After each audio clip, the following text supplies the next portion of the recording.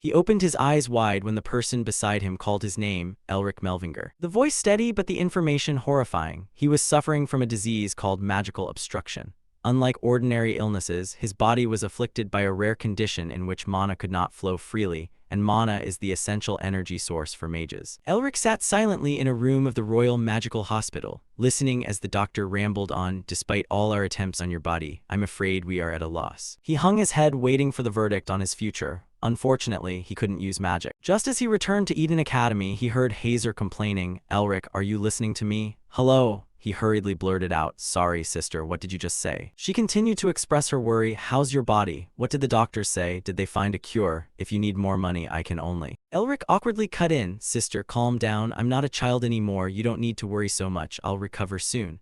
Hazer immediately retorted, how could I not worry about my only remaining relative? He had no choice and tried to distract her. Ah, someone's calling me, I'll call you back. The prolonged beep let him breathe a sigh of relief. Elric gritted his teeth and muttered with a heavy heart that he couldn't tell her the truth, that he might never be able to return home. Noise rose from outside the academy doors. What's wrong with your grades? Damn those cursed wind mages, I never missed class and still got a D. They looked at the all-A grade sheet and kept getting more outrageous. How could Melvinger be so different? I knew it would be like this. How does he get such high grades in those subjects? The commotion lingered in the hall. Look at your scores. They seem just like Melvinger's to me. Shut up or I'll shut your mouth for you now. Elric's brows nearly met as he voiced his suppressed annoyance. Tusk failed again. Indeed, with a full sheet of FS, it would be an insult to his classmates if he didn't fail. This was the fourth time. According to Academy rules, 4 failures mean. Elric silently analyzed his fate in his head. Expulsion. If expelled like this, I won't be able to bring honor to my family. He had tried his best to study to stay here. He had done everything he could and learned all he could. As a result, he mastered all the knowledge the academy required, and of course Elric topped every theoretical exam. Above all, he wasn't arrogant, but he believed he was exceptional compared to others, not just in intellect, but his ability to detect and understand mana was also deeper than others. For a mage, going from knowing theory to understanding mana is a wonderful thing they all desire. Yet every class taught how to control it.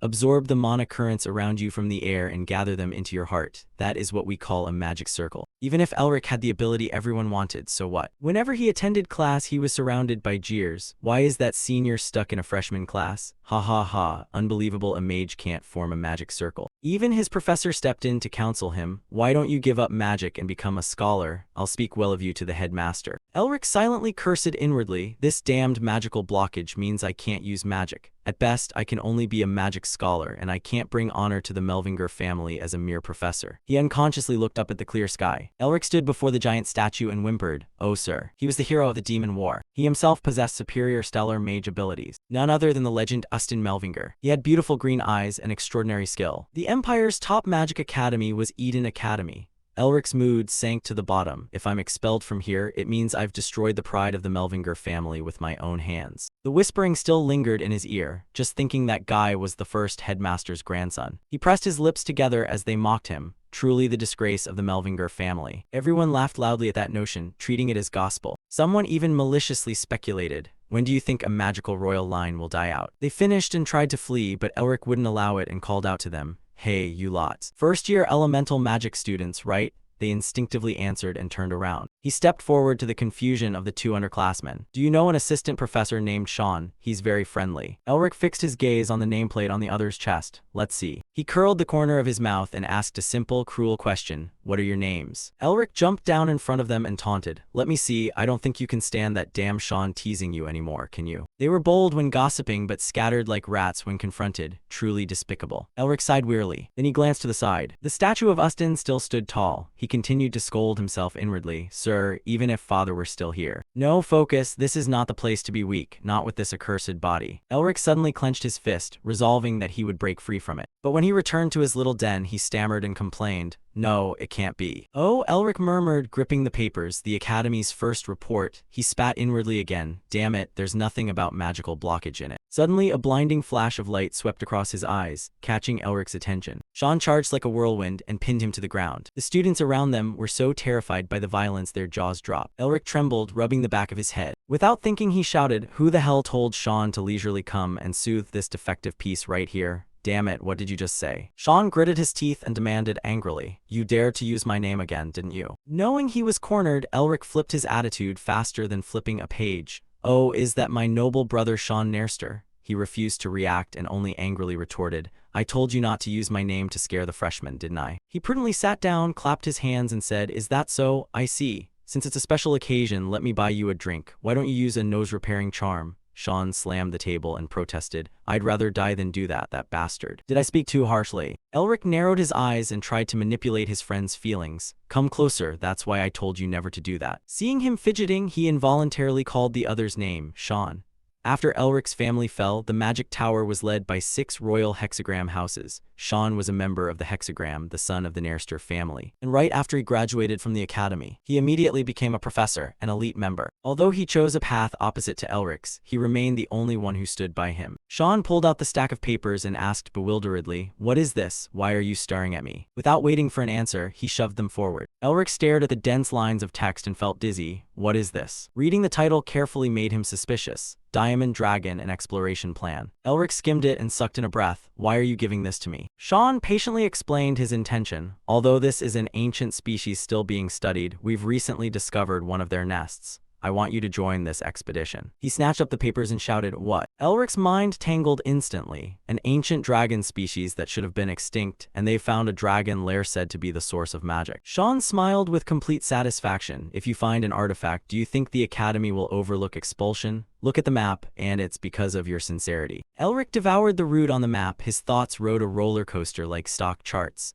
Amazing, it's not just about expulsion. Maybe the dragon lair could cure my magical blockage. It's pointless. Even if such a thing exists, the headmaster will just take it. "Wait," he exclaimed loudly and slapped the draft onto the table. Sean recoiled against the chair, timidly asking, "What's with the sudden bang?" Elric said nothing, but his mind churned. "Why didn't I think of this? This is the chance heaven gave me." He moved his lips and let out a clear, almost melodious laugh. Then Elric seemed to go mad, clutching his face and laughing maniacally. Sean swore outright at this idiot. What the hell is wrong with him? He ignored the insults and pointed at the circled spot on the map. "Sean." Elric adopted a confident air and then dropped the bombshell. "There's no nest here." He stood up, pointed to a location on the map and said, "The dragon lair won't be here." Sean was stunned. "What?" He quickly scanned around, his face showing alertness. The person sitting at the table behind Elric was still engrossed in a book. Sean glanced back. The two at the next table were chatting happily. No one was paying attention over here. Sean pressed his lips together. Cold sweat poured down like a stream. Fortunately, no one heard. Thinking that, Sean leaned close to Elric, covered his mouth, and whispered, "Watch your mouth. Do you know how many professors are involved? You're challenging powerful people all at once." Elric seemed unconcerned. He shrugged casually and asked, "So?" Sean, a little annoyed, glared at him. "I'll smash your head in right now." Elric grinned, eyes curved. "Calm down, my friend. I'm the son of the Nairster family." He forced a wry smile and sighed, "Or at least hear me out." Sean frowned, grew serious, and used magic to form a small matrix on the map. The matrix suddenly emitted a blinding blue light. The next moment, the blue light spread, engulfing both Elric's and Sean's seats. The matrix transported Elric and Sean to another space. From above, the spot Elric had pointed to on the map appeared before them. There was a long, seemingly bottomless fissure in the ground. Sean spoke up.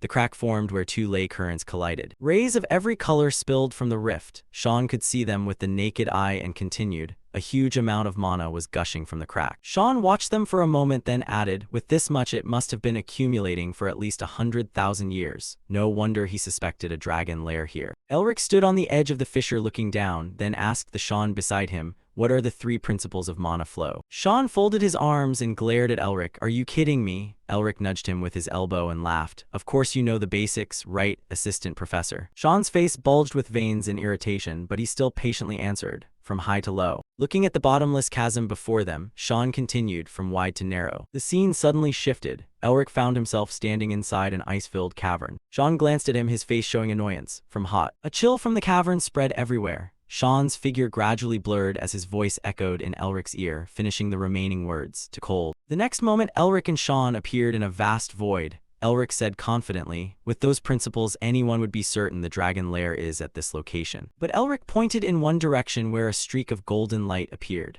Because molten lava very hot flows through that rift, mana doesn't accumulate there, so dragons cannot live there. Sean frowned, disbelief written across his face. "No, that's impossible." Where Elric had pointed, the lava was bubbling and surging. From the mountain's summit, streams of molten lava erupted. That was Mount Akron.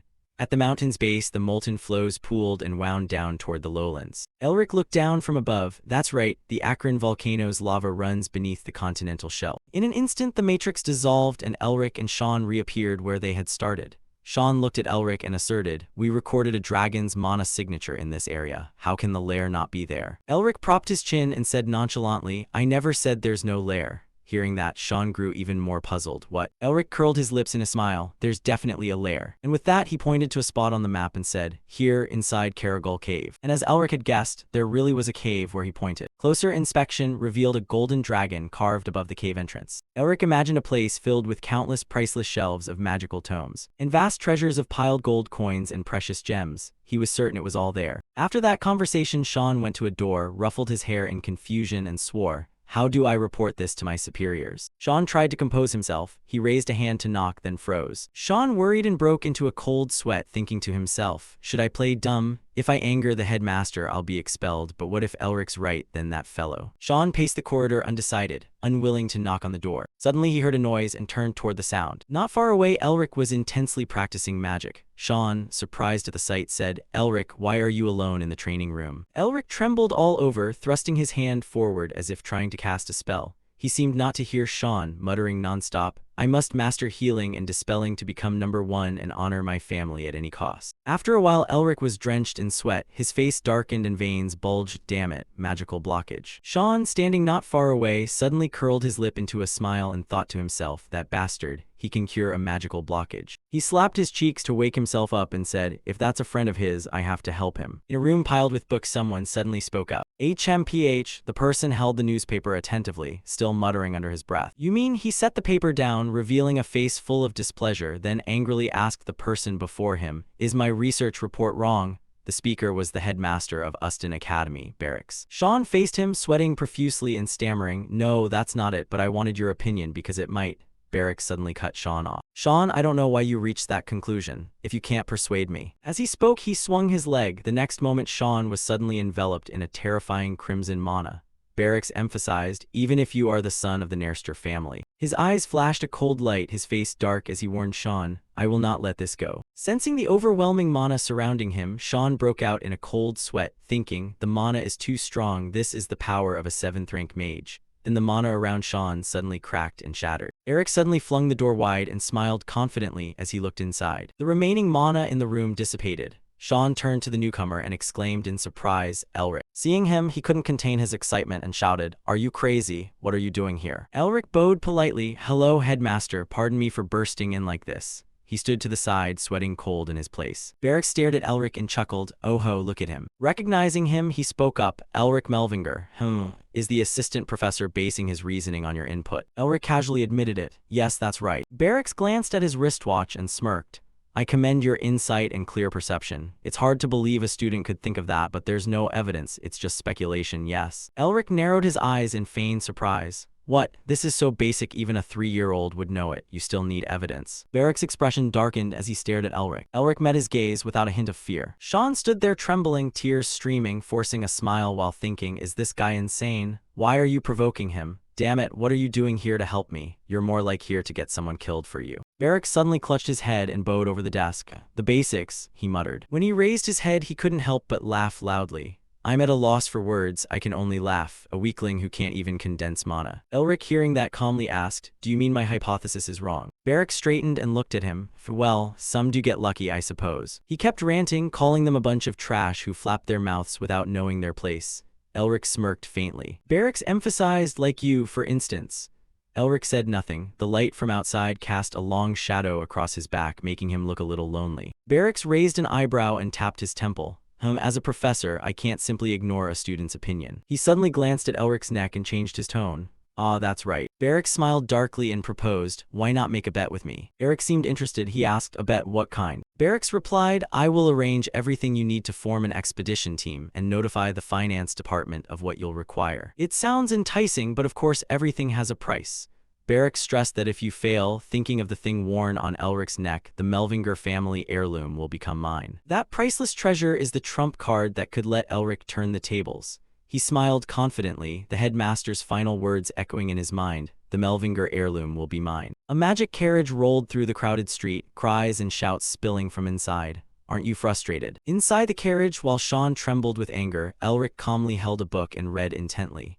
You're tearing my ears out, be gentler. he said, smiling with upturned eyes. It's fine. They said they won't interfere if I find the dragon's lair anyway. As soon as he finished, Sean suddenly snatched the book from Eric's hand. Elric looked bewildered and tried to grab it back. Hey, this is the good part. Don't snatch my book. Sean's face turned as black as a pan and he growled angrily. What if you fail? He shouted excitedly, if your prediction is wrong, the family heirloom will be taken away. You idiot. That pendant, Elric bowed his head to look at the pendant hanging on his chest. The pendant flashed with a silver light. He heard Sean shout in his ear, only to be bestowed upon the head of the Melvinger family. Elric seemed unfazed. He waved his hand and laughed. That guy always wanted this pendant.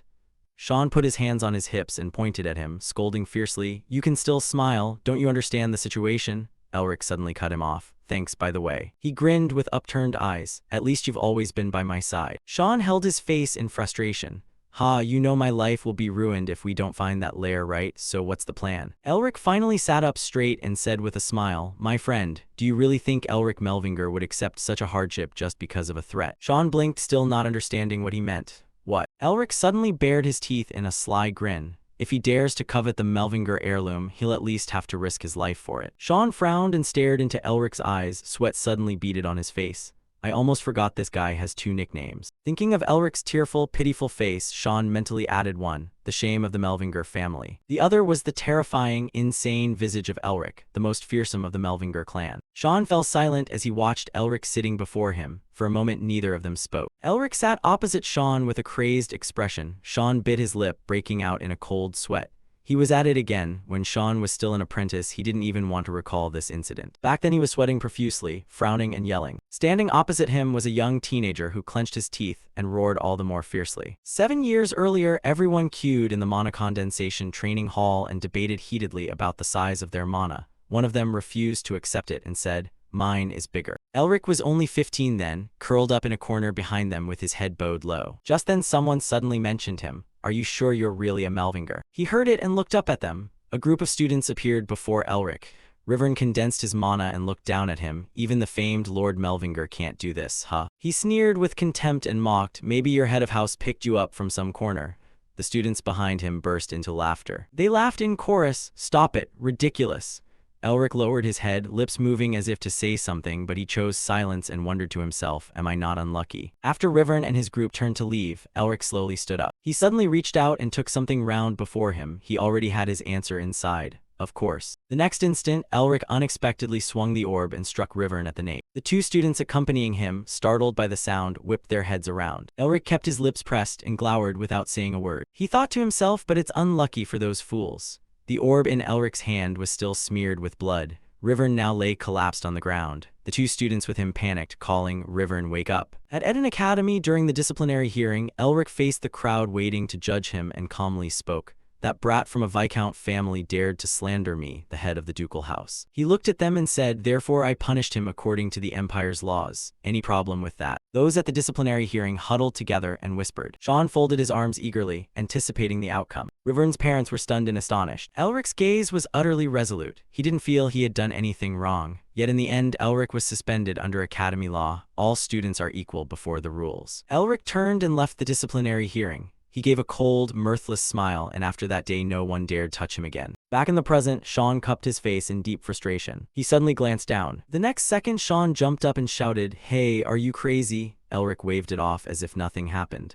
I told you not to shout anymore, watch your blood pressure. The hand holding Sean's book trembled uncontrollably as he yelled, That's a forbidden book, are you out of things to read? Elric rubbed his head and grinned innocently. Exactly. If I'm discovered, I'll be skewered on a spit. Sean returned the book to him, frowning in annoyance. You're really crazy. Elric cheerfully took the book. Sean then looked at him seriously and asked, What do you intend to use the Beast King body enhancement technique for? Elric was a bit absent-minded for a moment and replied, I'm just wondering if this can cure my magical blockage. Elric thought of the battle with the Beast King when the Beast people invaded the Empire with their legions. We struggled because that technique enhanced their physical power. When the war ended, the technique vanished because the Empire drove out all the Beast people. They even built walls to keep them out, preventing them from crossing the barriers. Sean frowned and said, Scholars failed to recreate that technique. Elric sat opposite him, flipping the book nonchalantly. I've reconstructed it, but I'm not sure how it will alter the body. Hearing this, Sean couldn't help exclaiming in shock, You recreated it? He looked pale with astonishment. I'm so shocked I might burst my heart. Sir Elric, do as you please. Just then, the carriage they were riding in suddenly shook violently. Elric rubbed his sore head angrily and stuck his head out. What's going on? Why has the carriage stopped? Sean, curious, followed him out. At that moment, a group of people suddenly approached, greeting Elric. Long time no see. Elric glanced at them. I didn't expect to run into you lot. Seeing Rivern's group come up to him, Elric couldn't help but ask, what are you doing here? Rivern smirked. Why? Because I care a lot about my classmates.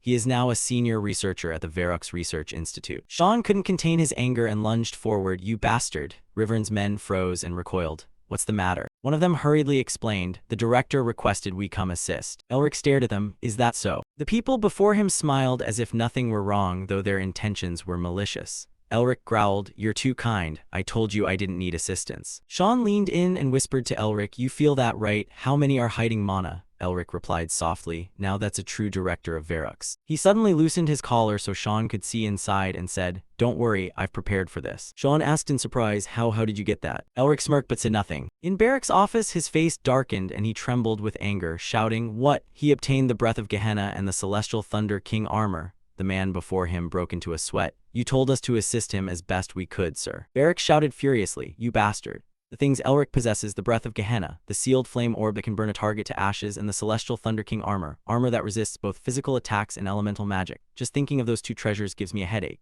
You think lending a 4th-tier magic weapon to a student that can turn a town to dust is acceptable, and it's him of all people. Barracks massaged his bald head to ease the ache and muttered, I'm going crazy, get out, I don't want to see your face anymore.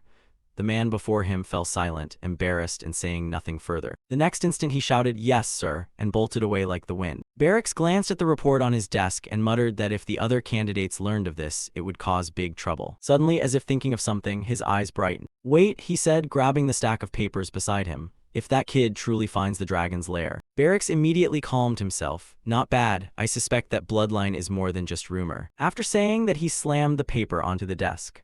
I should replace this incompetent research team. They call themselves scholars yet don't even know the basics. Then Barracks realized he'd spoken out of turn and froze. The next moment he quickly backtracked. No. Barracks curled his lips into a smile, revealing his bright red tongue. Thanks to those fools, I'll have a chance to seize that pendant. Barracks' expression turned extremely sinister. Once he had it, he'd be sure to become the next prime minister. With that, he immediately crushed the paper in his hand. A terrifying layer of mana suddenly enveloped him. Even if you win the bet, he murmured, it only counts if you can return alive. Elric kept flipping through the book, strange incantations whispering in his ear. Rivern's group folded their arms across their chests and stared intently ahead. Sean closed his eyes tightly and focused on reciting the incantation. He became enveloped in a matrix that emitted a blazing golden light. The orb in his hand shone dazzlingly as he shouted, locate mana. Immediately, the golden light spread wider, and everyone watched him intently. Suddenly, someone trembled and cried out, look, not far away, a pillar of blazing golden light is shooting up into the sky. Sean looked that way in astonishment and murmured, Elric was right. Rivern widened his eyes, unable to believe it. Is it really here? Elric closed the book and calmly said, I knew it. The next moment, he turned to everyone and shouted, our whole team must move quickly before the pillar of light burns out. As soon as he finished, Sean immediately wrapped an arm around his waist. And without hesitation, he pulled Elric and suddenly surged toward the pillar of light, holding on tight. In a flash, the two of them were far ahead of Rivern's group. Rivern's people watched their figures in amazement, mouths agape. Rivern couldn't help shouting, hey, what about us? Time passed in a blur before Rivern's group finally managed to reach the mountain. Rivern bent over, gasping as if he might collapse, muttering, please wait for us, we're exhausted. When they looked up, surprise appeared on their faces. What the? They saw the golden pillar before them fatting. The group panicked and stammered, there's nothing here.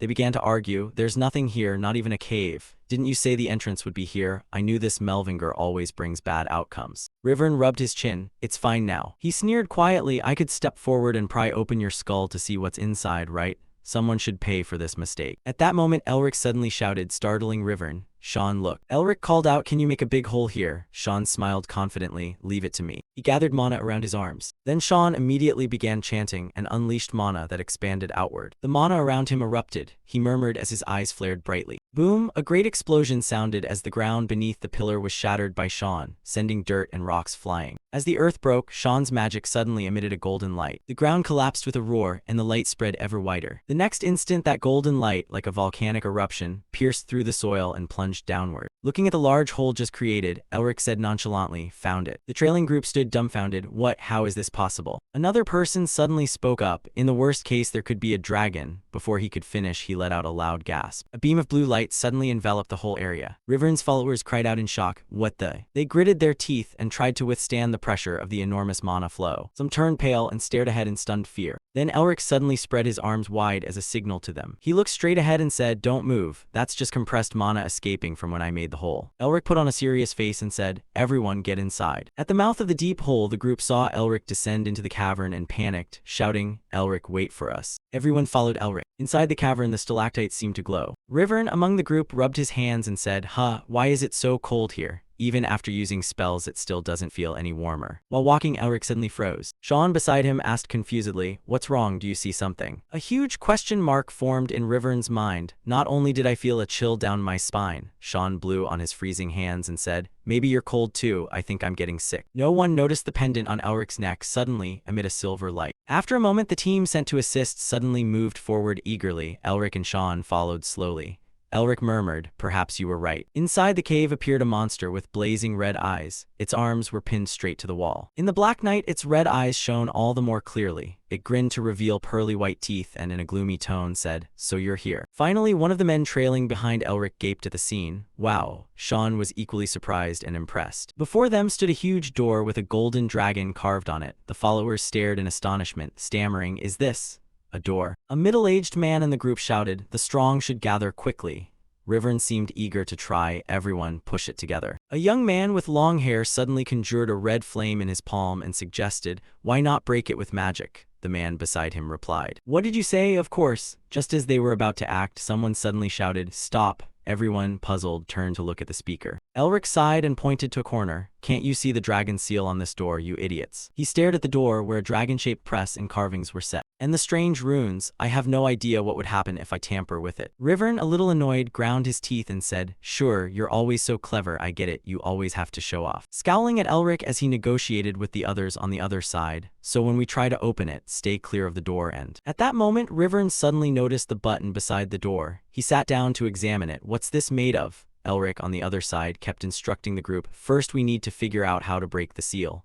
He turned to Sean, "Do you have any notes on it?" Elric looked around. "Make sure no one acts on their own from now on. I don't know what could happen if." Just then Rivern suddenly reached to touch the button on the door. "Is it gold? What is it made of?" Elric shouted urgently, "Don't touch it." Rivern had just touched the button when he turned his head. "What the?" The next moment, a golden light suddenly burst from beneath his feet. The spot where he sat exploded, flinging him backward. He screamed, "Ah, what is this?" Elric gritted his teeth and had just finished speaking when the characters on the door suddenly shifted. The people below froze. "What's happening to the door?" Elric shouted urgently, "Careful, it's a trap." No sooner had he finished than magic struck the man behind Elric, sending him flying backward. Everyone stared in amazement at the burst of magic erupting before them. Elric shouted, "Shields up!" Everyone reacted quickly and raised their shields, which saved them from those explosions. The crowd panicked and screamed, "What's happening?" Sean, sweating profusely, yelled, "Elric, what do we do now? Do something." Elric stared at the note before him and replied loudly, "I'll try to decipher this record first." The crowd began to shout, "I don't want to die, don't leave us, save us."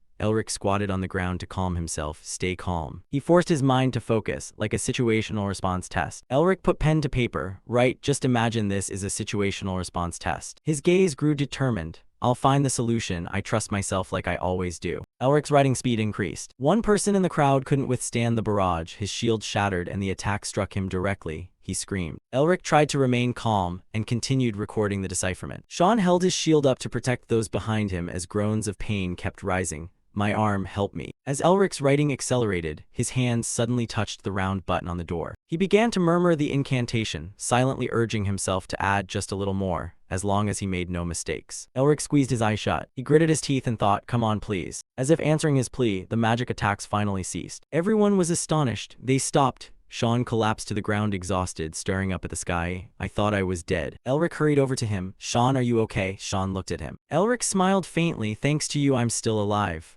The crowd buzzed. "Wait, the wounds will heal quickly. That attack cost me some lifespan." "Rivern, you're okay, right?" Sean glanced at Elric. That bastard, he's something else. Elric rubbed his chin proudly. Hey, that's my power, you bastard. Before the group could catch their breath, the spot where they stood was suddenly enveloped by a layer of blue mana. One of them looked surprised. The next moment something lunged toward the group. A beam of blue magical light concentrated into a spell and struck a man's arm, destroying it. The next second he collapsed before everyone's eyes. His body slowly crumpled to the ground. Panic spread. Is he okay? What's happening? Elric widened his eyes in shock. Ice magic spells suddenly began to form in increasing numbers. They dived down from above toward where Elric stood. He looked up and exclaimed in astonishment, "Damn it." At the critical moment, Sean suddenly used his shield to block the ice spell's attack, nearly unable to hold it entirely. The group quickly raised their shields to brace themselves. Elric hurriedly took out paper and pen, gritting his teeth. "Damn it again." Elric focused on calculations and muttered in some strange language. He wrote and read without pause. Sean, barely holding on, shouted urgently, "Elric, hurry up." Elric's eyes lit up as he read the runes faster and faster. A strange image slowly reflected in his eyes. Elric suddenly found himself somewhere else, facing a giant dragon spreading its wings across the sky, the source of magic. Elric snapped his eyes open. They were radiant. He shouted, "Sean, haste." Sean, meanwhile, was desperately holding off the attack from above. He used magic to hasten Elric toward the gate. The blue magic coiling around Elric's ankles began to dissipate. Sean glanced at him, sweat pouring, gritting his teeth. "I can't hold this much longer, it's too hard." As soon as he finished speaking, the ice magic blasted through, slicing Elric's flesh. He coughed, let the blood flow, and pressed on with fierce determination. Elric ignored everything and silently invoked an armed layer of brilliant golden magic that immediately enveloped him. Rivern stared in astonishment, unable to believe it. Could the ice magic on the other side have slammed straight into Elric's stomach? Elric threw himself forward regardless. His outer garments were torn away, revealing the breastplate beneath. Rivern shouted in surprise. "The Celestial Thunder King armor, how does he have that?" Elric's hand finally touched the round button on the door. He shut his eyes, gritted his teeth, and chanted inwardly, "This time for sure." Ice magic thundered down at them, aiming for where Sean was valiantly holding the shield. With a whoosh, a huge block of ice hurtled to within inches of Sean. Elric snapped his eyes open, staring wide. The ice magic was just then dispelled by Elric, shattering and vanishing into the air. Watching the mana fade, Elric muttered, "The trap's gone." Elric sat down on the ground, squinting and smiling. "Phew, I thought I was going to die. My fancy clothes are all torn." Sean, struggling, turned his head to look at him and smiled. The survivors showed relief and joy on their faces after overcoming the ordeal. The door before them suddenly creaked open, a crack of light. Then the door gradually swung open. The interior light dazzled Elric. He shouted, "The whole expedition team, tend to the wounded and move inside." Elric raised his brow and looked ahead with delight. The place held countless bookcases and mountains of gold coins and enormous jewels, a truly vast treasure. The explorers, astonished, entered the treasure chamber. There were so many magical artifacts. "Look over there, that's armor made from dragon scales." Elric stared at the floating shelves of books. "Amazing, it's all ancient tomes preserved through time." He smiled happily, thinking, after all, they're still mages, right? A team member suddenly patted his shoulder with a grin, eyes curved. "You're amazing, Captain." Noticing something, he glanced in a direction. The earlier member turned his back to Elric and waved to someone. Just then Sean came over, slung an arm around Elric's shoulder and grinned familiarly. "You bastard, what did you just do, Sean?" Elric smiled confidently, who scored full marks on the theory exams. "I imagined it like a test, then solved it with spatial geometry and prime theory." Suddenly his eyes widened as an alarm bell rang in his head. "Wait, a test." Elric suddenly froze, his face went pale, something felt off, like being given a practice question before an exam. Seeing him dazed, Sean asked, "Hey, what are you thinking so deeply about?" Elric turned to look at him. Nothing." Sean suddenly patted his shoulder. "On a day this great, you should smile." He laughed and shouted, "Elric Melvinger, from now on no one can ignore you or your prestigious magical family anymore." Elric stared straight into Sean's eyes, his own wide with astonishment. Sean ruffled his hair. Elric smiled with curved eyes. "Well, even if that still weighs on me, I'll just enjoy this moment." "I'm free now," he said. At that moment, a team member standing on the pile of gold spoke into a magic orb. Whatever the reply was, he suddenly curled his lips into a sly smile. After a while, someone suddenly grabbed Elric's hand. That captain abruptly dragged Elric to another place. "There's a laboratory here too, hurry up." Elric stiffened. Fine." Over on the other side, Sean called to the two of them. "Our Elric's grown up, he's even called captain now, I should follow them." Just then Rivern came running, panting. "Sean, there's a dragon carcass behind the treasure mound." Sean turned around in surprise and shouted, "What a dragon?" Rivern suddenly grabbed his hand tightly. "He said he'll get there later." Sean stared at him. Rivern, sweating nervously, urged, "Let's go." They approached a gigantic skeleton. "Wow, at that size this must be a dragon king." Rivern glanced at it. "Yeah, it looks like it's been here over 4,000 years. Meanwhile, Elric was suddenly shoved forward. He was surrounded by the group. They forced him down, hands on the ground, snarling, "You dogs." Elric glanced at them, grinding his teeth. You bastards, he thought. He'd let his guard down out of excitement. One of them squinted. We mean no harm, we like you. But he looked at Elric coldly and added, work comes first. At that moment, Sean suddenly called out from the other side. Oh wait, Rivern asked back, what's up? Sean stared at the white skeleton before him. Didn't that thing just move? Sean, curious, asked, where are the others? Hearing him, Elric glanced over. Rivern made up an excuse. They're probably taking time to explore. Ha ha ha, what a sight, I've never seen this before. Sean hurried over excitedly. Where? Let me see. Elric looked toward the two far off and tried to shout, help. A man in front suddenly grabbed his collar and squeezed, forcing him to vomit a mouthful of blood. Elric's face went ashen. Damn it. His eyes turned milky, his consciousness blurred. He thought, I shouldn't have trusted any of them. Having pushed him there, the man suddenly unleashed fire magic. A blazing red flame burst into being in his palm. At that moment, Elric shouted, everyone get back. The man in front looked puzzled. What? Before he could finish the word, a monstrous wave of mana swept across him. Elric's eyes widened in shock as blood splattered his face. The man's form vanished in an instant, leaving only a hand on the ground.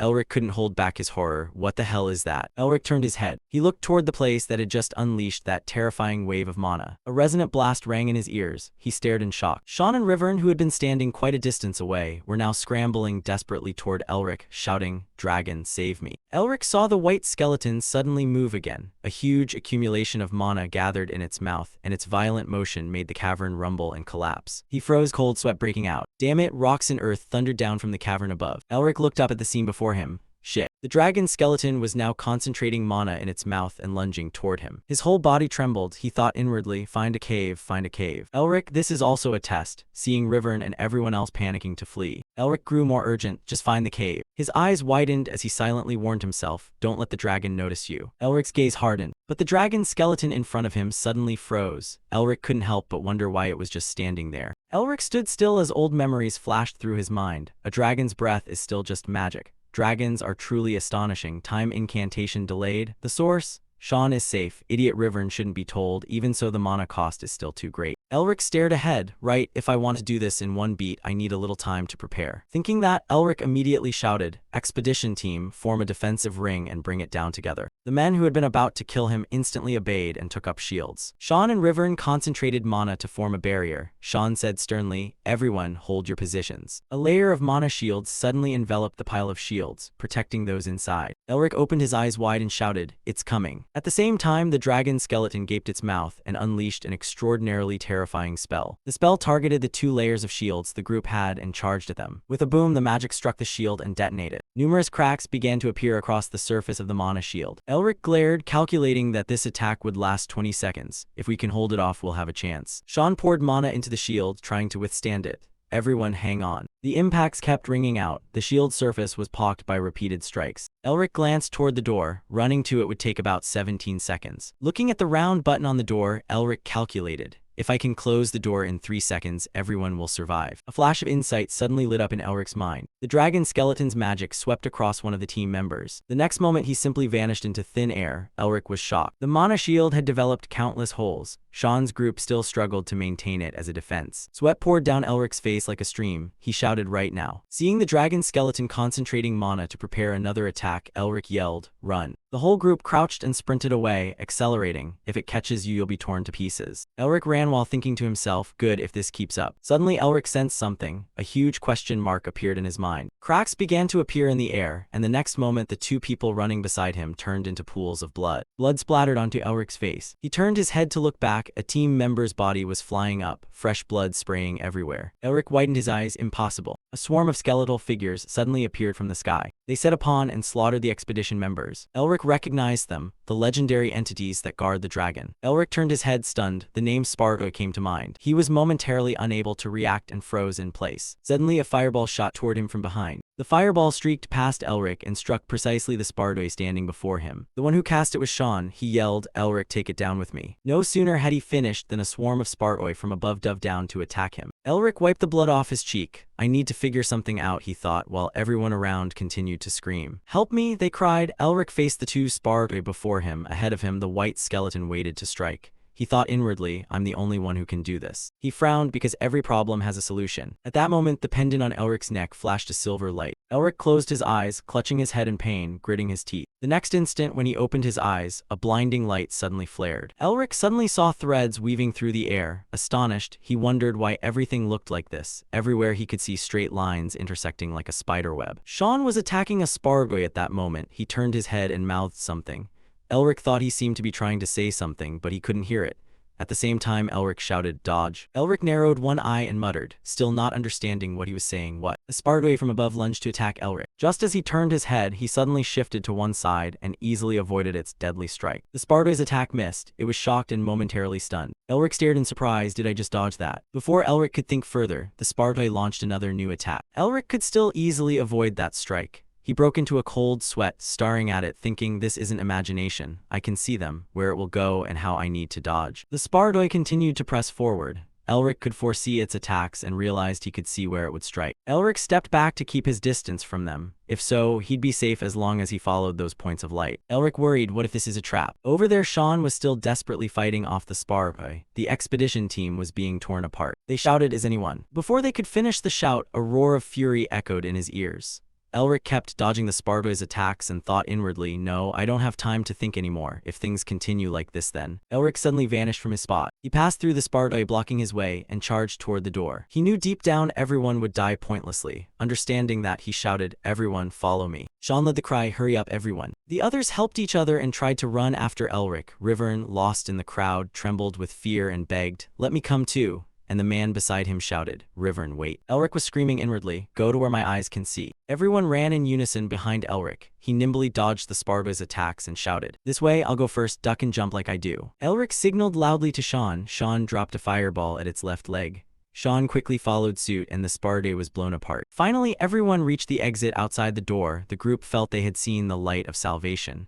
We're almost at the exit, just a little further. They sprinted madly toward the outside. We're free. Elric watched them go, thinking, good, everyone's alive. We just need to close that door. Just then someone suddenly cried out, someone help me. The hand about to press the protrusion on the door froze. Rivern, behind Elric, trembled and lay on the ground pleading, please. Elric turned to the spargoy closing in behind them, thinking, damn it, if we want to shut the door we have to leave him. What should I do? This guy's such a pain. Elric gritted his teeth. But the spargoy still raised its arm to strike Rivern. He tried with all his might to get up but couldn't. Elric clenched his teeth, thinking, I can't let him die. He raced back against the spargoy. The creature slammed its arm down with a piercing scream. Elric. The next moment, just as Rivern opened his eyes, nothing happened to him. The spargoy seemed blocked by something and couldn't reach them. Elric sat on the ground panting. It looked like they couldn't get out.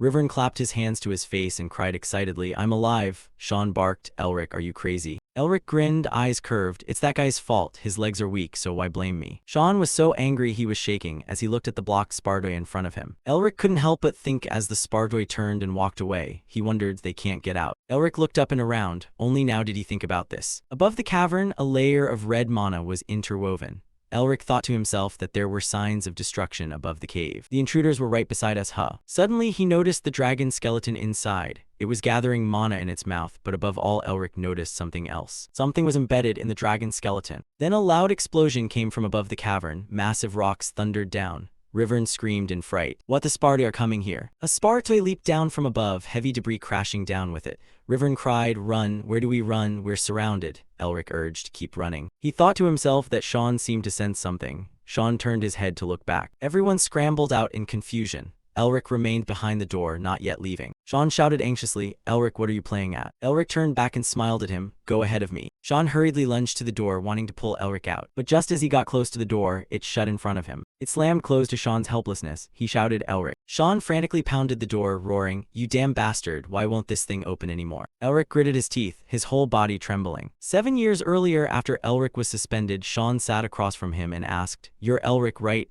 Nice to meet you, I'm Nemester, want to be friends? Elric looked at Sean coldly. He opened his mouth and uttered a single word that stunned Sean. After that period, Elric buried himself diligently in piles of books. Sean, thick-skinned, stuck his hand out in front of him again. He smiled with curved eyes and said earnestly, be friends. This time, Elric didn't even bother to look up and said, buzz off. Sean persistently followed him from behind. Do you want to? Elric cut him off coldly. Get lost. Time passed, night fell. Whenever Sean spoke, Elric would cut in, get lost. Sean was a little resentful. Elric continued to chase him off. Go away, and those words crushed Sean. I didn't even get to say anything. A voice rang out across the academy. You must be truly resilient to become a true mage. The speaker stood before Elric and Sean. You'll receive points based on the order of completion, so work hard. However, if you use magic, you'll be disqualified. After finishing, the person shouted, begin. The group of trainees immediately turned and dashed into the forest. They were all giving it their all. Their figures soon disappeared along the path. Sean smiled confidently and sped ahead. He ran without pause. A while later, Sean panted, phew, maybe about halfway. Should I bring Elric along? No sooner had he spoken than a shadow suddenly flashed in the night. The next instant, that figure suddenly kicked toward him. Sean was kicked and hurled away. He rolled several times on the ground, kicking up dust. Sean managed with difficulty to grab a protruding rock on the cliff face. His whole body dangled in midair. Sean bloodied, gritted his teeth, and cried out, anyone help. A crowd of people suddenly arrived at the cliffside. Rivern led them, curling his lip in ridicule, using magic to climb. Quit whining. Sean shut one eye, unable to speak. Both hands clinging to the cliff, Sean's grip trembled constantly. How long has it been? I can't hold on much longer. Sean couldn't hold back the tears. I could die like this. Even if I'm disqualified, should I use magic? Tears squeezed from his eyes and ran down his cheeks. His hands slipped a little. If I'm disqualified, how will I ever see my father again? In the end, Sean couldn't hold on and his hands slipped. Damn it. At that moment, someone suddenly reached out and grabbed his exhausted, powerless hands. Elric strained and tried to pull Sean up. Sean looked at him in astonishment. Elric, he gritted his teeth and clamped down. Hold on tight. After a while, the two of them leaned against two trees by the cliff and panted. Sean looked at his bruised, swollen ankle and said, go ahead, I'm making you late. Elric stared at his ankle. Seeing the large swollen bruise, it was clear Sean had sprained his ankle and could hardly continue. Elric kindly helped Sean up. Sean was startled and confused. Hey, what are you doing? I told you to go ahead. Elric looked ahead indifferently and said, you once said you wanted to be friends with me, remember? Sean froze, then the next moment he was so moved his face flushed.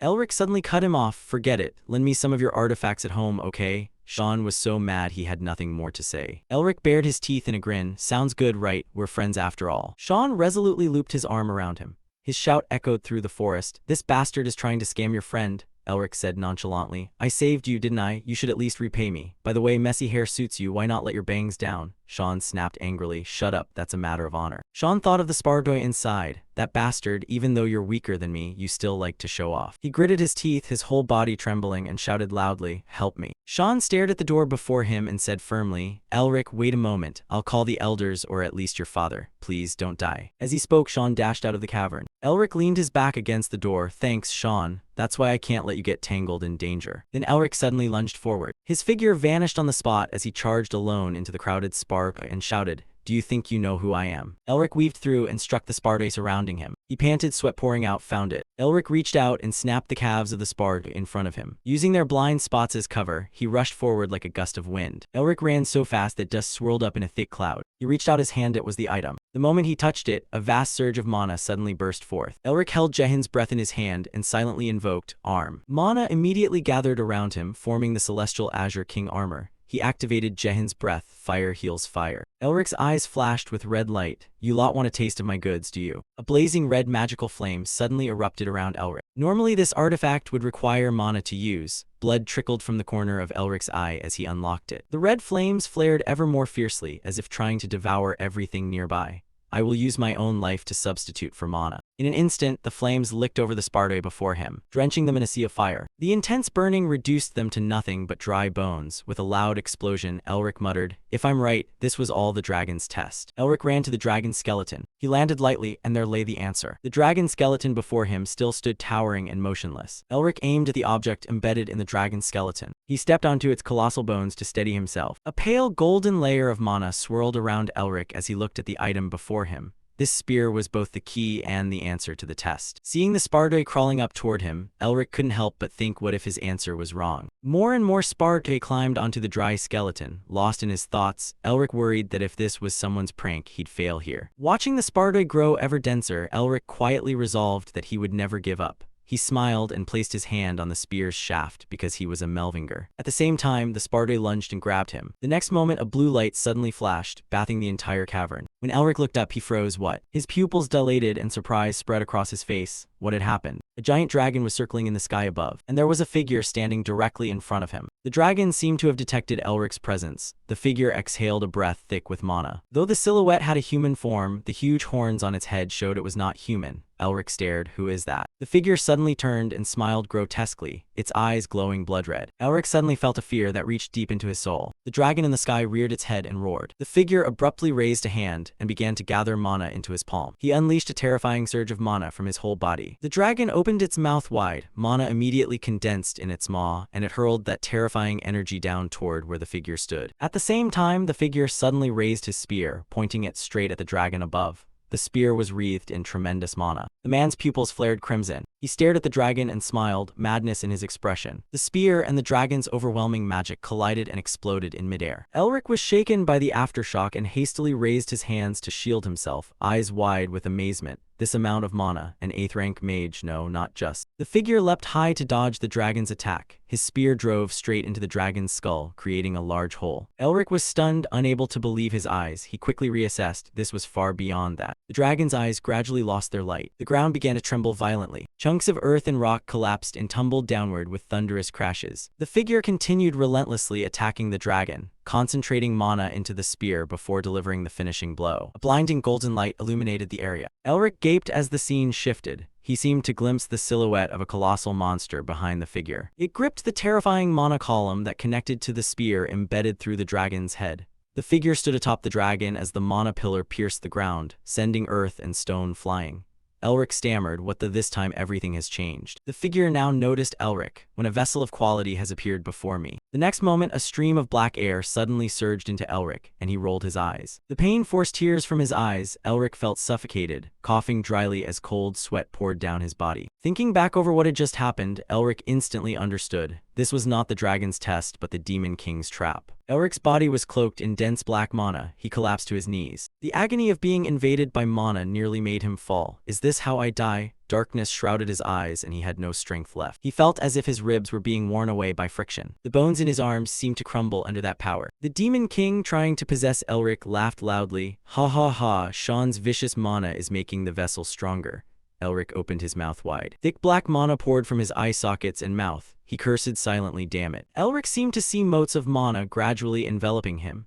His ancestors and all clan members had sacrificed their lives to drive back demons in the Demon War. He recalled his parents' funeral, how they too faced death. His memories returned to the time when the two children hugged each other for comfort, with only his sister and himself left. Elric thought of those who had always been stalking him like prey, the royalty, the magic tower, and the vassal families, all of whom had revealed their rotten nature. Even the one who had always stood by the two siblings, the person he trusted and relied on most, was the same. He began to show his fox's tail, trying to seize what belonged to the siblings. His body was gradually being destroyed by the Demon King's terrifying magic. As we tried to protect them, he remembered that day. His sister had tried to touch the badge on that man's coat, the man they called Uncle, and pleaded, please, Uncle. That uncle coldly turned his back and left the two siblings. We were abandoned. Elric coughed up a mouthful of blood and screamed. The pain felt like his flesh being cut. Facing those who had betrayed and humiliated the clan, a small stone suddenly flew and struck his back. Elric cried and angrily threw stones repeatedly. His sister tried to stop him then, but what could I do? Elric asked himself helplessly. The two siblings were left in an abandoned mansion as if they never existed. Back in the present, he cursed inwardly, damn it. No matter what, I will clear the mana blockage and restore the family. The thick black mana seemed intent on consuming him, but he did not give up. Hatred rose in his heart, vowing to make the traitors regret it. Elric sank into darkness, hearing his heart pound wildly. No, I'm not even started yet. I can't end like this. The Melvinger pendant around his neck suddenly emitted a blinding golden light. I won't let you devour me like this, you bastard. The next moment, Elric was enveloped in a pale golden layer of mana. Scattered runic inscriptions circled him. His eyes, once drained of color, suddenly gleamed blue. He heard a whisper. I hope this voice will reach our descendants in the future. That blue mana gradually pushed the Demon King out of Elric's body. He ground his teeth in anger and said, what kind of power is this? Elric suddenly reached out toward him. The Demon King's body, shrouded in blue mana, began to fade. He flinched in astonishment. The voice still rang in Elric's ear. His body suddenly changed, his expression oddly calm, his hand reaching forward as if grasping something. The sound continued. By agreement, the first Demon King will be devoured. Having finished speaking, Elric abruptly raised his hand. Mana gathered along his arm and something began to appear there. The Demon King ground his teeth and roared, impossible. He was gradually being absorbed by that source of magic but still tried to utter his remaining words. Not like this. The darkness that had shrouded Elric began to dissipate. He kept his hand raised. On his arm, a strange blue draconic form slowly took shape. Elric stared at his two translucent hands in bewilderment. Where am I? A hazy figure appeared before him, the horizon on the sky shone clearly. Looking at that person's back, Elric couldn't help but wonder, "Who are you? Why do you look so familiar?" The man answered, "We are the first scholars who pursued the pinnacle of magic." After speaking, he turned around. Elric's mind was a little hazy. Was this the same voice he'd heard before? The sun above radiated a dazzling light, but gradually that light was overtaken by red hues and shadow. The figure continued, "However, those who vied for greater power have brought misfortune to the world because they were corrupted by demons." The darkness seemed intent on swallowing the sun. He recounted calmly, "We decided to fix this and atone for our past." The man suddenly smiled. "We created an order in this world." Seeing the monster with a huge horned head, Elric wondered inwardly, "What is that? A demon king?" He quickly denied it. "No." The creature's giant hand seemed to grasp the sun above. "It is the demon lord," the man said casually. "An order can purge demons to the root." He reached out and across his arm a galaxy-like band appeared. The next instant, a powerful shock rang out as countless colossal dragons beat their wings across the sky. The man continued calmly, "Eradicating the demons is our mission." He tilted his palm skyward when suddenly a fearsome demon burst forth, shattering rock as it surged forward. "Demons will never completely disappear. They will always return." Behind it came an army of demons with glowing red eyes. The man added, "You must keep slaying them time and again. Until then, the order cannot be disbanded." When he finished, the man raised his hand and made a strange gesture. The lead demon was unexpectedly knocked backward. A white cloud of dust billowed up, thick and blinding. The ground shook with successive thunderous rumbles. The other person stood calmly in place without flinching. The next moment, the crowd of demons surged forward together. He looked up at the sky and smiled. Someday in the future. The lower body of the demon lord began to crack all over. It roared as the earth and rocks it disturbed collapsed with a thunderous crash. The next moment, its body suddenly started to fade. Its eyes flashed a red light. The fire magic exploded wildly, and the demon lord suddenly thrust its giant arm toward the other man as if to grab him. Watching its hand draw ever nearer, the other man still stood motionless. Elric almost reflexively shouted in alarm, "Careful." He raised his hand. Before his eyes, a ceiling shone brilliantly, and he was stunned. Sunlight from outside filtered through the window frame. Elric sat bolt upright, a question mark appearing in his mind. He turned to call the person sitting beside his bed. Sean didn't bother to look at him. Elric asked curiously, "Are you crying?" Sean immediately retorted, "Me? Cry?" He froze, his whole body shaking uncontrollably. Inside, he was silently screaming, "Damn it, why does he wake up now? This is so embarrassing." Elric, a bit speechless, looked at Sean's back and waved his hand. "You're really crying." He kept nagging in Sean's ear, "It's okay, you can cry. Remember when we were in the cave, you cried then too." Hearing that, Sean was so embarrassed he turned angry. He spun to glare at Elric. Elric broke into a cold sweat and hurriedly admitted his mistake. "Oh, sorry." Elric's voice rang through the hospital. "By the way, did you send the rescue team to save me?" Sean, sitting by his bed, answered, "Yeah, you sicko." Elric rolled his eyes at the bruise on his face and muttered, "But could you use magic to heal this bruise right away instead of just giving me an egg?" Sean said matter-of-factly, "You should be grateful I at least gave you something, you bastard." Elric was at a loss for words. "You're the head of a clan, yet you keep calling me names like that." Sean glared at him. "What, you sicko?" Elric, quick to save face, turned his head away pretending not to understand. "What? I didn't say anything." Sean scowled at Elric and added, "And while we're at it, if you act stupid like that again." At that moment, Sean suddenly made a request. "Don't get up yet." Elric was stunned. "Do what?" Sean lost patience. "Shut up and get up." Elric stammered, "Okay." Sean put his hand up to measure Elric's height. "You're taller now, huh?" He advised, "Try looking in the mirror." Elric touched the glass and saw that he truly was much taller than before. He widened his eyes in surprise and recalled being in the dragon's cave. What had happened? Had his body been altered? Sean looked at him curiously and asked, "What happened? Tell me. And what about the dragon?" Elric turned to Sean and thought apologetically, "Sorry, Sean, I can't tell you yet." So he pretended ignorance, winked at Sean and smiled. "I'll tell you first when the time is right." Sean patted his shoulder. "All right, Elric, I trust you already have some idea." He teased in mock offense, "But seriously, you bastard, keeping secrets from me too." Elric forced a conciliatory smile. "Don't be mad." After that, Elric continued, "What about that cave?" Sean's hand, which had been peeling an egg, froze. "My clan will take over that place."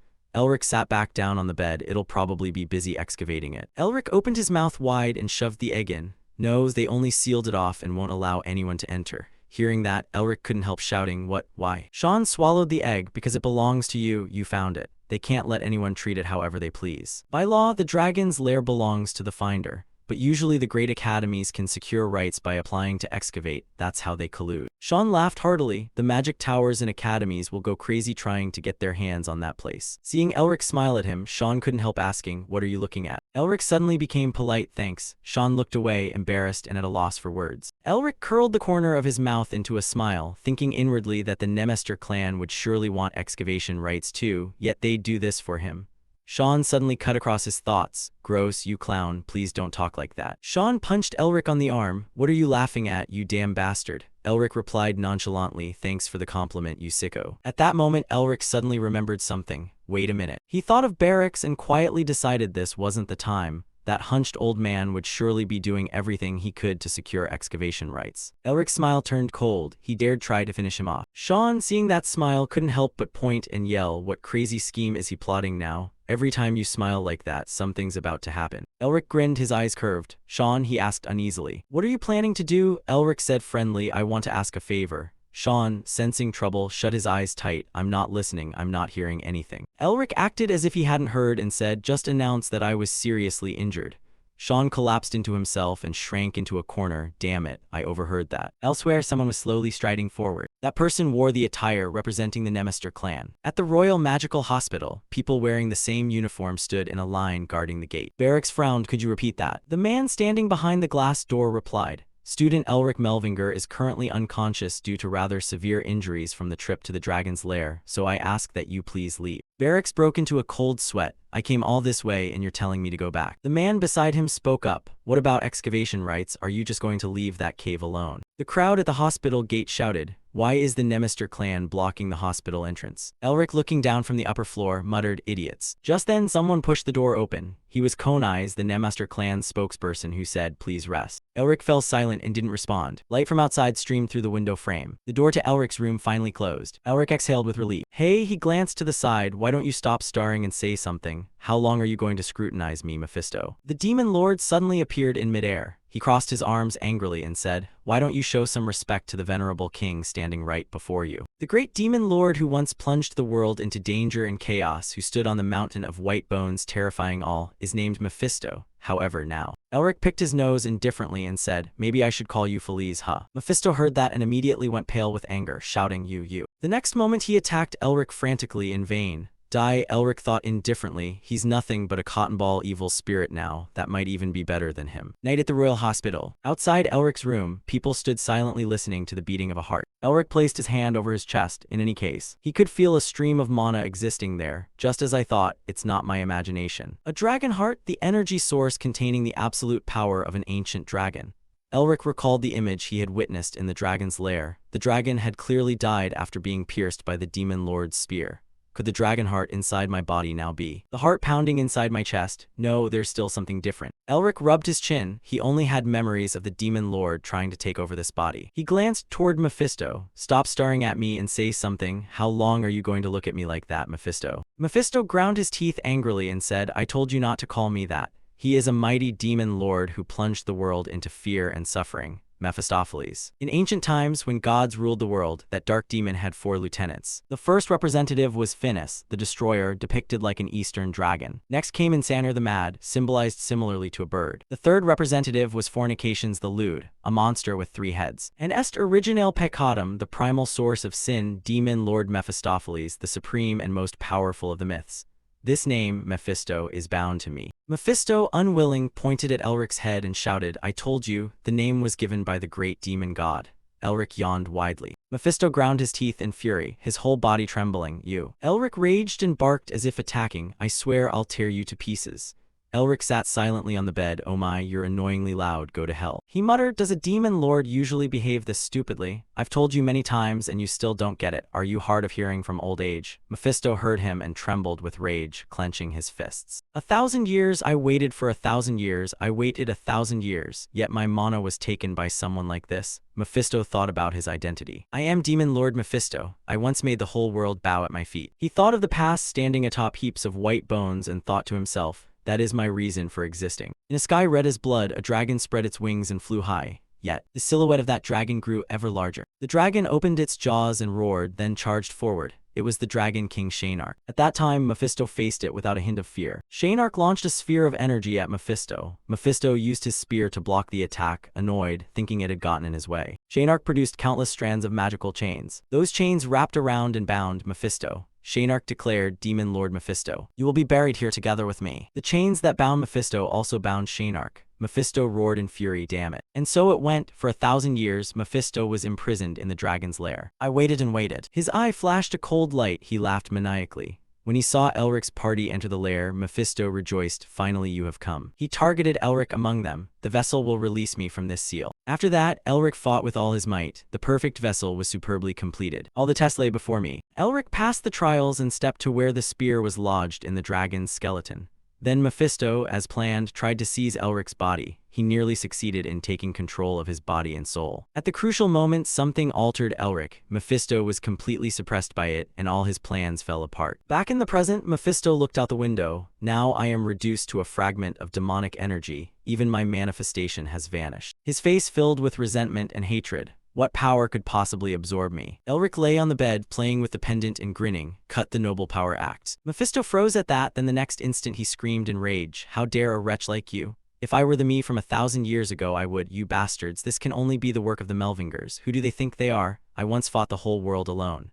Elric paid him no mind and focused on the pendant. When he squinted, "I hope our message reaches them." He recalled the scene in the dragon's lair and the words he heard. "With my descendants in the future, one day." Elric looked at the darkened pendant and thought of the statue and the person who had saved him in the lair.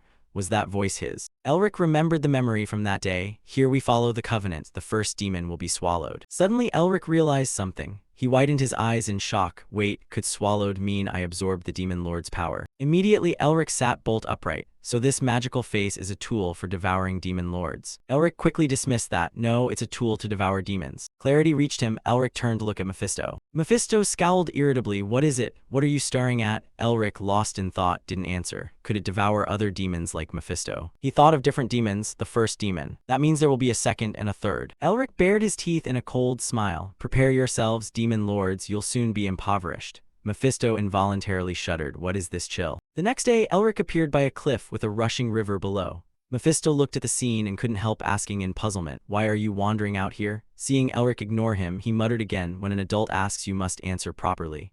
Elric lost patience. "You're fine, shut up, you worthless ghost." Elric's coat was lifted by the wind. He put his hands before him and concentrated. "Before learning how to use the pendant's power, I must confirm a few things." Elric sat cross-legged on the mat and closed his eyes. He tried to relax, his eyebrows eased. In the next moment, Elric suddenly sensed everything around him. Blue flowers bloomed brilliantly. A ladybug fluttered its wings and flew to the flower. It folded its wings and perched on that flower. A gentle breeze blew through, the air moving through the space like a thin silk scarf. All of this was happening right beside Elric. Although his eyes were closed, he could feel it.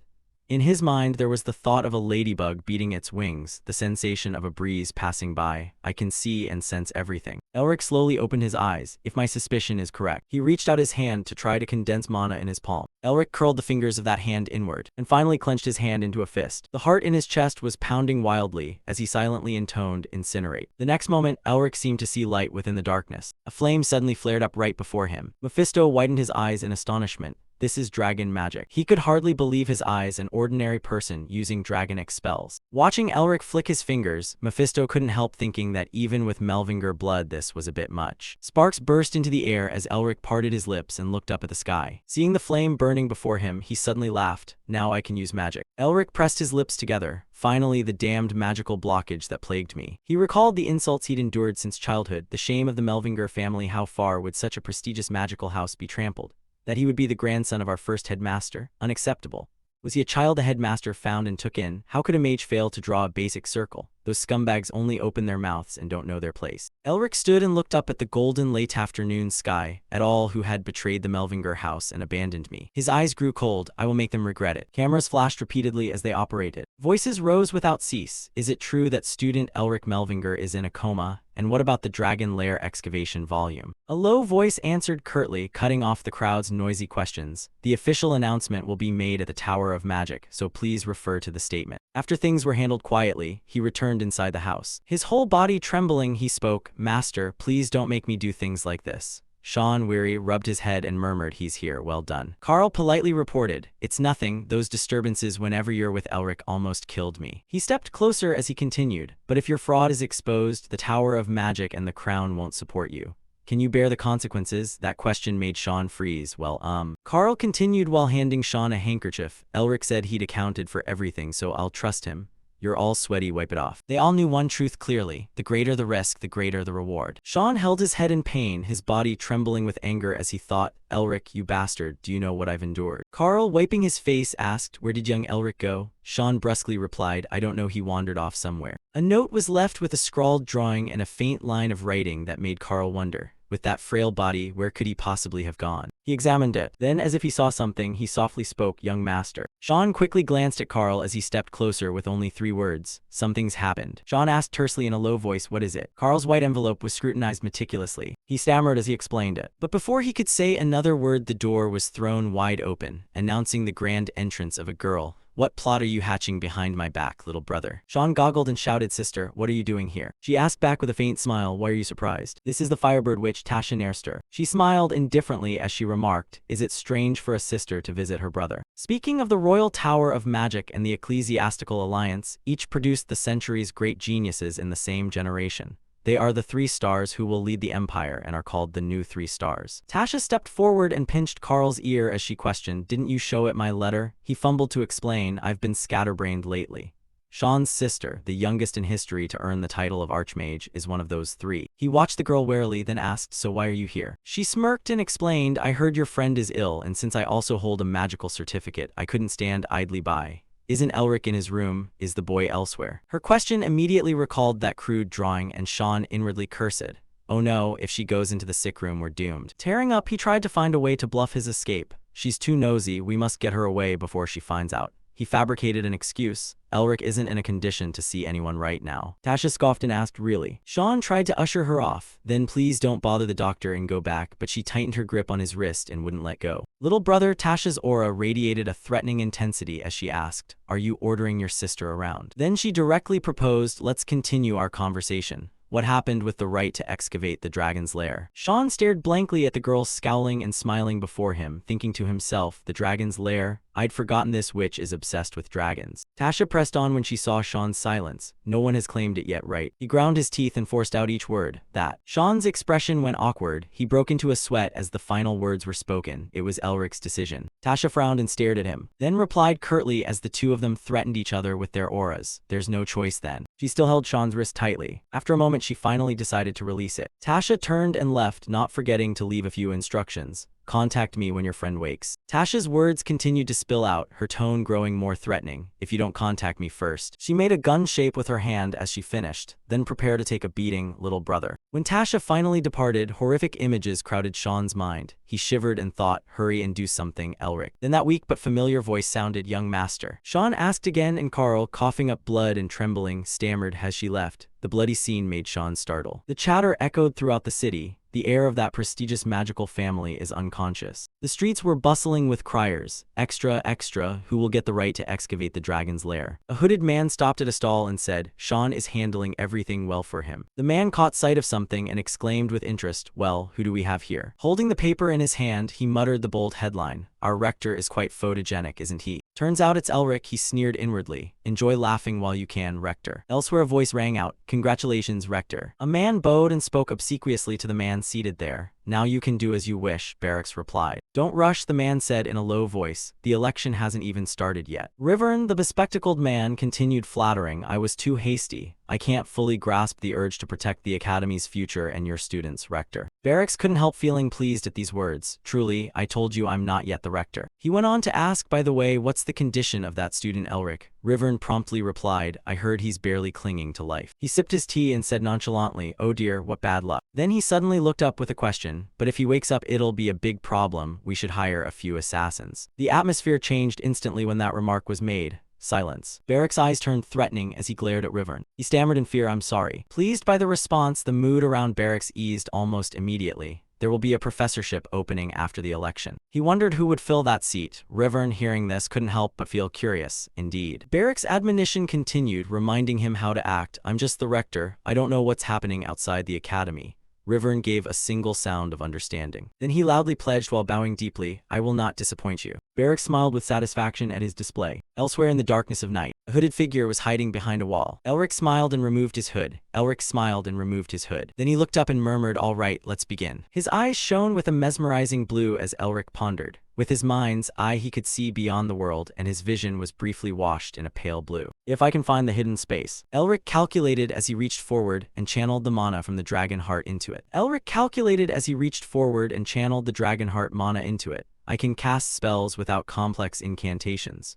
A stream of red energy followed by yellow and green simultaneously appeared. "Hope that's enough." He moved at high speed. In an instant he shot upward, then slammed down powerfully, creating an explosion in the air. Elric thought, "I'm finally at the starting line." He took a deep breath, then looked up at the moon and concluded, "The first step is fine. I'm finally at the starting line." Elric murmured and broke into a bright smile. Mephisto's voice rang out in the silent air, mocking, "Pathetic, this is all the magic you can use even with my power, just a simple leap. Are you using tricks?" Although irritated by him, Elric couldn't deny the words. He was right. I need to be faster, stronger. Feeling ignored, Mephisto grew furious and pointed at him, shouting, "You bastard, how dare you ignore me while I'm speaking? In my time, humanity, demons, even the dragonkin trembled when I spoke." Despite the demon lord nagging in his ear, Elric's thoughts were focused on more important matters. There is something called a hidden consciousness within true dragon magic. His hands glowed as Elric employed formative power. The other hand did the same as he pondered aloud. In an instant, Elric interlaced his hands, and the power swelled to activate the spell. Mephisto beside him sensed the power too. His expression was displeased. And then the incantation slipped out. Jump immediately power surged from his feet. It gradually lifted him off the ground. Watching this, Mephisto's face betrayed astonishment. Impossible. Elric shot forward like a rocket after the command, flying. Elric's eyes flared a strong, vibrant blue as he used his power. Below him now lay the city. In an instant, Elric hovered midair, looking down at the glittering lights with delight.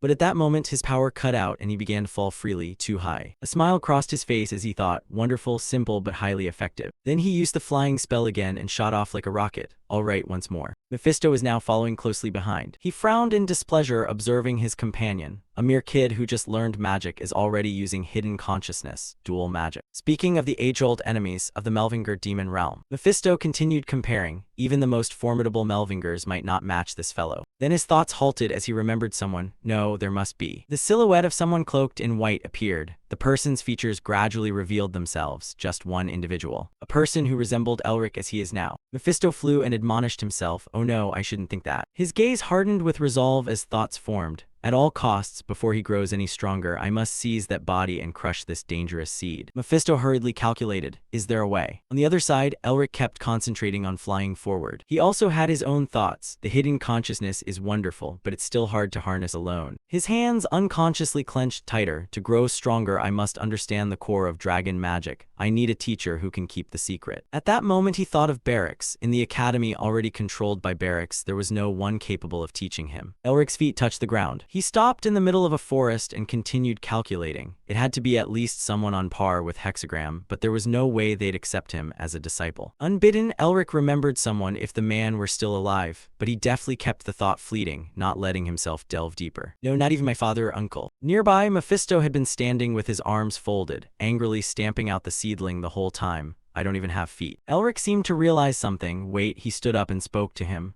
The words he uttered successfully caught Mephisto's attention. Hey Mephisto, Elric smiled and made a bold proposal. Could you teach me magic? I just thought of this. You're the most suitable to be my teacher. The proposal momentarily threw the demon lord off balance. What did you say? What is that? He turned away petulantly and refused to say another word. But Elric didn't know that Mephisto was sneering as he spoke again. Mephisto, turning his head, asked indifferently, what's in it for me if I do that? Elric grinned and explained, are you not convinced? If you agree, it'll benefit you more than harm. I'll make you a new vessel through alchemy. That persuasion immediately met his skepticism. You think a mere human can craft a vessel for me? In response to Mephisto's concern, Elric gave a blunt answer. Then make me strong enough to do it. Surprisingly, Mephisto answered seriously. Still no, not enough. Elric's expression twisted as he replied, what can you do if I never become stronger? Out of options, Elric relented and in a low voice proposed, then suggest other conditions. He expected Mephisto to eagerly set demands, but instead was met with a cold splash. I refuse. Mephisto said indifferently with perfect logic, why would I enlighten you? I might consider it if you become one of my kind. He finished and opened his eyes to appraise Elric's expression. Mephisto took great pleasure watching Elric's flustered face. Look at that confused face, it pleases me. So you've been mocking me all this time. The more he thought about it, the greater his delight, and Mephisto's lips involuntarily curled into a smile.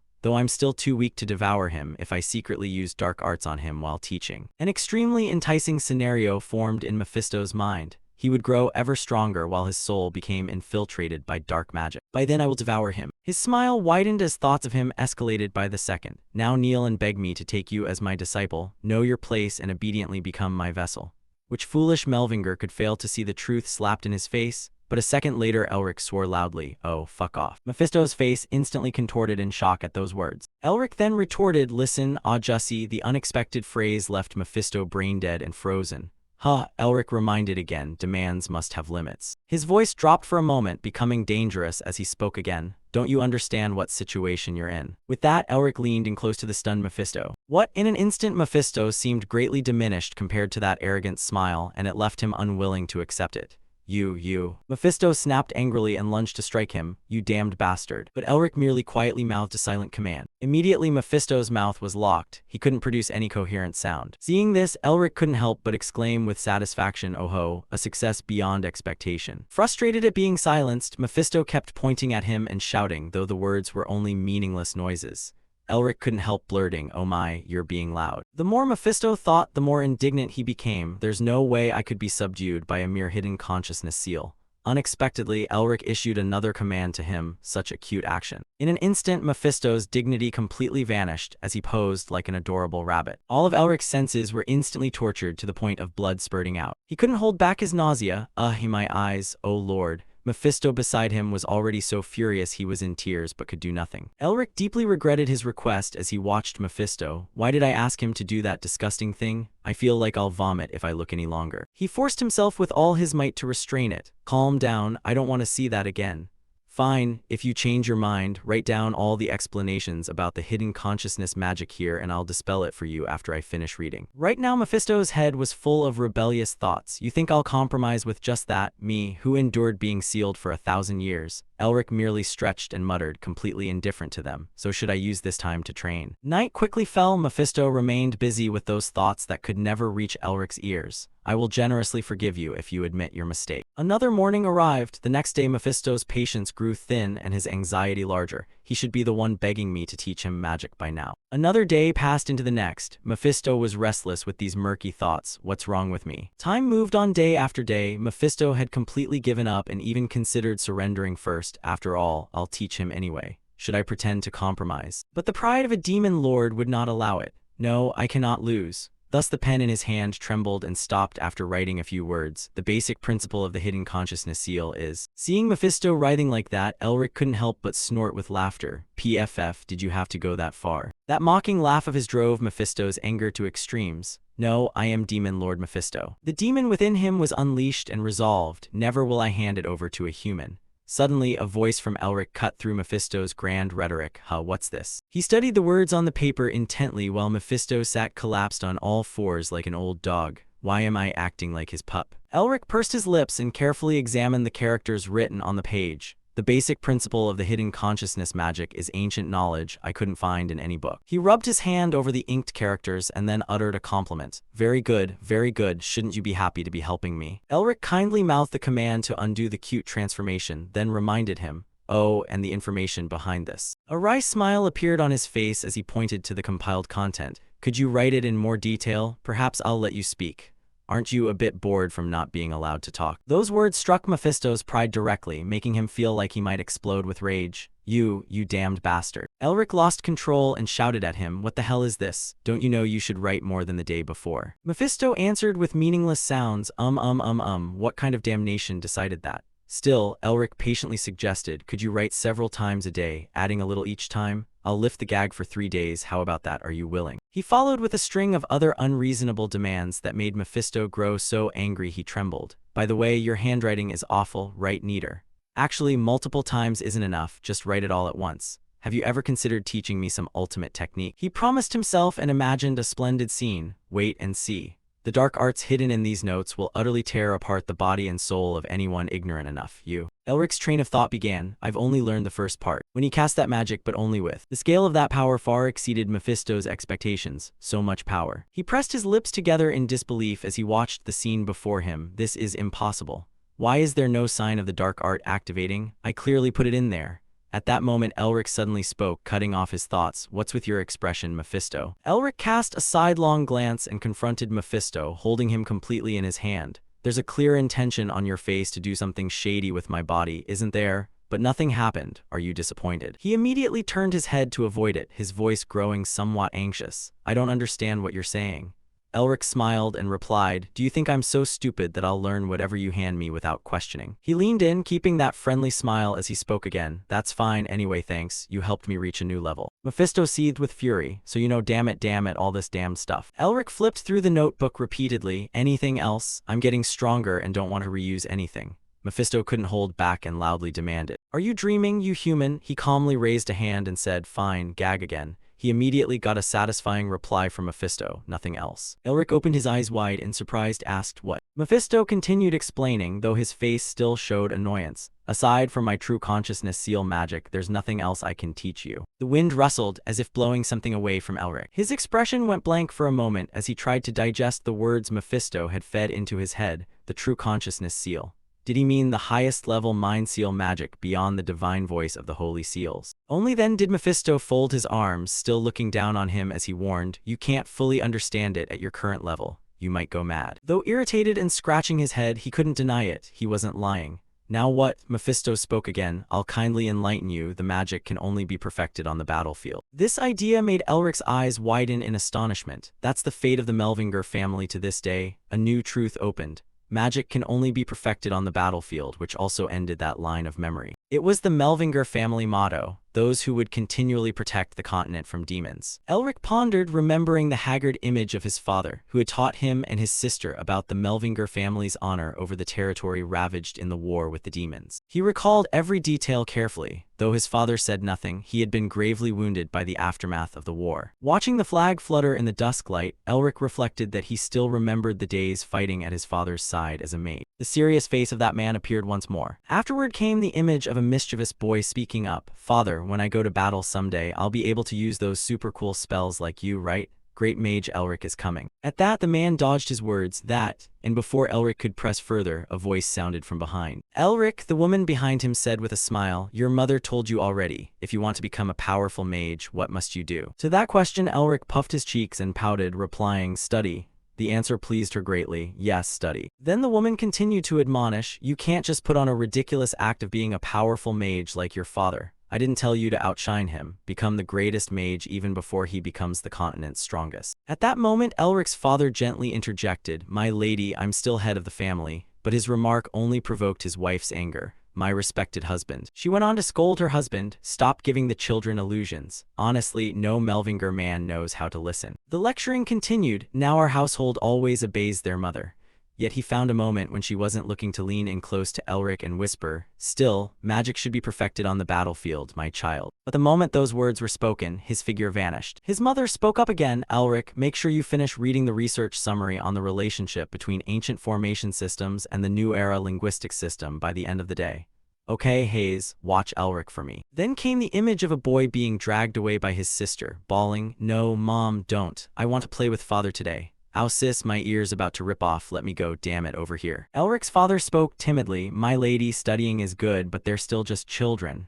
She replied with the sternest of looks. That's because you spoil the boy and give him bad habits, like father like son, she snapped. The sunset gradually fell, accompanied by the man's rueful exclamation. But then a heart-wrenching cry pierced the night. Reality slammed into Elric and his sister like a violent wave. Their father's illness worsened and his mother, who cared for him day and night, suddenly collapsed. The father drew his final breaths beside her and they passed away peacefully together. The man's face was strangely haggard as he uttered his parting words, I'm sorry, my love. You always shone brighter than anyone in this world. It's all my fault. The gaunt woman beside him tried to reply with a gentle smile, don't say that. Since meeting you and having our good children, there hasn't been a day I wasn't happy. Their hands intertwined and he continued, thank you, you raised our children well, you truly are a wonderful mother. Then the mother addressed her elder daughter, Hayes, are you there? She bowed her head and answered tersely, yes. Her small body trembled in waves as she listened to her mother's last words. Take care of your little brother for me, I'm sorry and thank you. On the other side, Elric's father also whispered his final words to him. Elric, I'm sorry, your magic blockage is my fault. But the boy, who was his older son then, could only cry and keep calling, Father. Tears streamed down as Elric poured out his feelings. I'm so scared, how could you leave like this, Father? He begged them desperately, if Father is gone, what will my sister and I do? But suddenly, a gaunt yet warm hand pressed against Elric's cheek, and the flowing tears stopped of their own accord. He continued to soothe. Looking back, compared to the time I spent as a battle mage, I was far happier in the days I was the father of my children. Elric's teary eyes widened, his small hand reaching out as he listened to those words. You don't need to become a mage. I'm just a man whose breath is failing. His words grew so faint they were barely audible. I hope you will live happily with those around you. That warm hand lost its life and fell away. It landed on the bed with a soft sound. At the same moment, life departed from the two of them, and the child's broken, staccato cry rang out again. Father. Elric's face froze in disbelief, and then a heartrending cry broke the night. Father. That was the end of the memory stream, and Elric returned to the present.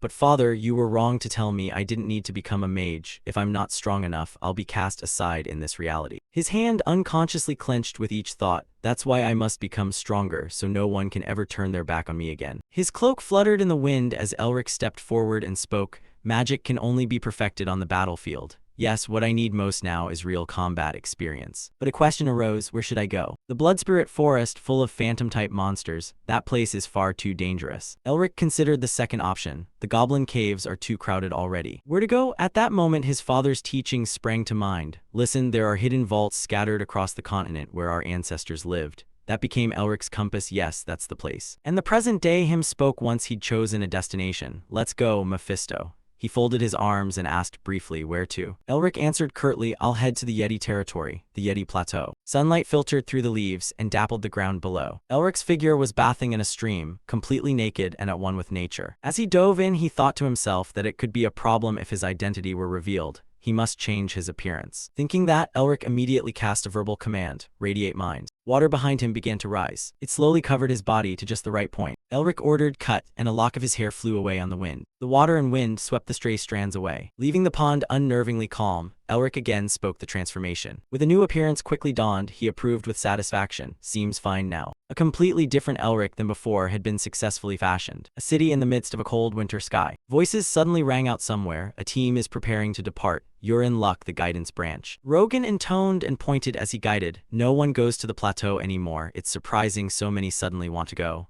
My team is over there. No sooner had he finished than the door was pushed open. Ah, they're here, perfect timing. As the figures from outside entered, exclamations rose from below. Looks like we have new people, huh? Elric watched the newcomers with extreme caution. He muttered, identifying each person's role and number. 4 herbalists, 3 demon hunters. His gaze settled on those wearing hoods, and 5 people concealing their energy. At that moment, a smiling boy near him spoke up. Then I'll introduce myself. In our tribe, we name people based on their birthday. My name is Manhwa, which means Monday morning. You're probably wondering what good that does. Today is actually Monday morning this week. In common terms, it's Tuesday, so as long as you stick close, you won't be in danger. In a corner, Mephisto was already furious at these offhand words. That brat talks so much, one day I'll tear that mouth off. Elric was more relaxed. He raised his hand and cautiously said, Ah yes, Manhwa, may I buy a communication crystal? Elric's request immediately sparked chatter among those present. What for? Our village has no crystals. You could use something like pigeons or send letters. Manhwa, still smiling brightly, replied, That reminds me of a hilarious incident involving pigeons and letters. What bad luck. Come on. Ignored though he was, the boy stubbornly trailed after them, a sight that made Mephisto and Elric break out in a sweat and secretly admire him. What a shame, I'll tell you on the way. Let's go. His expression then was uglier than any rivalry score when he remembered something important. She'd be furious if he didn't contact her soon. Things are getting more complicated, but I've already told Sean he'll handle it. Let's go. His expression was grotesque as he recalled an important matter. She'd be furious if he didn't contact her soon. Things are getting more complicated, but I've already told Sean he'll take care of it. Voices rose as the group moved, and then a pigeon suddenly dove into a chimney. Before he could realize it, with that information, the chimney must belong to the one who stole the lover of the neighbor living next to the grandmother of the village elder here. The Yeti Plateau. Mephisto, walking beside Elric, finally commented, I have a feeling this place is familiar. It's where the Yetis live. Hearing that, Elric's curiosity was piqued again. You know about Yetis, you were here before. He explained casually, though his words were a bit coarse. Of course, they're scum who dared to defy us. This brain-exploding claim made Elric involuntarily exclaim, "Are Yetis demons?" But Mephisto immediately objected to that blunt conclusion. "Don't lump me in with that trash." Elric's eyes widened in astonishment as he absorbed the statement, just monsters, yet somehow linked to the demon realm, astonishing. Still, their former king was truly useful. He must have received the demon lord's blessing, though his fate was not so fortunate. Elric couldn't help glancing at Mephisto, thinking that the Yetis once had a ruler in the past. Mephisto spoke again. "His tomb is probably still somewhere around here." This confident assertion surprised Elric. "Do you know where it is?" But in response to his eager tone, Mephisto answered noncommittally, "Even if it's still here, it's likely been looted." Elric froze where he stood. If Yetis are demons, their tombs would surely have some connection to the family's hidden vault. His own memories were stirred again. The vault is the ancestors' refuge, built to protect the family's heritage. Back then, he gently stroked Elric's head and told him, "Elric, when you grow up and become head of the family, go to the Yeti Plateau first." Those entreaties were spoken, placing every hope on the little boy. "Confirm the family's entire heritage there and pay respect to our ancestors." Now Elric examined the item in his hand, quietly wondering what the family's legacy might be and whether he could learn more about this magical pendant if he went there. At this moment, Manhwa led the way, still chattering nonstop. According to the tribe's legends passed down through generations, the first Yeti appeared after being abandoned by her husband and left on this plateau. That woman died. His rambling words kept reaching Mephisto's ears, making his face involuntarily contort.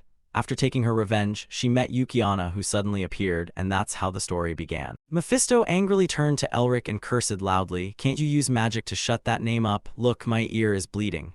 Elric only replied, "Endure it, what ghost bleeds anyway?" At that moment he was busy thinking about the snow demons and about the Yeti the other kept mentioning. Why haven't they shown up yet? Manhwa's voice continued with its usual gusto. "All right, everyone, the road ahead will be tough. Before we proceed, we should eat something." A warm fire was lit. They split into small groups, each kindling a little fire to keep warm. At that moment, someone approached with a request, "May we sit by your fire?" Elric's gaze immediately swept over the mysterious newcomer. He quickly concluded that the man was as strong as a noble knight, then continued to watch the movements of the strangers who had approached them. Elric noted that they merely surrounded the fire as they said. They didn't seem to be targeting him. Could they be on some secret mission? His gaze stopped on a man in a blue cloak who differed from the rest. Was he the leader? He didn't seem like it. Unexpectedly, this person directly removed his hood. Elric's eyes widened in astonishment, and the members of his own party couldn't help but be surprised. For before them stood a beautiful girl with long blue hair. "Thank you, we'll treasure it," Elric thought in amazement. Female. At that moment, one of the group began to whistle. Along with him, another joined in teasing. "Why hide such a pretty face, young lady? Oh my, I never thought I'd be lucky enough to have this experience here." But as soon as the words fell, a sword was drawn and struck straight at the face of the one who had spoken lewdly. In a single motion, the other moved, and when the man realized it, the sword's tip was at his throat, ready to pierce. The other's eyes were dark with murderous intent as he said, "You offended a lady with those words. Redeem yourself with your life." A chaotic scene immediately erupted, forcing the girl to command, "Chen, lower your weapon." Elric just laughed, enjoying the skirmish unfolding before him. He dared flirt with a noble. Does that head even contain a brain? Unexpectedly, Mephisto suddenly leaned his face close to Elric's, and they instantly turned their heads to look back, only to be surprised once more by what they sensed. On this side, Chen still held the sword at the throat of the lewd speaker, trying to justify the action.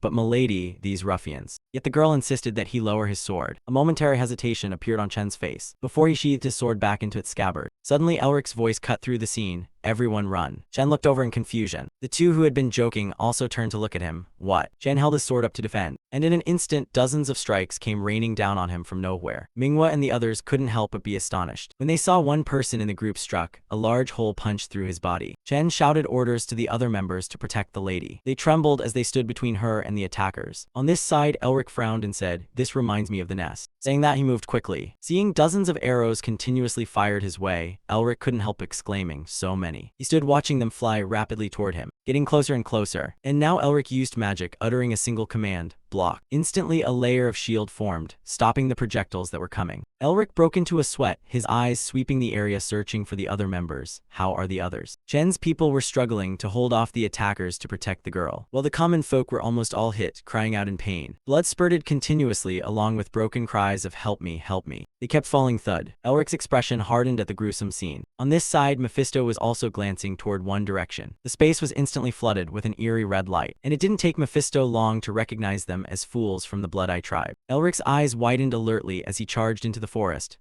Very quickly golden spots indicating enemies appeared before him. The closer he got, the clearer the lights became, and Elric recalled he had heard Yetis usually move in packs of 10. What struck his eyes now were gigantic, ferocious beasts. Elric's eyes widened in shock, his jaw unconsciously clenching as he thought, but this is too many. Meanwhile, Chen had already rushed in with a command, sweep them clean. The monster lunged to attack, leading to an all-out melee between humans and beasts. Mephisto watched from the side, remarking coldly that the first fight was a bit tough. Elric went to his side and called softly, "Mephisto, press on."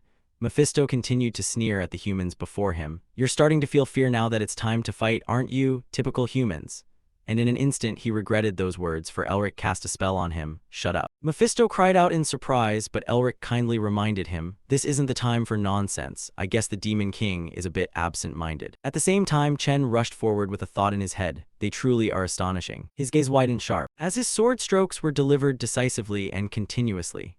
Meanwhile, Elric silently admired him as he watched. This is how a knight optimizes his aura. Well, he frowned again, reminding himself he wanted to watch more, but this wasn't the time. An ambush is a real problem. Elric's gaze turned to the monsters hiding in the forest as he silently calculated, but these aren't all of them. Another pack of Yetis was waiting for a chance to ambush us. Everything could be in danger if we make the wrong decision now. He began to manipulate nearby objects to execute the plan he'd conceived, though the situation would change if he struck them first. Red lightning ran along Elric's body as he cast a transformation clearing spell, accompanied by an armament enhancement. In an instant, Elric successfully leapt atop the mass of monsters. It seemed using memory to store some enhancements had proven useful. They were moving relentlessly. One raised its head as it sensed Elric's presence. Its eyes widened as it looked at him, though he wasn't sure whether his attack would take effect. And the speed kept increasing. Elric stomped down right on the center of its head, to the astonishment of the one beside it. The others gaped in disbelief as well. Elric remained silent, fully focused on the plan before him. At least he could slow them down. He jumped down into the midst of the monsters, and then triggered an explosive spell, turning the surrounding space into a dazzling fireworks display. Elric glanced to one side, seeing one trying to lunge to attack. He countered with combustion. An instant wall of fire rose up, preventing them from closing on Elric, followed by shards of ice. They appeared from both sides, then flew off, transforming into blue sword-shaped forms, while the bewildered monsters had no idea what was happening. Elric cast his next technique, absorption. A glowing sword hewed down through the mass, successfully taking down another. Their bodies exploded behind him like Lunar New Year fireworks. The survivors trembled in fear when Elric spoke. "Phew, only 2 left, huh?" He glanced at them and said softly, "Where do you think you're running off to?" Then with a smile, Elric raised his hand and used a binding spell. Standing alone among the monsters, Elric said wearily, "Ha, I'm pretty great, aren't I?" He stomped on one and began issuing orders. "By the way, let's have a chat, Mephisto, Mephisto." Elric continued to tease the muted companion beside him. "Hey, you're still here, talk." When the mute was lifted, the first thing Mephisto spat out was a curse. "You crazy bastard, you really are." Elric simply mouthed one word gently, and Mephisto froze, not daring to risk saying another thing. Then Elric quietly demanded, "There's no time, interpret for me now." His words left Mephisto baffled. "What are you talking about?" Elric then used Mephisto as a translation device to communicate with the monsters, telling them that if they revealed where their tribe was, he would spare them. Mephisto repeated what they said. They asked to be untied. But Elric, cool and suave, replied, "Why would I trust that?" Unexpectedly, Mephisto suddenly took on a serious, low tone. "In this situation, we should negotiate through dialogue rather than threats." With no choice, Elric had to indulge the thing. "I've released it, tell it to speak quickly." Mephisto whispered intently into the monster's ear. His expression changed instantly. This raised Elric's suspicions, and he quickly used his translation skill, realizing Mephisto was trying to betray them. "Now we'll pretend to cooperate with this rotten one," Elric murmured. "My lord." The monster suddenly roared ferociously. A piercing sound followed as Elric struck it in one blow. A spell fired from his finger. Elric's face plainly showed horror. That was nearly a disaster. He watched the two individuals desperately dodge, then offered a cold smile and a request. With that icy smile he said, "So let's talk things over again." No one knew what they discussed. Only agonized screams could be heard ringing out. Afterward, Elric remarked to Mephisto, "That gullible snowman almost died because of you, my lord. Thanks for guiding me."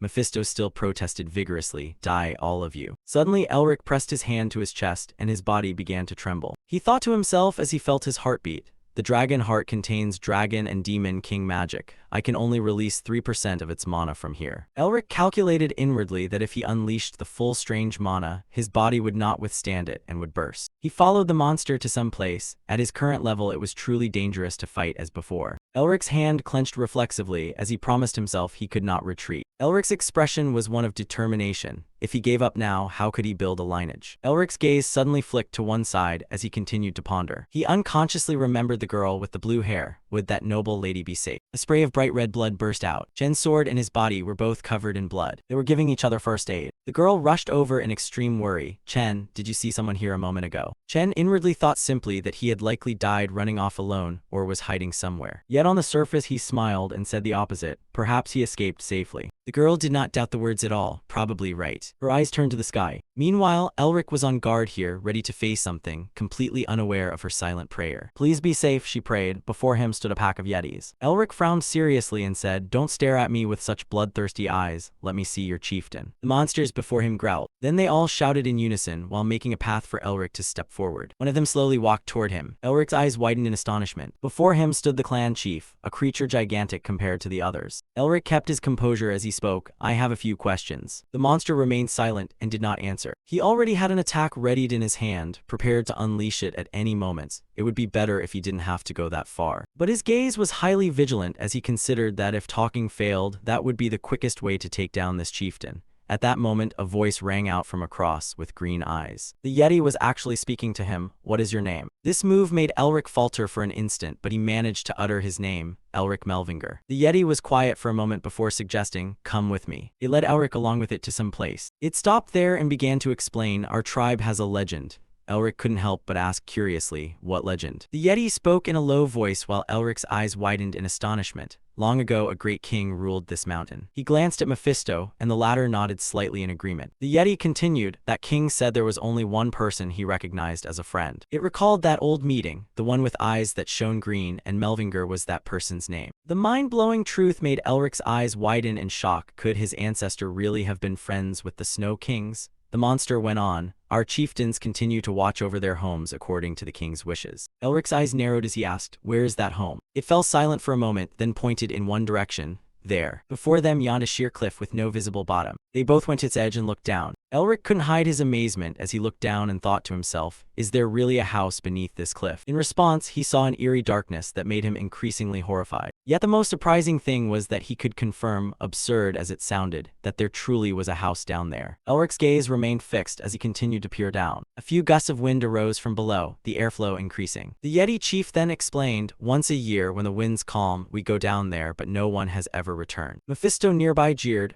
all that magic and you can't manage even a little reconnaissance. But at that moment, Elric had a question. How did he stand beside that cliff when no one had the necessary skills? Then Elric himself answered, true, it's reckless given my current abilities, but if I only stand here now, I won't progress another step. He calmly stepped forward and continued, and it seemed the ancestors wanted to witness their descendants' skill. Mephisto beside him questioned suspiciously, what are you going to do? Without further explanation, Elric hurled himself down. He looked up with a bright smile and explained, I have to answer their call. Watching Elric fling himself downward, Mephisto couldn't help but shout, this madman. He kept berating him as Elric fell. Are you really jumping like that? Only then did he realize his decision might be wrong. Damn it, the wind here is stronger than I thought. Unexpectedly, Mephisto jumped down with him. Quickly he flew alongside Elric's fall and warned, you madman, focus or you'll die. Those words snapped him awake and eased him somewhat. All right, one more step. His face and body tensed, and he could feel he was within reach. Quickly the ground rushed up before Elric. He loudly issued the command, descend. The scenery below grew clearer, and Elric made out the silhouette of a house. At that moment a golden light appeared at his feet. The light spread around, aiding his landing. With successive leaps, Elric finally managed to touch down. Rocks and soil were blown up around him as he hit the ground. Elric looked up and scanned the surroundings. A green light flashed in his eyes, full of vigilance. Then Elric collapsed onto the ground and exhaled. I really thought I was dead. Nonsensical voices suddenly sounded in the air. Hoo, I did it right. Awesome, admit it. I admit it. Mephisto beside him could only marvel at this human's odd nature.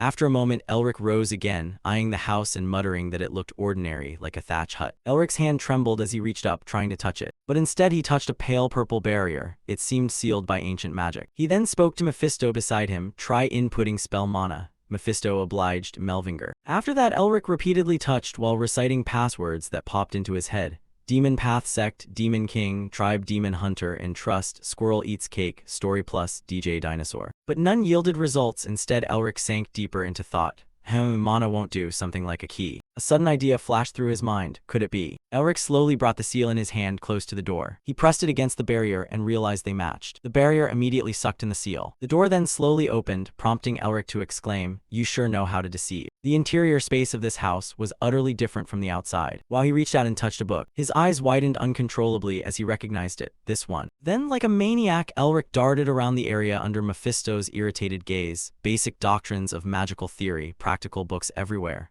Oh, there's elven and beast magic too, even dark magic, every kind of book is here. Observing his childlike enthusiasm, Mephisto couldn't help but remark, "It seems this is the abode of the Eastern Hand Great One." Elric, who had been circling, paused to clarify those 5 words. Eastern Hand Great One. Mephisto fell into thought. He pondered that person and the Snow King knew their ancestors and that there seemed to be a hidden story. Elric, as if realizing something, said, this book." In his hands was a book titled The History of Melvingr. Elric curiously flipped through the pages, muttering lines visible on the old pages. "The mission of our house is to destroy demons." Old memories were stirred again. This exactly matched what he had once seen in a dream. His fingers traced the missing text on the book. What is this? This spot definitely requires certain conditions. A dense green aura surrounded Elric as he continued reading. The mission entrusted to the house by heaven can be accomplished. The letters of the book seemed to dance in the air. Consume demons, then consume fiends, if one can digest them properly. Dozens of possibilities crossed Elric's mind about whether a new harmony of democraft could form. Power suddenly erupted around him. A fierce light flashed in Elric's eyes, accompanied by persuasive whispers. "Eat the demon, ingest the demon, drink the demon." The sigil began to activate as well. It glowed brighter as if polished, and relentless commands issued forth. "Eat, swallow, drink the demon." Blue light struck the sigil and reflected outward. That triggered residual images from the past. If so, all demons would be contained within the body, and thus a new mage would emerge, the first descendant to Chinese letter demons, breaking the decree and passing the demon path's test. From now on, it would truly begin. At that moment, Elric found himself lying on a meadow. He snapped awake, puzzled. Where is this? As Elric pushed himself up, a voice sounded. "It seems you are the promised descendant in a distant future chosen to receive our decree." A figure appeared behind him. Elric slowly turned around to face them. A beard framed the jaw, and a pair of spectacles rested on the face. Elric, on guard, stammered, "You are." The man bowed slightly and introduced himself, Otto-Han Melvingr. He stated solemnly, "I am the one who guides and tests the descendants, the instructor." About him, Otto-Han Melvingr established the Melvingr family's democraft system centuries ago. Across generations, only a few ancestors brought renown to the house. He smiled at Elric's expression. "It seems you know of me, do you not?" Elric blankly replied with a question. Could the ancestor be the Eastern Hand Great One? Otto didn't know how to explain. Instead, he answered with another question. "None of my descendants know that alias. Where did you hear it?" Then Elric remembered Mephisto and confessed to Otto. That was what the Demon King Mephisto said. Where has that name gone? Otto looked at him suspiciously. Mephisto is the Demon King of original sin. Elric did not hide it. "Yes, just a stupid infernal, that's all." Otto stepped closer and placed a hand on Elric's shoulder, saying, So the first demon you Chinese letter was Mephisto." Otto smiled with satisfaction at Elric before him. "A truly talented descendant has arrived. Should I raise the difficulty of the decree?" Mentioning Mephisto, at that time Mephisto muttered incessantly, "Who dares insult me? Off with their limbs." Elric focused on what Otto was saying and asked, "What exactly is the decree? You said you would guide. What does that mean?" Otto gently ruffled his hair and explained, "You're curious about many things, aren't you?" His gaze was full of affection for the junior. "You may write freely, the rest can come later. Why rush to record complicated matters?" Elric's face involuntarily flushed. He wondered himself why he felt embarrassed. Otto then spread his hands wide. Lights began to appear there and gradually transformed into a magic circle. "We've prepared something like a magic wheel." He held it straight ahead as he muttered an explanation. "Once it starts turning and lands a hit, it cannot be stopped, so I don't hand it to anyone lightly. No matter how long it takes, I must thoroughly test the descendant." Otto continued to guide Elric patiently. "Since you passed my test, from here on the choice is yours." Both of their hands bore the formation, and Otto posed the question to him. "Stop the magic wheel or let it spin." The formation was entrusted to Elric while he still stood dazed. Elric did not know what the house's decree entailed. If he took the wrong path, his life could vanish. Elric's hand clenched instinctively. The invisible chain was thus broken when he resolved himself, so this was the last chance to escape. Otto spoke sternly, "All right, I respect your choice." But Elric declared firmly, "I will rebuild the house." Those words surprised Otto somewhat, and Elric repeated his decision. I will carry on the will of our ancestors, the great heroes. I will leave my name on this land as a great mage. Elric's momentum surged. That was the dream he had long nurtured. Elric pushed the formation forward with his hand. He succeeded in creating an explosion just like Otto had. Not just once, Elric did it several times. Otto's eyes betrayed his astonishment as he witnessed Elric's display. He slapped the boy's shoulder, remarking, "Well done. Oh, this boldness, our descendant could do it." Elric, naive, was struck and whimpered, "Oh, that hurts." Before them, the vast field remained as Otto continued his demonstration. So then, Elric spread his hands apart, and with them came a reversal of the weather. In an instant, the warm scene was replaced by snow-capped mountains pouring down relentless snowfall. Elric was astonished. Shivering and struggling, Elric asked, "Where is this?" Otto explained in a low voice, "This is the site of the first decree test." He quickly grasped the implication of Otto's words, so here he would have to undergo this test. If so, compared to now, thinking of a future dominating millions made Elric's mouth involuntarily curve into a smile. Perhaps he'd become much stronger. Otto did not miss the small gesture. "You're smiling. That's a good mindset for someone about to take the test." He then directed Elric to gaze into the distance. "Look there." Puzzled, Elric asked what he should look at, but Otto only insisted, "Farther." Elric complied and soon spotted something. "Look deeper," Otto urged. Thick, black currents of aura were swirling together. It was a shape in the center that was hard to discern, and Elric couldn't help asking, "What is that?" A silhouette of an immensely powerful being struck his eyes, and Otto answered, "The Snow Mountain King." He explained to Elric that this figure was the first and also the last to unify the Snow tribes, the ruler who dominated these snow mountains, a figure whose ambition drove the Snow folk, who had been expelled from the demon clans, back toward the demon clans. He told Elric the past story of the Snow Mountain King, but the end was consumed by that very ambition, leaving him as a fallen demon, abandoned like a corrupted fiend. Elric's face grew even more blank as Otto continued stating the main purpose concerning that demon. "The Snow Mountain King is the second demon you must swallow." He understood immediately and cried out in alarm, "So I have to face that?"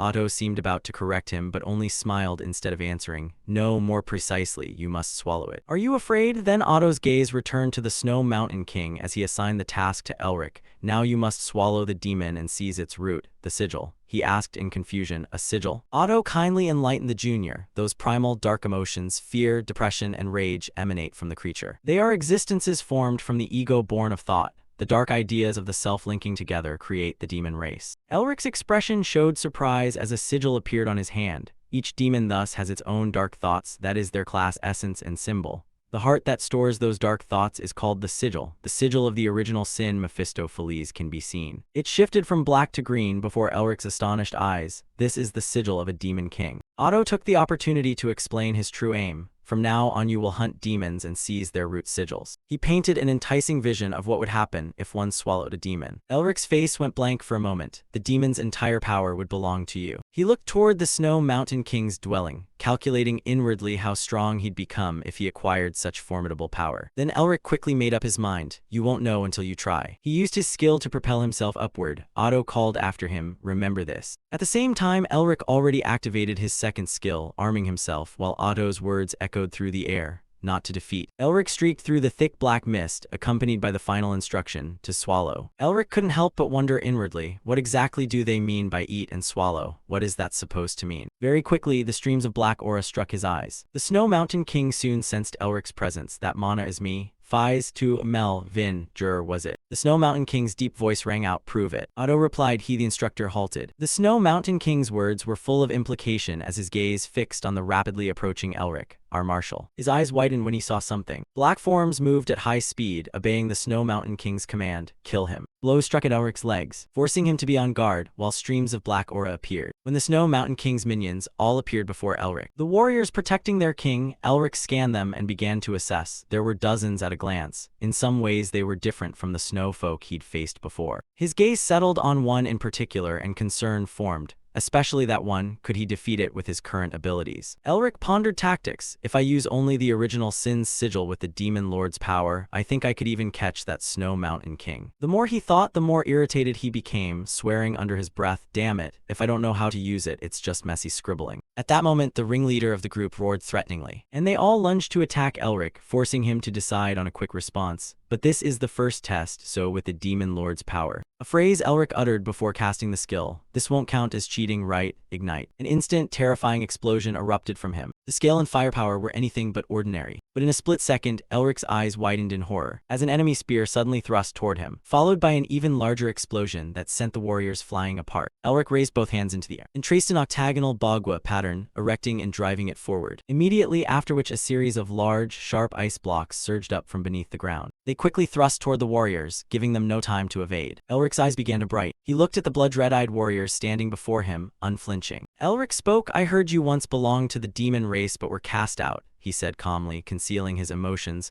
"so I assume you know that when you are weak, you are abandoned." Those words hit the warrior's sore spot. They looked at him with hatred.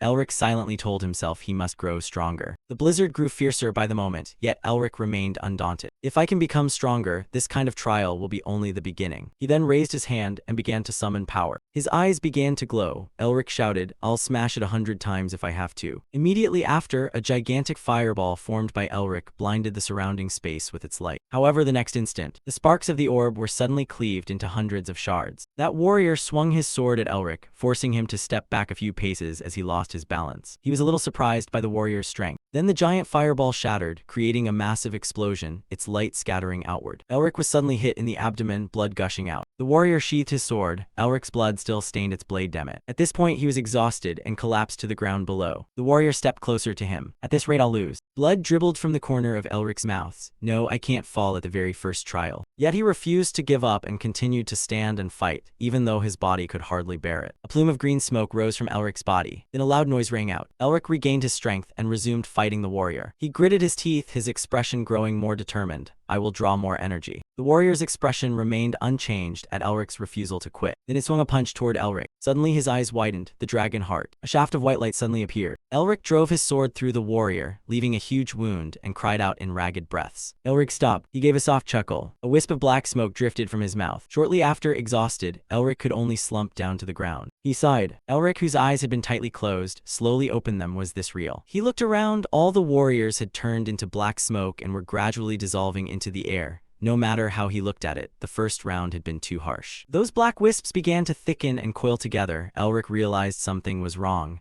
Damn it, his heart felt like it would explode.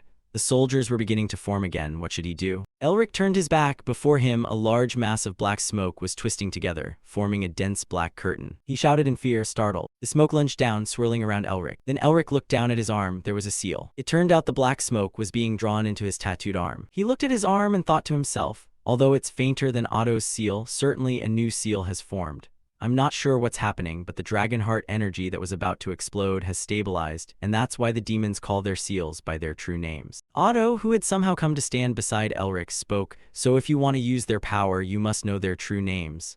Elric asked, puzzled, "How do I find them? They won't just tell you their names." He continued to stare at the black smoke calmly. "Don't worry." The warriors reappeared from the black smoke once more. "At the right moment, you will naturally sense it," Otto said. Elric exhaled deeply. Then he resumed summoning his power and continued fighting. "The true name of these snow folk is cruel. Although I cannot explain it." A massive blizzard suddenly appeared in the sky. "All I know is," the surroundings turned into mountain ranges covered by millennia-old ice and snow. The way to use the seal. Elric stood rooted before them, continuing to fight, wondering what their true name was. He gave a slight laugh. "May you be cold and heartless." Then Elric summoned power, sending thousands of large rocks flying toward the warriors. The warriors were not intimidated, and continued to attack Elric. Elric felt a bit tired. He staggered back a few steps, having used a bit too much energy. Yet his face still wore stubborn defiance. Is this the power of the seal? The warriors watched the falling rocks have no effect on them, and began to laugh loudly. Elric couldn't believe it. He fell to the ground, and before losing consciousness, he heard someone say, "Now there's only you left." Before passing out, Elric still wondered why. The next moment, Elric suddenly sprang up, his face still filled with fear. He woke up inside an old library, thick books scattered all over the floor. His face full of terror, he stammered, asking, "What just happened?" Mephisto hovered beside him, speaking calmly, "It seems you passed a rather tough trial." Elric looked at him. Mephisto. He still hovered nearby. "I had hoped the quest would trigger, since you fell asleep when your pendant lit up. It seems it's not that easy." Elric, hearing that, was shocked to realize the dream he just had. "Oh, a quest, so I'm not actually dead." He reached up and touched the blue tattoo on the back of his hand. He'd been too quick to trust the seal. He must have fainted after absorbing all the mana. Then Elric recalled what he'd experienced in the dream, and its power was far greater than he'd imagined. His hand still resting on the blue mark. If the incomplete seal of malice was already this strong, how much might the original sin's seal wield? But how am I to use them? Mephisto suddenly spoke, cutting off Elric's thoughts. Maybe it's the seal of malice. He seemed to understand what Elric was thinking. It appeared the Great Eastern Hand had devised a rather strange scheme. Elric regained his composure and asked him, Mephisto, how do I use the seal of malice? He didn't answer but countered, I suppose he told you my true name. He recalled the stranger in the dream saying to him, did you think I'd tell you my name? Mephisto continued, his gaze flicking toward Elric. No matter how you insult me, you'll never gain anything from me. Caught out in his little scheme, Elric awkwardly scratched his head. I was just asking, no need to get so wound up. He looked at Mephisto still hovering there, thinking he knew what the demon would say. After all, seals are the most precious things to demons. Mephisto was turning away. If he allowed Elric to use the original sin's seal, it would mean his greatest trial had been stolen. Unfortunate, but for now I won't touch it. With that thought, Elric pulled his sleeve down to cover the tattoo.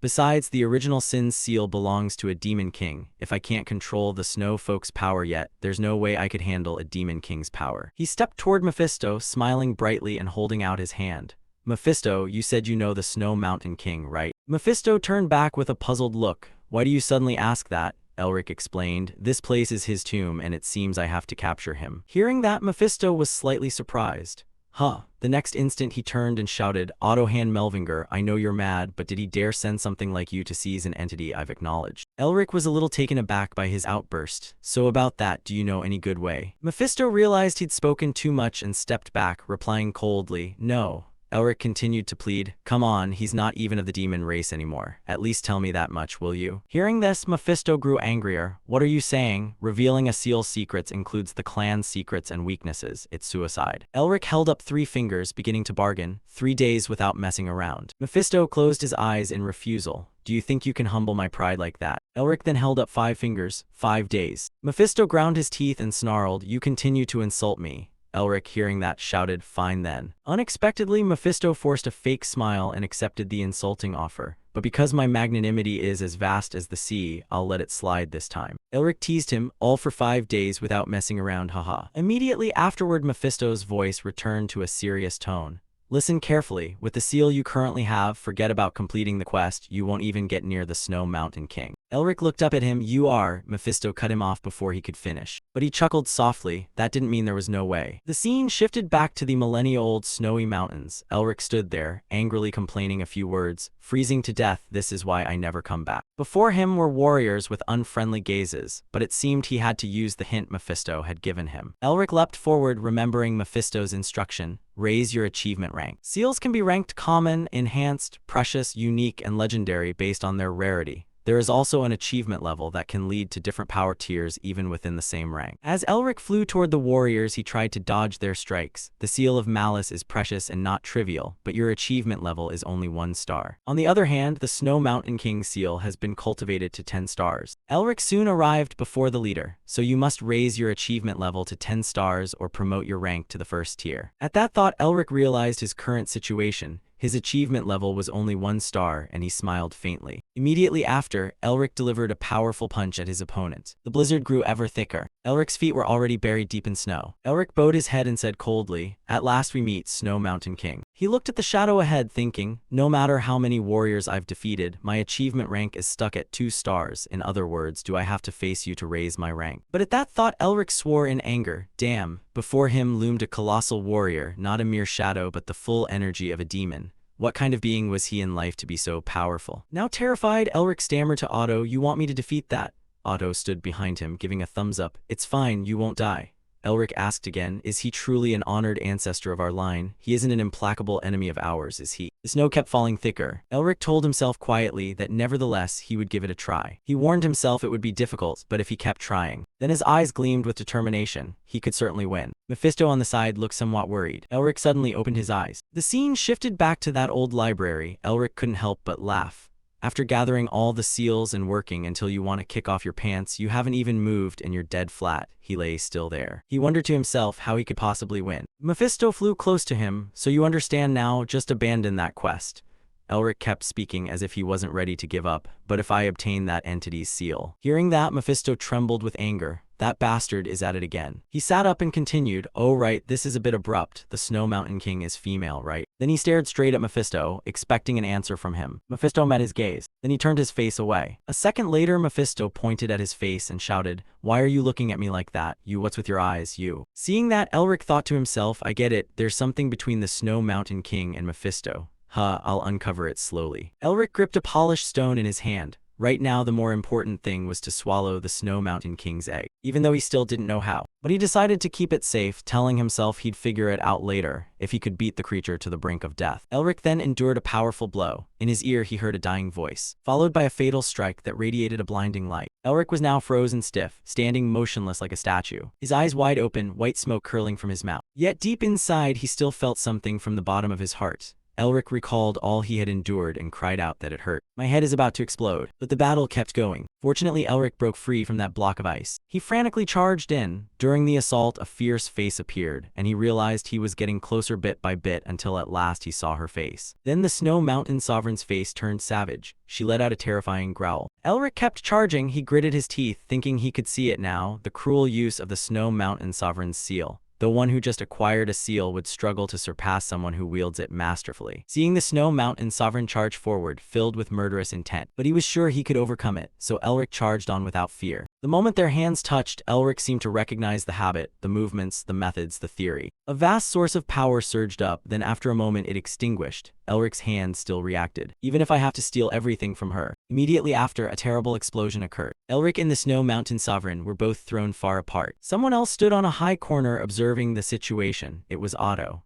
He watched and said it would be no surprise if his ego collapsed if he continued to die slowly like this. Otto saw a satisfied smile on his face and remarked, "But he's smiling. He's not only innately talented, he has an unyielding will and an endless desire to perfect himself." Otto nodded in affirmation. "Yes, that child." Then came a horrific strike. That split Elric's arm in two. Otto, seeing this, only said that "You will never appear even within our family." A piece of his arm flew off, blood splattering in the air. But shortly after his arm regenerated, Otto shook his head in wonder, a madman. Seeing this new arm, Elric laughed and exclaimed, "Ha ha ha, I've reached 3 stars. But the joy was short-lived, as the Snow Mountain Sovereign held a sword to his throat. She didn't hesitate and swung the sword. Elric narrowly dodged the attack. He fought back desperately, cursing continuously. She didn't even give him time to breathe. The Snow Mountain Sovereign suddenly let go and dropped the sword from her hand. Then a strange source of energy appeared from somewhere. Elric struggled to defend himself, but was astonished to see walls of force bearing down on him. Then the Snow Mountain Sovereign unleashed a sudden attack that struck Elric directly. Elric barely held on, inwardly furious and thinking, "Damn, is this my limit? Just stealing isn't enough. To defeat the Snow Mountain Sovereign, I must understand her." Elric looked toward the Snow Mountain Sovereign, gritting his teeth and thinking, "No, I must." His body seemed to be transforming. He screamed inwardly in anger, becoming her. But the Snow Mountain Sovereign's dark power had already enveloped him. The pattern on Elric's new arm suddenly began to glow. His body trembled with a strange sensation. His mind asked, "Am I dying again?" At that moment, a hoarse voice rang out, "Prove it to me." Seeing a familiar silhouette, he was stunned and thought Mephisto. When Mephisto appeared, Elric wondered in shock, "Why is Mephisto here?" Yet he pressed him, "Prove that you are worthy to become part of our race." After a pause, Mephisto continued, "Snow Mountain Sovereign." Hearing this, Elric looked at himself in astonishment, thinking that he was the Snow Mountain Sovereign. At that moment, the distinctive marked hand of his moved slightly. Then a mysterious blue light flashed from the pattern. After that, Elric felt disoriented as a terrifying face appeared before him. Seeing the demon stroking the Snow Mountain Sovereign's head, Elric was shocked and asked himself what on earth was happening. A voice seemed to whisper in his ear that the demon god has granted us a prophet. Our queen, the leader of the Highlands. The Snow Mountain Sovereign as a child appeared. That voice kept echoing, "This mountain range will be ours. I was born to be a king who would rule the Snow Mountain." Hearing this, Elric thought in astonishment that this was the Snow Mountain Sovereign's past. The speaker continued, "Yet the first in history to unite the tribes of the Snow Mountain could not be satisfied with only the Snow Mountain." Then the Snow Mountain Sovereign's cold gaze appeared. "We must reclaim the former glory that was ours. Listen to me, we were once part of the omnipotent demon clan. Once more we will return to our rightful position." A war then took place beyond the Snow Mountain. We forced countless humans and demons to kneel before us. The war was fierce and brutal, and in the end, we became part of the demon clan. And more than that, I strove to become a demon king. However, the demon king, Mephisto, his face and sinister smile appeared. Mephisto stepped forward and lifted the Snow Mountain Sovereign's chin. She inwardly admitted that the wall of the omnipotent demon king was too high, and she could only taste the bitterness of defeat. The Snow Mountain Sovereign paused, then continued,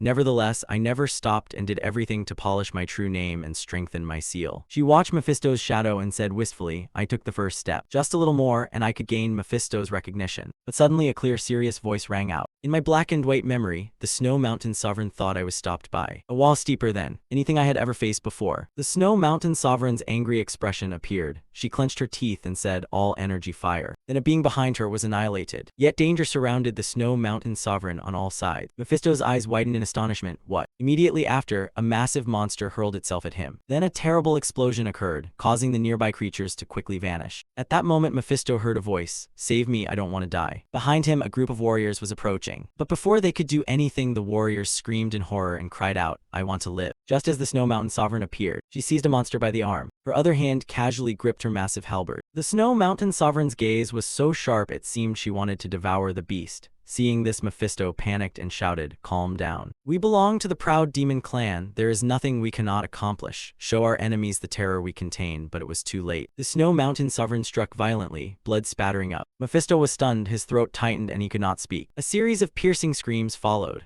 Wherever the Snow Mountain Sovereign went, it was drenched in blood, dyeing the ground red. Mephisto watched in disbelief, his eyes wide with horror. At that moment, Otto appeared. He quietly extended his hand. The Snow Mountain Sovereign stood alone amid a sea of fire and declared that we lost the war against humanity led by him and were driven back to the Snow Mountain.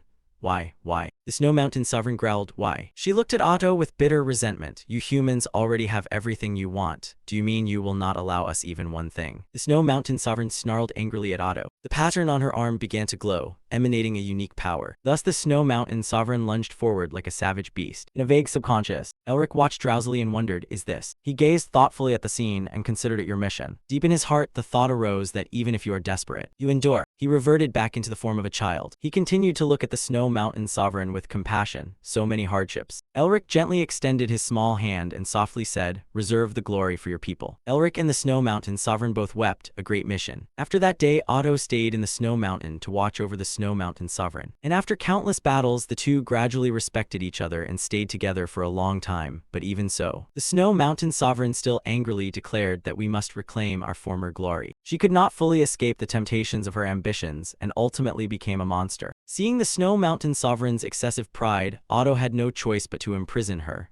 Otto's demeanor then was grave and terrifying. Later, the Snow Mountain Sovereign died in his hands. After a long while, Elric slowly opened his eyes and woke up, his whole body exhausted and languid. Suddenly, a voice rang out, making his eyes widen in surprise. You must be a descendant from the very distant future. Elric sat up and listened. He had spoken like that. Before him was the Snow Mountain Sovereign. She chuckled and continued, seeing you destroyed part of my mana and even severed one of my arms, it seems he is not boasting. Elric quietly pointed toward the Snow Mountain Sovereign and said, I apologize for your arm. The Snow Mountain Sovereign said nothing and only glowered at him. Elric was terrified at the sight. The Snow Mountain Sovereign spoke. After all, I became like this because I could not abandon my ambition. I am a king and also the warrior who leads a race. Her gaze was resolute as she said, I do not need any pity for my enemies. Seeing this ferocity, Elric felt a flash of. He was filled with fear and horror. The Snow Mountain Sovereign let out a sly laugh and said, now seems the time to end this battle, so I can atone to my people and honor their sacrifices. He felt his hand tremble. The Snow Mountain Sovereign asked further, why was I greedy to join the demon clan? She then struck and said, merely being happy with those you love is enough. Elric was briefly stunned. He stood motionless, thinking to himself that in the end she had been consumed by demonic energy. His eyes hardened with fury as he wondered what he must do now. Now Elric stood in a sea of flames, telling himself firmly, no, wake up. His opponent was the Snow Mountain Sovereign. He glanced at the Snow Mountain Sovereign and thought silently that she was the king who united this vast snow mountain and the greatest warrior of the snow people, and the enemy he had to swallow. He gently reached out and magic manifested. Elric pondered, if I don't use all my strength to defeat her, it would be disrespectful. Thus he endured and gathered a great source of power. Elric made everything explode. I will show you the glorious mission you established. Elric rushed forward, bravely confronting the Snow Mountain Sovereign. The power light he had just summoned suddenly flared. Immediately a bright red blood color appeared. It mingled with that blinding light. The Snow Mountain Sovereign was gravely wounded. The axe in her hand cracked and fell apart. Seeing this, Elric sobbed once more as her axe restored itself to its original state. The Snow Mountain Sovereign seized it and charged to attack him. He gritted his teeth and said, become her. Then Elric coordinated his legs and arms, and with that strength leapt to continue fighting the Snow Mountain Sovereign. As the battle reached its climax, a strange thought entered his mind. the Snow Mountain Sovereign's huge foot stepped down on the ground. Elric also stamped down with full force to fight. In his heart he felt this was clearly a fight for his survival. Then the two of them hurled themselves at each other using all their strength. Elric gritted his teeth in resignation and exclaimed, "But why does this feel so enjoyable?" The Snow Mountain Sovereign also struggled fiercely against his attack. Then an explosion rapidly struck, shattering everything around it. A blinding light appeared, making the ground seem to crack open. Stones began to fall. Elric saw this and exclaimed, "I can feel it." His eyes flared brightly as he imagined days filled with happiness. The Snow Mountain Sovereign then grew alert, her gaze like a bullet fixed on him.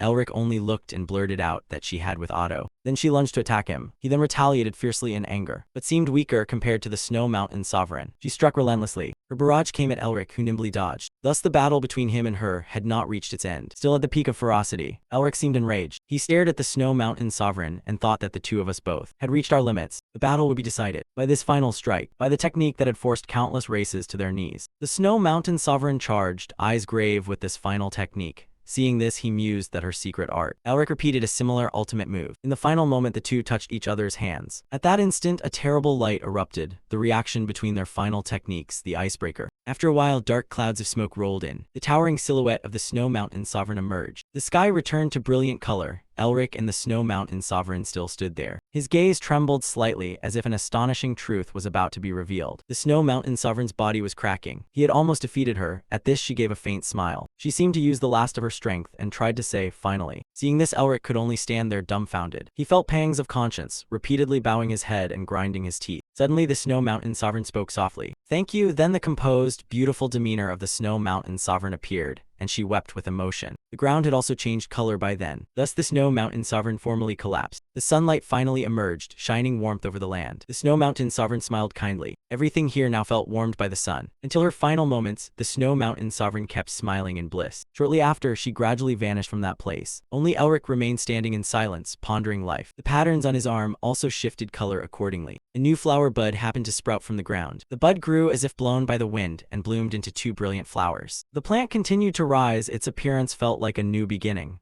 Elric said thoughtfully, "Rest in peace, so my first mission is complete." At that moment, Otto approached, clapping and praising him. "You really devoured the Snow Mountain Sovereign. Amazing." Elric only sighed wearily and replied, "It seems this first test was too difficult from the start." He answered frankly, "Our family is invincible. If you can't overcome something like this, you can't call yourself a Melvinger. Is that why people call the Melvingers arrogant? Still, I'm truly astonished." He looked at him for a long moment, then continued, "Even with talent, I thought you'd need at least a year. But a kid who only learned magic for a few years defeating the Snow Mountain Sovereign in just 1 month." Elric hurriedly corrected, "It was 1 month." He nodded in reply, "Yes, 1 month." But Elric added, "No, I've only been studying magic for 1 month, maybe 1 to 2 months. Otto laughed unexpectedly and said, "Haha, what a poor joke." Seeing Elric silent, he froze and then asked cautiously, "Really?" Otto was quite surprised and went on to ask, "Isn't this one of those self-praising Melvinger jokes?" Seeing he had no response, Otto stepped forward with a gentle smile, "My people do have good eyes." Seeing that untrustworthy smile, Elric squinted and frowned. "You just said that. I'll be precise, even if I'm talented." Just now, Otto suddenly burst out laughing. "This brat really hurts your beard there." After a while, he and Otto fell silent and gazed toward the distant mountains. He quietly asked in her final moments, "How was she?" Elric answered honestly. She smiled. Otto heard this, turned to him and said softly, "That's a relief." Elric bowed politely and replied, "Thank you for everything up to now." Otto nodded in return. "Take care on your way back." He replied shyly, "I probably won't be able to visit often." Otto sympathized, "I understand. After all, being the head of the family is a very busy position." After he left, Otto calmly replied, "All right then." Suddenly, as he was walking, he turned back and went straight to Otto's side. He scratched his head for a moment and asked, How could I go outside?" Otto smiled and answered, "You've gone out countless times, don't you remember?" Hearing that, Elric exclaimed in surprise, "Huh." Then an energy surge appeared before his eyes again. Elric calmly said, he flopped onto the ground and shouted, "Damn it, my honored ancestor. My face, my handsome face." At that moment, Mephisto appeared. He chuckled, "Ha ha ha, it seems that crazy Otto killed you, right?" Hearing that, Elric angrily retorted, "Who kills someone without saying a word?" He looked up at him and asked, "Oh, did you devour the Snow Mountain Sovereign?" Elric rolled up his sleeve to reveal the markings on his arm and said, Just now." Hearing this, Mephisto burst into laughter. "I helped with all of it," and he didn't argue but only nodded. Yes, our great demon king is #1. This old man really likes to turn everything upside down. Mephisto's gaze froze, thinking silently, not yet, this one has surpassed genius, he's surely a monster. Suddenly Elric spoke, I'm still curious about this. Didn't you have a special relationship with the Snow Mountain Sovereign before? Why didn't you let her become a demon? Hearing that he was momentarily stunned, sweating, and asked, how did you know? Elric answered bluntly, I glanced through the Snow Mountain Sovereign's memories at the end. Hearing that, Mephisto then said, I'm the Demon King. She was a low-class member of the demon race, nothing more. At that time I was just a bit bored, and I heard someone say the Snow Mountain Sovereign would surely become a demon, so I went to see what kind of person she was. He gently lifted the Snow Mountain Sovereign's chin and recounted, well, she was a little lacking to become a demon, but her ambition and skill were commendable. Mephisto, still proud and arrogant, added that if the person she met hadn't been the righteous and perfect Demon King, me, but someone like Azazel or Lilith, she would have been reduced to dust. Anyway, I told her to come find me again when she grew stronger and left her there. Hearing this, Elric said, is that it? You never saw her again? He angrily argued, why would I need to see her? The scene shifted to a place covered in white snow, surrounded by vast icy hills. In the past, the Snow Mountain Sovereign had laughed happily with Otto. Then, on the thick layers of snow, huge footprints were imprinted everywhere. Mephisto stood there seeing this and curled his lip into a smile. He gazed thoughtfully straight ahead. Later, Elric slapped his hand once in delight and said, I get it, I get it. Hearing that, he gruffly asked what and began to answer. Do you know the way those snot-nosed brats bully the girl they like unrequitedly? Hearing that, Mephisto was astonished and shouted, what snot-nosed brats courting her unrequitedly? He calmly explained that this is exactly why after 1,000 years you're still alone.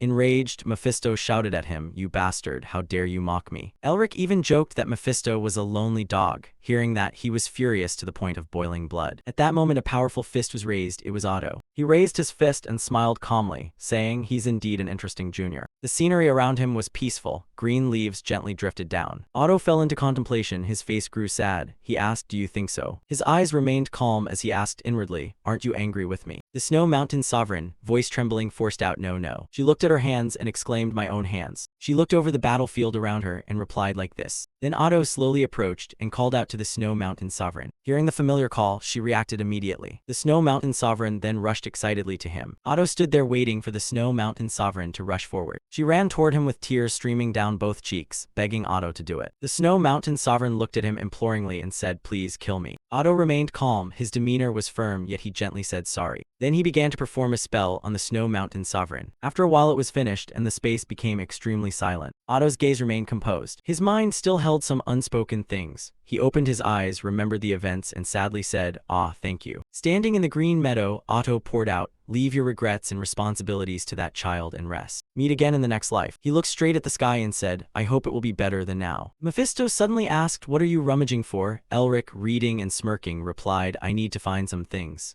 Still puzzled, he asked, find what? What made you tear apart the entire library? He remained composed and didn't answer.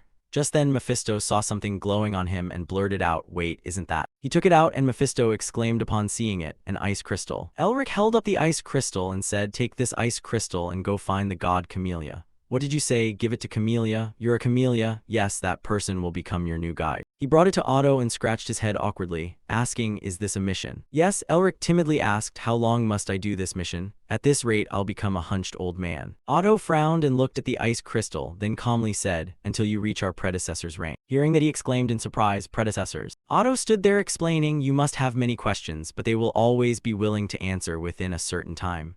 The predecessors finished their work and left much on this land. He looked up at the sky and gently continued, we've prepared many tasks to guide you to him, so all you need to do is diligently walk that path. Hearing this, he put the ice crystal into his pocket and said, okay, I'll just make sure I brought this egg.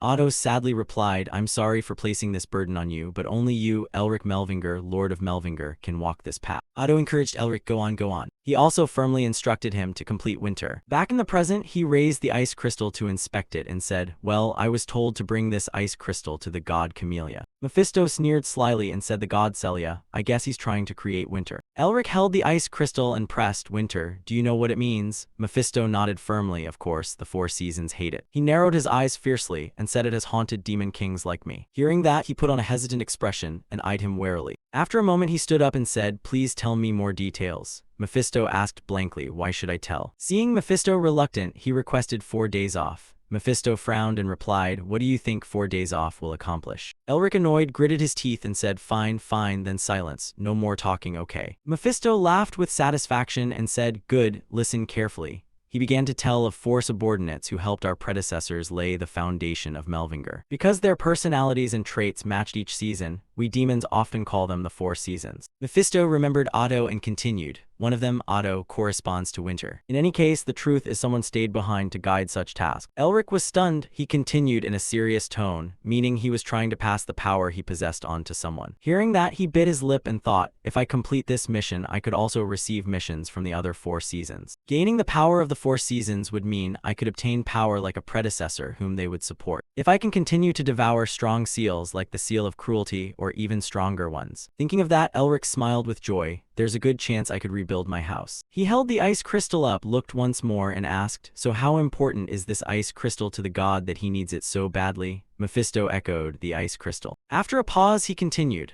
"The core of winter forms only in the deepest places permanently covered by snow. In other words, it's an egg of the divinity. Since the camellia blooms in winter, there is no vessel better than the ice crystal." Elric, greatly curious, asked softly, "Then where must I go to meet the god Camellia?" He pondered a moment and replied, perhaps in the flower temple somewhere to the south." Hearing that, Elric trembled with fear and exclaimed, "The flower temple? I've only heard of it in legend. Does it really exist?" Mephisto nodded firmly. "Yes, that noisy bastard surely rules the temple." Elric fell silent in thought. From this moment, he could be sure of it after reviewing the records in the royal library. But isn't he becoming too friendly? What scheme is he plotting this time? He watched Mephisto warily, thinking his soul form must have grown stronger. Seeing him grin slyly, he thought Mephisto must have noticed that his power has somewhat returned. Still, even if he noticed, you can't do anything. You will have no choice but to undertake the tasks to become stronger. He lowered his head in thought. Doing the missions to grow stronger could also make Mephisto stronger. I could gain a great demon king, capable of plunging this whole world into misery. Seeing this expression on his face, Mephisto laughed gleefully, thinking, what a face of anguish. Of course you should be afraid. I feel uneasy about leaving Melvingr to grow stronger, but I have no choice. My recovery must take priority. Suddenly Elric smiled cunningly in delight. Seeing this, Mephisto was stunned, thinking this bastard is smiling again. Elric saw Mephisto trembling with anger and said, "What's wrong with him? Has he gone from fear to madness?" Seeing his panic, Elric rejoiced, meaning I might even absorb Mephisto's power after all. For him to recover power and escape me, I must become stronger. Mephisto, despondent, thought he was losing his mind. Stop thinking.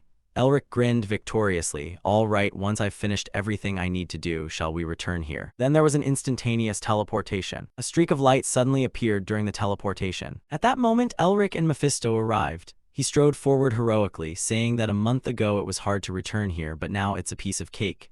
Seeing that arrogant confidence, Mephisto mocked, "You're truly arrogant." He smiled lightly and said, "Now that I have a guide, should I march straight to the red-eyed tribe?" He smiled decisively. "Perhaps because I fought the snow people for so long, or because I swallowed the Demon King's seal, but I want to see them." Riding on confidence and cheer, Elric suddenly froze. He saw a blood-soaked scene before him and exclaimed in shock, "What?" Looking through every corner of the place, he exclaimed in shock, "What happened to the world here?" Mephisto was also stunned and observed that it looked like they had been killed slowly when they could have been killed instantly.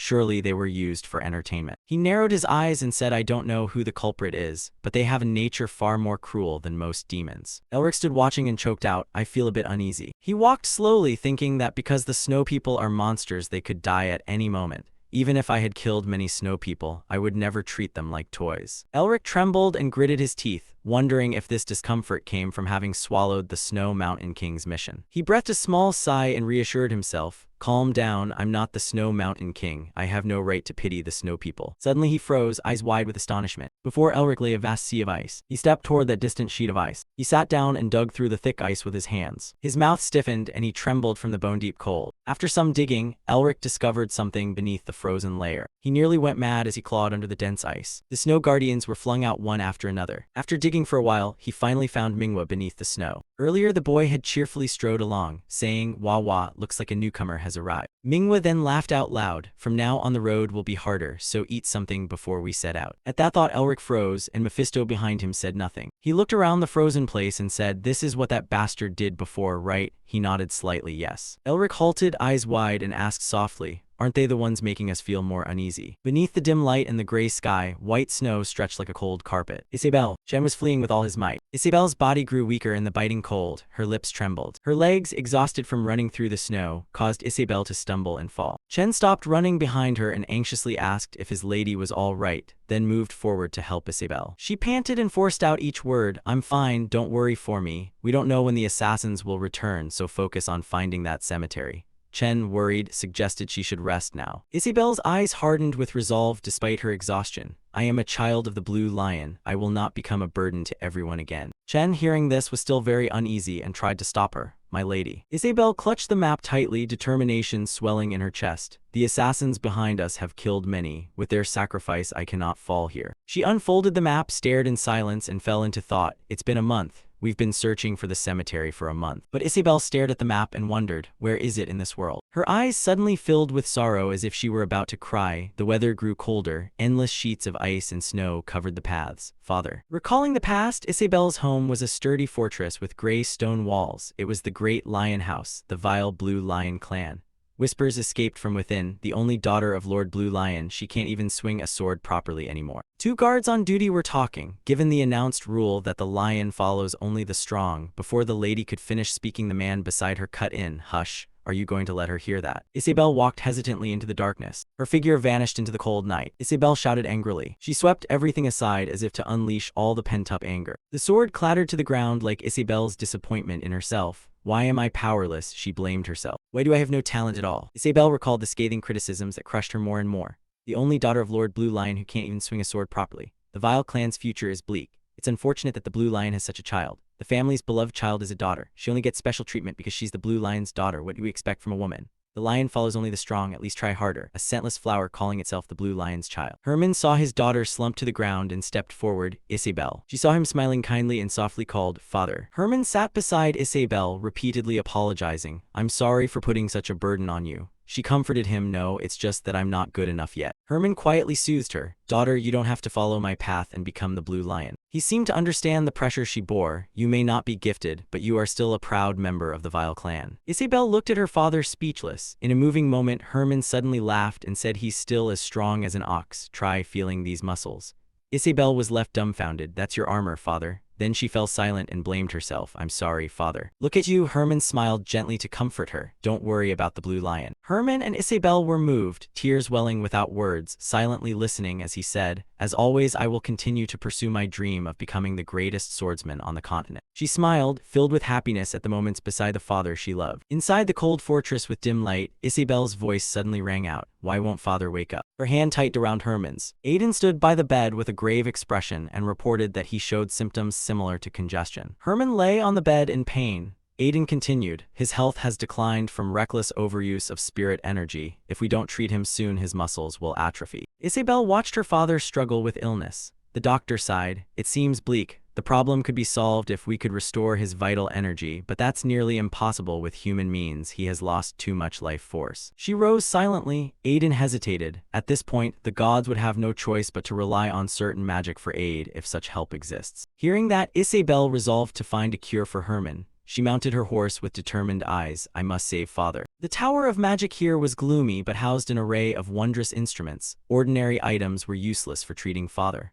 I'll risk my life to fetch advanced magical tools which are kept by the Magic Tower or the Academy. Someone in the group signaled for everyone to stop. Isabelle and the group stopped at the gates of a kingdom. Their magical tools were useless. This place was called the Snow Mountain. Year-round, the kingdom was blanketed in white snow, and I couldn't find anything to cure my father's illness. In a small eatery, the conversation of two customers drifted out. Hey, do you know of a cemetery ruled by the Snow Mountain King in these mountains? Isabelle sat stunned on a chair as the two continued excitedly. Really? If that's the king's cemetery, it must be full of treasure and many magical tools unattainable by ordinary people. If we had one of those, we'd be rich. Should we try to take it? The men's talk caught Isabelle's attention. Moron, do you want to be eaten by those snow people just for that legendary item? Even Ash and Chen had to stop and listen. Don't waste your life, keep drinking. After eavesdropping at the inn, Isabelle set out to track down the mentioned cemetery. She slammed her hand on the table in anger. After trying my hardest to find it, I now know the cemetery exists and where to locate it. Isabelle's plan seemed to hit a snag when the news reached someone who shouldn't have known. But this person was extremely mysterious and scheming. A problem arose because this plan had reached my uncle's ears. After the plan was exposed, Isabel, Chen, and Ash were hunted. Chen shouted, "Run, my lady." Meanwhile, soldiers were slaughtered en masse, leaving only cries for help. Isabel turned and saw rows of soldiers cut down, causing her to hesitate. Ash dragged her away. My uncle Paul Vile, who has long awaited a chance to seize the Blue Lion's throne, sent assassins to kill me because I'm the heir. Recalling everything that happened, Isabel could not help but feel bitter yet. She pressed her lips together, them trembling slightly from the cold. How cruel had he been? Chen raised his sword in defense. "My lady, please flee." Isabel looked back in confusion. What's wrong? Ash grabbed her hand and pulled Isabel to her feet, gently supporting her, when suddenly a familiar voice rang out. "We had to scour everywhere to find you." Chen lifted his sword with rage when he heard that voice. "We wondered where you'd been hiding. In any case, you're here now." Hanel, leading his soldiers, came to hunt the three of them. "Since you are still members of the Vile clan, at least I'll let you go quietly." Hanel was the sixth Blue Wolf, an elite knight secretly sent by Paul Vile. Ash and Isabel hid behind a rock, barely daring to breathe at each word he spoke. "If you're here, then surely the lady must be nearby." Chen shouted angrily as he rushed forward. "Nonsense, Hanel. You will pay for Isaac and Zard's deaths with your life." He thought to himself, "My lady, run and don't look back." Ash grabbed Isabel's hand to stop her. "Don't go out there, just the two of us can't stop them." But Isabel refused. "I have to go or Chen will die." Ash shouted at her in anger. "Chen is risking his life to buy us time to escape. Do you want his sacrifice to be in vain?" Isabel stood helplessly, speechless, too afraid to even glance back. Across the way, Hanel yelled, "My lady." He arrogantly stepped on Chen's body and said, "Your loyal servant will soon die. Are you just going to leave him here?" Chen, barely able to breathe on the ground, forced out each word. "Idiot, my lady has gone far away." Hanel thrust his sword through Chen's body. He sneered maliciously. "She must have abandoned her loyal knight. She's quite heartless." Blood covered Hanel as he spat out cruel words. "I will cut off your head." Isabel ran out from behind the rock and stopped. She screamed in despair, "Are you targeting me? Then just kill me and let Chen go." Tears streamed down Isabel's face, but Hanel still spat cruel words. "I'm sorry, but I won't do that," he said, leaving her stunned, eyes wide. "What?" He kept speaking in cold tones. "We have decided to kill everyone involved or who witnessed this," leaving Isabel unable to fathom Hanel's cruelty. Impossible. Dark memories flashed up. If you hadn't fled, people might have survived and lived happily with their families. Panic filled Isabel's eyes. Really? Scenes of soldiers being slaughtered in droves appeared. Even innocent children were brutally massacred. Hanel laughed savagely, regretting nothing. Isabel heard each word as if falling into a pit of despair. Her mind spun, drowned in guilt. So many innocents died because of someone like her. Hanel seized on her anguish. "End this now." Isabel, helpless, said, "I understand." Suddenly a sound made Hanel shout, "Someone." Elric moved swiftly, teleporting from branch to branch. He turned his head to look. Elric called back, "Just a passing imp." Elric perched on a branch and curled a lip in a grin. "You bastard." Hanel ground his teeth in fury and cursed. "Imp, which fool are you to meddle in my affairs? Are you a demon worshipper? If you hadn't come through here, you might have survived." Suddenly the tree trembled slightly. Hanel's eyes flared as if seeing something astonishing. Elric leapt from the tree toward him like a flash of magic. He dragged his foot to carve a long strip of snow across the ground to break. Hanel, amazed at Elric's move, demanded, "Who the hell are you?" He called down to Ash and Isabel below. "Are you all right?" She, surprised, answered him, "We're fine, but..." Seeing him fall, Isabel rushed over. "Are you okay?" Ash blocked her with his hand.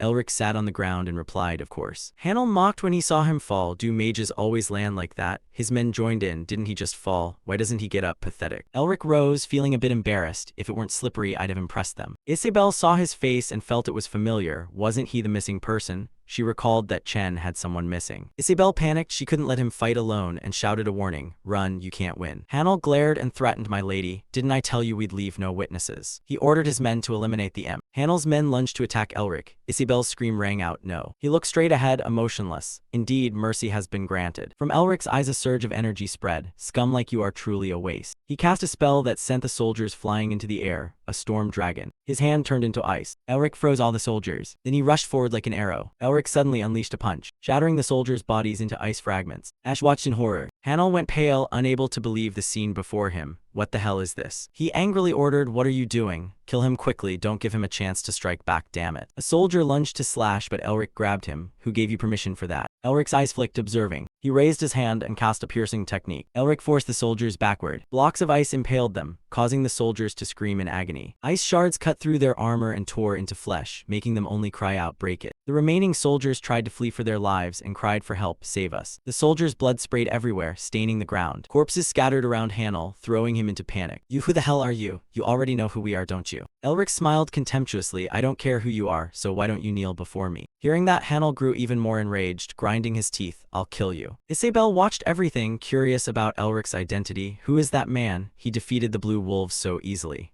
No, that's not the point right now. He must be an incredibly powerful mage, but he looks dangerous to approach. Meanwhile, Hanel flew into a rage and tried to stab Elric with his sword. Hanel went berserk, his eyes blazing red as he roared, "At least I'll be the one to kill you." Elric watched Hanel, surprised by his speed. He's that fast. Isabel shouted a warning to him, "Keep your distance from him." Elric's gaze sharpened and resolute as he empowered his weapon. Hanel charged at him with his sword like a man possessed. Elric raised his hand and launched an attack, an ice gale catching Hanel off guard. He formed large ice slabs on the ground to block Hanel from closing in. Hanel, like a mad wolf, laughed maniacally. "Do you really think you can stop me with such magic?" Hanel flew to the ice slab in front of him. He jeered triumphantly, "You're finished, you bastard." Elric stood silently watching Hanel. He used ice as a shield and dodged Hanel's sword as it struck the ice pillar. Hanel tried to smash the large ice blocks but failed. Hanel was astonished. Why won't it break? At that moment, Elric only smiled enigmatically. "Do you know what's more important than that?" He ran his hand through his hair, wearing the smile of a victor. "It's your head that's about to be buried in the ground." Hanel heard that like a thunderclap, sweat pouring from his face. "What, you dog?" Elric strode forward like a hero, power surging from him. The scene gradually turned white, buried by snow. Elric walked on leisurely. Ash watched his back in admiration, unable to believe he had defeated the blue wolves in an instant.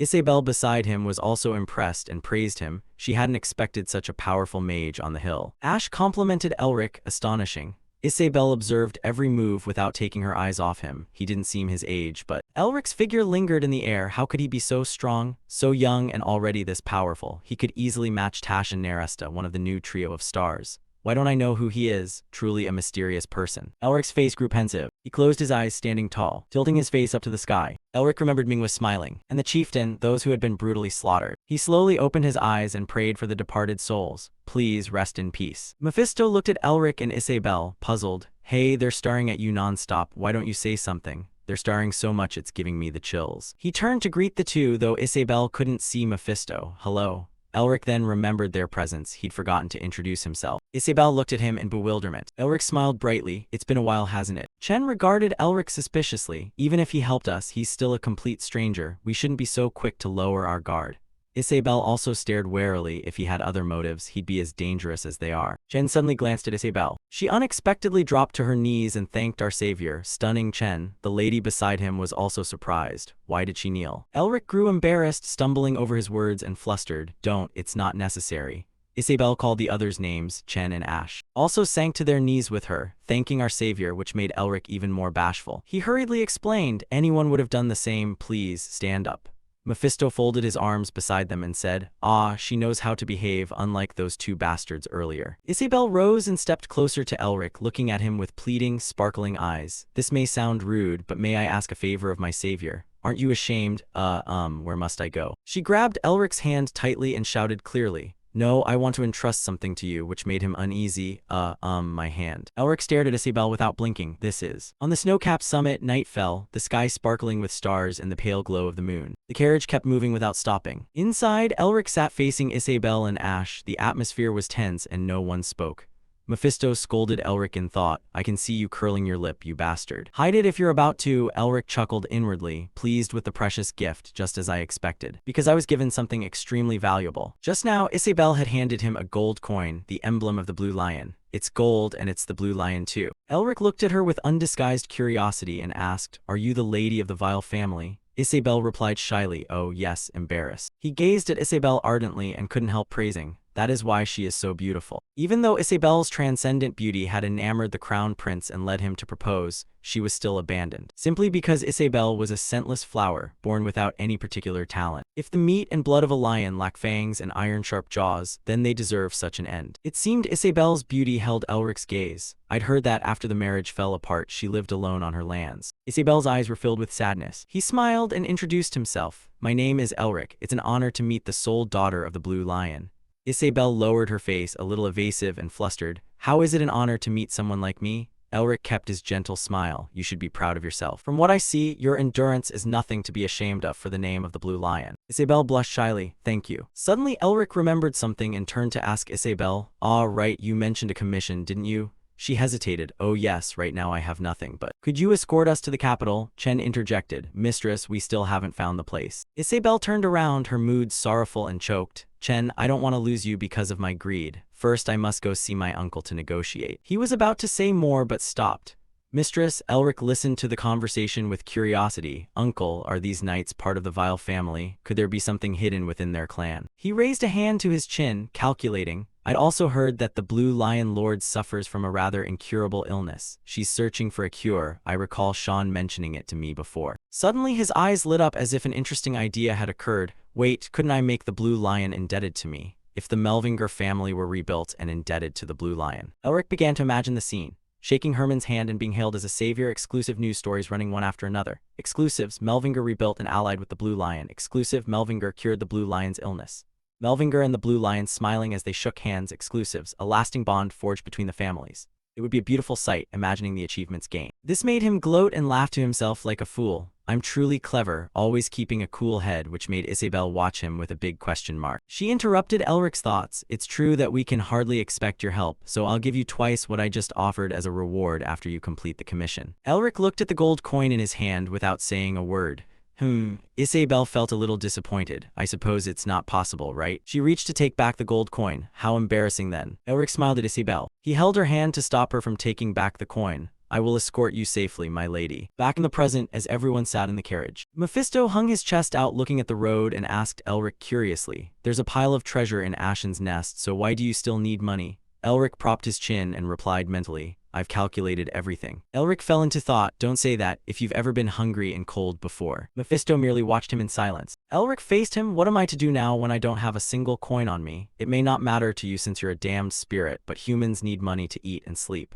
Do you think you understand the state of lack? Mephisto remained unfazed. This is a human problem. He covered his mouth with his hand and smiled softly. But this telepathy is rather convenient. With just a little energy, I can speak to whoever I want. He hung upside down and laughed with delight. I teach you only because it irritates me when everyone around you goes silent. Elric teased, I know why you hate being silenced. You're such a busybody that Mephisto gets annoyed. How dare you? He continued to spit harsh words at him. Ignore it. Are you going to sit there motionless for the whole journey? You look more disgusting than you think. What am I supposed to do now? I'm bored. Isabel looked at Elric's motionless posture, not knowing where to begin. He sat staring out the window without moving.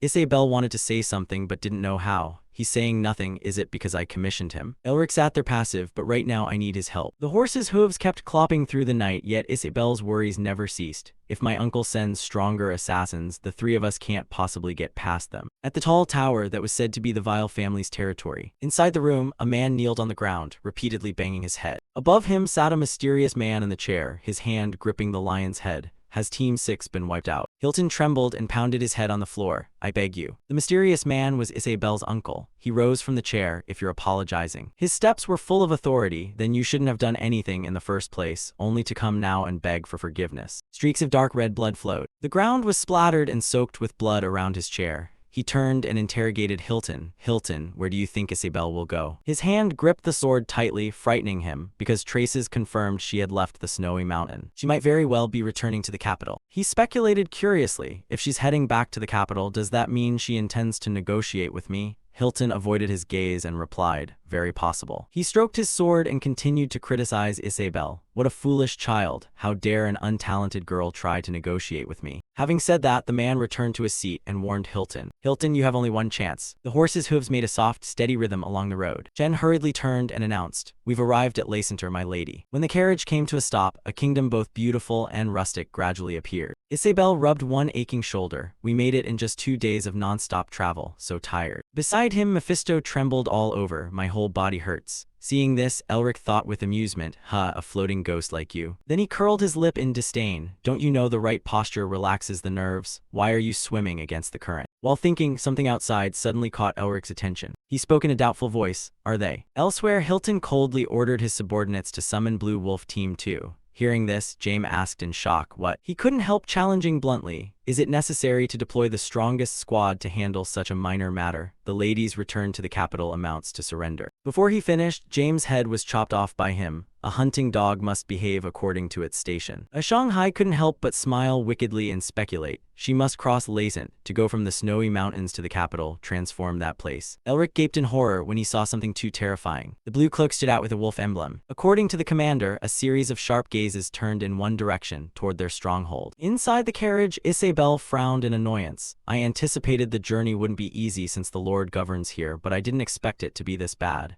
Chen worriedly asked for instructions. Should we turn back, milady? She observed the situation and replied bluntly, no. We've already drawn their attention. Doing that would only make them more suspicious. After thinking hard, Isabel finally devised a plan. Abandon this carriage, slip away secretly, find another place. Your counterpart quickly rejected the idea. No need. She, incredulous, hurriedly asked again, what did you say? The person opened his mouth in a sinister smile, disguise. The carriage was soon due for inspection. Chen guided the horse, slowly advancing step by step. Under the sharp scrutiny of the gate guards, the air inside the carriage seemed to freeze. Fortunately, they succeeded in entering without any mishap. The light by the gate grew dimmer by the moment, for by now Isabel's party had entered the kingdom. Someone's foot touched the ground. Isabel cheerfully asked, what magic did you use just now? Elric gently answered her question, just a simple illusion spell to alter our appearances. It's like a hypnosis that can be broken by a light shock, so we must be cautious. She sincerely thanked him. Thanks to you, Lord Elric, we entered the city safely. I'm truly grateful from the bottom of my heart. He modestly reminded her, rest here tonight, I'll return after handling some matters. Hearing this, she immediately agreed. Very well, return safely. On the way, Mephisto's mouth kept working. Why use illusion when you could just kill them all? Elric silently communicated mentally. I don't want to start a war without knowing the enemy, and I need to conserve mana for emergencies. He bluntly exposed the truth. Why do you take vows and make soul pacts if not out of laziness? Then he pressed on to probe further. Any way you need to get to the academy or whatever quickly, right? Elric replied evenly, yes, but I need to investigate something first. He finished and curled his lip into a perverse smile. Time has passed, but you surely remember, don't you? Thinking of what must be done, he grew suddenly more deranged. I need to know Dean's situation to prepare for killing him. Mephisto feigned pity. I don't know who that is, but unlucky to be targeted by someone like you. Suddenly he noticed children playing happily together. Mephisto, unable to hide his curiosity, asked, I have a question. I sense something like mana from those knights. What is it? Elric turned his gaze opposite. Oh, I guess your era hasn't arrived yet. Spiritual energy chains. His words made Mephisto more puzzled. Spiritual energy chains. Elric assumed the role of a young professor instructing students. It's simple. Mana is a blessing for mages, but over time even martial artists developed methods to use mana in their bodies. If mages cast spells by creating magic circles in the heart, martial artists strengthen their bodies by accumulating chains of spiritual energy around the danshan, the energy center. Similar to the mage ranks after spell circles. 1 circle is an apprentice mage, 7 circles a grand mage, and 8 circles a sage. Martial artists are divided into 1-chain novices, 2-chain beginners, 3-chain experts, 4-chain powerhouses, and 5-chain martial elites. To put it simply, Lady Isabel's knights are around the novice level. Mephisto pondered, then asked bluntly, only 5 tiers? He answered frankly, usually yes, but there are exceptions. Only one person can cycle through more than 5 chains. His expression suddenly grew several degrees colder. Who? Elric stood dumbfounded, unable to speak. After a moment, he finally uttered the name. The Golden Lion. He is recognized as the strongest man on the continent. Mephisto's words carried a hint of envy, just an arrogant nickname by human standards. Elric firmly retorted that this time the man could match my grandfather, one of the strongest in Melvinger's history. He muttered under his breath, understood. Mephisto's face showed an unusual excitement. I'm looking forward to meeting him. Elric thought helplessly that the old man was being stubborn again. Don't pay him any mind. What's more important is. He quickly changed his tone. Can I buy every copy of the paper for a month? His mind raced with plans to investigate what happened while he was gone. At that moment, a voice echoed from some castle. The matter is not yet resolved. A subordinate knelt and reported, forgive me, the Neresters are guarding the hospital like an impregnable fortress. The man beside him shouted angrily, Sean Nerester, ungrateful bastard. To soothe the mood, Rivern spoke flatteringly. But thanks to your discovery that the lair is being sheltered by the Academy's high ranks and the press, you have an advantage over other candidates for the headmaster position.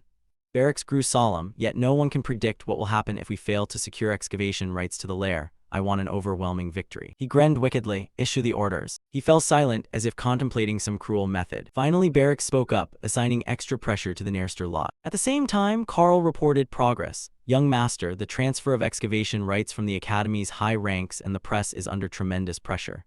Moreover, this situation is no different from stabbing the senior professors in the back. The Academy's leadership is furious. Sean laughed until his whole body shook, which left Carl utterly bewildered. The young Master Sean couldn't hold back his tears. They streamed out in torrents. My sister tortures me every day, and that bastard Elric hasn't contacted me even once. The readers must have forgotten me. I want to appear more. But I've already warned myself. He immediately pulled himself together. I'll keep enduring until Elric returns. At this moment, Elric was grumbling incessantly from bitterness. Dean remained as cunning as ever, and Sean was facing hell because of me. Though he smiled, his face was full of bitterness. The more he looked, the more it stung. You sure know how to use public opinion, don't you, old man Dean? Mephisto stared at him without saying a word. I'm getting used to that expression, and Elric's hand tightened more and more. Keep climbing and it'll only make my debut more spectacular. Just as emotions swelled, he turned his attention elsewhere. After all, I feel some pity for Sean. What can I do for him? In the distance, a blinding golden light was growing. To a certain point, it exploded and created a terrifying shockwave. Mephisto and Elric both turned to face it at once. A series of pitiful cries rang out. "Mother, someone save us." Elric immediately rushed outside without a moment's hesitation. His eyes widened in sheer horror. Reeling before him, the red flames roared fiercely. What the hell is that? A voice demanded, "Mistress, do you really trust Elric?" Isabel admitted without hesitation, "He's the one who saved us."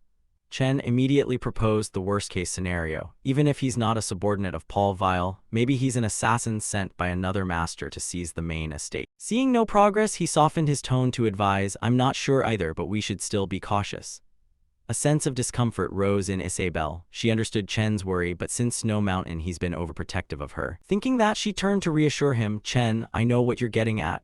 He suddenly grew urgent. "Yes, mistress." Isabel then warned sternly, "However, don't say that again. To doubt Elric is to doubt my judgment." Hearing this, Ash and Chen froze speechless. At that moment, Elric's image had invaded Isabel's mind. "I trust him." That expression only appears on straight, honorable people. Chen continued to press in confusion. "I get it, but isn't he just a mercenary who loves money?" She gave a gentle smile. "No, he genuinely wants to help us."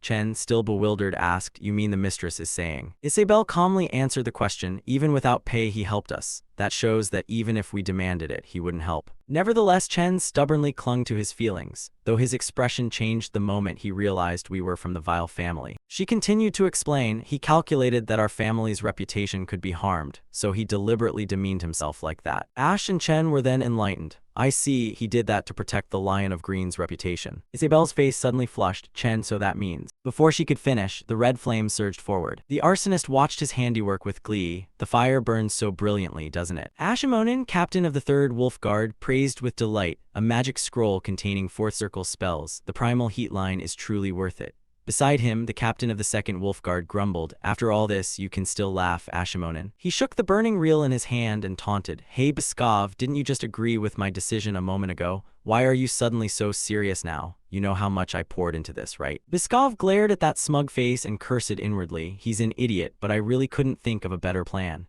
With the mistress's personality, whatever happens, she'll try her best to help others." Ashimonin, not knowing when to stop, went on, "What should I do now? Set more fires?" He seriously offered his guess. Team 6 has been wiped out. According to Hilton's calculations, at least 3 or more enemies remain, and he warned there might be mages among them, so we must be careful. Hearing this, Ashimonin grew even more pleased with himself. "Come on, even Team 6, I could burn them all with a single blind strike. You and Hilton are worrying too much." Then he licked his lips invitingly. "We've gone to so much trouble to get here. I hope they're strong enough for me to play with." Biskov couldn't resist and agreed at once. "Then let's begin." Elsewhere, the commander barked an order to his troops. "Find her." Flames flared up ever more fiercely. The cruel leader announced, "Spare the eldest daughter, kill the rest."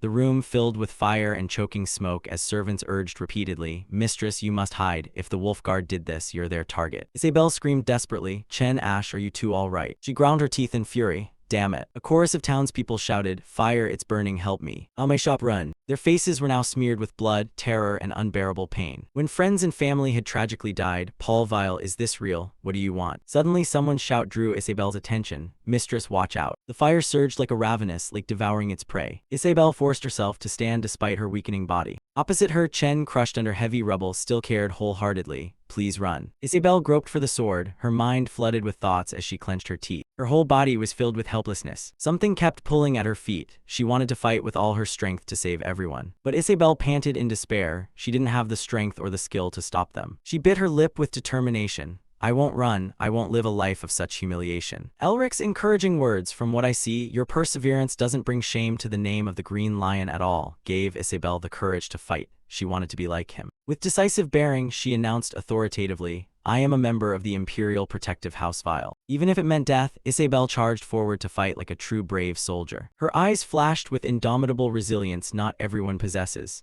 I will fight to the end. Another earth-shattering explosion occurred. Isabel squeezed her eyes shut as her whole body trembled. After a long while, she finally dared to look up slowly. What she saw now was no longer raging flames, but a cool blue light. What happened? At the critical moment, Elric appeared in time to save them. Wherever the scorching fire licked at, a stream of icy air swept in and extinguished it. The townspeople who witnessed it were overjoyed. The fire is being put out, we're saved. Isabel was still dazed. What is going on? The intense emotion brought tears to her eyes. Elric looked like a god sent down to redeem the world. Isabel hesitantly called his name, Elric. In her mind, there was only one thought: I don't know how long it will take. She silently followed Elric's every step, but if possible. Isabel was truly enamored with him now. She hoped that one day she could stand beside him. Seeing the horrific scene before him, Elric was furious. Wherever he ran, there lay dead people knights killing innocent civilians. Mephisto floated gently behind, a sinister smile on his face.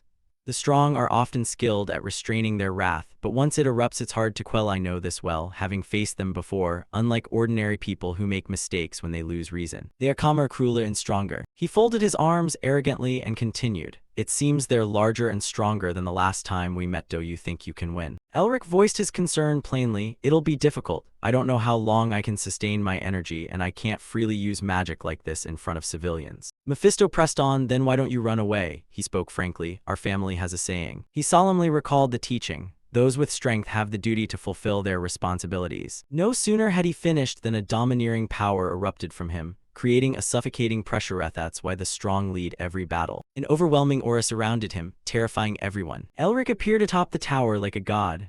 Ashimonin looked up with some reluctance. The scrolls I bought with my sweat and tears were supposed to be 7 circle spells. Where did a guy like that come from? Did he come out of the magic tower? Biskov, what do we do? Can't touch the magic tower, Biskov cautioned. I know all the mages in the magic tower, but I don't recognize him. Ashimonin worried. We must be careful whatever happens. Biskov's eyes sharpened. We just kill the miss and withdraw. Ashimonin hesitated about Elric. What if that mage interferes? Without more words, the two immediately focused on a dark alley to the side there. Isabel was wounded but still gripped her sword tightly in defense. Instantly, the two men appeared before her like the wind. Biskov shouted, "Kill her." Isabel's eyes widened in surprise. She couldn't react in time and her legs had no strength. In a flash, Elric shouted, "Isabel," and then appeared before her. She trembled. Elric. He turned to look at her with a pained expression. Isabel's face hardened with resolve. One of them shouted, "They're running away. Formation A, third team with me." Elric slid away quickly, carrying Isabel in his arms. As he moved, he kept watch. There were over 40 of them behind him. The whole squad kept chasing without relent. He thought to himself he had to lure them somewhere deserted. One of the team blew a whistle to gather them together. Elric was surrounded by the entire wolf guard. He stopped. He began to unleash his power. Around him shimmered blinding golden lights. Isabel in his arms stared ahead, mouth agape in terror. The entire wolf guard charged at the two of them with swords raised. He spun once and Isabel vanished in an instant, leaving only him. His feet suddenly felt light and then came to a halt. The wolf guard also ceased their attack. Silence enveloped the place. Suddenly Ashimonin appeared and taunted Elric. "Got you now." His face showed excitement. Hunting a mage for the first time is a bit thrilling. One of the men yelled angrily, "Where did you hide the lady?" Elric replied calmly, "You think I'll tell you? You're all idiots." He taunted them like teasing dogs. "Of course you don't know, you only chase me like a pack." Ashimonin's smile vanished. He gritted his teeth. "You wanna die?" He angrily ordered, "Bring me his head." Elric grew slightly anxious. He'd spent a lot of mana extinguishing fires across the city. He began to feel increasingly uneasy. The Dragonheart mana had risen after absorbing the seal, but his body wouldn't withstand another overlimit like before. He recalled the moment his body had been cut to pieces. Back then he could still reboot. But now everything would be ruined if he died even once. He thought tensely, do they have 30 or 40? I heard they'll all come out even to deal with one person. As Isabel had said, there was no more time to hesitate. He drew his crutch and prepared to fight. He decided the first person he'd kill would be their commander. Then he lunged toward where Ashimonin stood. As he swung the axe to strike, two of his henchmen blocked him with swords. Struck unexpectedly, he was stunned. What is this? My body doesn't move as well as when fighting the Snow Mountain Lord. A horned man closed in, sneering at him. Are you sure you beat the Snow Mountain Lord? In his heart, he firmly insisted, no, I'm certain my body moved exactly as I intended back then. The horned man shouted, you fool. After that shout, they struck him, sending him flying. He lay on the ground, not yet recovered, when his eyes flashed as if sensing something coming. Sure enough, the horned man's sword came down. Luckily, he dodged. The man arrogantly sneered, did you think Otto's board game trick for you would match reality? He retorted angrily, if you're not helping, shut up. Elric shouted furiously, all of you disappear. They froze for 5 seconds. He swung his axe straight at Ashimonin. Ashimonin dodged smugly and rushed toward him. What kind of mage fights in melee like this? Why not use your omnipotent spells? Elric gritted his teeth in anger, then launched his attack. He slashed the axe in 2 powerful arcs toward Ashamonen. The man raised both hands to block in a defensive stance. He quickly used his sword to break Elric's strike, sneering, "Is that all you've got, brat?" Elric grimaced in annoyance. But he didn't stop. He continued to swing the crutch down, yet Ashamonen still evaded. While he grew excited and slashed toward him, "Entertain me a little more." He quickly used the axe to parry the blow. He kept swinging the axe at them in succession. Ashamonen was no slouch either. He dodged every strike. Elric's face showed some worry now. His mouth hung open, panting. A barrage of blows produced a huge explosion. It lit up so brightly nothing could be seen clearly. After a momentary quiet, Ashamonen dragged his sword and stepped forward. He looked at Elric's shadowy figure with contempt. "You flee like a rat." Surrounded by a tight ring of men, Ashamonen smirked. Now the rat's trapped. Suddenly, Elric launched a spark that lit up the sky. He said calmly, "It's over." The streak of light shot higher and farther. Unexpectedly, it burst into a brilliant explosion like fireworks in the sky. Ashamonen trembled at the sight. "What the hell is that fire?" Elric curled his lip in smug delight. Around him, another beam of light containing that mighty power appeared. He boasted, "You lot are finished here, right?" Then he shouted a summoning, a magic circle. Sure enough, the magic circle he had painstakingly prepared flared brightly. Ashamonen screamed in fear, "Stop this game." Suddenly a sharp gaze stared at him. He could only utter a short, "Huh." It was Elric's eyes. They shone in the night like lightning that could strike down anything in his way, evoking the image of a ferocious dragon. Ashamonen trembled, unable to believe what he saw. How could a human have such eyes? Immediately, he ordered his men to kill him before he activated it. Now Elric seemed to hold 9 parts of victory. He smiled smugly. A sword-wielding man gritted his teeth and lunged at him. At that moment, the light in the circle began to blaze. He taunted, "You want to kill me?" Back to the moment when Elric came to rescue Isabel earlier. He turned to look at her with intent. She looked back at him resolutely. The two began to run together. One of them shouted, "They're fleeing third squad with me." Elric, still carrying Isabel, asked how they fought. She answered honestly, "They always attack in groups even if it's just to kill one person." Behind them, the whole squad kept chasing relentlessly. Elric remarked they lived up to their name like a pack of wolves. Isabel in his arms screamed, "Then I'll just lure them to the square and wipe them all out." She added, "It would be even better if we set traps." An idea flashed into his mind. He smiled faintly, "Traps, huh?" Elric suddenly grew rigid. Isabel called anxiously, "Elric," he pleaded for her help. "I'm sorry, but may I ask you a favor?" Then came the scene he had carefully staged. The spark was launched, it shot swiftly into the sky, and then boom, it exploded. He gave her detailed instructions. Just at the moment the explosion went off, after she evacuated the civilians from the square. Next, Tyr opened the magic tome, this signal. His power erupted. Now he was like death, sentencing the entire wolf guard to die. "I'll wipe them out." He fiercely slaughtered those in the square. A massive block of cold ice appeared inside the circle. One by one they froze with no way to escape. His face pleased. The magic circle really restored mana well. Ashamonen stammered with his remaining breath, "Impossible."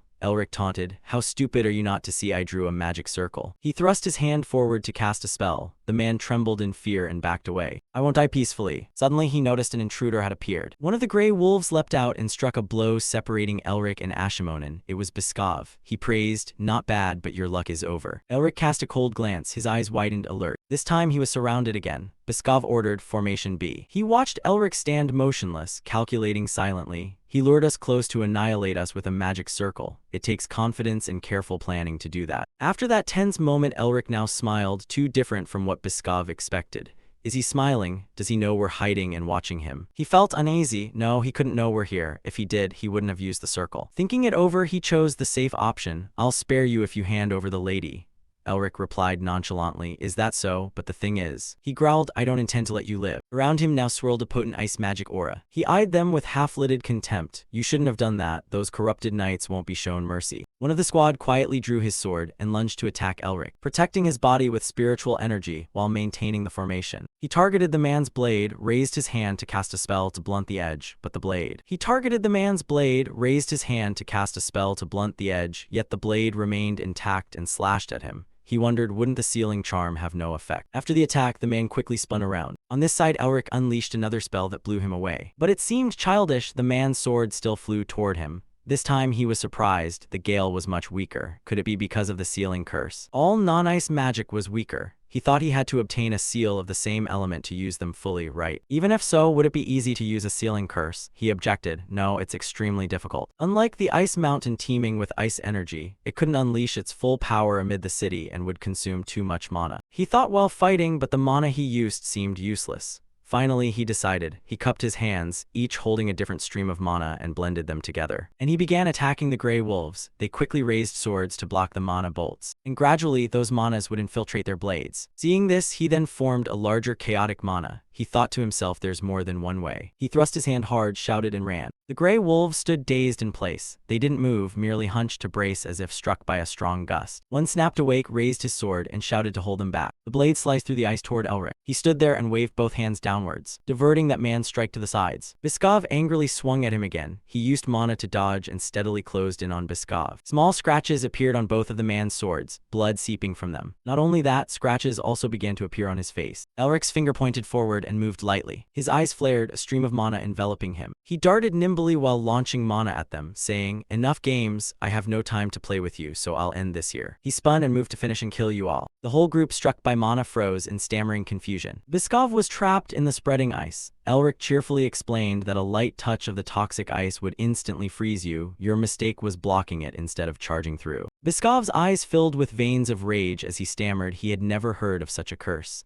Elric mocked, "What are you surprised about?" He grinned triumphantly, recalling that when he channeled mana into his hands, he only added a single curse to the ice spell. In the chaos, Ashamonen had escaped. He sneered, "Ha, first squad captain is the dumbest of you. He shouldn't have sent only us." He curled his lip contemptuously at Elric. "I admit you're skilled, but you'll soon regret meddling with us." Then he burst into a loud laugh. "You'll die at the captain's hands soon." The man beside him curiously asked, "So it's him?" An image appeared indicating the person he meant, the one who had conspired in this. On this side, Elric didn't wait. He fired a mana beam at him and vowed on his honor, "You won't be alone on your way to hell." With a single glance from him, the mana shattered Biskov's remaining ice into fragments, scattering everywhere. "I'll send him down to you soon." Ashamonen and his men on the wall witnessed it all. He hurriedly searched for something and ordered his comrade to hold it up, suspicious. "What is this?" He explained it was the tome containing a level 6 fire magic circle. "We escaped him thanks to Biskov holding him back, but..." He took pride, saying, "We, the Blue Wolves, are Lord Paul Whale's swordsmen. You will be the next Blue Lion. You can't just tuck your tail and run, we can." He seemed insane, ranting to run until your feet blister and set yourself on fire, and if that's not enough, burn yourself and run. His eyes were mad as he held the tome, saying, "Burn the lady, her death doesn't matter. Use your life to set this city ablaze." Mephisto warned Elric, "Ha, it looks like they're about to do something crazy again." He wondered aloud, "What, why?" Suddenly his eyes widened as if he found the key point. Without hesitation, he shot up into the air, flying as he cursed those bastards. A terrifying laugh rang out with the words, "The only species more destructive than demons in this world is humanity." Elric heard it and frantically moved around the village. Ashamonen continued,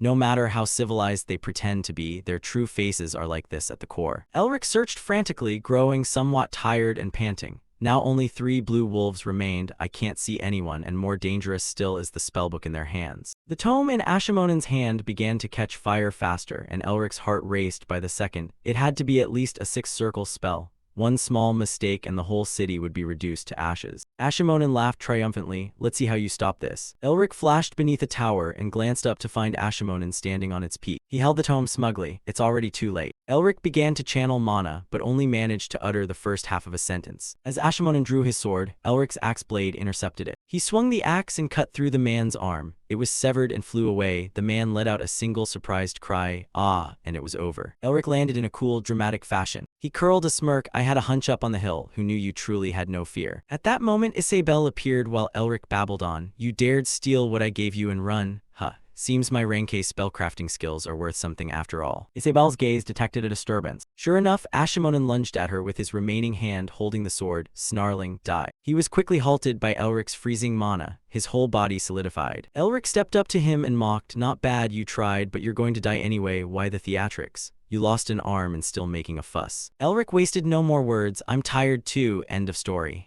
But Ashamonen, smug, retorted, "You think it's over." Elric puzzled, "What?" Ashamonen reminded him, "Have you forgotten those two?" A hazy image of the village sprang up and then gradually came into focus. Ashamonen boasted, "While you loiter here with me, my men have already finished their preparations and are in position." His voice carried pride. "Though I lost to you now, we, the Blue Wolves, the trump cards of the Lord, will never be defeated," he crowed. "Your wizards were too careless. This place will soon become a hell of wails and curses." Elric let him savor his last moments, then sneered back, "I've already stopped them." The man trembled and stammered, "What? You were taunting me earlier. You told me to use magic and I was proud of it." Recalling that moment, at the very instant he glimpsed Ashamonen on the roof. He channeled mana and spread a sly grin. Slyly he shouted. The remaining mana burst forth, splitting into two beams. He boasted, "See, one beam hit one straight in the face. The other beam struck the other's stomach." He only had time to gape in pain. Elric was delighted. "Even your ace is gone." Ashamonen's smile vanished completely. Now he was like a guttering lamp before the wind. He screamed and frantically sought a last shred of hope.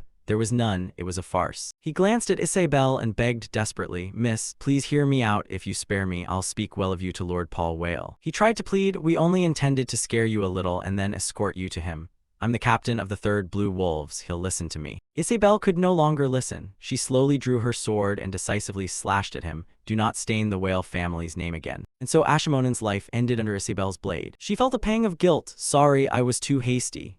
Elric reassured her, "It's fine, I intended to hand him over to you," and kindly asked if she was hurt anywhere. She suddenly trembled and stammered, "I'm fine." Elric reached out to soothe her. Her body was likely in shock. "Just wait a moment." Then she broke into a smile. Elric, as he gently passed mana to Isabel, she pleaded, "Could you spare the life of one blue wolf?" She could never have imagined the knights from the family would get involved with someone as worthless as her. Even if they respected her, that respect was only because she was the daughter of the Blue Lion, nothing more. As for the Blue Wolves, they occasionally showed her some courtesy, otherwise they did not. They always stared at her with cold eyes, and in those eyes there was only contempt. However, she recalled how one blue wolf knelt before her and asked to be spared. She bluntly said it was so they could return one as a message. She felt those blue wolves feared her. She ordered them to tell my uncle that he would never become the Blue Lion. Back in the present, she stood up and left. Of course, to be precise, they were afraid of Elric. She left silently. From behind, Elric waved and said, "If only I had your strength and ability." She turned back, raised two pinkies in salute to him. She clenched her fist, resolved inwardly that she must grow stronger. Complaining about fate does no good. To gain power, she must rid herself of this weak nature. Elric, curious, asked where she would go now. She smiled. "I'll go to Karne, where my father is planning his future."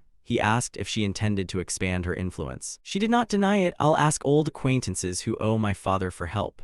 He praised her decision as wise. No one would dare approach the Blue Lion's domain. She was a bit pensive, true, because the Blue Lion is there. But if her father didn't wake, it would be a hard fight. If Elric helped them, it might work, yet the lion must not be involved with witches. She felt regret and told herself she already owed Elric too much. She didn't want to rely on him any longer, so she said goodbye. Elric handed her a folder. "Take this." It made her curious. "What is this?" "Documents." His voice sincere. "Sorry for being abrupt, but I heard the Blue Lion's illness resembles an obstruction. Maybe this could help." "No," he said with a goofy smile. "It's a cure for the disease." She cried out in gratitude. "What?" Meanwhile, Elric was treating Ash. He winced in pain and asked, "What do you mean?" Chen, sitting nearby, looked skeptical. "An obstruction." Under Elric's treatment, Ash's wounds quickly healed. Astonished as he looked at his arm, Elric suddenly stood up. "Allow me to introduce myself." Isabel bashfully introduced him. He raised his hand. A streak of light shone on it. "My name is Elric Melvinger." Isabel's eyes sparkled as he continued. "Of the Melvinger clan." He took out a pendant. It flashed on his chest. The light ducal title was explained. The light is a rank granted to Ustin Melvinger, the Luzar Archmage, awarded after his great victory over the demon clan. It symbolized his radiant bravery on the battlefield. Although a title is only a title, his name alone was enough to make it a symbol of glory.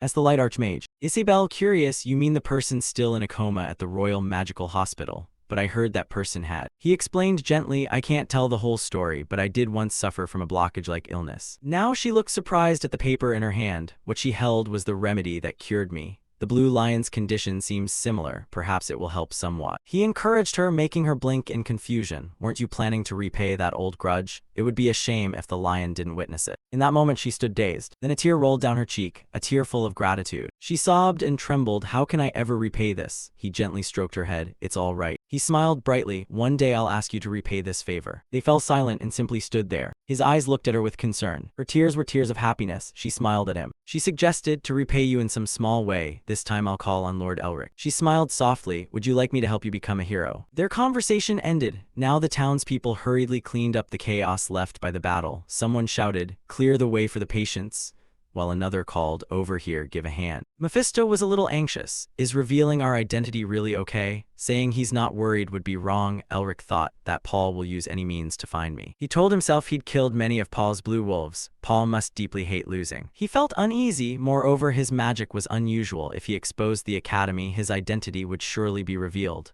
Mephisto joked, so worry about staging a performance since it's bound to come out anyway. When the work was done, everyone waved happily as he left. He thought to himself that helping the Blue Lion would be a good step toward reviving the Melvinger clan. He waved back cheerfully. Mephisto praised him. You not only made an exaggerated name for yourself, but also paved a solid path forward. I thought you were only good at magic, but you can plan too. A woman holding her child sighed wistfully. You must go. Why not stay longer? He replied awkwardly. I've troubled you long enough. It's time I return to my life. She looked at her sleeping child in her arms. Thank you. If you hadn't destroyed those villains, who knows where we'd be. You've done so much, I don't know how to repay you. Elric frowned in displeasure. Why do you look so troubled? I told you I'm only doing my duty. Suddenly the man sat down solemnly. I Chen, a knight of Whale, will never forget this debt. While Elric, feeling helpless, insisted it wasn't necessary, Mephisto sneered. He's doing it for future gain. Elric pleaded in exasperation. Oh, give me a break. He quickly changed the subject and asked, what will you do now? Chen answered, though the troublemaker was Paul Whale, it's still the Whale family's sin. His expression hardened, so I vow to help the people here to the end, and then I'll go to Karne to meet the mistress. Mephisto folded his arms mockingly, so they want to win public favor while amplifying Paul Whale's scandal. She looks innocent, but her methods are boundless, huh? Elric spoke coldly, it's a duty. Mephisto frowned and glanced at him. He looked at the crowd cheering, the responsibility of a noble, their voices following one another. Thank you, sir.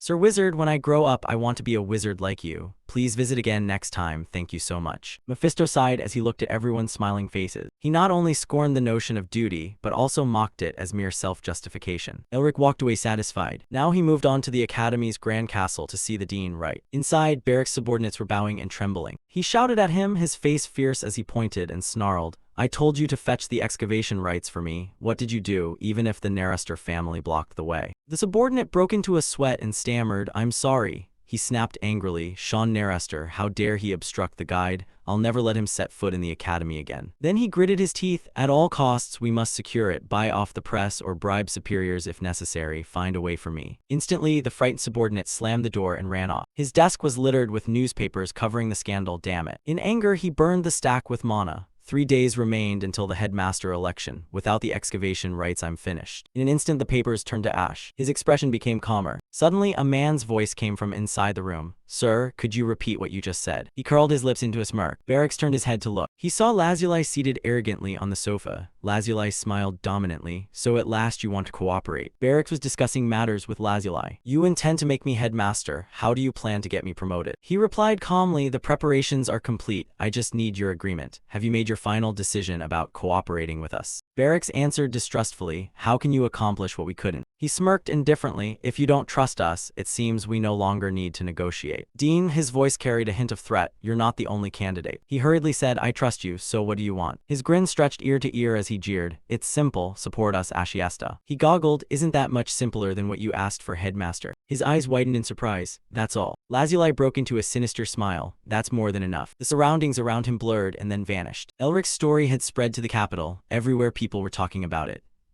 Have you heard what? From the alleyways of the tiny city of Lacent. I heard the Blue Lion family has caused a huge commotion lately. Are they fighting among themselves? Those lions openly use violence without caring for the people. It's not uncommon. At the tavern you didn't hear, this time many died and houses were burned, so cruel. Elric's tale was like an appetizer to whet the diner's appetites, but then a mage appeared and wiped out those bastards. Really? There's such an amazing mage, who is he? He sat inside frozen as people gossiped. Someone knowledgeable said, rumor has it he's a young, rather handsome man.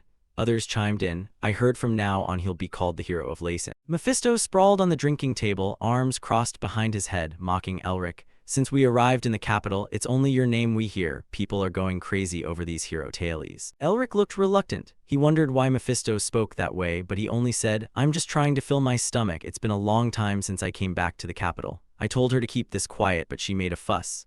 Thinking back, Isabel asked me, do you want me to make you a hero? Elric didn't understand her intent at first. She explained that nothing boosts public favor like a heroic story. Her smile was calculating. I'm sure this will help you. Fame like that will do you a lot of good later. Of course, she continued, it will also secure my position so I can put pressure on my uncle Paul Whale. Only at the tavern did he realize Isabel meant to help him. Was this really help milady? The tavern had become a market of gossip. I heard he even saved that scentless blossom. The Blue Lion's daughter nearly became a crown princess. Have you heard about Lason's hero? I hear he's heading to the capital. Oh, are those two dating? What will happen next? Who is he? I heard the prince still fancies her. It's a disgrace for a promising wizard family. Some love triangle, maybe. Elric complimented their mangled retelling. They were turning a heroic tale into a love story. Still, she was truly skilled at seizing the moment and staging things. He reluctantly stood, I should go eat somewhere else, and comforted himself that whether heroics or romance, either would help promote his name. Elric yawned wearily and thought that if he had Isabel's talent for restoring a clan, it would be great. He wondered whether she had reached Karnoy safely. He turned and called to Mephisto, Get up, Mephisto, let's go somewhere else. Suddenly someone shouted, He's here. Sean appeared in a flash right before Elric. Without a word, he threw a powerful punch at Elric. A surge of mana enveloped them. Outside, people shielded their eyes, stunned what's going on. Someone else wondered if a fight had broken out. The crowd watched the rising smoke and speculated. No way could that Paul Whale still dare cause trouble in the capital. Someone shouted, Everyone, step back. Through the hazy smoke, Sean's silhouette was seen swinging a fist at Elric. Elric dodged quickly and suddenly realized something. He thought to himself, this smell of mana. Sean messed his rage peaked. You even dare evade, he snarled. Elric recognized the acquaintance and teased, long time no see, but it seems you're taking this prank a bit too far, aren't you? Sean didn't stop, his hand unleashed a stronger burst of mana. Do you know how much misery I've gone through because of you? If you have any conscience, you should come to the capital to make amends and take a punch at least once. Sean hid in the shadows, voice full of fury. Don't you think so, you damn traitor, the so-called. A brilliant mana flash revealed Sean's face. Blue veins stood out as he growled, You friend of mine. Elric raised his hand to reassure everyone. Good heavens, look who it is, my wonderful, lovely friend. Only then did people realize, what, it's just a greeting between friends. Sean was anything but pleased, you damn dog of a man. The two sat down to talk. Sean sulked, Please, after dealing with someone like you, what can I rely on from a man whose morals are beyond saving? Mephisto smirked at Elric. I like this friend of yours, while Elric teased, If you can't be redeemed, why not buy me a beer? Sean remained annoyed. You have a proper family now and still cling to me. Sean looked slightly uncomfortable. This is the last time, damn you. He then asked about Elric's relationship with the Blue Lion's daughter. Elric blushed a little but said, Oh, it's nothing. Sean waved to call the staff. It's on me. Elric explained Isabel and the others weren't that kind of relationship. Sean put on a knowing look. I'm not easily fooled, you know. A staff member came over. Sean took the menu and ordered smoothly. We'll have an iced tea and a raw knife beer, 1 caprese olive oil pasta, and Rhea bacon. Elric gave him a wry smile. You bastard. He must have sensed my different mana signature already and didn't ask a thing, probably waiting for me to reveal it, Sean said with a look of disgust. Why are you making that serious face? It's not like you, it's gross. Don't do that anymore, okay? Mephisto beside him agreed. He's right, your expression is disgusting. Sean pointed at the table piled with food. The food's here, eat before it gets cold. Elric retorted, What do you mean disgusting? Don't you know I've been getting praised for being handsome lately? Sean didn't care and replied, You still owe me that punch. His tone turned serious. Aside from that, the performance you're staging, just like you instructed, are you sure it's okay? What if you lose everything over this? Contrary to Sean's worry, Elric was calm. Don't worry. Right now only 2 things matter to me, dragging that barracks who tried to kill me into hell and the powerful revival of the Melvinger clan. Elric said firmly that he'd make both happen at the same time. Sean didn't refuse. All right, I'll keep preparing what you asked for. Suddenly Elric's gaze sharpened. Hey, you lot have suffered a great deal because of that too. Sean's expression grew urgent. Damn, that's bad. Your witch family must have heard those rumors by now, Elric asked curiously. Which Tasha? Sean shuddered. Exactly. After hearing the rumors, that dragon-obsessed woman probably went completely mad. Cut to the neighborhood of Sean's witch family. Inside the castle, it was not as peaceful as it appeared. Sean thought to himself, our plan will be ruined. Tasha, wearing dragon-shaped shoes, paced the room, taking quick steps. Has the promotion order been sent to the academy? Hanabi replied. Yes, sent to Dean Barracks of the Elemental Magic Institute. She was furious. How could he let this happen? Prepare to head to the hospital immediately. Tasha stopped and turned. Hanabi, give me a brief report. Yesterday the papers had nothing but ridicule for that madman and now it's different.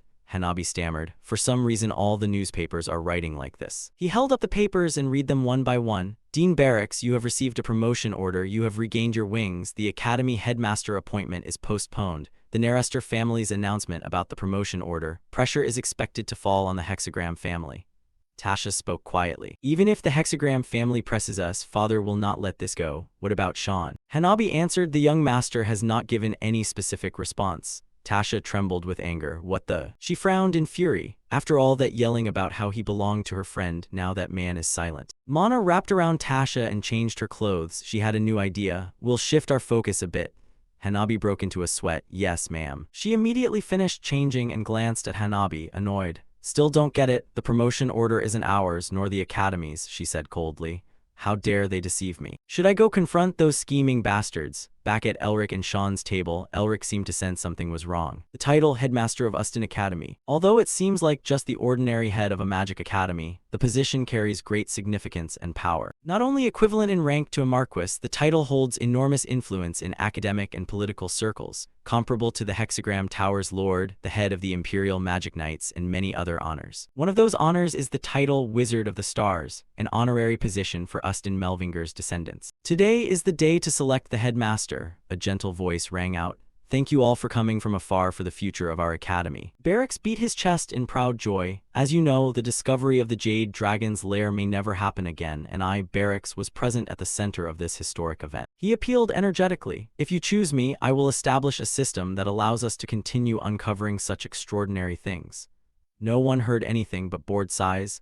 He thinks the academy is already in his hands. The other candidates haven't even arrived and he's started already. Sean's face frowned with worry. Elric thought, can he really do this alone? Remembering their previous conversation, he couldn't help but be uneasy. Barrack's approval rate is way ahead. I know you have a meticulous plan, but the supporters have been bribed, so it won't do any good on them. He was worried about tomorrow, yet Elric only smiled indifferently. Let them do what they like. Back to the present, Lazuli swept by praising Barrack's wonderful speech. Headmaster. He laughed modestly. Ha ha ha, I'm not even chosen yet. Why raise me so? I'll follow Siesta's wishes. Don't worry even if you don't behave like that. Then he gently dismissed her. The other candidates are speaking. Let's talk later. Lazuli's eyelids curved. Then I'll trust you. Barracks privately harbored his own intent. Yes, when I become headmaster you won't have to worry. I never intended to help you in the first place. He paid Lazuli no mind. I'll soon stand shoulder to shoulder with the Lord of the Hexagram Tower. Why would I help a group with no foundation like Siesta's? He was delighted with his grand plan. Crushing you all will be as easy as flipping my hand once I'm headmaster. Unfortunately, he couldn't see Lazuli's faint smile. She chuckled quietly, pleased with Barrack's choice. Time passed until the end. The 7 candidates' speeches concluded and the vote would begin soon, so please take your seats. Sean sat as if on hot coals. Elric. The list of names appeared above. He suddenly noticed a familiar figure. His eyes widened in disbelief. He was so shocked he leapt from his seat. Sis, what are you doing here? Iris protested. Don't you know where this is? Madam of the Narester family, this is not an asylum. The voting seats are reserved only for the heads of Hexagram. Tasha replied nonchalantly. Why would you think I don't know? I know perfectly well. I am attending on behalf of the Lord of the Narester family. I believe I am the rightful person. She sat in a seat, cradling her cheek with a sly smile, fully understanding what would happen. Leon flustered, not knowing where to hide. She looked at herself, stunned. Impossible. Does she know something? A voice cleared softly into the mic. Attention please, Rivern interrupted. I'd like to announce the voting procedure before the selection begins. I ask everyone to sit down and remain silent, so please be strictly quiet. The speaker continued to explain the rules. You should have received this magic stone. You can view each candidate's information with this stone, he said clearly, and vote for one of the 7. Results will be announced once all votes are cast. Barrack stroked his beard discreetly. I've waited for this day, he thought. My promise can draw anyone involved with the Academy's attention and may give me a chance to cooperate with the Magic Tower and the royal family. He was very pleased. Not only that, he had already spoken with all the selection representatives. Every tick of the clock meant matters were settled. The official announced, now I will announce the result. Excluding the Melvinger family's vote, which is absent, the one with the most votes is. Barracks propped his chin, waiting to hear his name called. First syllables rose, Barra. At that moment a sharp voice cut in. Wait. Everyone murmured in commotion. What the? Who dares interrupt this sacred selection? All eyes turned in that direction. Tasha smiled with delight. Sean silently urged him forward. Elric. The gem sparkled under the lights as the person raised his voice. Lord of the Melvinger House, Elric Melvinger. His voice was commanding as a luminous duke and a voting representative. With a confident smile he said, I have come to exercise my small but important voting right. Everyone was stunned at that name, Elric Melvinger. Some recognized the disgrace brought upon the noble magic family. No one wasn't surprised. What is happening? They whispered, isn't he supposed to be comatose? Rivern couldn't believe it either. Elric. Under the pouring light, Elric slowly advanced toward Rivern. There was not a trace of illness in his bearing. Barracks was stunned. How did that bastard get in here? The crowd booed and criticized. What is this intern Elric doing? How dare a lowly intern cause trouble at the headmaster selection? Yet he walked on calmly. Do you look down on imperial law? At this moment I am not an academy intern. In a blink his cloak changed to an elegant suit. He was a duke of the empire and a voting representative. The empty seat in the center is Melvinger's seat. Isn't the Lord of Melvinger allowed to congratulate the new headmaster? Barracks tried to stay calm and questioned, while I'm glad the Lord of Melvinger's health has improved, I wonder why you act this way now that the vote is over. He sneered, unfortunately the vote is finished and announced. Elric interrupted. Ustin apprentice selection law about 2 points him. His tone was light when he pointed out doubts about a candidate noticed before the selection concluded. His figure seemed to glow as he stepped onto the stage. The election can be reheld if the majority of members agree. Suspicious and judging glances were cast his way. Elric casually patted Rivern's shoulder. A luminous duke, Elric Melvinger. His voice struck like a blow, exposing the headmaster candidate Barracks to all. He accused with a benevolent smile, "You are not qualified as a candidate due to suspicions you fabricated important documents." And of conspiring to assassinate the luminous duke, Barracks' plan was disrupted. Barracks cleared his throat. "It seems you do not understand the seriousness of this matter. Can you prove that I am a criminal?" He showed no fear. "You entered the vote as a representative of a prestigious magic family. We must follow procedure as you demanded." He turned and shouted, "My dear voting members, do you heed these words? The evidence of..." His tone grew cold. "Elric, no. The head of Melvinger, no." Barracks stated firmly, "Elric Melvinger, he seems to be hiding something, but whatever you do, the result will not change." He was confident in the pawns he'd prepared. "How dare you touch me?" Full of contempt. "You brat, I'll show you what real politics is like." No one spoke. Barracks said gravely to Elric, "Then I don't think anyone agrees with you. So what will you do now?" He only smiled faintly. "Why are you in such a hurry? It's not too late to decide after you hear me." Barracks put on a righteous air. "Huh, you insist on spouting those derisive words during this sacred election." Suddenly his own voice rang out. "You say there really is a dragon's lair there?" Elric sneered and produced the crystal orb. A voice issued from it. "No good. Deal with Elric as planned. Keep his magic pendant as a memento." Barracks was stunned that voice was at him. He gaped in disbelief. From then on, Elric smiled and spoke. "Unlike what the public believed, Headmaster Barracks did nothing to aid Headmaster Nerister's great discovery. On the contrary, he wanted to eliminate me and steal my family's heirloom." He fell silent. Who still believed that? A sharp glance swept by. "My words are still baseless fabrications, they say." Barracks tried to defend himself. "No, he's accusing me. How dare you deceive everyone with deceptive magic?" Elric folded his hands behind his back and asked sternly, "Deceive? How did I deceive you, a 7th-tier spellcaster? Do you mean I'm of the 8th tier?" The crowd followed along. Indeed, how could a mere trick spell deceive everyone here? The idea that a patient under a sealing illness could be of the 8th tier was even more absurd. They were all shocked by this truth. So the headmaster really tried to kill the luminous duke. Barracks' world collapsed. "The crystal orb, that's what I gave Rivern when I ordered him to kill that man in the lair. How did he keep this?" A soft sound made him immediately know the culprit, that bastard. Rivern put on a professional air. "Now, Hick, since the council members are having an important discussion, I ask the guests to remain silent." Hick. Barracks was furious. "Damn you, Rivern, how dare you betray me?" At that time, Sean provided some information. "Oh right, we caught a suspicious person wandering the hospital last night. Rivern."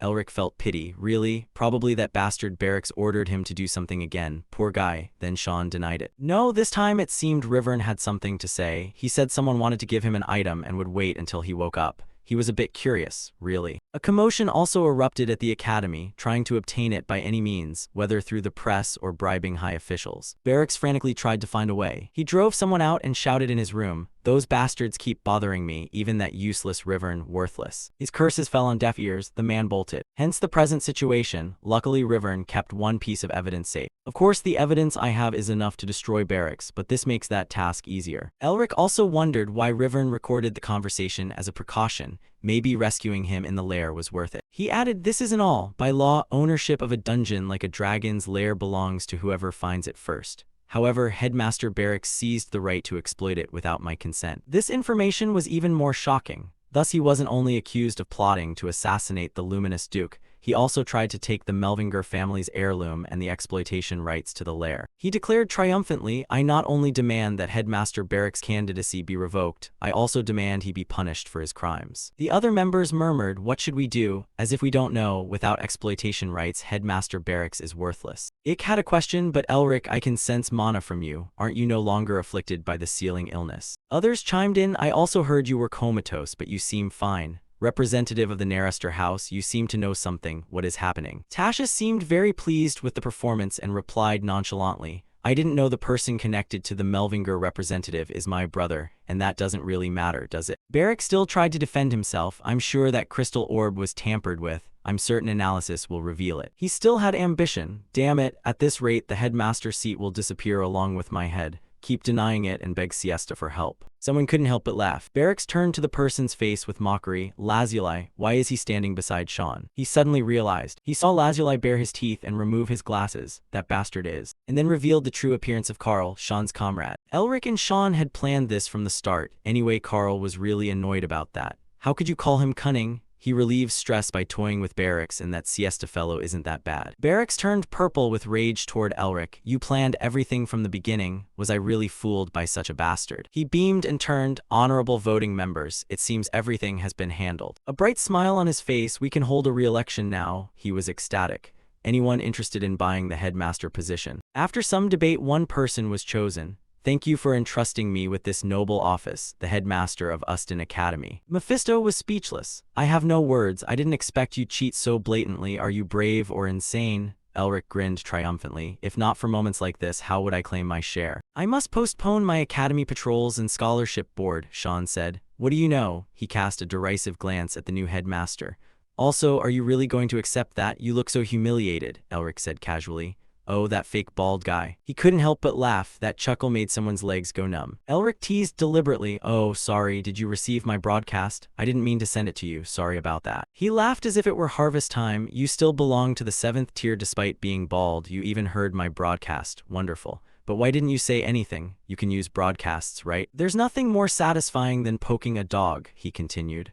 Well, being able to hear it is impressive enough. Oh, I get it. You don't hear it because of talent. Elric's grin reached his ears. It got into your head because you have no hair, didn't it? The words read aloud formed a bolt of lightning that struck his head. Barracks couldn't bear the humiliation. You brat, how dare you mock me? Suddenly startled, what's wrong, Headmaster Barracks? Everyone panicked and ran away. Barracks ground his teeth and hissed, die. Elric smiled resolutely. A powerful lightning bolt descended upon him. Elric wore a faint, languid smile. The tattoo on his right hand began to glow. In a flash, a magic circle appeared and shattered the lightning. The entire square seemed to quake. Everyone's faces were filled with terror. Since when had a large snowflower appeared above them? A 5-star magic circle. Who blocked it? Barracks went mad and continued his assault. That silhouette vanished. In an instant, it reappeared before him, and 2 magic circles collided, sending off sparks. Eric couldn't believe someone from Lacenter could block a 6-tier magic circle of lightning. Everyone amid the chaos also noticed something. Wait, this person. They cried out in horror. It's that useless member of the Arcane Faith clan. How could a cripple like him use magic? Meanwhile, Elric was excited. He thought the old man would be easier to deal with because of his age, but he's still a 7th-tier mage, so handling him would take some time. However, a powerful strike was launched. He was waiting. I think he forgot where he was standing. A blaze descended. A seductive voice rang out. If this old man keeps acting so irritating, the space will heat up and someone annoyed enough will eliminate him. The one to act was Tasha. This time everyone was truly shocked. A phoenix is a magical firebird. Elric thought to himself, the youngest 7th-tier mage capable of summoning a phoenix. He wondered if Tasha's sister was involved, but the battle was about to begin. All the members stepped forward in unison. From now on, your actions will be treated as terrorism and punished.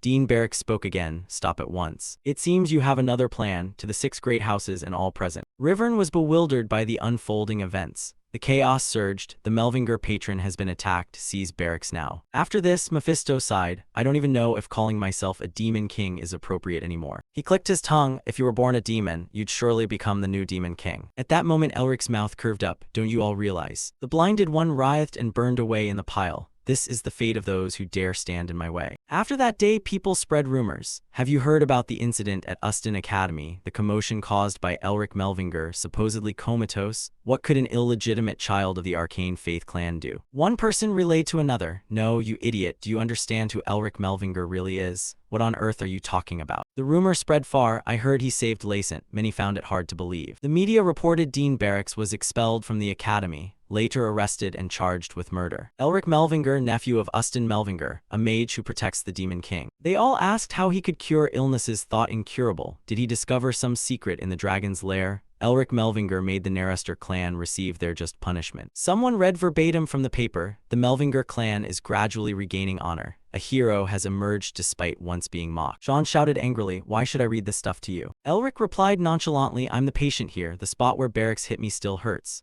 Outside the manor, it's packed with reporters. Please let us see Lord Elric Melvinger, Narester, open the gates. We have a right to know. Damn, you're just good at pretending to be a hero. Don't you see my guards are suffering? Sean sneered, stretched. Those reporters should know the truth about this island rebel. You only pull petty stunts, yet you're already a legend in people's mouths.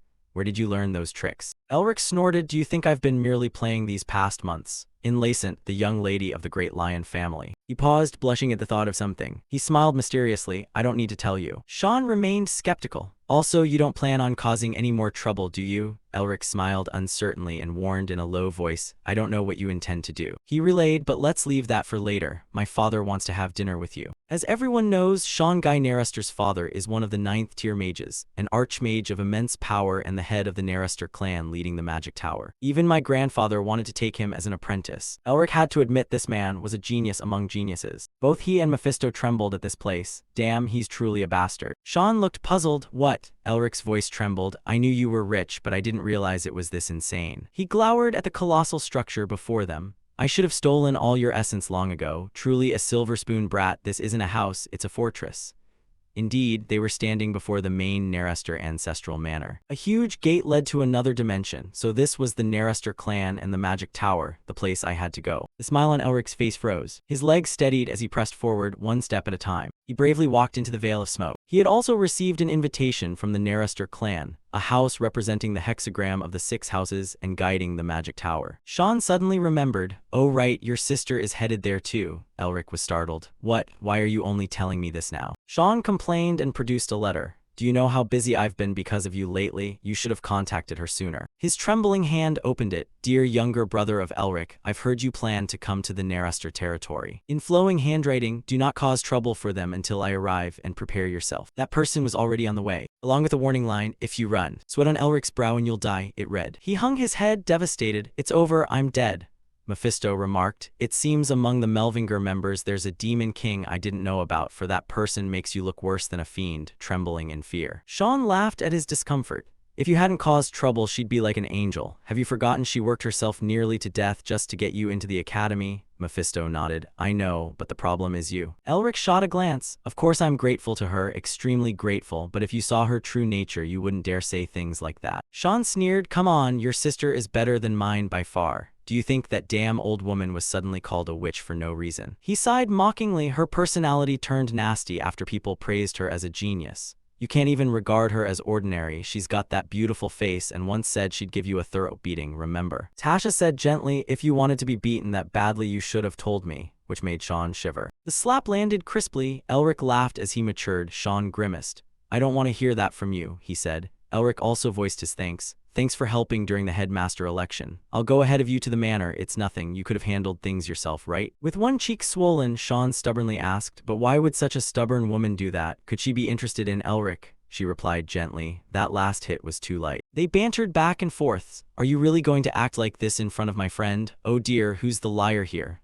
Elric could only smile at the sibling pair. Suddenly he felt something. The two of them instructed him, once we pass through this cerulean gate, we'll reach where my father is staying. They've set traps, so don't let down your guard, follow closely behind us. Tasha said this place is very hard to escape from, even for a mage who has reached the 6th magic circle. But when the two turned back, no one was there. Elric was confused. The light in the space gradually dimmed. What is this? Sean, Tasha, where did you two go? He panicked and ran off. Where did that weird Mephisto guy run off to? At a time like this, he's useless for sure. Suddenly a light appeared before him. Where am I? Elric arrived at a place with a massive eye. He couldn't help but be surprised. Magic at this level, are the Narastors really this powerful? All the elements were filling the void. He examined the eye. Some parts were strong, others soft. Some edges were sharp, while others were thick to the point of pain. The interwoven patterns seemed to be different magical elements. There was no commonality between them, yet they harmonized at a point thanks to the wind element. Elric froze. He didn't know where this place was, but he felt that with study he could make it his. A voice suddenly spoke. You're looking at something quite interesting, kid. Elric jumped. Someone was watching him. It seemed the space had shifted.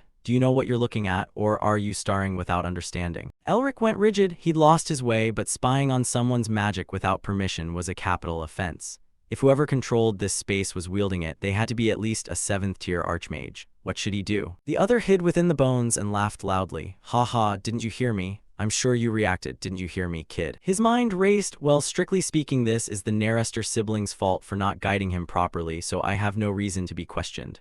I'll pretend I know nothing. Right now, his only thought was to get out of this maze. The other taunted with amusement. So you're going to ignore this old man and run? I can hear the gears in your head click over. Elric quickly used stealth. The mysterious old man was stunned. Around him, there was only darkness. I can't see through the maze. He'd used his own mist to hide. He was full of interest. Ustin, you died too soon. but it seems you've left behind a rather interesting child. Elric just wanted to bolt. If not for that elder, he'd have decoded it already, but staying any longer risked getting into serious trouble. He suddenly felt something rushing at him. The space began to twist, a strong wind rose and pushed him back. Everything's just getting interesting, and you were going to leave already. Because you craved something that wasn't yours, you must pay the price, right? Outside, Sean was anxious. What do we do now, sister? We must tell father. Someone stepped forward and the cerulean gate opened. The two siblings' father, head of the Narester clan, appeared. What on earth happened? Sean nearly called him father but corrected to lord. Guy spoke sternly. Didn't you lead him properly? Sean looked afraid of his father. He disappeared before we passed through the entrance, he said. Guy frowned. He vanished before entering the gate. On the ground where Elric vanished was left a hexagonal mark. It seemed the patriarch had intervened in this matter. Sean stammered, why great-great-grandfather? Guy sighed. His condition must have worsened again. Sean closed his eyes and blurted out, we can't just stand here and watch. He's a guest of the Narester clan under the name of Lord Melvinger. He declared uprightly that if anything untoward happened. Laughter chimed in, you're adorable. He was startled. What? I smiled faintly, yet he managed to worry your younger brother, a man who is usually indifferent even to his own family to this extent. Her eyes were full of desire, the radiant duke of this generation. Now I'm even more curious. Sean weakly objected, what lunatic's worrying? Guy spoke up again, I'm curious too. Tasha looked slightly surprised. Sean meanwhile grew extremely anxious. His quiet emotions were stirred, realizing how highly the new lord of the Melvinger mage house must rank, almost on par with the magic tower. The Narester clan patriarch fell into shadow. The cerulean gate was the result of my long-term research. Someone who had just appeared caught his attention. Not only did he decipher it, he dismantled the magic circle and reused it. He was intrigued. Austin, you died too soon. But it seems you've left behind a rather interesting child. A whispering voice filled the space. New Melvinger, go mad as you wish. Then the illusion shattered and he was moved to a freezing place. Earlier the space had quivered, Mephisto, Ottoman, and that old man. Elric angrily slapped his hands together to cast a spell. Why are all these old men around me? Are they all insane, those boring hexagonal blocks? He tried to steady his mind and assess the situation first. Gusts slammed in. The mana here wasn't single attribute, but the Narester clan's signature was wind. Elric concluded, in other words, he's using the wind attribute to shape other attributes. Brightly before him, a hot wind carrying the fire attribute was turning moisture into steam, while a gentle breeze provided the basis for fog. It seemed he could see through it. When a cold wind bearing the ice attribute froze the fog, a powerful gale threaded through to block the fog's movement. Elric ground his teeth in frustration. If that old man could control the wind to that degree, creating a storm would be nothing to him. He even sculpted this rocky peak with wind. The fighting spirit inside him rose. Even if the old man had no intention of harming him, having provoked him first, he had to decode what he'd left unfinished earlier. Compared to what I'd experienced, I also feel it's at the Law Center, but except for ice magic, all my other magics are weak, he poured in his strength. I'll use the method he used to transform the mana, and wind flows here with my own mana and ice magic. Elric's mind was very steady now, and if he delved deeper to rearrange the mana flow, link soul speed and seals to reduce mana waste. The opponent prepared to strike. Elric assumed a stance and thrust his index finger forward. Everything froze in an instant. Can't I use other attributes through my ice magic? The whole space suddenly blazed bright. A dazzling light radiated between Elric's two hands. It seemed as if everything had collapsed, maintaining a single cold block of ice intact. Elric extended his tattooed hand to catch it. A white glowing sphere formed in the other hand as well. The source mana erupted, originating from the infinite sigil. The light dispersed the black veil of bone. The haze cleared and hope returned. The tattoo roared like a white tiger. The whispered voice broke off, Melvinger, I bow. The other remained standing firm. Elric suddenly reappeared. Sean and his sister froze. They stared bewildered at the one who had returned. Elric's eyes showed disbelief. A sixth circle mage normally needs at least 24 hours to escape. Even I needed 4 hours and 52 minutes, yet you took only 46 minutes. Mephisto astutely observed further. Not only that, but the rank of his tainted ring seal has risen to 5 stars. He looked at him as if he were mad. It was a high-level spell that impressed even me, yet he didn't just decipher it. He stole it and developed it further. Elric reproached, what's wrong with you all? Didn't anyone ask if I'm okay after almost dying? At that moment a voice murmured in awe, amazing. Guy's gaze fixed on him. We should attend the headmaster election. I only heard a few days ago that your congestion condition was cured. It was plain to see in his eyes. You truly are already a sixth circle mate. Sean and his sister were even more stunned. Sixth circle, really? Elric, has my record been broken by my friend's younger brother? Elric ignored them and apologized for the late introduction. I am head of House Melvinger, Elric Melvinger. Guy reached out to take his hand. I am head of House Narester, Guy Narester. He spoke sincerely, please forgive what you just had to endure. I'm sorry you suffered such misfortune. He smiled in reply, no need to apologize, it was a valuable experience for me.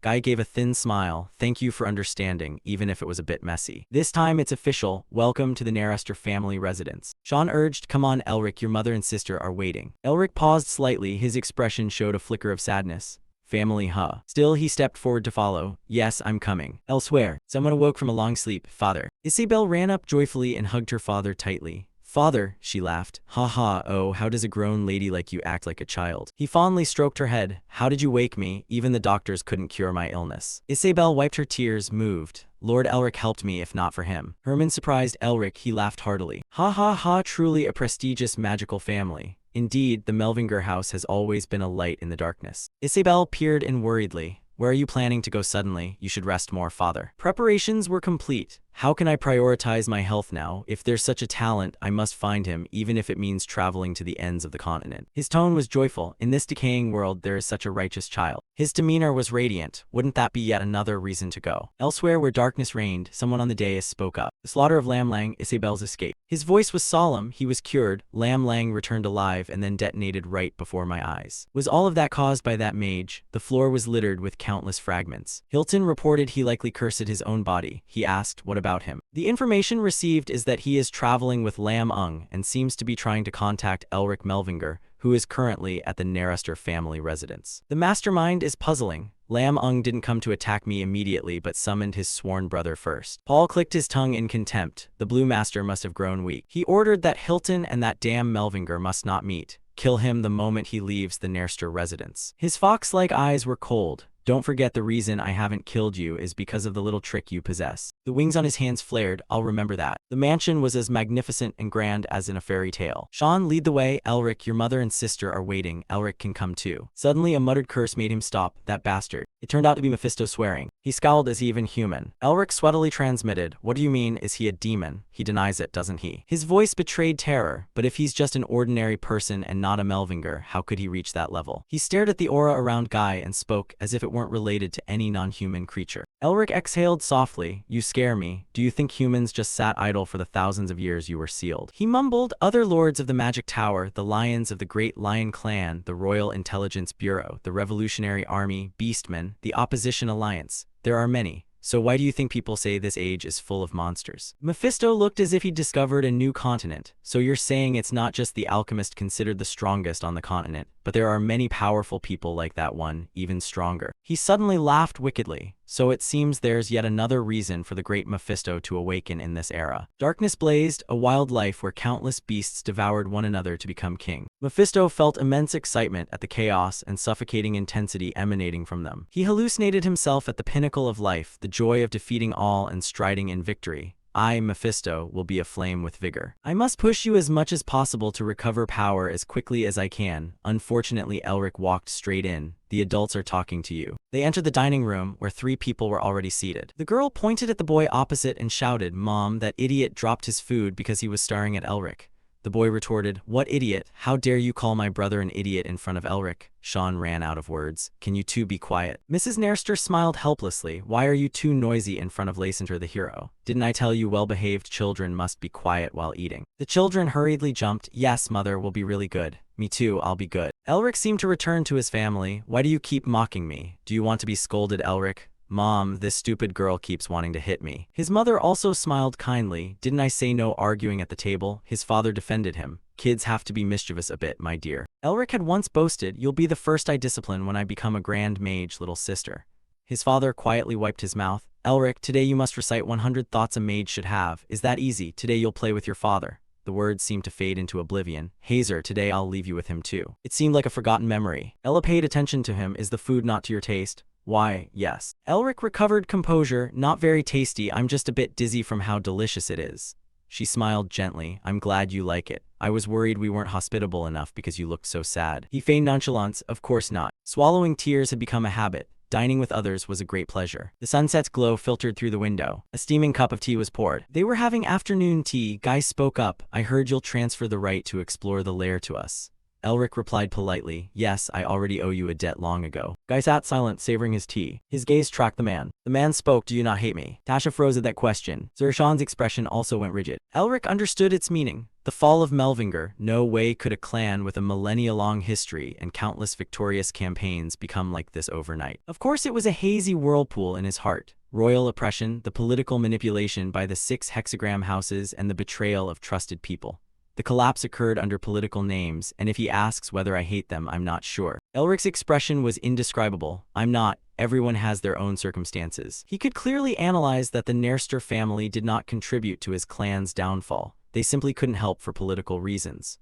I could blame them for standing by, but would I have had the courage to do anything if I were in their position? Mephisto grumbled to the side. Why would a Melvinger be cautious of a mediocre Nerster? 1,000 years ago, the 6 hexagram houses were nothing but flies around Melvinger's tail, and both should be of equal rank, Elric knew well. Well, arrogance doesn't feed me, and it's not his fault. Melvinger lost power long ago. He clicked his tongue. Surprising for someone who lives for power like you. Do you have any reason to have traveled all this way? Yet Elric knew limits. Even a friend's home would be a place he'd surpass one day. He had to confirm the ranks of the mages and what kind of people their heads were. The Nerster Patriarch's resonant voice rose. Tell me what you want. Elric's eyes were cautious, for the man before him had spoken in support. The Nerster family will fully back the Melvinger family. He was slightly stunned. Pardon, he said, not to worry too much about it, that it's about the exploration rights and also my gift to your son. Mephisto exclaimed, ho, he's formidable too. Is he trying to use this chance to befriend you or to help the struggling Melvinger family? Elric was somewhat unsettled. Good for me, surely. My foundation would be firmer if the Nersters backed me.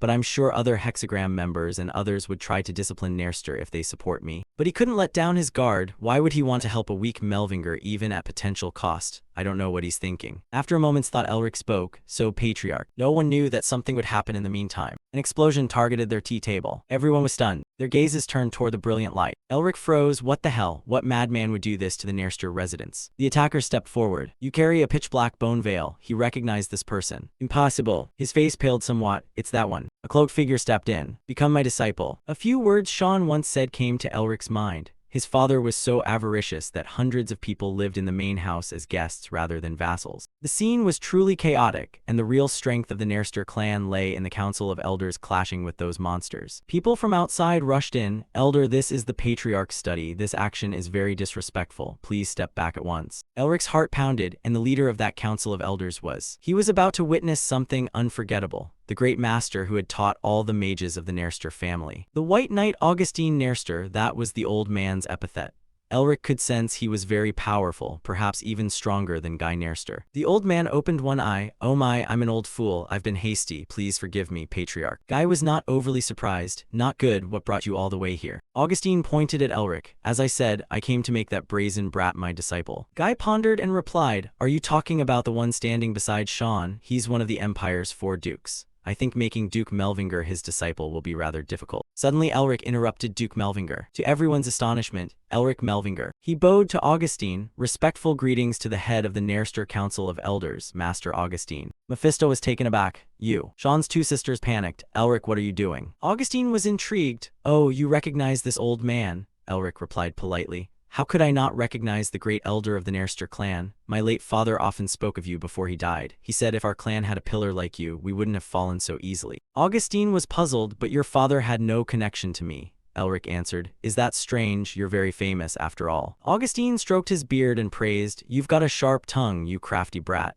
The two spoke casually. Isn't that precisely why you wanted me to become your disciple? I'll take that as a compliment, thank you. Augustine seemed pleased. You crafty brat, since you know who I am, it's easier to converse. So will you become my disciple? Elric smiled with all sincerity. How could the head of House Melvinger become the disciple of the great master of the Nerster clan? I do not deserve such an offer, please withdraw it. Augustine bristled. Didn't you already receive instruction in my true blue techniques? He replied quietly. That was something I picked up by chance while escaping, so please understand. The old man couldn't believe it. After taking my magic without permission, Elric did not hesitate to retort. Moreover, weren't you the one who caused me trouble before, Elder? If you're not shaken, then please. Augustine suddenly roared. Yes, be silent. He stamped his foot and radiant light burst forth. He was irritated. You must obey your elder, won't you? You speak too much. No one could stop him. The entire room instantly became dazzling white and sparkling. Elric was surprised. The night sky. He quickly denied it. No, it's too white to be the night sky. Before he could think further, he took a blow to the nape of his neck. Elric could only speculate. Teleportation, no. His consciousness grew hazy. It was merely a physical movement. This was not a speed a mage could achieve. Augustine quickly grabbed his coat. Everyone hadn't had time to react. He laughed loudly. Ha, you are mine. The light gradually faded in stunned silence. Everything swept by like a gust of wind. Tasha only snapped back to herself now. Hey, what are you doing? Why did you just stand there while your friend was being kidnapped? But Sean understood all too well. Sis, don't you know what kind of person Elric is? That bastard would get you killed early. This left her flustered. What? He's disgusted. He's faking it.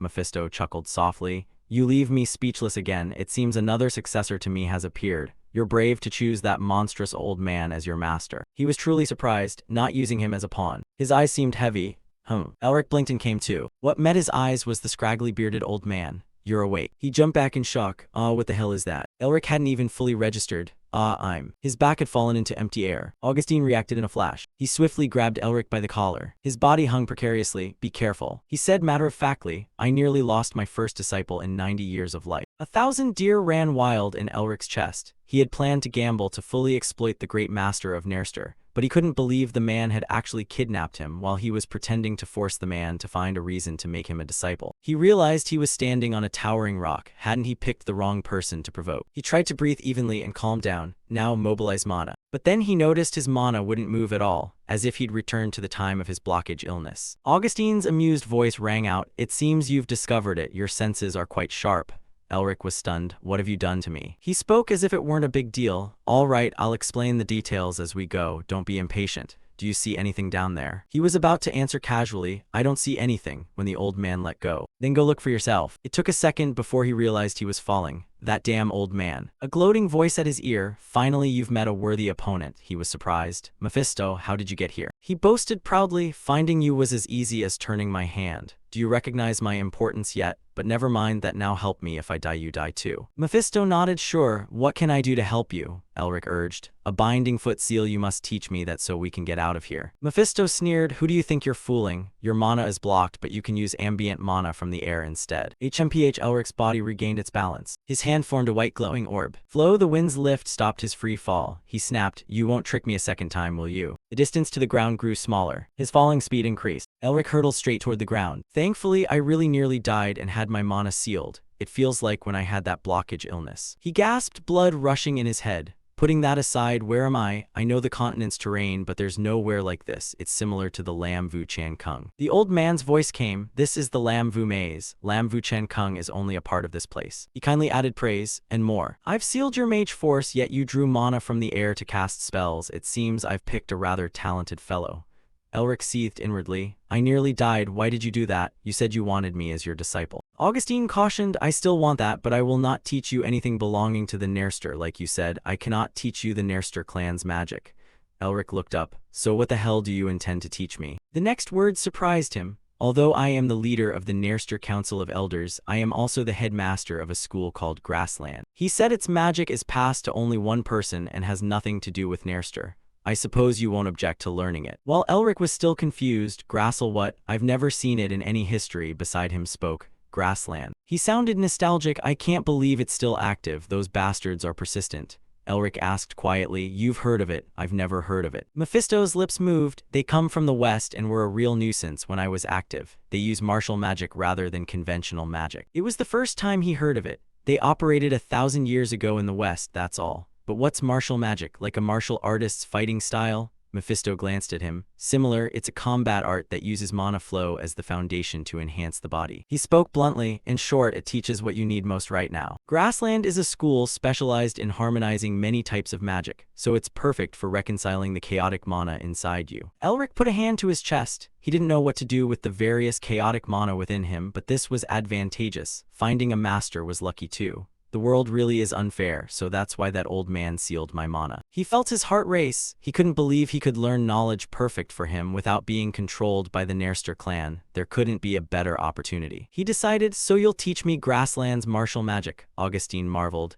You even know about martial magic when there are no records left. You continue to surprise me. He said, if so, then let's begin right away. You are in the territory of the KH letter 1ED1C wolves. They are strong and 3 times larger than ordinary wolves. Elric sensed them too. The old man's voice seemed to drift on the wind. You know grassland's martial magic is taught through practical experience, right? So survive. That was the last word, then countless wolves burst out of the darkness. Even so, Elric couldn't accept it. You mad old man, you're sealing my mana. What do you expect me to do? Someone spoke behind Augustine. Boss, is it okay to just watch? From what I heard, he's a recruit who has only been learning magic for half a year. He replied softly, you're here. He's indeed inexperienced, but not in skill. Oh, thanks for lending me the KH letter 1ED1C wolves. The other felt worried. There'll be big trouble if they taste human flesh. Seeing Elric battered, he sneered. Isn't the master's disciple in trouble? He was puzzled. At this rate, he'll die. But Augustine simply said, just watch. Elric's hand emitted a pale blue light. Elric landed a tooth-breaking strike on one, and Augustine nodded. Didn't I tell you so? He offered an observation. The boy is very different. He assured them, I'm sure he can pass my test and fulfill Grassland's wishes of the past 1,000 years. A light breeze blew through, but since he's still weak, he issued a requirement. Agility, you will have to step forward as the founder of the Revolutionary Army. The Revolutionary Army's identities couldn't even be fully uncovered by the Imperial intelligence. Their actions aligned with the Tower Masters, magic, and the Lions. They exist solely to liberate the continent from the Empire's tyranny. They were the most notorious terrorist group, and he was the former leader of the Revolutionary Army. I'll do it because it's your request. The Beast King, a white tiger, stepped forward, wings spread wide. But he was thrilled to gain a new disciple. Agility tense sat atop the great white tiger with a hawk on his shoulder. Are you okay with losing him? He assigned the task, hunt down all the cock wolves living here. Taking down one wolf was already difficult, Mephisto said. Last time you felled one you were just lucky, but this time it'll be hard for you, especially in your current state. He clicked his tongue. They'll be more cautious after seeing one of their own killed. You can't rely on luck now. Elric panted, staring at the wolf before him. He was right, I can only absorb ambient mana once or twice. That mad old man, how am I supposed to kill these things empty-handed? He didn't relax for a moment. If only he had the weapon he used on Snow Mountain. If he'd known, he'd have trained his body more. He froze. Wait, physical training, of course. Body strengthening arts, studies that increase physical power through many experiments.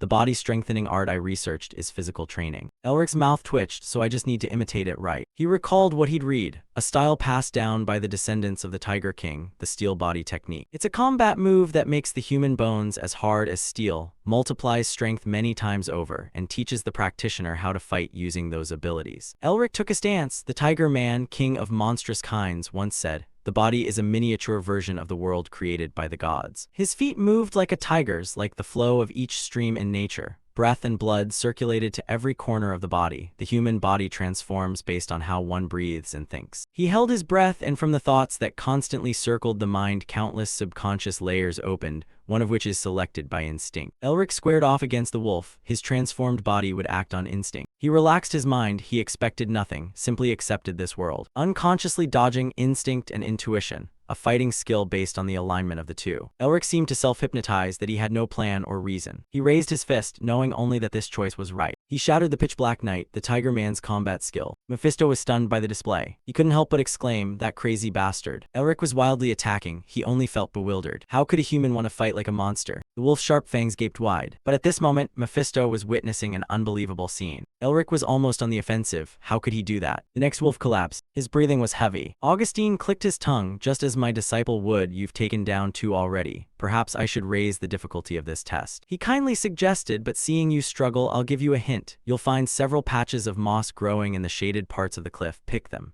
Mephisto grimaced. That old man is crazy too. He must be thrilled watching your state now. He scoffed, don't lump me in with that old man. But I still have to crawl over and get them, damn it. Elric clutched his blood-stained shirt. He wants me to hunt down all the wolves, doesn't he? A truly resilient will. Let's see who will win. Another wave of attack came. The wolves came in a line. Elric fought tirelessly. 10 long and short days passed like that, and he reached the spot Augustine had hinted at.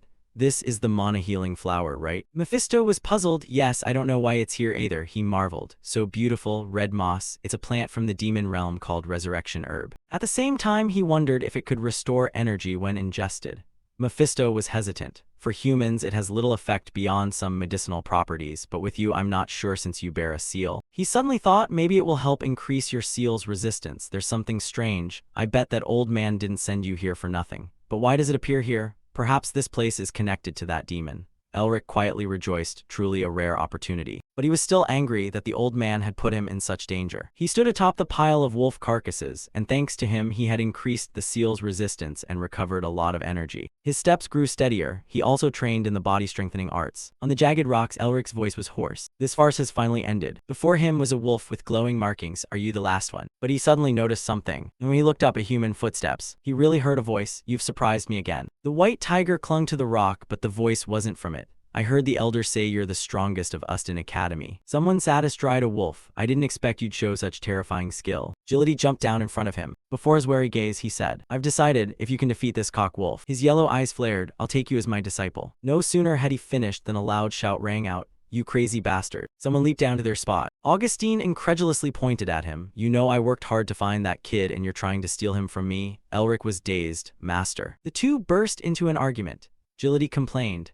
I should be the one to say that. You know how hard I'll have to work to raise those cock wolves that were slaughtered for you. I'll have to search for wolf pups all the way from the southern Dragonlands for 5 years, feed them only resurrection herb, and then… Mephisto was at a loss. I'm not that contemptible, am I? Elric had nothing to say. Can't say you aren't. He complained. Shouldn't you have asked my opinion? Agility blurted out. Sorry, I saw such bright potential and was a bit hasty. From the wanted notices, you must know who I am by now. Do you want to become this Beast King's disciple? Take it as his concise offer, huh? Elric refused bluntly, though Master is a bit eccentric. I am already Augustine's disciple. Mephisto was incredulous. What's wrong with him? Augustine was moved. You Elric tried to refuse, so I can't become a disciple. Suddenly Agility said, I'll teach you the image eye. He laughed and explained, it's the technique that lets you command demonic beasts at will and also allowed me to claim the title Beast King. You've seen me control the white tiger and the cock wolves, right? Elric immediately changed his tone. Taking a soul master isn't some empty social custom. I'll accept your instruction if you don't mind. Agility laughed heartily. Melvingers are straightforward. I like it. Augustine trembled all over. That bastard. Mephisto sighed, patted his shoulder consolingly. I know, there's no way he'd understand respect, poor you. Elric put on a professional smile. Then please teach me the image. But Agility shook his finger. No. He turned back to stroke the great wolf. Didn't I already tell you? I'll take you as my disciple if you can defeat this cock wolf. He said excitedly, mastering mana control is essential for those with the image eye. Combat magics that harness young mana flow amplify the image eye's power. He added with glee, it looks like you've been replenishing your mana by eating resurrection herb, but this is the final test. If you defeat this one using only martial magic. A breeze swept over his head. The wolf was sent flying before it could do anything, and the one who struck was Elric. The two reacted, one joyful, one astonished. Mephisto was not overly surprised. Elric shrugged, done right. Agility weakly replied, yes. Someone stepped forward. Elric looked at him. The one who takes pleasure in my suffering has finally appeared. He said seriously, are you satisfied now? His expression was not pleased. Augustine watched him quietly. Suddenly he placed a hand on his shoulder. Well done. The hand emitted a golden light. It seems I can finally. Elric seemed to sense some emotion. Augustine finished speaking. I'll teach you about the grudge of the Chronicle of Night. Shy swaying flowers. Elric was taken to another place. An ancient place covered by nameless flowers. Where are we? He asked. The Chronicle of Night Temple, he explained. Elric was astonished. A temple. He frowned. A bleak, mournful mana stream. Isn't this demonic energy? Mephisto was equally surprised. How is there a demonic domain here? He stared. A demonic domain? Isn't that territory only the Demon King can create? Mephisto's face turned serious. No wonder resurrection herb, which only grows in the demon realm, appeared here. This energy, could this be that one's domain? But as far as I know, he mainly occupies the east, Augustine said. Can you sense it? He knows it well. I'm sure he's a descendant of the Melvinger line. Demon hunters can sense such things, he honestly asked. Yes, but why is the Chronicle of Night Temple a demonic domain? The bandaged hand of his showed characters you might recognize, but the Chronicle of Night stretches here from the distant east. They stepped inside. Elric was even more surprised. Eastern architecture, aren't those Eastern characters? Augustine explained, the founder of the Chronicle of Night was originally an alchemist searching for herbs in the east. That is the story behind the great painting here. One day he lost his wife and daughter to some demon king, and he eventually chased that bastard all the way west to exact revenge. He then drew a Bagua circle. Because the demon king was so powerful, the founder changed his plan. He not only combined Eastern knowledge with Western magical lore, he even blended the powers of demons themselves to grow stronger. Elric was puzzled. So you mean the founder's grudge has carried on to this day? Augustine replied, yes, nearly 1,000 years. He felt there was some reason. Since he accepted me as a disciple, that must mean the revenge hasn't ended. But the old man's voice was light. No, the revenge has already ended. He was stunned. Ended? Who could have done that? Augustine said calmly, hasn't it been obvious? When they entered the next room, his eyes widened. The room was lined with talismans. Augustine admitted it was me. Mephisto had to concede too. His origins may be humble, but he's quite strong. Unbelievable that he could trap him. This odd fellow must be extremely capable. Elric was dazed. If even Mephisto acknowledges the Demon King, then he must be incredibly powerful. Master, how strong did you have to be to defeat him? Augustine replied with a wry tone, well, that's not something I should brag about to my disciple.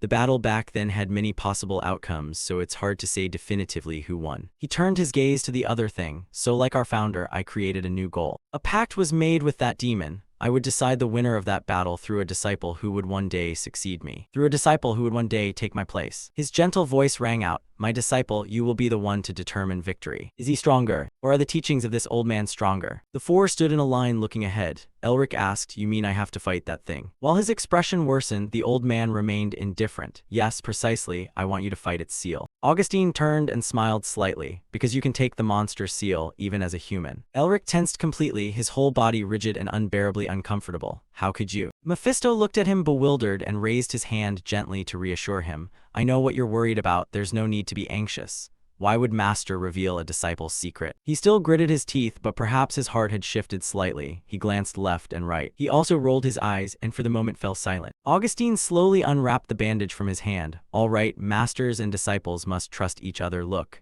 Agility showed a frightened face. Don't make a fuss, he paid it little mind, revealing a hand covered in scribbles. Every mage has a secret technique they cannot disclose to others, and so do I. Augustine removed his cloak. I have it. At that moment, one side of his body was exposed to everyone. The left arm looked deformed, a dark goblin arm. Dark goblins are not like the fair goblins that live in the forest of light. They dwell in the underground darkness and worship demons. Being considered fiends, they were driven to extinction by the Empire's purge. Mephisto bared his teeth in a grin while Elric struggled to hide his surprise. Augustine continued, you know grafting parts of other creatures onto yourself is forbidden dark magic, right? It's even harsher when it's a fiend. Done. Augustine pulled his cloak back on. Aside from agility, no one, not even the host Nerester, knew this secret. Now we know each other's weakness. Are you satisfied? He half opened one eye and said, I discovered your secret when I searched you while you were unconscious for teaching purposes, but if you dislike it, I apologize. The more Augustine spoke, the more Elric frowned, but now that I know you can absorb demon seals and activate them, I cannot let you go because of this grudge. The two faced each other while the others were merely background. It was just this old man's greed. So from now on, do as you wish. The white tiger poked its head out beside him, smiling gently. Its expression was solemn. Now you must truly think it through. Greed, yes, perhaps it's only his greed to satisfy something that's gone. Long kept asking, but is greed a sin? Isn't it a goal like anyone's? Master also has his own goals. Thinking this, Elric couldn't help parting his lips. How could I refuse someone pursuing a goal? He stepped forward. His hands clenched. He bowed at a 45-degree angle and said solemnly, I am the head of House Melvinger, Elric Melvinger. I greet the inheritor of the Chronicle of Night, Lord Augustine Nerester, as your disciple. Elric smiled and his eyes carried that smile too. Hearing this, the old man could not have been more pleased. Thank you, my disciple. Elric hurriedly turned to the matter at hand. So I just need to absorb the Demon King's seal, right? What's its name? Augustine looked kindly and replied, I don't know precisely either. On its journey from the western shore to the Empire, each time it appears it takes a new name. He lowered his voice, but we call it the Rampaging Beast. You the Rampaging Beast. At that, Augustine truly opened both eyes. His wrinkled face looked pitiful. Elric declared, his keen eyes razor sharp, then I'll begin. He thought to himself, the Rampaging Beast is a demon king even Mephisto recognizes. If I can absorb the seal of such a creature, I'll do it. Elric glanced at the tangle of white cords before him, a little uneasy. I'll do it. He stood dumbfounded and telepathically asked, Mephisto, how does one absorb a seal? Mephisto grew furious. I've been explaining and you don't know how. Elric continued sending signals without speaking. If he asks like that, how could I refuse? You said demons grow stronger by stealing each other's seals, so how is it done? Mephisto seized the chance to lecture. Did you learn how to eat before you eat? Stealing seals is like eating with us. How am I supposed to teach you that? His brows knitted tight as bowstrings. This is bad. My magic shows no response. In the case of the cursed seal ring, it happens naturally because... Suddenly Elric's eyes snapped wide open, a glimmer of hope shining. Could it be? He could absorb it using his own energy. Everything around him vibrated continuously. Even agility winced. He held his stance steady. Elric curled a smirk once things were under control. What I prioritized learning during training week wasn't just combat magic or body enhancement, but also how to regulate multiple forms of mana in the body. A look of satisfaction crossed his face. I tested it by linking my seal with the spirit speech technique, just as I thought it worked. Moments later, the surroundings shifted into a forest. He looked around. The mental world, do I have to complete a test and be recognized like with the Snow Mountain King? Elric stepped carefully, examining everything. What's here? A swamp should have insects or birds, but there's nothing. I don't think it's just because this is a mental world. It's too quiet, as if something has swallowed everything. He moved slowly, tiptoeing, sensing the rustle of marsh palms and something unusual, bleak but fierce. By now he'd switched to running mode. There's a hard-to-reach predator here. Something has changed. The change put Elric on alert. He glanced quickly in that direction. The light shifted to a reddish gold, yet he didn't stop moving. Did something just move? His face darkened. No more joking in the forest or in the sky. No. He gaped in stunned silence. He couldn't sense it anywhere. At that instant, a gigantic creature appeared before him. Its body seemed to blot out the sky. There was an intriguing humanoid within it. But the Demon King's sharp teeth were aimed at Elric's throat. Alone, he faced the enormous monster, its silhouette and fangs blurred through sunbeams between the leaves, the rest in endless darkness. Elric resolved to fight as he had when defeating the Snow Mountain King. He suffered intense inner struggle, unsure what to do. He still didn't know how to absorb Yu's seal. He should observe first. There might be another way. He wasn't sure he could win. Yu spoke. Melvinger usually strikes first and asks questions later, but you seem unusually patient. Elric clenched both hands, trembling slightly, gritting his teeth. It's not the only strange thing about you, it continued. There's something off about you. You carefully inspected every detail of him. A mundane human bearing a seal. It's not Mephisto's seal, is it? Elric grew more impatient. He could feel the creature's hunger in its voice like a predator. You kept interrogating, and although lower ranked, you have another seal, a dragon heart. You also know how to use spirit speech? He thought to himself that he was just prey to it. Finally, Elric made his decision. All right, come on, I'll attack as soon as it glanced briefly. Fine. If you were an ordinary human, I wouldn't bother, but he found himself standing motionless, staring at it. The rampaging beast opened its maw wide, as if it could swallow everything it hated. You seem worth something. The Melvinger youth kept craving more. The more it spoke, the more inscrutable it seemed to Elric. The rampaging beast continued. Hunger for more, fill your greed and ambition. He was surprised to discover his body couldn't move. Its eyes lit up. If you do that, you will. Meet me again. A second later, Elric was back in that room, suspiciously still holding his stand. Mephisto found it hard to believe. Already, Augustine replied nonchalantly, I think so. You understand nothing, it's him, isn't it? Mephisto flew up, visibly annoyed. That madman even spoke his true name. Elric stared at his two arms, astonished and speechless. Seals are usually taken this easily. Impossible, right? Mephisto, irritated, snapped. He had no choice. He'd been keeping the seal from dying for a long time and reached his limit. He paralyzed your body to return it to its previous form. He even gave you a seal far weaker than the original. He looked at the mark on his arm and recited what he'd heard. He said I'd meet him again if I kept craving. Does that mean I should upgrade this seal back to its original form? They went back and forth. You have a new family, huh, crazy one? You say you know his true name. Can you do it? HMPH, I won't spit my damned name to survive. Augustine interrupted the discussion. Yu's true name is accursed god. He stepped closer and said the rank likely dropped after losing to me, so he may be quite ferocious now. The other two weren't pleased. He snapped back rudely. This human is crazy. Who asked you to butt in? He even knows the value of a true name. Someone must have possessed him. Elric flinched, his eyes full of concern. I was going to ask Master if Mephisto refused to speak, so why did he suddenly? Augustine laughed heartily when insulted as vicious. He briefly lowered his eyes to see what would happen next. Standing before Elric, he smiled and said, the seal of ferocity. Then Augustine grew serious and launched into an explanation. Yu in origin is a demon called a ghoul. They are demons at the bottom of the food chain, always fearful because they can die at any moment, yet forever greedy by their ravenous nature. The more he spoke, the more stunned Elric became. That's why you can sense danger like a ghoul when you bear Yu's seal, and why you can more quickly detect an enemy's strengths and weaknesses to counter them. Augustine's mouth widened, tears streaming down, the awakening of a sixth sense through mana circulation, what combat mages always try to emulate. The pounding of the heart and the queasy rush of the senses. He truly cried, two streams of tears running down his cheeks. I call it the ghoul sense. The Chronicle of Night has finally obtained Yu's seal and the ghoul sense. Now you only need to upgrade this seal and fight Yu. The importance and usage details of this seal are things you won't find in any book. I wonder how hard the Chronicle's ancestors and my master worked to acquire this knowledge. Augustine kept crying and kept saying that the knowledge and millennia-old dream of the Chronicle were aimed at achieving this single goal. The mark on Elric's hand glowed ferociously. His face darkened, sensing the incoming energy. Now it's my turn to bear this goal. Elric hesitated, a bead of sweat trickled down.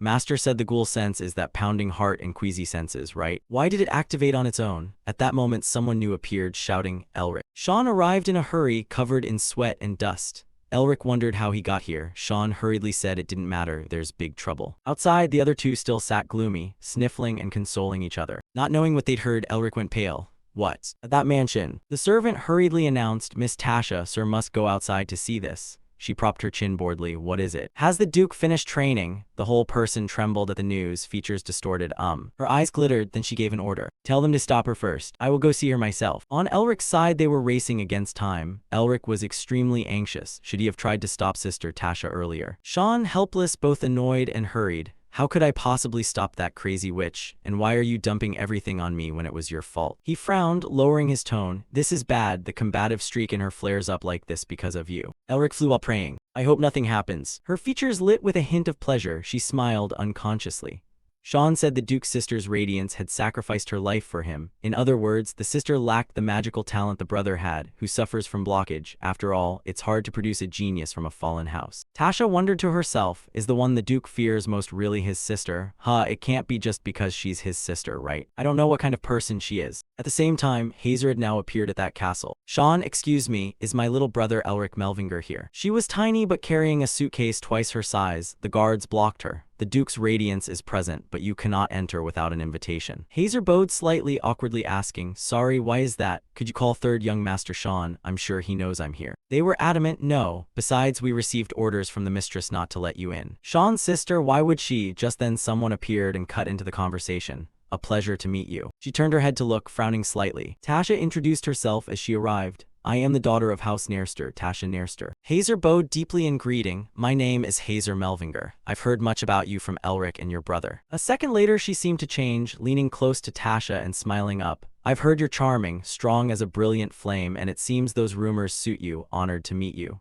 The surprise made Tasha tremble slightly. Thank you. Hazer slightly opened her mesmerizing blue-gold eyes. May I ask why you barred me? I can't think of any reason why you stopped me. Tasha, almost silenced, replied calmly without daring to blink. This is the main residence of House Nairster, head of the 6 families managing the magic tower. It's not a place anyone can enter at will, right? She lowered her head, melancholic. Blonde hair and blue eyes are Melvinger traits, but she could be disguised. Moreover, even if she truly were the Duke's sister, she must still follow certain procedures. Hazer paused and asked, so in that case, what do you want me to do to prove it? Tasha knit her brows in anger. If you truly are the Duke's sister, that means you're a member of the arcane faith family, so I'll believe you only if you defeat me in a magic duel. She activated an eye power to form a circle. Unfortunately, I lack the ability to use magic, so then. Hazer's whole expression darkened as energy surrounded her. And what about spiritual force? She said challengingly, you'll get hurt. Tasha fears no one, I'm curious about that. With a light snap of her fingers, this will be easy. Everything around exploded into blinding light, making it impossible to see clearly. The procedure to verify her identity. Debris flew everywhere. The 2 guards stood frozen like statues, staring. She pursed her lips and smiled slightly as Hazer pulled out her giant hammer. Are you sure you can stand against something that big? She asked quietly. Have you ever played tag when you were a child? Then Tasha dashed toward the flying boulders like lightning. Excitement showed on her face. It had been a long time since she last played, but Sean and I played together a lot as kids. She raised her hand and began chanting a spell. Tasha aimed her hand at her opponent. I never lose track of it. What about you? Are you good at this game? On the other side, Hazer gripped the hammer handle firmly.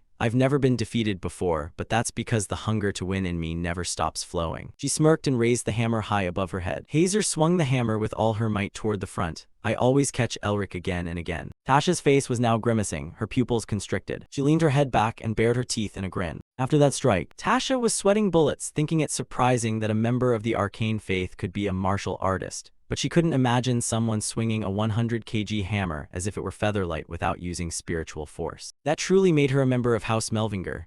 That sign is the Black Skull. Could the Duke's sister really be a member of the most powerful mercenary legion? Hazer grinned with eyes narrowed, satisfied with the result. The score is 1-0, right? Tasha's eyes brightened. I won't go easy this time. They pushed each other back, and suddenly both halted their actions. She panicked, what is happening? Hazer seemed calmer, rolled her eyes at her, and whispered, things are only getting better. That hand quickly grabbed Elric's throat. Immediately after, Sean ran over as if he couldn't stop. He arrived in an awkward posture but still wore a confident smile. "Sis, you still look as strong as ever." "Sis?" Elric trembled under the choke, straining. "It looked like you and Sister Tasha are having a good time. Won't you step between us? Now calm down and let me go, or we'll have to charge you repair fees." Hazer softly called Elric. At his throat a cracking sound echoed, crack. Her face darkened and her voice sent chills down Tasha's spine. "Let's have a little chat." Not long before they met, Tasha sat frowning in her room. She focused intensely on what she was reading.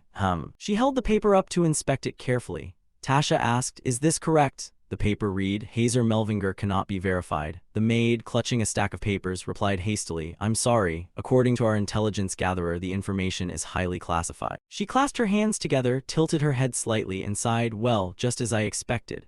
After all, the Black Tower is the most powerful underground mercenary organization. Their number of enemies scales with completed missions, so I'm sure their identities are ranked. Her words grew increasingly cryptic. "Very good, I'll seize this chance to become a peer and ally." Tasha applauded inwardly. It's rare to meet even one Black Tower member since they have ties only with the Grey Lion family. So what if Miss Melvinger is a Black Tower member? The more Tasha thought, the more satisfied she became, smiling faintly. This reason alone is enough to forge a close relationship with the Melvinger family for the sake of the Radiant Starduke.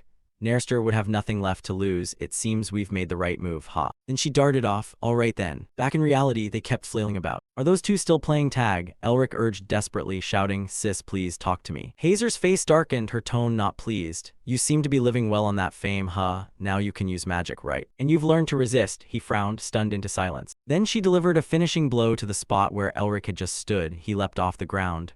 "I'm serious," she said. Elric clenched his teeth, thinking that without Preta he would truly have died. "She's been like this since she was little. She'd break my legs every time I caused trouble so I wouldn't fall into it again." Mephisto observed from outside. "I've never seen you struggle like this." She lives up to the Melvinger name. "But I think I also sense a rather different aura from this Melvinger family member." Elric realized something. A bead of sweat rolled down. "It's the first time I've witnessed something this interesting." Hazer showed no sign of stopping. "My shallow little brother, let's see if you can dodge this move." He raised his hand and concentrated all his energy into a defensive block. Elric formed a protective barrier around himself. He used every muscle in his body to withstand it. "Are you serious?" Elric squeezed his eyes shut, sweat pouring down like a shower, unable to believe reality. How could she expect him to dodge such a strike? The elder brother trembled. But suddenly there was a pause. Elric slowly opened his eyes and glanced over. She stopped the hammer right in front of him and did not continue. "Sis." Elric leaned back in a relaxed posture. When he heard he'd made some basic progress, she felt somewhat relieved. From beginning to end, Hazer never once turned to look at her younger brother. "I know you've had a hard time with mana blockage, yet you still tried your best, so I want to support you as much as I can." She kept questioning him, putting him on the spot. "But now you threw yourself into danger, couldn't control yourself, lost consciousness for days, and after waking up you disappeared for months without saying where you were going." Hazer lowered her head to the ground and asked softly, "When do you think was the last time you contacted me?" "Half a year. I lost contact with you for 6 months." "Do you know when her eyes started filling with tears? Do you know how worried I was?" He felt some stirring in his heart. She always protected him excessively, scolding him for everything he did, saying it was dangerous. She was always there for him. Elric realized, "I didn't like that overprotection, but I understand why she acted that way. After our parents died, to take care of a troublemaker like me, she had to grow up far too young. Your temperament has become a bit extreme." He regained his composure, eyes shining with determination. "I've discovered our family's mission. Losing consciousness in the dragon's lair and disappearing after I woke were both because of the family's duty." Hazer gradually stopped crying. "Honestly, sometimes I think we don't need to revive our fallen house. It's already collapsed, and I wonder if my efforts mean anything." He kept speaking with firm conviction, but after all he'd been through, a thought crossed his mind. This world could be filled with disaster at any moment. Her expression changed more with each of her brother's words. "Hiding as a Melvinger would be a disrespect to our mother, father, and the ancestors who fought for our lives." He resolved, "I will go north. There lies the mission our ancestors left behind." At that, Hazer couldn't hold back the tears which streamed down her cheeks. "Whatever that mission is, however dangerous the path, I will pursue it. Just like our forefathers did, until our house, this world, and every place you set foot in will shine." Elric's brows nearly met. His eyes sparkled like stars. She was stunned after hearing it all. Now she smiled genuinely, happy and relieved. She gently scolded with affection, "If you sneak off again, I'll really crush these legs of yours, understood?" Elric puzzled. "What?" The siblings played out a touching family drama that made an outsider like him feel superfluous. "Aren't you moved?" "Yes, Elric, you've grown up. I won't interfere in your affairs anymore. Isn't that what you should say? Mephisto cruelly commented, how shameful. She should hit him a few more times for me. I'm even hopping this day next year will be his death anniversary. Luckily, she still knows how to break free from my control. You said some fine things this time, but how can I trust you after everything you've done? Putting that aside, humans truly are moved by the smallest thing. For the resurrection of Lord Azel. 3 months later, Elric sat meditating on a rock shrouded in mist when a crow came flying in like a missile. He was intensely focused, a cloth blindfold over his eyes, lips pressed together. One eye flashed beneath the cloth as Elric reached out to catch the eagle. Agility called from behind, confusing the eagle. You learn fast. He looked up and said seriously, I didn't think you'd master the eye skill so quickly. Something suddenly attacked Agility's position. When did you blink teleport there? But Augustine was quicker and still managed to intercept. He smiled in satisfaction. It seems you've also grasped the demon sense. You've learned everything possible here. From now on, real combat will help you awaken even faster. After the blindfold was removed, Elric collapsed to the ground, scratched his head, and laughed. So it's finally over. We won't meet again, right? His 2 masters stood before him in very different moods. Augustine quite cheerful, as if just yesterday he begged to become his teacher, while Agility was extremely annoyed. I must say, you're truly an outstanding disciple. He slowly brushed off the dust and sat up. Did you lot forget you were using training as an excuse to bully me? Anyway, I learned a lot from you, thanks, master. He showed no expression behind that unkempt beard and hair. Are you flattering us? Agility's eyes lit up. Weren't you going to head north right away, bring us back some gifts? Sure, Elric smiled, a touch of sadness in his gaze. Damn it, let's never meet again. He paused for a moment nevertheless. The two fell silent, waiting for his next words. Then Elric dashed off so fast his figure vanished. Take care of yourselves, both of you. The space grew quieter. He spoke first. Does this make you nostalgic, leader, for the days we rampaged everywhere with Set? Augustine also recalled the past. Every day was full of joy when we were still vigorous, and now I spend my remaining short years holding this place. Agility glanced that way and asked, what would Set say if he were here? He'd nag that we're sitting here waiting to die like old men. We aren't even 100 yet. They went on telling old stories. Lord, we're not as old as him. Indeed, compared to him, we're just middle-aged fellows. Putting that aside, how could he leave such wonderful teachers? To go north alone, that disciple needs to be taught some manners. At that moment, Elric met Tasha. She studied the papers carefully and double-checked. You assigned the dragon lair excavation to me directly? Yes, thanks. Thank you very much, he replied casually. You're handing it to me. Why are you suddenly so polite? Elric had everything arranged in his mind. I've prepared a carriage to take you north. It's right at the gate. I'll arrange your academy studies, so be careful. On the paper was the agreement for the excavation of the diamond dragon lair between the Firebird Roost family and the Melvinger family. Melvinger family, Elric Melvinger. Firebird Roost family, Tasha Nerster. He silently judged Tasha's almost bestial excitement. She's famous for loving dragons, which is why I gave it to her, but I didn't expect she'd be this thrilled. Her eyes shone. At last I can touch real dragon items, only good stuff. He frowned slightly, uneasy. Still, he thought the bond with the Nersters was strengthening so everyone would benefit. Then he remembered someone still owed him. Miss Isabel said she'd contact me after arriving in Karna. Has she forgotten her debt? Anyway, I'll take the carriage first. Herman was in the woods sheathing his sword. That bastard Paul really hurt me. Bodies lay scattered across the ground. The metallic stench of blood rose. No matter how weak I was, I can't believe he thought that was enough to kill me. Suddenly a voice rang out, drawing Herman's attention.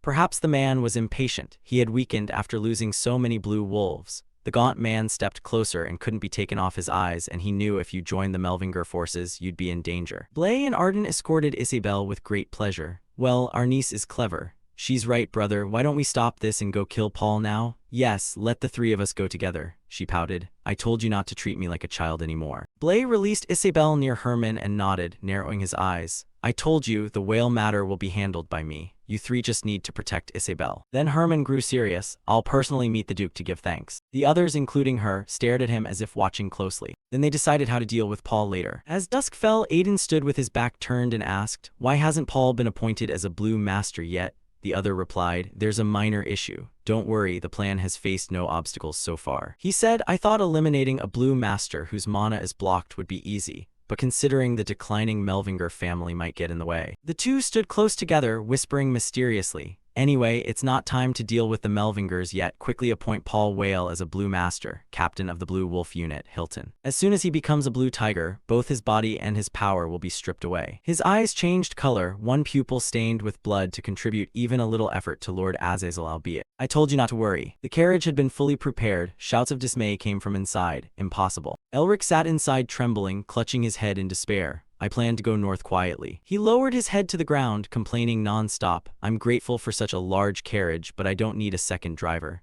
The man in front introduced himself. My name isn't second driver, it's Carl. The more Elric spoke, the more depressed he became. Even Sean was like that. An occasional trip with friends isn't bad. He crossed his arms irritably. I'm only coming because father asked, okay? Elric turned to complain again. Sis, you should go home and rest. Why? She just bowed her head and smiled. What, you don't want your sister to come along? He reluctantly said the words that already made him uneasy. No, I do want that. I'm so happy I could jump for joy to be with you. Elric still hadn't lifted his head to face the world. Too many troubles. Master, you old men should sit still. He clicked his tongue. You forbid the old from going out to have fun. Augustine sat with legs apart, hands resting on his knees like in meditation. I should teach you proper behavior while we're out enjoying some northern breeze.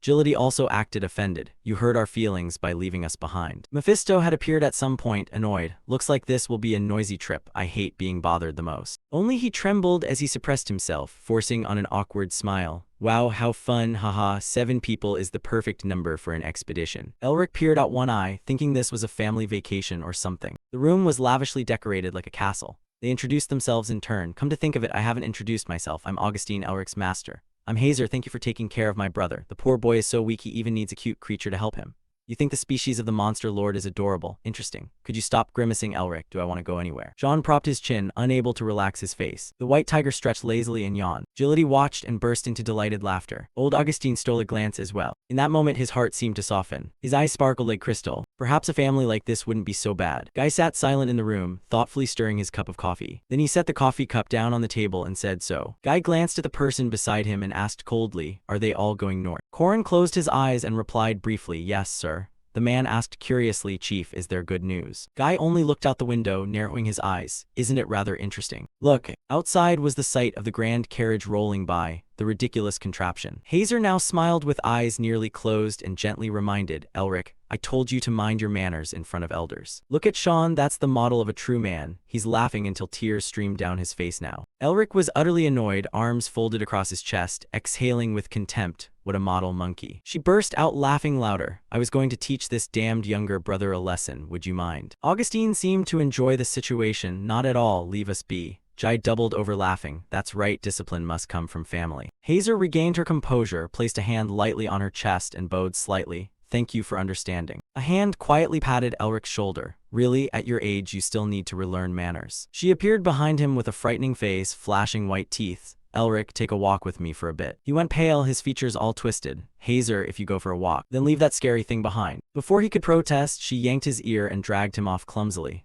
Ah, Hazer, let go of me. Mephisto stood up at that moment, grinning wickedly. Heh, I never thought I'd see the day Elric gets dragged off. He laughed with glee. The carriage rolled on smoothly and leisurely. Carl noticed something odd and stopped the carriage. The wheels slowly decelerated and came to a halt. He poked his head out immediately and asked, what's the matter, Carl? 3 men, old and young, were blocking the road ahead. Hess. The old man even licked his knife. The thug sneered. You must be brave to step into our territory. He stepped forward, brandishing his knife threateningly. Hand everything over. Elric and the others froze for 5 seconds, staring dumbfounded, not understanding what was happening. The village chief also looked bewildered, sweat trickling down his cheek. He remained in the same stance, his face blank and stupid looking. The man shouted angrily, Bastard, do you want blood? We're backed into a corner. Elric had no choice but to jump down from the carriage, thinking, what a nuisance. Agility grabbed his shoulder. Elric. He stepped down, brimming with confidence. Leave it to me, this is an opportunity. It turned out Agility had a plan to show Elric how capable his master was. At the sight of the white tiger, the men took a few steps back.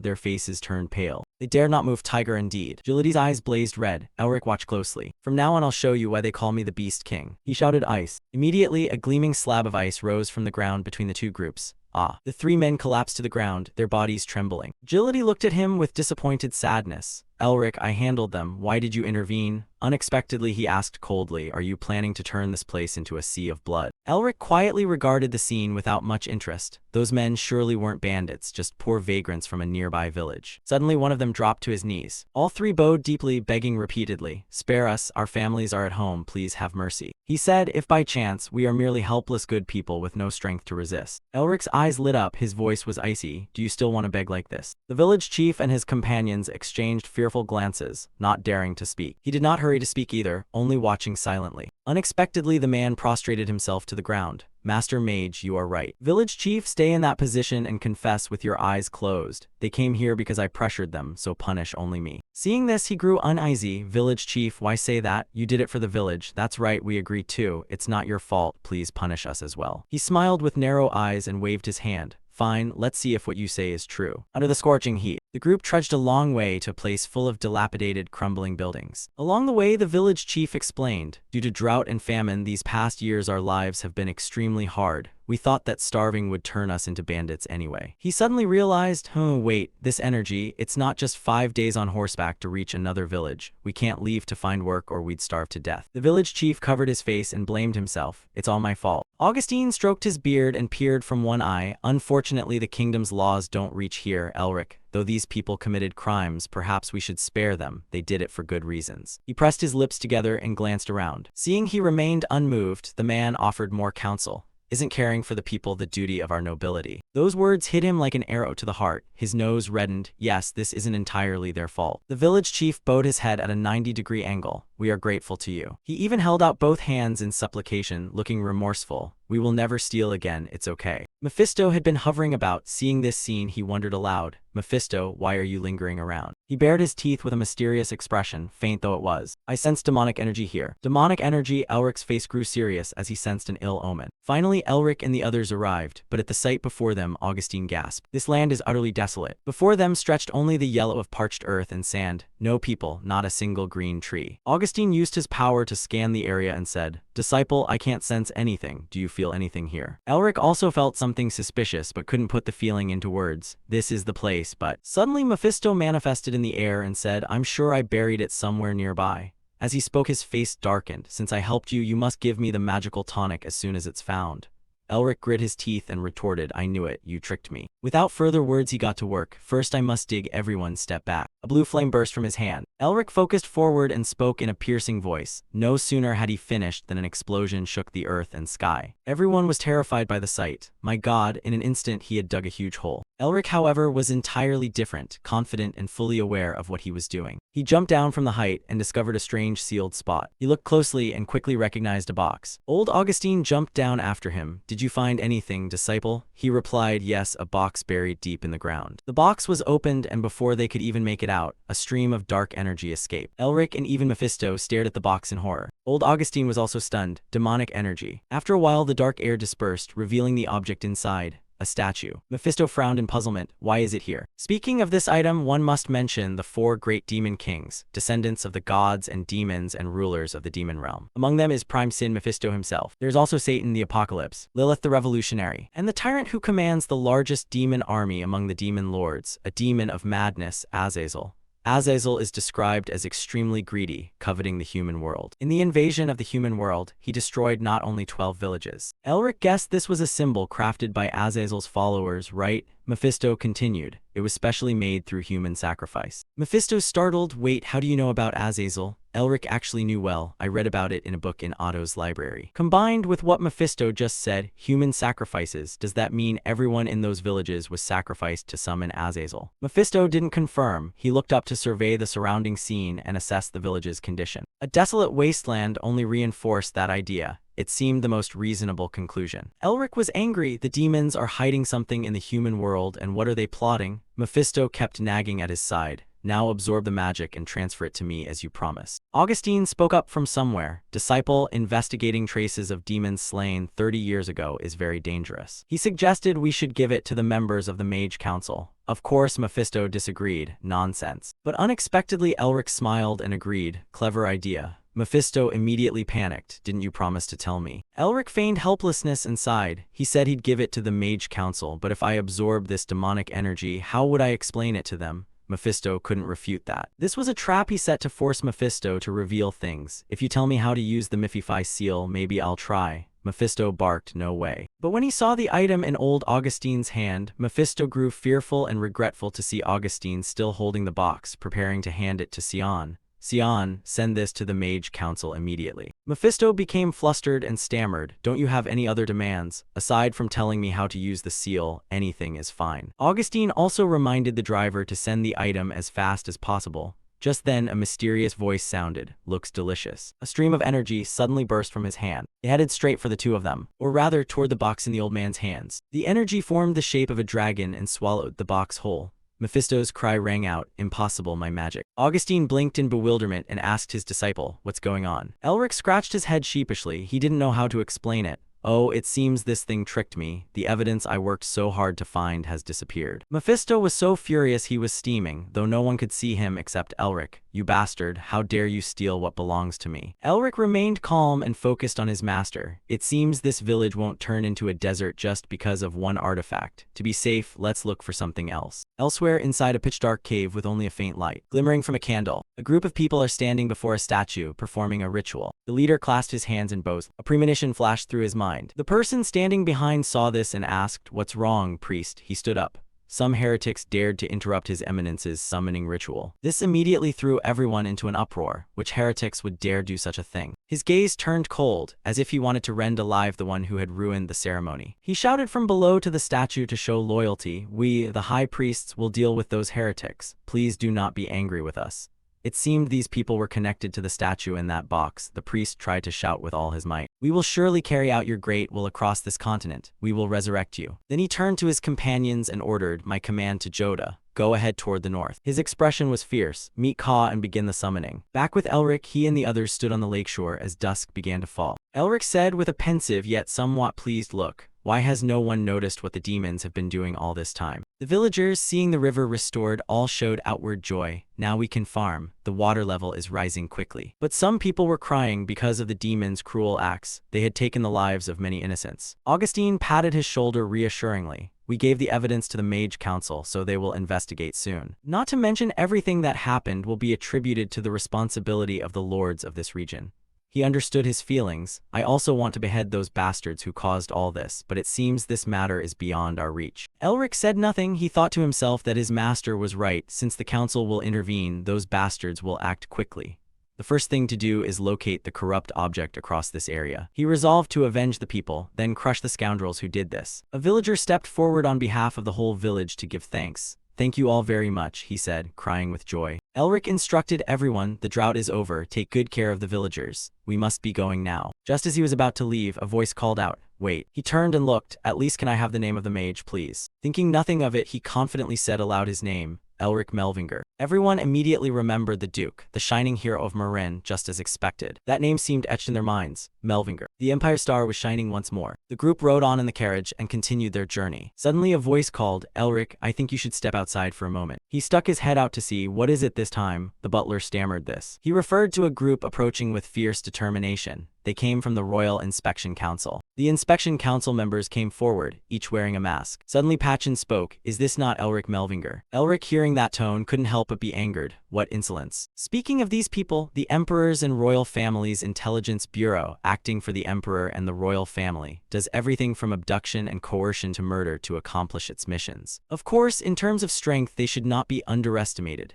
Their combat ability rivals those in the Tower of Magic and the Great Lion Clan. Elric quietly guessed why they came. Even in a place like this, they couldn't predict the demons' moves, so no wonder before we could analyze or report to Simonin, they had already traveled here despite the distance. A sigh sounded. However, Elric felt no fear. Even if they had the Emperor's backing, opening the conversation in such a polite way was a bit much. He replied nonchalantly, "Yeah, right." The man was puzzled by his attitude. "Yeah, right." No sooner had he finished than the group's gazes turned as cold as knives. "How dare you speak so flippantly?" Especially Patchen, who clenched his fists as anger flared. "We are agents of the Royal Intelligence Agency. A commoner like you should show proper respect to us." Elric paid them no mind and remained indifferent, which only enraged Patchen more. "What did you just say?" Elric answered with a murderous look as a warning. "Even if you are from that grand intelligence agency, alone you at most equal a baron." A wave of power radiated out, throwing the Inspection Council members into panic. Some clutched their stomachs in pain, others felt dizzy and lightheaded. What was that? Patchen fared no better. Elric's words still rang in his ears. Since when do officials have the right to be disrespectful to a duke? It seemed the air around had been chilled by Elric. Behind him loomed a demon in the form of a shadow dragon.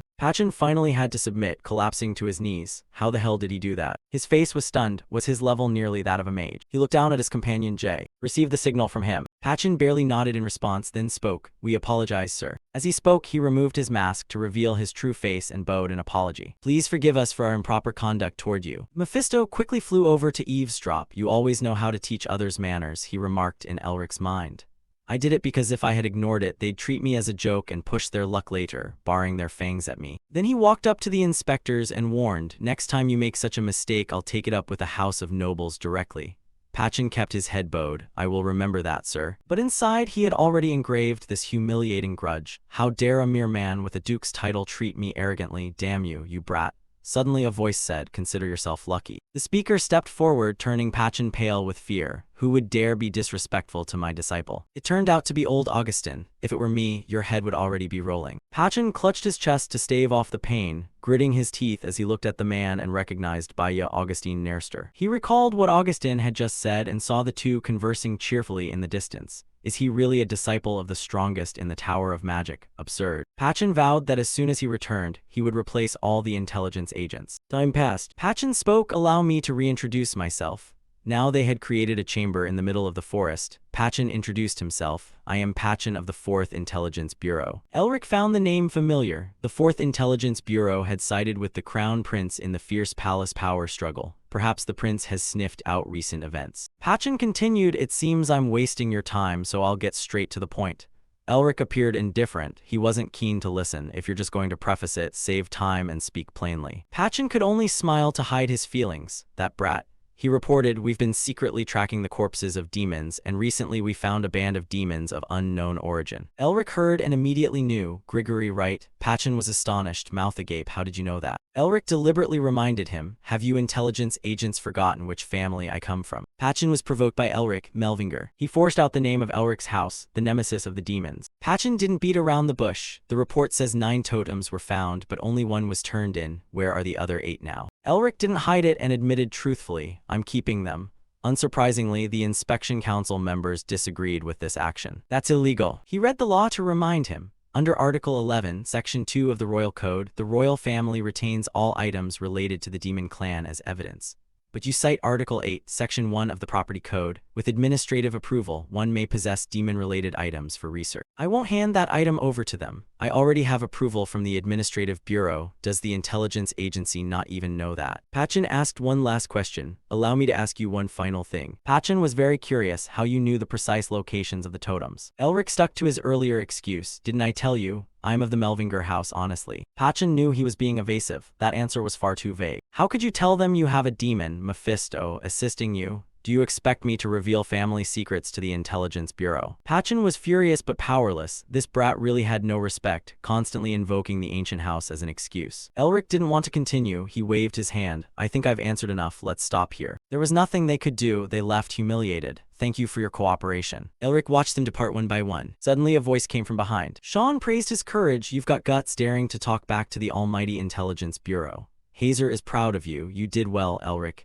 If you'd stood by and let them have their way, I would have split each of their heads open." Sean clutched his head in amazement at her attitude. These sisters are truly alike. But still, Agility had to warn him a little. "Elric, the Intelligence Bureau is stubborn. Once it bites, it won't let go. Can we just leave things be?" Elric understood well. "No, that's not okay. But given Elric's nature, you know me, I am not someone who lets things end so easily." Sean suddenly sensed trouble. What trouble is he planning now? "Elric truly repays every grudge. I'm not the kind to allow hostile behavior toward me without just cause." Old Augustine laughed at his favorite student's temperament. Only he would dare to prevent those people from leaving easily. The moon rose high, replacing the evening glow. In the forest, night had fallen. The wind whispered softly, and fireflies cast their light. In a corner, Pachin was kneeling. "I am truly a disgrace. I apologize." From the one seated above came a voice. "Lift your head, Agent Parent." On his hand, a ring was glowing, and his clothes began to shift accordingly. The one who should feel ashamed is not that man. In no time, his true face appeared. It turned out his real identity was the Crown Prince. He told Pachin, "The one who should be ashamed is I, the Crown Prince." They did not know that a bat was hanging on a branch nearby, watching everything. And the one controlling the bat was none other than Elric. He smiled, the big fish has been caught. The Crown Prince called out, Agent Perrin, raise your head. He candidly admitted his fault. The one who should be ashamed is not you but me, the reigning prince. All of this, I am the one who wanted you to meet the Melvingers. I was blinded by jealousy and underestimated my enemy. The one who acted recklessly was me. Pachin was stunned, Your Highness. The Crown Prince continued, I have made you suffer humiliation because of my incompetence. Pachin was fearful, Your Highness, please do not say that, but before he could finish, the prince signaled him to stop, nodding that everything that had happened so far was personal. He then reiterated the main mission. Our priority is to eliminate the remnants of the demons. Pachin accepted the order, yes, Your Highness. But the Crown Prince remained doubtful. You said Baron Gurrat is one of Grigori's henchmen, correct? Pachin recounted the whole matter. Yes, we have confirmed it. They are all demons, and everything related to the totems is connected to them. To gain the upper hand in the struggle for the throne, we must succeed in defeating the demons in this campaign. At the mention of this, the Crown Prince instantly grew cold. There is no room for mistakes here. Pachin dared not repeat his error. Yes, Your Highness. He watched the prince's retreating figure. He thought about recent events. The prince could not forget his former fiancée 9e, Mrs. Abel. He had no choice but to choose politics over love for her in order to claim the throne. He also understood why the prince had concealed his identity and revealed himself. Now perhaps he wanted to see for himself what kind of man Elric Melvinger, who saved Mrs. Abel, truly was. Pachin fully sympathized. Perhaps it would put the prince's mind at ease. Now they had given him a reason to do what he had long wished, destroy the demons completely. He admired and devoted himself to the Crown Prince. He is the son who will lead the empire to better things. And of course, to achieve that, we must avoid interference from Elric Melvinger. Moreover, this nuisance must not continue. In other words, we must eliminate Elric Melvinger completely. The bat Elric controlled had witnessed everything from beginning to end. The next day, Pachin summoned all agents of the Inspection Bureau and ordered, Royal Intelligence, hear this is demon territory where demons infest the entire forest. He shouted the slogan, search every corner of this place, leave no stone unturned, destroy them all. At the Garrot territory where a shocking explosion had just occurred, Elric and the others stood on high ground dressed identically to the inspection agents and looked down. It seems they have begun.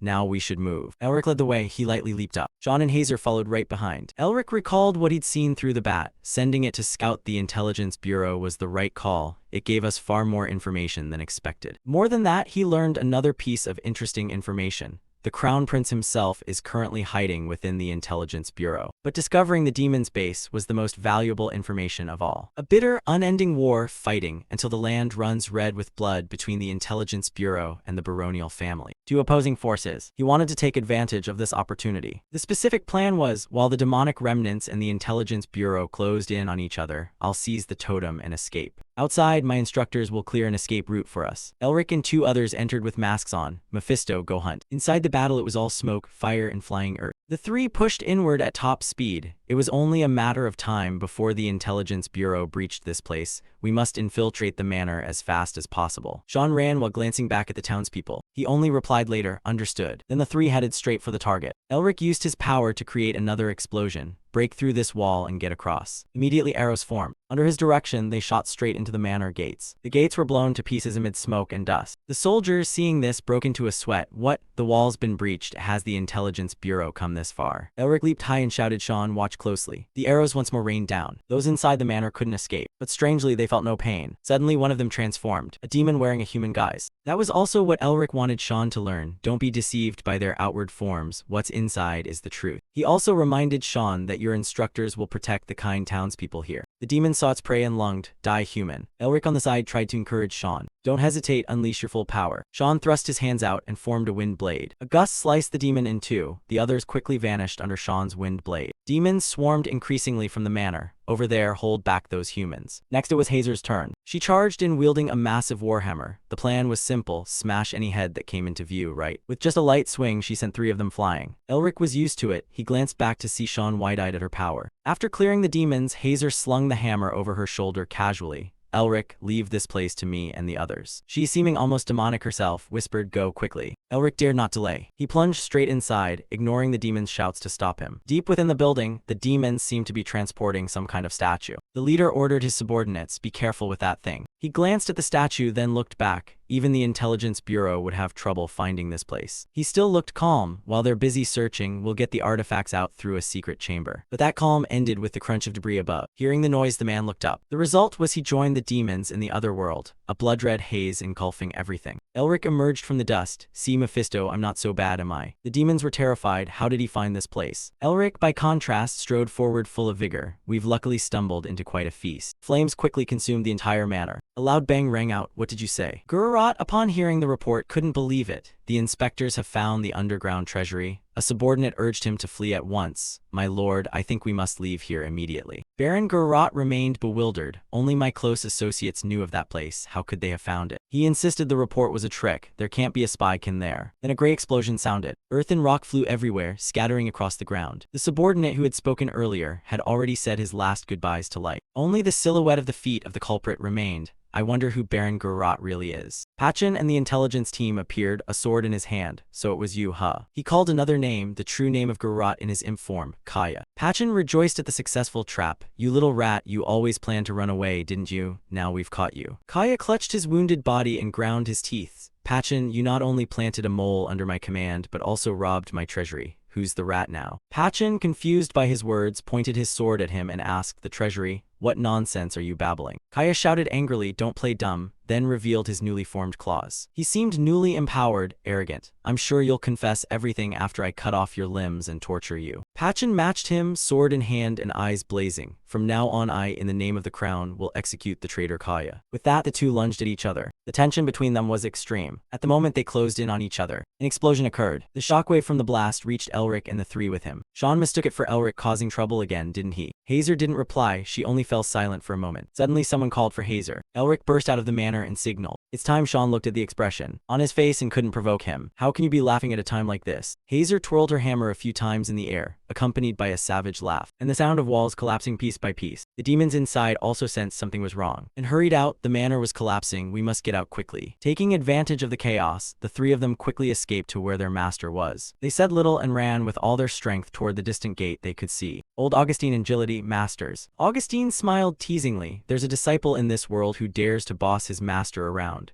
Agility chimed in. I wonder who said it's fun to mock the inspection team while acting like a hero. Once gathered, everyone boarded the carriage and left. Augustine was curious about Elric's next plan. Elric, the people have all evacuated. What shall we do now? Elric gripped the door, stepped up. Anything else? He said, it's time to leave here. The next morning at Baron Nerster's house, now reduced to ashes, Pachin was furious. Nerster has lost his mind. The next morning at Baron Kaya's house, also turned to ashes, Pachin was angry. Kaya has gone mad. I didn't expect he'd try to die and take everyone with him like that. What made him angrier was that Nerster had outside accomplices too, the bastard. Suddenly, a subordinate ran in to report. Deputy Commander, we found the treasury you mentioned. On the news, Pachin went to inspect. The situation was messy because the manor had collapsed. His mission was to find traces of the Demon King and hand them to the Crown Prince. He wanted to use this opportunity to help His Highness seize the throne with the glory and get promoted within the inspection team. Watching the basement being opened, he grew more delighted. If I can find the fake traces Elric left linking him to this accident. With a sinister smile, I could finish off the Melvinger family. Suddenly, a call cut in. Deputy Commander, please look this way. Pachin rushed over in panic. What is it? The subordinate stammered, pointing inside. The treasury is empty. Pachin growled, damn it, did the demon clan clear this place out? The subordinate didn't know how to explain. I'm not sure. Remembering Kaya's expression then, Pachin was certain Kaya knew nothing of our ambush. He truly suspected we'd planted a mole. A thought occurred. Wait a moment. He finally understood, that's right. Indeed, there was a demon mole within the inspection team. While some were upset over the failed plan, Elric was laughing heartily, leaving even old Augustine puzzled. What's so amusing? He asked.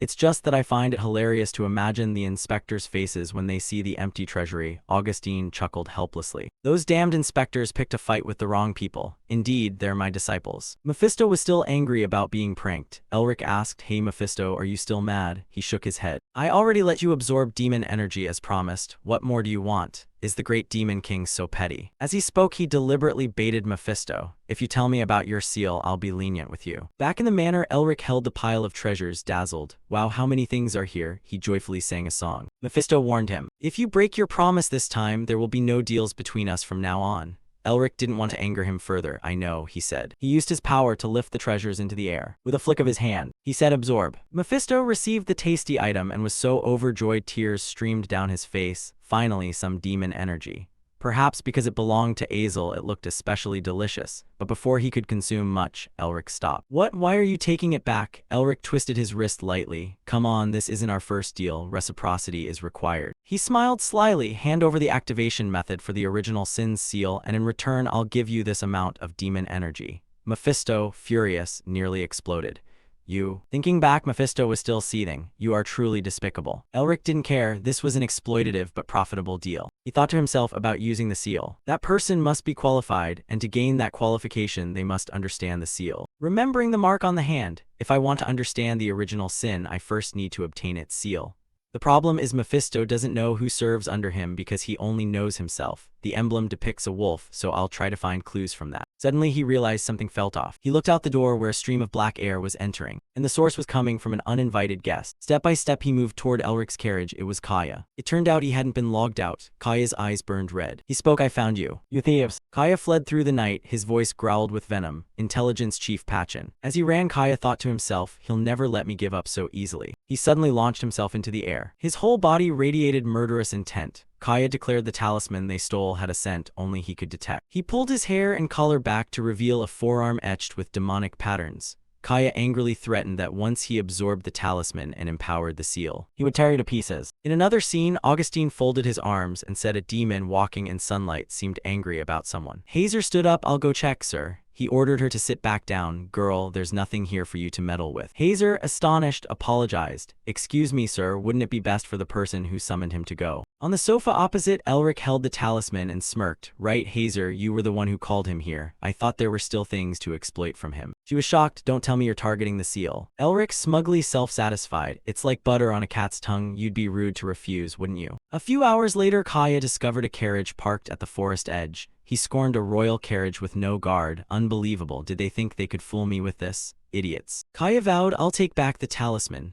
At that moment, a voice cut through his thought from afar. I worried you wouldn't come, yet here you are. Elric stepped forward with his face hidden by a mask and held the talisman up to taunt Kaya. You're here for this, aren't you? He warily asked, who are you? He touched the mask. Are you? Elric removed the disguise. He smiled lightly as if it were a joke. Kaya stared in shock at the mask in his hand, that cheap mask. He was startled. Impossible. Kaya gritted his teeth. You. He lost control and went berserk. How dare you trick us? Kaya lunged at Elric. I'll tear you to pieces. Mephisto warned him. Are you sure it's wise to anger him? Even missing an arm, he's a demon bearing a rather strong seal. Kaya channeled all his might into the punch die. The blow came down like a god's strike. Elric dodged by leaning aside and exclaimed, wonderful. I've always wanted to know how much I've grown since I left. Kaya immediately switched to slashing claws at Elric's heel, but Elric leapt up in time so the claws only tore at empty air. Elric muttered, and I've decided on a few things to do. He calmly landed. Then he activated the seal and declared, I will annihilate the demon race. Brilliant beams of light surrounded Elric's wrists. He shouted, Pierce. Elric summoned a barrage of light stones from the void to strike Kaya. His pupils flashed a fiery red. Kaya concentrated power in his palm. With one sweeping strike, he shattered all the incoming crystals. He sneered, did you think magic like that could stop me? Kaya charged straight at Elric. A mage like you dare let me get close. He launched an attack at him while growling. You're finished, bastard. Elric didn't hesitate to counter. Two fists carrying tremendous power collided. The collision made the space erupt violently. Kaya staggered back, stunned. How could a mage be this strong? The choking dust slowly cleared, and his silhouette appeared in the empty field. Elric looked in alarm at his hand covered in viscous fluid. The pale skin was turning purple as the toxin seeped deep into his blood vessels and meridians. He thought to himself that in fight with him this could be dangerous. The venom in his demonic aura would infiltrate every pore. Elric hurriedly froze the poisoned arm. This is his seal power. I'll freeze it to stop the poison spreading, but it's only temporary. I must be careful not to be further exposed to the toxin. Kaya watched and mocked. He stopped the toxin by freezing that hand. What a cheap trick. The demonic pattern on his forearm suddenly flared with a smoldering blaze. Kaya roared, if that's the case and you scream like that, how will you block this? He spread his wings wide, forming a storm that swept toward Elric. Let's see how you freeze a poisonous gale. No sooner had he finished speaking than the toxic air around Kaya erupted. It gushed forth, spreading in all directions. Elric not only struggled to defend himself, but couldn't close in on the enemy. He cursed, damn it, his poison is seeping into me. This isn't something I can just freeze to contain the toxin. Suddenly, Elric had an idea. I can still do something to break this attack pattern. He sequentially used reverse freezing techniques, the final one reaching to the root. Elric's eyes hardened.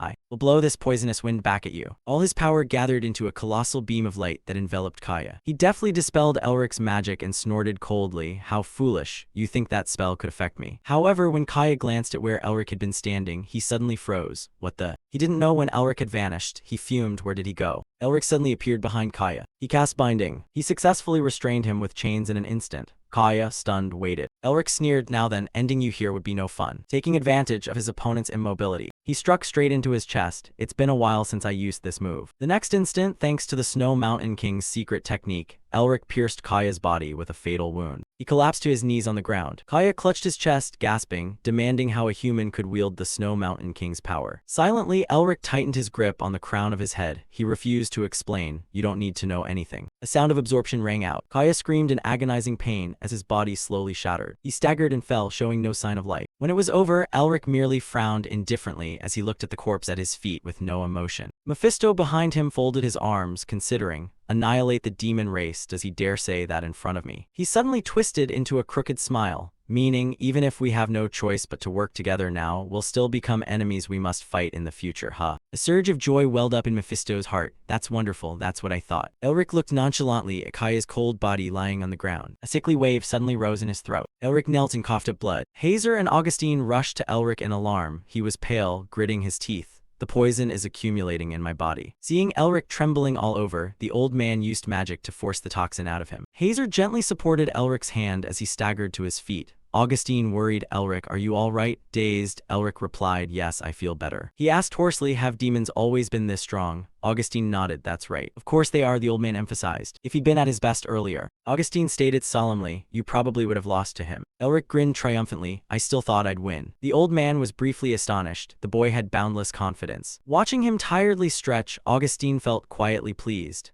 I guess the boy would find a way to defeat his opponent no matter how disadvantaged he was. A pang hit him, but Augustine loudly rebuked Elric. Didn't I tell you not to let arrogance possess you? You need to change. He slightly raised an eyebrow, a bit at a loss. Augustine, why are you making that face? He scolded with his mouth but smiled to himself like a bright spring, truly worthy of being my disciple. Liam sighed, searched all day and still found no trace, if this isn't an order. Suddenly a bare arm thrust from behind straight through his chest. Liam gasped in shock. Blood sprayed everywhere, leaving him no time to react. Owen appeared abruptly, pulled his hand out of Liam. He collapsed on his stomach with a huge black hole pierced through him. Ethan, witnessing this, went pale. Owen called out, hey you, what's happening here? The man stammered backward, who are you? Show yourself, before he finished. A hand had already seized Ethan's head. He hoisted him off the ground. Ethan struggled wildly. Owen looked disgusted at the irritating voice. On the back of his hand appeared a strange black crossmark. Owen murmured, I'll investigate this myself. He gave Ethan no chance to resist and used assimilation, reducing him to ash. Ethan's arm went limp in his final moment. At the same time, the mark on his hand burned with a strange purple light. He returned to human form, looked up at the sky inside. Kaya has failed. Owen continued. A third party, not our intelligence or our kin, was involved in this. He unconsciously grinned evilly, truly an incredible harvest. His pupils burned red at the thought of the Crown Prince participating personally. Elsewhere in the ruined courtyard, dozens of black-clad subordinates knelt before the Crown Prince. He cut them off. Enough. The tense atmosphere made everyone tremble with fear as the Crown Prince sternly rebuked Pachin. Remember the wounds you suffered today for the rest of your life and reflect on yourself. He slammed his head onto the hard ground. I will engrave that in my mind. He questioned Pachin. The conquest plan you plotted for years has utterly collapsed. What do you intend to do now? Blood from his brow soaked the earth below. Pachin obediently replied, according to the report, Count Gurrat isn't Gregory's only follower. Luckily, the agents we sent to other branches managed to gather intel on their main camp. The Crown Prince confirmed coldly, that means the plan for this place isn't a total failure. He answered, yes, the Count's plan was simply a mistake by our Team 4. He casually turned and left. All right, Pachin, clean this up and head to the rendezvous point. A flash of light suddenly flared. The Crown Prince froze, eyes wide. Shouts of ambush echoed all around. The demons, Pachin hurriedly drew his sword. He stood up straight and ordered everyone into formation. The demons swooped down. The subordinates quickly fought back against them. Pachin hurriedly shielded the Crown Prince while angrily cursing at these idiots. Protect the prince first. Amid the chaotic battlefield, a streak of darkness suddenly swept across the sky, its target seemingly the Crown Prince. Everyone abandoned the fight and rushed to his side to protect his highness. Pachin panicked too fast. Just as the dark streak was about to strike the prince in the back, he threw himself in to block it. Owen revealed himself and remarked in awe, not bad humanity. Pachin swung his sword and was flung aside. You wretch, how dare you? He nonchalantly pointed at him.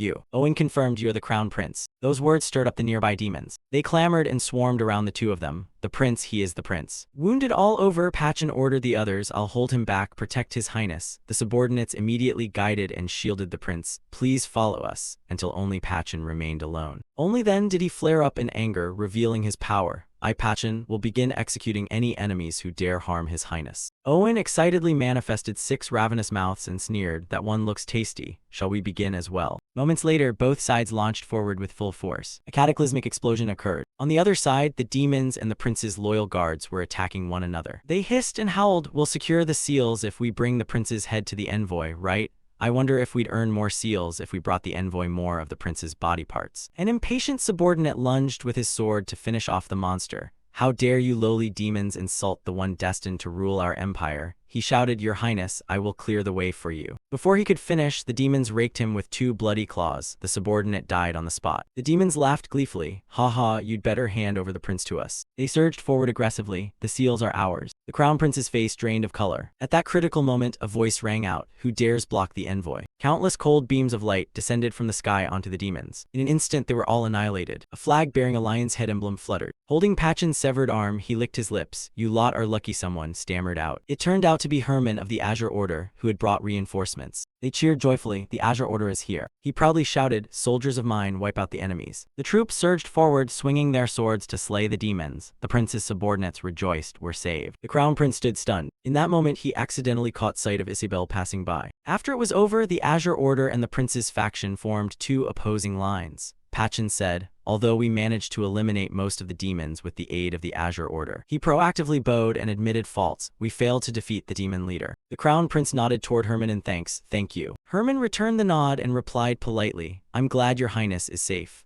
I will escort you back to the palace, but since you already have your intelligence unit with you, I will request permission to withdraw here." He told Herman, "You must be busy, so please carry on." Herman replied, "Thank you, sir, for your understanding." The crown prince wondered, "May I ask where you intend to go?" Herman glanced at Isabel, who stood blushing beside him, and cheerfully announced, "I am looking for Elric Melvinger." Seeing that, he also glanced at her and acknowledged, "I see." Isabel blushed awkwardly and said nothing. The crown prince turned and left. "All right, goodbye." His face suddenly fell. Elric Melvinger, that name again. In another scene, the carriage drivers pushed through a thick curtain of snow inside. Elric stuck his head out the window to admire the falling white snowflakes. Before long, they reached their destination, the fortress. He marveled, "This is even bigger than I heard." Elric thought to himself that the flower palace must lie somewhere beyond this fortress wall. At the fortress gate, soldiers suddenly appeared to block the carriages. "Please stop." Carl explained, "You must think we're border guards. We want to cross the border." A man raised a hand to interrupt him and said, "Sorry, but you may not be allowed to pass." Logan held up a hand to stop them. "I'm very sorry, but you cannot go through here." Elric had just climbed down from the carriage and asked, "Has something happened on the other side of the fortress?" He explained that monsters outside the fortress have been rampaging recently. Unexplained phenomena have also begun to appear, so the guards are on high alert. Elric looked up at the faint traces drifting across the sky and immediately knew the energy sensed beyond the wall was highly suspicious. He smiled excitedly. "Even so, I'm not planning to give up yet." Elric told Carl to hand over their travel papers. Carl replied clearly, "Understood." Carl rummaged through his coat pocket. He pulled out a scroll and approached Logan. Carl presented the tightly bound scroll to him. "Here." Logan nervously unfolded the passport. "What is this?" After reading it, his face gradually trembled and panicked. "Nairster family and Melvinger family." Logan hastily returned the scroll. "I'm sorry, I didn't know you came from such prominent houses. Usually people can't pass, even with papers, but I'll make an exception because you're from the Nairster and Melvinger families." He advised Elric as he sent them off, "Please run to the highest refuge you can if anything goes wrong." Elric wondered, "If I hide there, will anyone come to rescue me?" Logan answered bluntly, "No." He even threatened fiercely, "If so, finding your corpse will be easier for us." The scene switched. The sandworm opened its petal-shaped mouth full of sharp fangs and snarled at Elric. The sandworm suddenly retracted its teeth, closing its mouth into a sharp point like a pistol. It shot toward Elric like an arrow. Just as it was about to devour him, Elric activated a spell. He summoned a block of ice that pierced the monster's fatal point. Elric gritted his teeth in frustration. "These sandworms keep rushing here like electricity." A second sandworm suddenly appeared behind him. Elric immediately darted his eyes, alert. He leapt up high, during which his mind began to race. After the last fight with the demon, he felt he couldn't use what he'd gained smoothly. Elric thought to himself that if he gained more seals in the future, his mana pool would become a limiting factor, and he wouldn't be able to use them at full power. With a single shout, the sandworm was impaled by countless shards of ice. It fell and died on the spot. He landed lightly beside the monster's corpse. A magic only for himself, he needed to create an entirely new spell. Elric resolved that only by doing so would he become strong enough that no one could look down on him again. Footsteps approached from behind, accompanied by a complaining voice. "Are you done yet?" He turned to see Sean and the others coming. He trembled and pulled his cloak tight. Even wrapped in mana, he was freezing. "I'm almost out of mana too." Elric suspected this this place should have been hot like a desert, yet it was bitterly cold with fierce winds. He wondered if this was one of the strange phenomena they'd mentioned. This place was called the Black Snowfield. The name Black Snowfield was merely a metaphor because the land here had been poisoned and blackened, making it look like a field of black snow. That was the meaning behind the name. The area was also swarming with monsters, and even the Empire had abandoned attempts to claim it. He judged it a forbidden zone where even 8th-tier archmages might not be safe. A hand suddenly rested on Elric's shoulder. Sean draped an arm around him and sighed. Hey Elric, is the flower shrine really a place forsaken by the gods? He was baffled. In fairy tales, the flower shrine is a peaceful garden where the god of flowers lives happily among humans. Does this place look anything like a garden? Elric casually shrugged Sean off. The flower shrine does exist. I can confirm its existence from my ancestors' records in the royal family.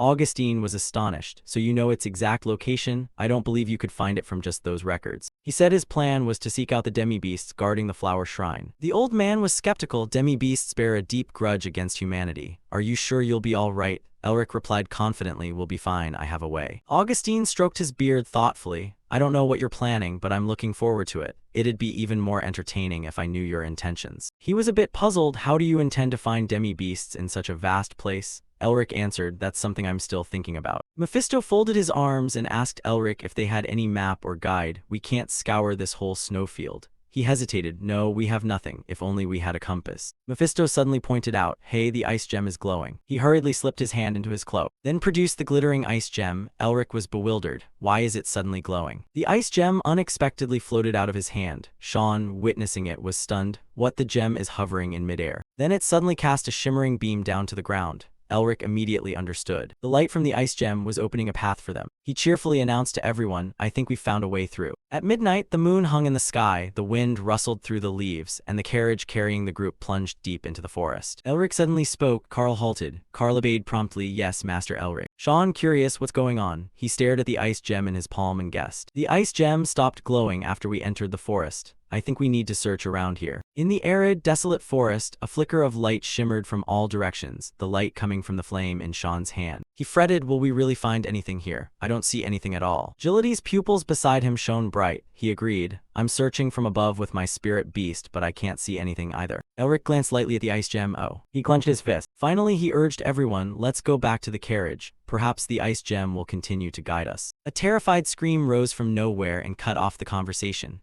Everyone was startled and bewildered. Sean and Elric exchanged looks and nodded in unison. The three men dashed toward the source of the sound. The three of them ran through the dense forest. He widened his eyes on guard. Something was there. Upon reaching the scene, the three quickly hid behind a tree and silently observed the situation ahead. The goat-headed monsters seemed to be surrounding someone, a female demi-beast. Mephisto confirmed it was a female catfolk demi-beast. A goat-headed monster roared. The pack immediately lunged forward to tear the Catwoman apart. She panicked and screamed, is anyone there? Please help. Elric didn't hesitate and launched an attack, Whirlwind. The Catwoman shut her eyes tight and awaited death. When nothing immediately happened, she dared to open her eyes in shock. The three monsters that had been about to attack her were now frozen into three huge blocks of ice. He snapped his fingers. All three shattered into nothingness. Elric appeared and gently comforted the Catwoman. Are you all right? Elric brushed the hair from his forehead, smiled warmly, and reached out his hand. You must be in shock. Mephisto mocked him. You have no acting talent. Elric blushed and cleared his throat. If you're injured, I'll heal you. Let me help. He asked the Catwoman if she could stand on her own. She suddenly became aggressive and glared. The Catwoman shoved Elric's hand away and shouted, I don't need help from a human. No sooner had she finished than the ambushing beast archers all leaped down from the branches. At the same time, spear-wielding warriors, unnoticed until now, closed in behind Elric's group,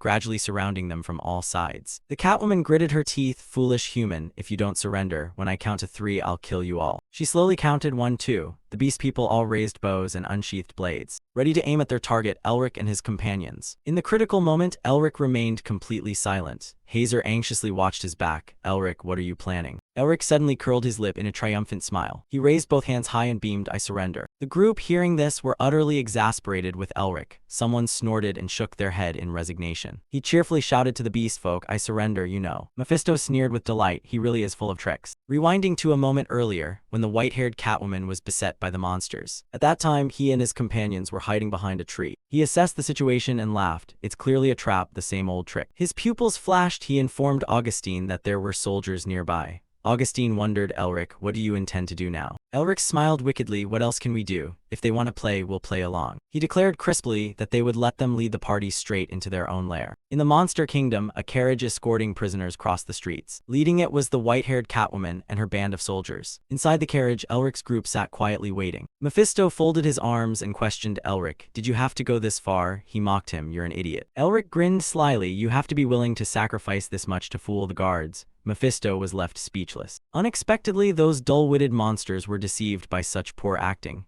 Just then, a voice outside the carriage spat with hatred. Damned humans. The beast folk lining the road murmured, angrily hurling insults at the caged group. Why did the search party bring humans back? They clearly mean no good. Kill them now. Seeing this, he was astonished. I expected some hostility, but their hatred for humans is intense. Mephisto analyzed that you humans stole their homes and drove them here, so isn't their anger natural? Appeasing ancestral rage won't be easy. Elric's gaze flickered with thought. The carriage suddenly came to a halt. The white-haired Catwoman turned around. She introduced herself. I am Irina, royal guard of the Anthropomorph Kingdom. Irina warned, if you value your lives, you'd better behave. Elric lifted his head slightly. Before him loomed a dark castle as she threatened them. Because our great king will interrogate you. The door swung open. Irina led the group inside. They followed closely behind her down the castle corridor. Mephisto frowned and probed Elric. You're clearly up to something. That's why you walked into the heart of your enemy's formation, right? He replied cheerfully, of course. Those monsters won't refuse me. In the great hall, rows of beastfolk in ceremonial attire stood in 2 lines. As they passed, he murmured that he possessed a power they've coveted for centuries, the Tiger King's battle technique. The previous Monster King, Elric, emphasized the body-strengthening art. He muttered that the Tiger clan had held the throne for generations but are now extinct. If the body-strengthening art were to appear, what if the thing that symbolizes the king's authority emerged? Elric giddily daydreamed about how valuable it would be. He was so unscrupulous that even Mephisto was at a loss. You're really eager to sell it for an astronomical price, aren't you? Upon arrival, Irina immediately humbled herself and bowed. She spoke formally, Your Great Majesty of Anthropomorph, I have brought the prisoners. The one on the throne praised, well done. A hand with soft orange fur and sharp claws emerged. The speaker rebuked them, those humans. Why did you enter our territory? Elric was taken aback. He's a tiger folk. As the speaker talked, Elric noticed 4 small fangs in his mouth. If you dare lie, he thought in shock, impossible. Elric's face went rigid. The Monster King, the Tiger King. A ruddy, inexperienced young beastfolk boy with smooth, pale skin appeared. His voice was stern. Then you will not leave here alive. Elric was stunned. It was just a child. Hazer blushed with excitement. So cute, he's adorable. Mephisto mocked Elric. The Tiger King is young. You might not profit much from this. Elric froze, unable to retort. It's good the Tiger King has an heir, but he's far too young. Elric stepped forward uncertainly, feeling daring. Let's try it first. After all, I can escape if it goes wrong. He nonchalantly asked, Are you the king? An irate rat beast folk spat. You insolent bastard, how dare you question our great king? Elric arrogantly cut in. Hey old man, mind your own business. The rat fluffed in anger. You brat. Soldiers, drag that prisoner out now. None of it registered to him. Elric picked his ear in disgust. The rat is too noisy. The Tiger King suddenly interrupted. Stop. The rat beastfolk stammered, but he barked aggressively. Are you defying my orders? The rat beastfolk fell silent in fear and returned to his line. The Tiger King calmly asked, Do you have something to say? Elric thought with interest. I assumed he was just an ignorant kid. It seems the tiger blood still runs in him. He might be easier to persuade than expected. He asked, Do you know the body-strengthening art? The Tiger King asked what? Elric deliberately led him on. If I said I wanted to sell it, what price would you offer? The royal advisors were agitated. What nonsense is this, you scum? How dare a small human mention the body-strengthening art? Soldiers, behead him. The Tiger King awkwardly urged, Calm down everyone. No sooner had he finished than Elric broke his chains and shouted, Honestly, you're all too loud. The beastfolk drew swords to protect the Tiger King. The prisoner had smashed his shackles, protect the monarch. Before long, Elric's group was surrounded on all sides. Iron manacles dropped. Augustine flexed his wrist gently and warned him, Monsters are not easy to deal with. Want my help? Elric replied confidently, No need, sir, I'll handle it myself. He displayed his power and stepped toward the Tiger King. I need to show them my ability so they'll believe me. A beastfolk yelled a warning. Royal guards, take down those humans. Then dozens of guards rushed up to attack Elric, but his teammates paid no mind. Sean even complained. He was very quiet on the way here. I was suspicious. Hazer smirked. Elric, if you dare touch my little tiger, I'll gut you, Agility said smugly, loving this chaotic scene. A beastfolk lunged to attack Elric. He rotated his wrist. Then he rushed forward without hesitation. Just as they were about to collide, he swung his arm wildly. Elric activated the body-strengthening art. Fierce tiger charge, knocking that beastfolk down. Nearby beastfolk were stunned. How could a human know the body-strengthening art? Someone ordered royal guards transform into beasts quickly. In an instant, the uniforms of the guards were torn apart. Their bodies shifted into thick-furred werewolves. The guard pack growled at Elric. One of them roared and attacked. They all lunged forward smug. You're finished. Elric stepped to the left with his left foot. He used the body-strengthening art, Tiger Claw, pummeling relentlessly to finish them off one by one. The werewolf guards were utterly beaten and collapsed to the ground. Another guard beast went pale at the sight. Elric continued with the body-strengthening art, Black Tiger Rampage, and stomped down to crush that beast folk to death. Irina stood nearby observing, trembling with fury. Irina drew her weapon and charged. "How dare you?" A voice called out, "Stop at once." Elric stood still, staring at the sword at his throat. Irina hadn't reached him yet. She froze when she saw who had spoken. Her voice trembled. "Your Majesty, when did the Tiger King rise?" He glanced sharply at Elric. He gently pushed Irina's sword away. "I think I've shown you the power I possess, haven't I?" Elric offered a provocative smile. "Now do you believe me?" The Great Hall fell deathly silent. The Tiger King snapped angrily. "How do you know the body-strengthening art? Something even we cannot learn." No sooner had he spoken than beast folk screamed in pain as blue electricity appeared and struck them. "His master is Elric," he declared. "That's magic." He was stunned. "Magic?" He explained. "Magic flows through all things. It exists in this world, reveals the mysteries of nature, and harmoniously unites all principles within it." The Tiger King was astonished. So the body-strengthening art has always been preserved through magic. Elric smirked with satisfaction. "That's right," and he waved to produce a blue glow to demonstrate for him. The Tiger King's eyes sparkled with excitement. Mephisto snarled at Elric. "Magic? You're playing a con." He smirked. "In any case, the monster folk have some affinity with magic. If we put on an appealing show, they'll fall for it." Other beast folk whispered. Elric boasted to Mephisto, "Look, not only the king but the others are starting to believe."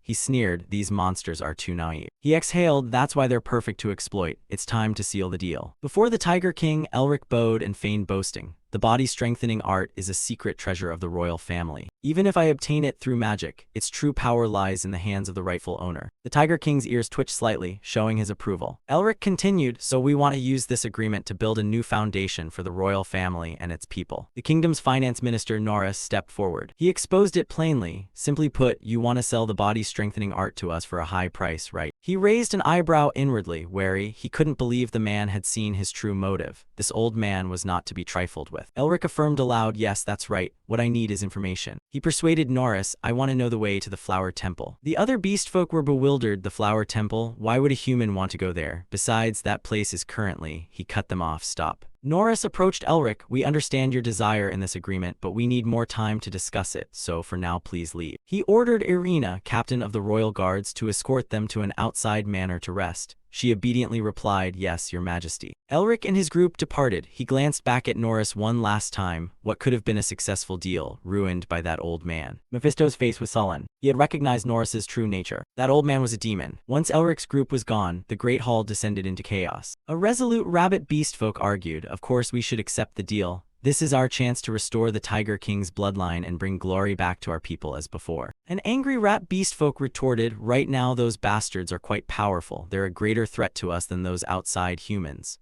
If we can unite the Tiger King's will and intimidate them, they'll have no choice but to obey." Someone immediately stepped in to end the argument. "They're right." Lucas approached the Tiger King and said, "The body-strengthening art is a unifying symbol for monster folk. Its loss has split many of our people and caused species to lose unity.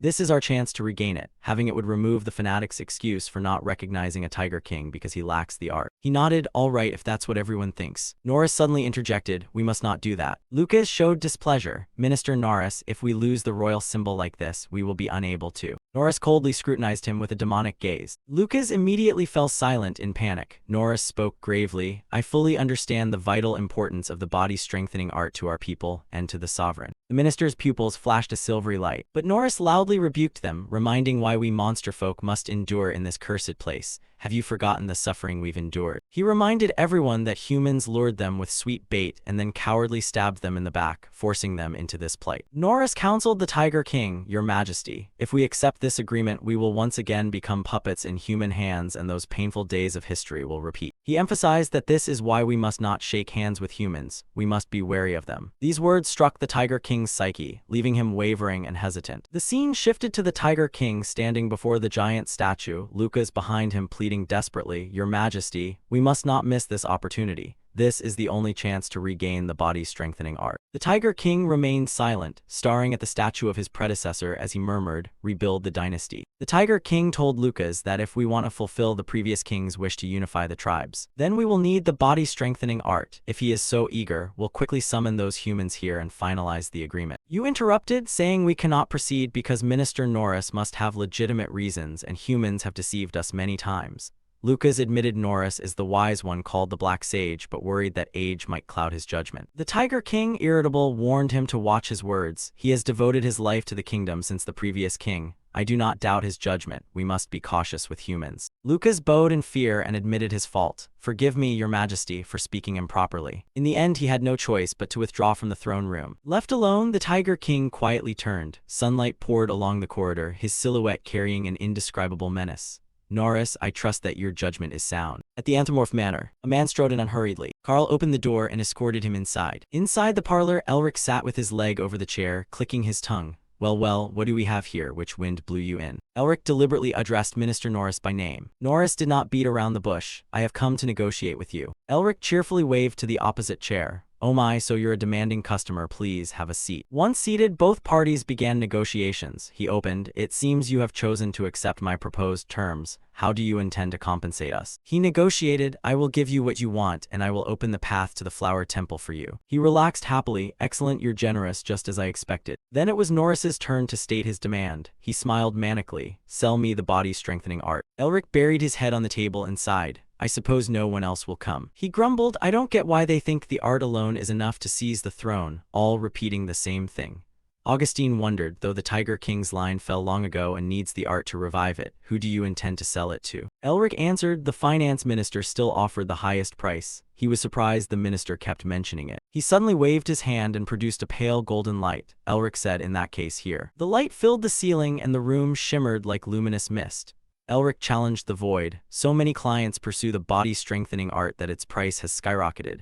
May I ask what the royal family intends to do with it, and how do you plan to pay me? As the light faded, a familiar figure appeared. His purple pupils flashed darkly, its owner seemed furious. Elric's tone turned mocking, your majesty. A figure slowly stepped out of the shadows, a Tiger King. This is Valence, a Tiger King with fierce, cold eyes. Mephisto, somewhat surprised, exclaimed that the power held by the king was gradually declining. If it were me, I'd have already beheaded those vassals. After all, I'm not as foolish as they are. Valence trembled slightly and glared, asking why the finance minister would do such a thing. Something must be wrong. Elric appeared from somewhere and said, I told you beforehand, didn't I? His expression extremely confident and smug. You are about to witness some very interesting things. Hazer, standing beside him, couldn't bear to hear it and loudly scolded Elric. How could you say such things in front of someone who is truly hurt? Elric stood seriously and said, Hazer, politics is not child's play. Soothing his heart could change the current situation, you see. Hazer, upon hearing this, could only turn her face away and say nothing more. Elric, eyes narrowed and solemn, continued.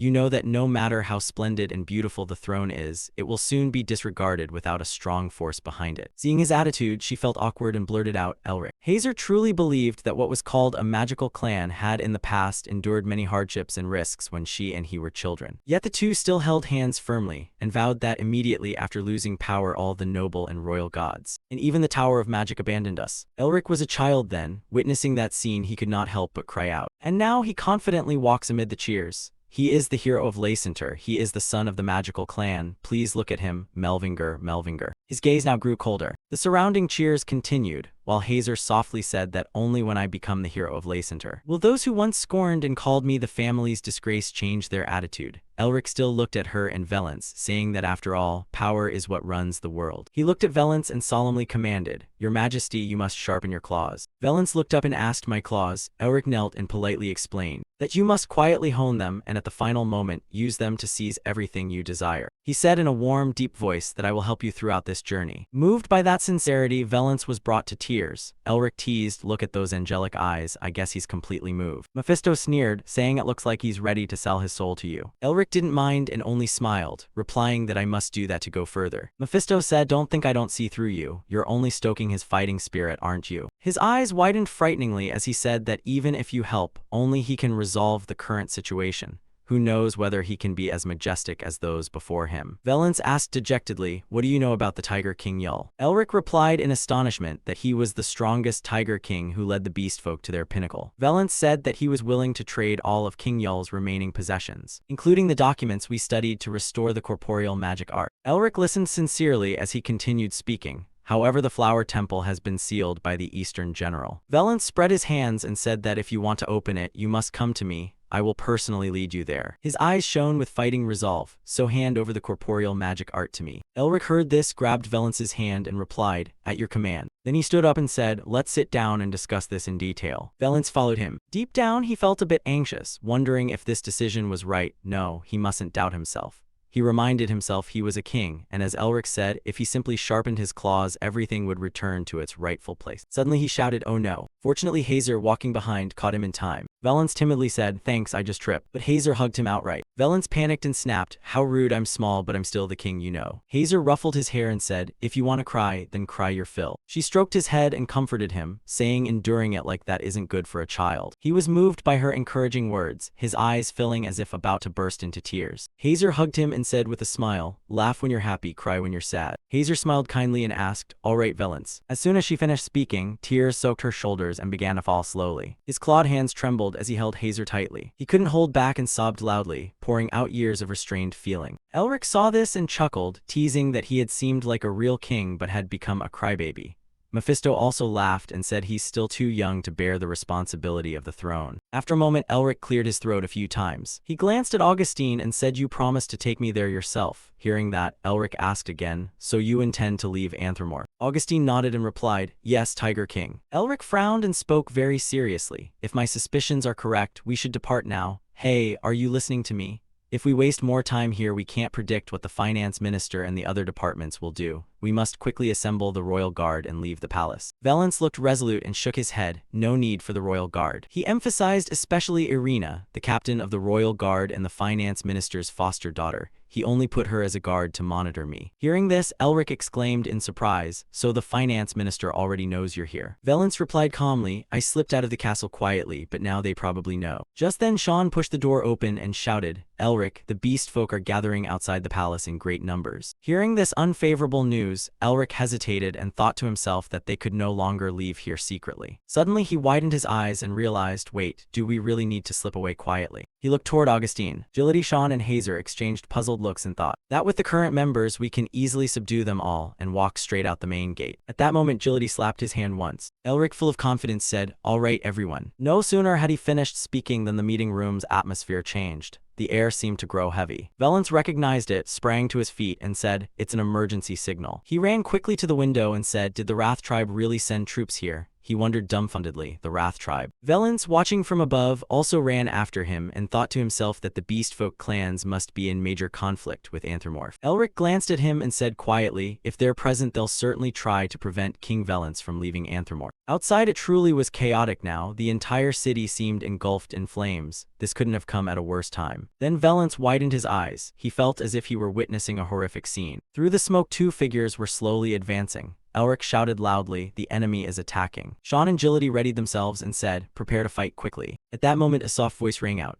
He froze when he heard that voice. Then Elric seemed to realize something and told Sean and Agility, everyone stop. The two then slowly emerged. When Sean and Agility saw them, they too were startled and amazed. At that moment the two revealed themselves, and Elric couldn't help exclaiming, Isabel. Elric, stunned by Isabel's appearance, wondered inwardly what she was doing here. Mephisto paced back and forth near Herman, observing. He pointed toward him and asked, who is that monster? Elric bowed with deep respect and replied, it's an honor to meet you, the Blue Lion Herman wailed. He answered in a polite, warm tone, I'm just an ordinary warrior granted the title of Baron. You needn't be so formal, luminous Duke. Elric extended his hand and politely said, let's go inside first. Isabel nodded, thank you. She went ahead and gently said to Herman, Father, take your time coming down. As they walked, Elric asked, how did you know I was here? He smiled faintly and replied, I wanted to thank our benefactor in person. You not only saved my daughter but also treated my illness. As soon as he finished speaking, he stepped over to him. Herman smiled kindly and said, that's why I came to the capital, but then found out you had already left. He scratched his head sheepishly and replied, oh dear, I should have left a note about where I was going. Looks like we missed each other. Herman replied calmly, no, we should have sent a letter first. I wanted to surprise you, so I came looking without warning. It's our fault. He paused, glanced to one side and said, but. He looked around at everyone and gently said, I see a few familiar faces here. He glanced at Hazer and said, I didn't expect the Grey Lion's hound to be in a place like this.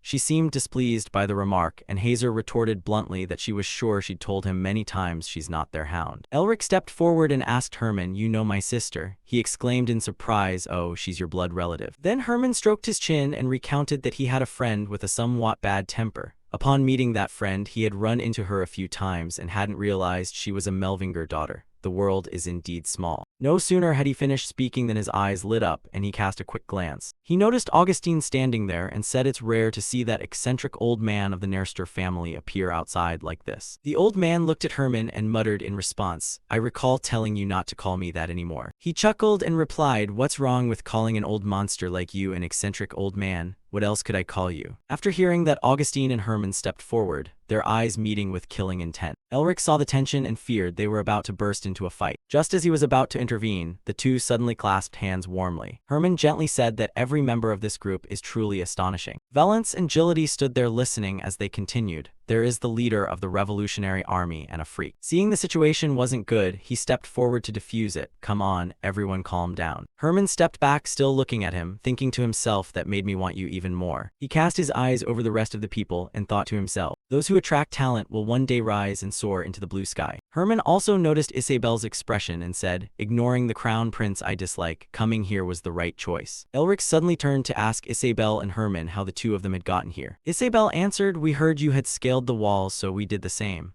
A knight scouting the forest reported seeing you dragged away, so we came to help. She looked out the window with concern and added that our side is creating a diversion to distract the monsters. If we want to leave, now is the best chance. The fire outside still raged, as if trying to devour everything. Elric glanced at Valence and thought that if they wanted a legitimate escape, this was their opportunity. He breathed relief and said, good thing it's not the Wrath tribe invading. Then Elric went to the window and stepped onto the sill. His eyes filled with strength as he asked, has your resolve to leave this place changed? Valence looked down, cautious yet determined. I want to leave, but if I abandon the kingdom in its crisis, my vassals will call me a traitor and the city will fall into chaos. Hearing that, Elric slapped his hand on his shoulder in reassurance. Elric's eyes shone and he said, you don't need to worry about that. I've just thought of a great plan. Outside it was like hell, flames spreading and consuming everything around. Someone stepped across the grass near the blaze. It was Irina and her team. Hills followed behind. Uneasy, he asked, Captain, shouldn't we be defending the city? Irina shook her head decisively. No, the royal guard's purpose is to protect the king. She clenched her fist, showing fierce determination, and said our king is right now among those disgusting humans. Irina shouted, once we secure his safety, eliminate. She glared and finished angrily, all those humans. When Irina's group saw Hazer and Sean step out, they exclaimed in surprise, those humans are moving outside. She quickly approached and put her hand in their path to block them. Irina glared, hissing, you bastards, where's our king? Sean replied, who knows, who could possibly know? This answer enraged her. She radiated killing intent and said, are you trying to provoke us? Everyone transform into beast form. No sooner had she finished than the others began to reveal their true forms, each taking on a terrifying beastly appearance. Then Irina pinned Sean with a sharp weapon. He grit his teeth in fear and endured. She glared and warned, I don't know what tricks you're up to, but if you don't return the king to us immediately.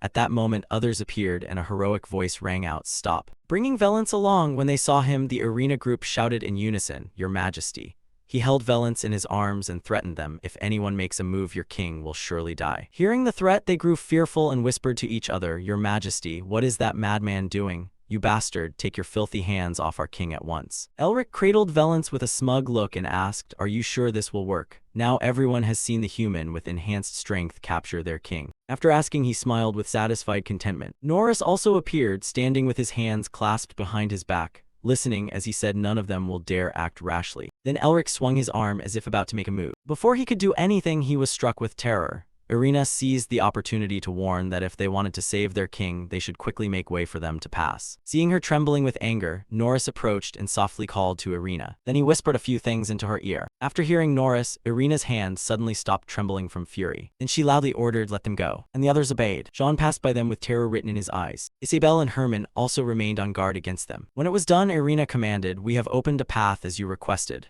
Release our king immediately. He smiled inwardly with smug satisfaction upon hearing this. Then Elric hugged Valence tightly and leapt high. He taunted Irina, how can I trust you? I'll release his majesty after we've safely left the city. If you pursue us, you know what will happen to that day, don't you? And so he carried Valence up into the sky. The Irina group could only watch him with wide eyes. When they saw he wouldn't return Valence, they clutched their heads in shock and panic. High above the flames spread and below came cries, come help us, we must put out the fire first. At that time, he and Mephisto were flying straight ahead while Valence kept looking down. Elric noticed his sullen expression and asked, do you want to go back? He shook his head and replied, no, I was the one who said we should leave. I must open the way to the flower temple for you. He looked at Valence and asked further, putting that aside, what I want to ask is, After hesitating a moment, he softly asked, "Do you want to return or leave here?" Valence remained sorrowful. His indescribable gaze answered, "Just thinking about the castle now makes me feel suffocated." Valence thought of his suffering people and continued, "But it's different with my subjects. They are good people who trusted and supported me. If I abandon them, the whole city will descend into chaos, especially if we are invaded." Mephisto looked straight ahead and said, "Hey, I don't think you have time to chat so leisurely." His eyes widened, his pupils glowing as he replied, "Mephisto, what do you see?" He strained his eyes to see what was ahead. Before him was a tornado of terrifying intensity, a black sandstorm. Seeing it, Valence cried out in fear, "No." He shouted fearfully, "That's the Eastern General." Elric watched the approaching black sandstorm in shock, thinking silently that it was the disaster that had devastated the north. Elric feared that if they were swept in, they would be torn to pieces. Mephisto beside him spoke up, "Hey Elric, it's not over yet." He bared his teeth in a grin and added, "I think there are some troublesome types riding that vortex." Elric looked again and asked, "What is it?"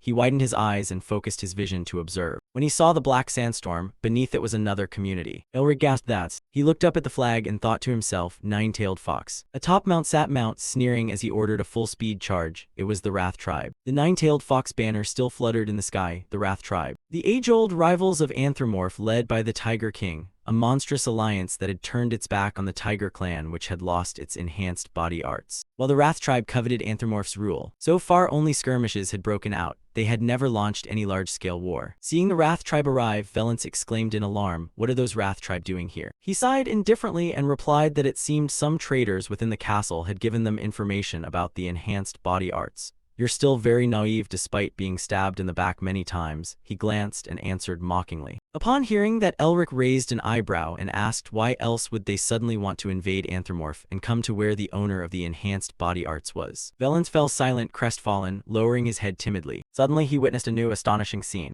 Elric held Valence out before him, which made him panic and ask, "What are you doing?"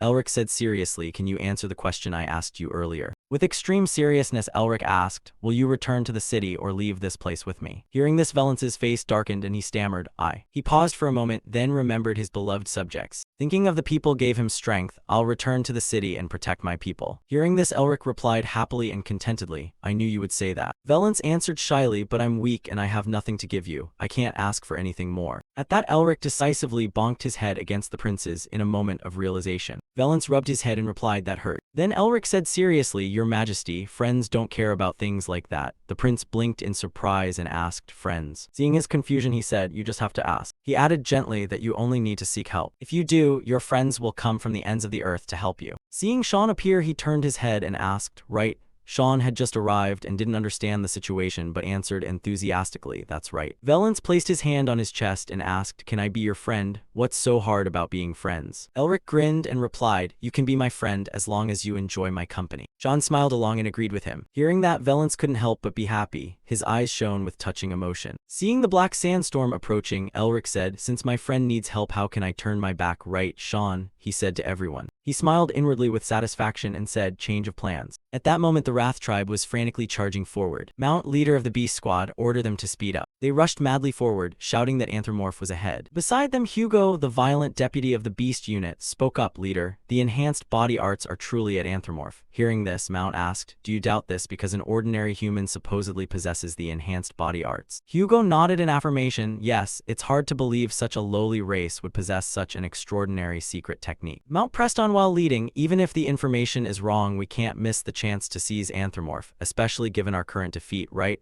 Hugo flew behind and nodded in agreement, "Yes." "Given our current defeat, right?" Hugo nodded in agreement, "Yes." With that nod, Mount smugly thought that if the intel is accurate, we must not allow the Tiger King's fallen clan to lay hands on the enhanced body arts. The Wrath Tribe had gathered in great numbers, standing there waiting for the attack order. A clawed hand appeared and said, 40 years ago, if it weren't for that blonde-haired, green-eyed mage blocking us, we could have built a great empire on the corpses of the Tiger Kings. Still, if we obtain the enhanced body arts, I'll restore the tail I lost and finally return to the four-tailed form I long for." That was the Blood Wolf King. He appeared fierce and declared that no one could stop him. He boldly shouted, "Soldiers, bring me the enhanced body arts. Restore our honor and glory. Once achieved, I'll make the whole world kneel before me." Now Mount was in command. He shouted, "You who inherited the mandate are King, Blood Wolf King. I will protect the blessed tail bestowed upon us." Mount took the sword and led, saying, "Brothers, advance and cut off the Tiger King's head." They roared fiercely, "For the Blood Wolf King." Each with a sword in hand charged straight for the castle. Go and drink the enemy's blood. As soon as the words fell, a source of energy sprang up from ahead, accompanied by a freezing voice. Before long, several members of the Wrath tribe were struck. Some were chilled stiff by ice and snow, shivering violently. Twin was suddenly assaulted by ice and snow. At that moment a voice rang out, "Stop." One of them bared his sharp fangs. Then he attacked, causing blood to flow like water. After that a brawl broke out. One grabbed another by the head, pinning him down and clawing him. Others kicked opponents away and fought among themselves. At that time Mount approached. He held his sword near his throat and asked, "What just happened?" Just then Elric appeared with his mysterious arm. Oh, how crowded. Sean followed behind and said, "Why do we have to be the only ones fighting?" Hazer carrying his hammer said, "I kind of enjoy this." And so the trio Elric, Sean, and Hazer strode forward heroically. Chaos reigned at Anthropomorph's main gate. Agility, standing nearby, asked Augustine if he intended to stay outside like that. He casually replied that the number of enemies wasn't that large. Augustine stroked his beard, looked up at the sky, and said Elric was the one who asked us not to intervene. He also reassured Agility not to worry, and to see what the boy could do. Elric now smiled smugly, his face full of confidence. By now everything around was nearly frozen. Elric, Sean, and Hazer each walked across the ice as the Wrath tribe panicked and asked, "What's going on?" "Has the Lord abandoned us?" Hugo shouted. "Gather up, you fools. The Lord hasn't abandoned us. This is just human magic." Hearing that the others cheered in response, "That's right, I've heard humans and anthropomorph use magic. I can't believe they'd ally with the ones who trapped us here, the damn traitors." Hugo kept saying, "That's right, they're our enemies. We'll annihilate all those miserable humans and seize Anthropomorph." After those words, the Wrath tribe regained their spirit. They raised their swords and rallied with righteous cries. At that moment, one of them stared intently at him. He frowned and thought to himself, a blonde-haired, emerald-eyed mage. Recalling the past, he gritted his teeth and thought he hadn't forgotten that bastard's appearance 40 years ago. That monstrous human single-handedly wiped out our entire army. Now seeing Elric again, he murmured, "He's different from the human from 40 years ago." He bared his teeth in a triumphant grin, as if the coincidence and their taunting were intentional. At that moment, Mount came up from behind and ordered, "Hugo, bring their heads to me." He nodded in acknowledgement. "Understood, Commander." Then Hugo loudly ordered the Avian Demon Legion forward, so those lowly humans could witness Beastkind's greatness. He opened his beak wide and shouted the heroic battle cry to begin. Upon receiving the order, the Wrath tribe surged forward. Hugo from behind commanded to use Iron Dance and turn them into a beehive immediately. Then the Wrath tribe frantically charged to attack. They aimed directly at Elric, who stood alone. Yet no trace of fear appeared on his face. At that moment, a tempest called Wind Fury appeared. The Wind Fury whirlwind swept away the Wrath tribe near it. Hugo, watching from above, was astonished at the scene. He stood stunned and cried out, "What is this magic?" Elric then marveled.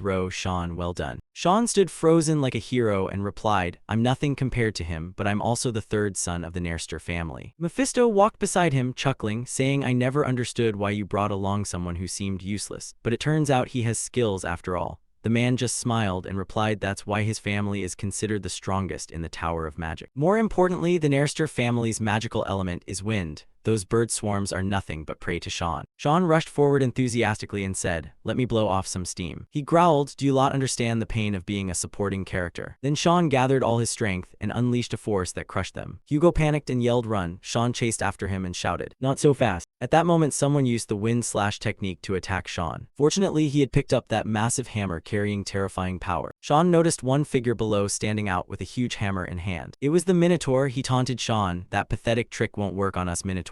Then the Minotaur ordered his underlings to kill them. Just then a hand reached out and tapped him on the back. Oh my, it was Hazer. She stepped forward and casually said, "This is the first time I've seen a bull use a hammer." The Minotaur turned with a sharp glare. Hazer still nonchalantly asked, "Playing with me?" The Minotaur sneered, "How dare a lowly human speak to me?" Before he could finish the sentence, Hazer delivered a crushing blow. With a single swing of her hammer, she sent the Minotaur flying away. He was flung off, struck his head on a boulder, and lay motionless. Witnessing that, the underlings froze and cried out, "Oh my god." Hazer smiled lightly and said, "I accidentally hit a bit too hard." The underlings angrily rushed forward, shouting, "You damn humans, we'll avenge our commander." But Hazer casually dodged his hammer. Then she gently brought her hammer down on them. With each strike, another one fell, fresh blood gushing out. Elric, seeing Hazer reveling in fighting the Minotaur's underlings, was stunned. Mephisto laughed out loud and said, "Now I know why you're afraid of her. I can't believe she can smash someone's skull while joking like that. She has the makings of a demon king." At that moment, Mount angrily charged forward with his sword. He brandished it and shouted loudly, "Shatter the ice and attack." Seeing Mount leading the army's charge, he stood and replied, "Perfect timing. I'm tired of waiting." He rolled up his sleeve, used the power from the pattern on his arm, and said, "I'll deal with all of you." They frantically rushed in, shouting, "There are only 3 of them. Kill them all." At that moment, Elric summoned a power called Ice Vortex. The ice struck its targets and attacked. Mount angrily covered his face and yelled, "Where did this ice storm come from? We can't advance anymore." He widened his eyes and looked up. There was Elric. With one hand, he was summoning snow and ice, jagged ice blocks blocks appearing. He glared and shouted, "Ice storm." Then Elric flicked his hand. Blocks of ice fell from the sky like rain, piercing the Wrath tribe's flesh. They screamed in pain. Standing above and watching the scene below, he marveled at how many survived. Immediately after Elric landed below, he glared, smiled wickedly, and said, "I'll show you the magic I created." He concentrated all his power, intending to combine a brutal, savage sealing technique, and shroud his body with the magic of the dragon's heart, then freeze everything he touched. He lunged with the ferocity of a beast and tore them apart. A Wrath tribe member seeing this shouted to stop him and raised a magic shield. Elric pressed forward with supreme power in his hands. Streams of force spiraled into the Wrath tribe. Body-strengthening art. Fierce tiger charge. With just a few basic punches, he could defeat Mount's underlings. Elric beamed with pleasure and satisfaction. "That's splendid."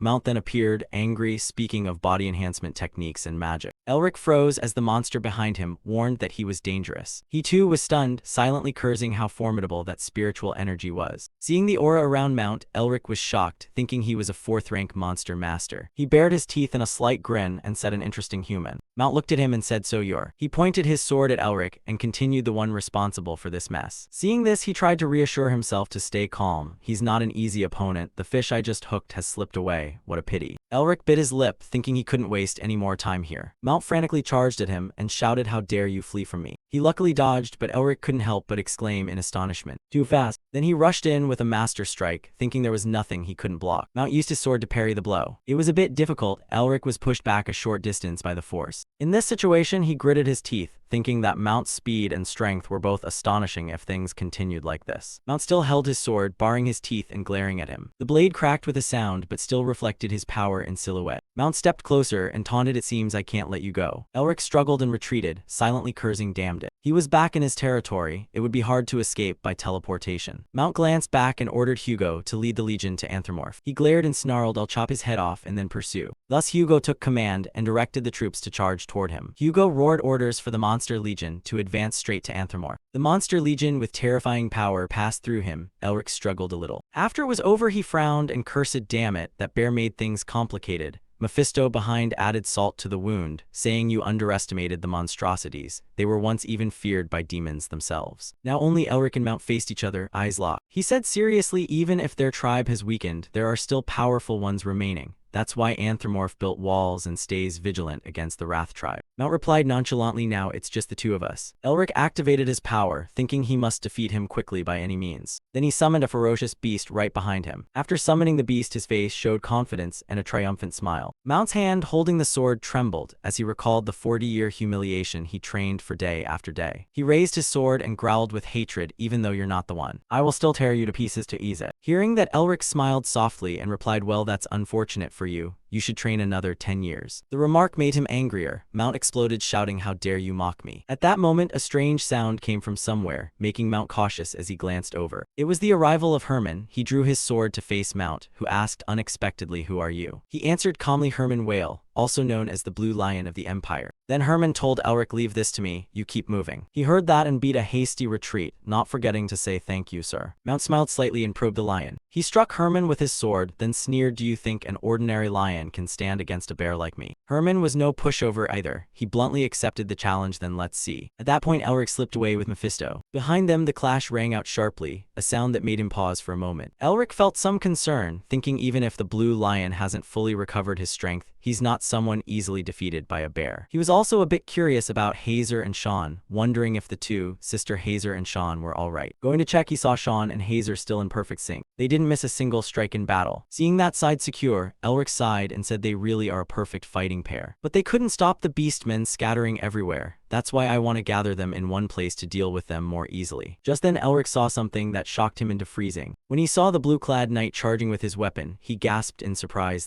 Rumor had it the blue-clad knights were quite exemplary. The blue-clad knight now burst into a hearty laugh, looking very pleased. Then came a powerful strike from the blue-clad knight. He laughed, looked up at him and said, "Right, leave it to us, son-in-law." The other man answered enthusiastically, "I'll make sure not a single ant gets through, son-in-law." He shivered and felt unsettled, wondering if he'd heard something strange. Suddenly he froze and thought, now that the blue-clad knights have joined the battlefield, I only need to handle the rest. Elric looked at the Wrath tribe and wondered, since when had they gotten so far away? He flew to the Anthromorph castle and stood watching for a while. Elric stood there watching and wondered what the hell they were doing inside Anthromorph. There weren't even guards. Inside, it's utter chaos. People keep shouting, "Now's not the time for that. We must draw up a plan immediately." "You think we can stop the Wrath tribe by walking out there and talking?" Lucas heard this and angrily demanded, "Do you mean just sit there and watch?" Norris seemed to have overheard the quarrel and approached, looking sullen. He bluntly said, "Surrender." This shocked Lucas. He shouted in agitation, "Minister of Finance, what are you saying?" Norris shot back at Lucas plainly, "What can we do? If you have a better idea, speak up." He remained adamant that we must risk our lives to fight and defend this city. Everyone in the room voiced their opinion. I agree with him. "See, me too, I don't want to die like this." "Exactly." Seeing most people in agreement, he trembled and muttered, "They're crazy." Lucas, losing his temper, shouted, "Look, are you going to put all the citizens in danger?" He added, "Do you think they'll leave our people alone? If we surrender, we'll all become food for those beasts." Seeing Lucas lose control and babble, Norris stepped forward and said, "Stop." He calmly said, "I've heard all the opinions." Nodding the current situation, one of them spoke up, and the Minister of Finance was right. Hearing that, Lucas grew even more fearful and backed away, shaking. Norris ordered those who agreed to step forward. Lucas, terrified and trembling, loudly asked Prime Minister, "What the hell are you doing?" But Norris said nothing, his gaze hardened, full of dread. Immediately, the members of the Shadow Legion stepped up and surrounded Lucas. This made him quake with fear. His face went pale before Prime Minister Norris. He angrily yelled, "Do you really intend to abandon the kingdom and your people?" Hearing that, Norris's eyes filled with lethal intent. He snarled an order. "Kill that traitor." The Wrath tribe surged forward like a disturbed hornet's nest, madly charging the sturdy wall ahead, shouting, "Anthropomorph is within sight." The commanders at the front cleared the way for the troops, raising their swords and ordering a continued advance. Suddenly, a mountain of ice fell straight down, blocking their approach to the kingdom. They froze, staring at the massive ice that had appeared, then hurriedly signaled those behind to stop.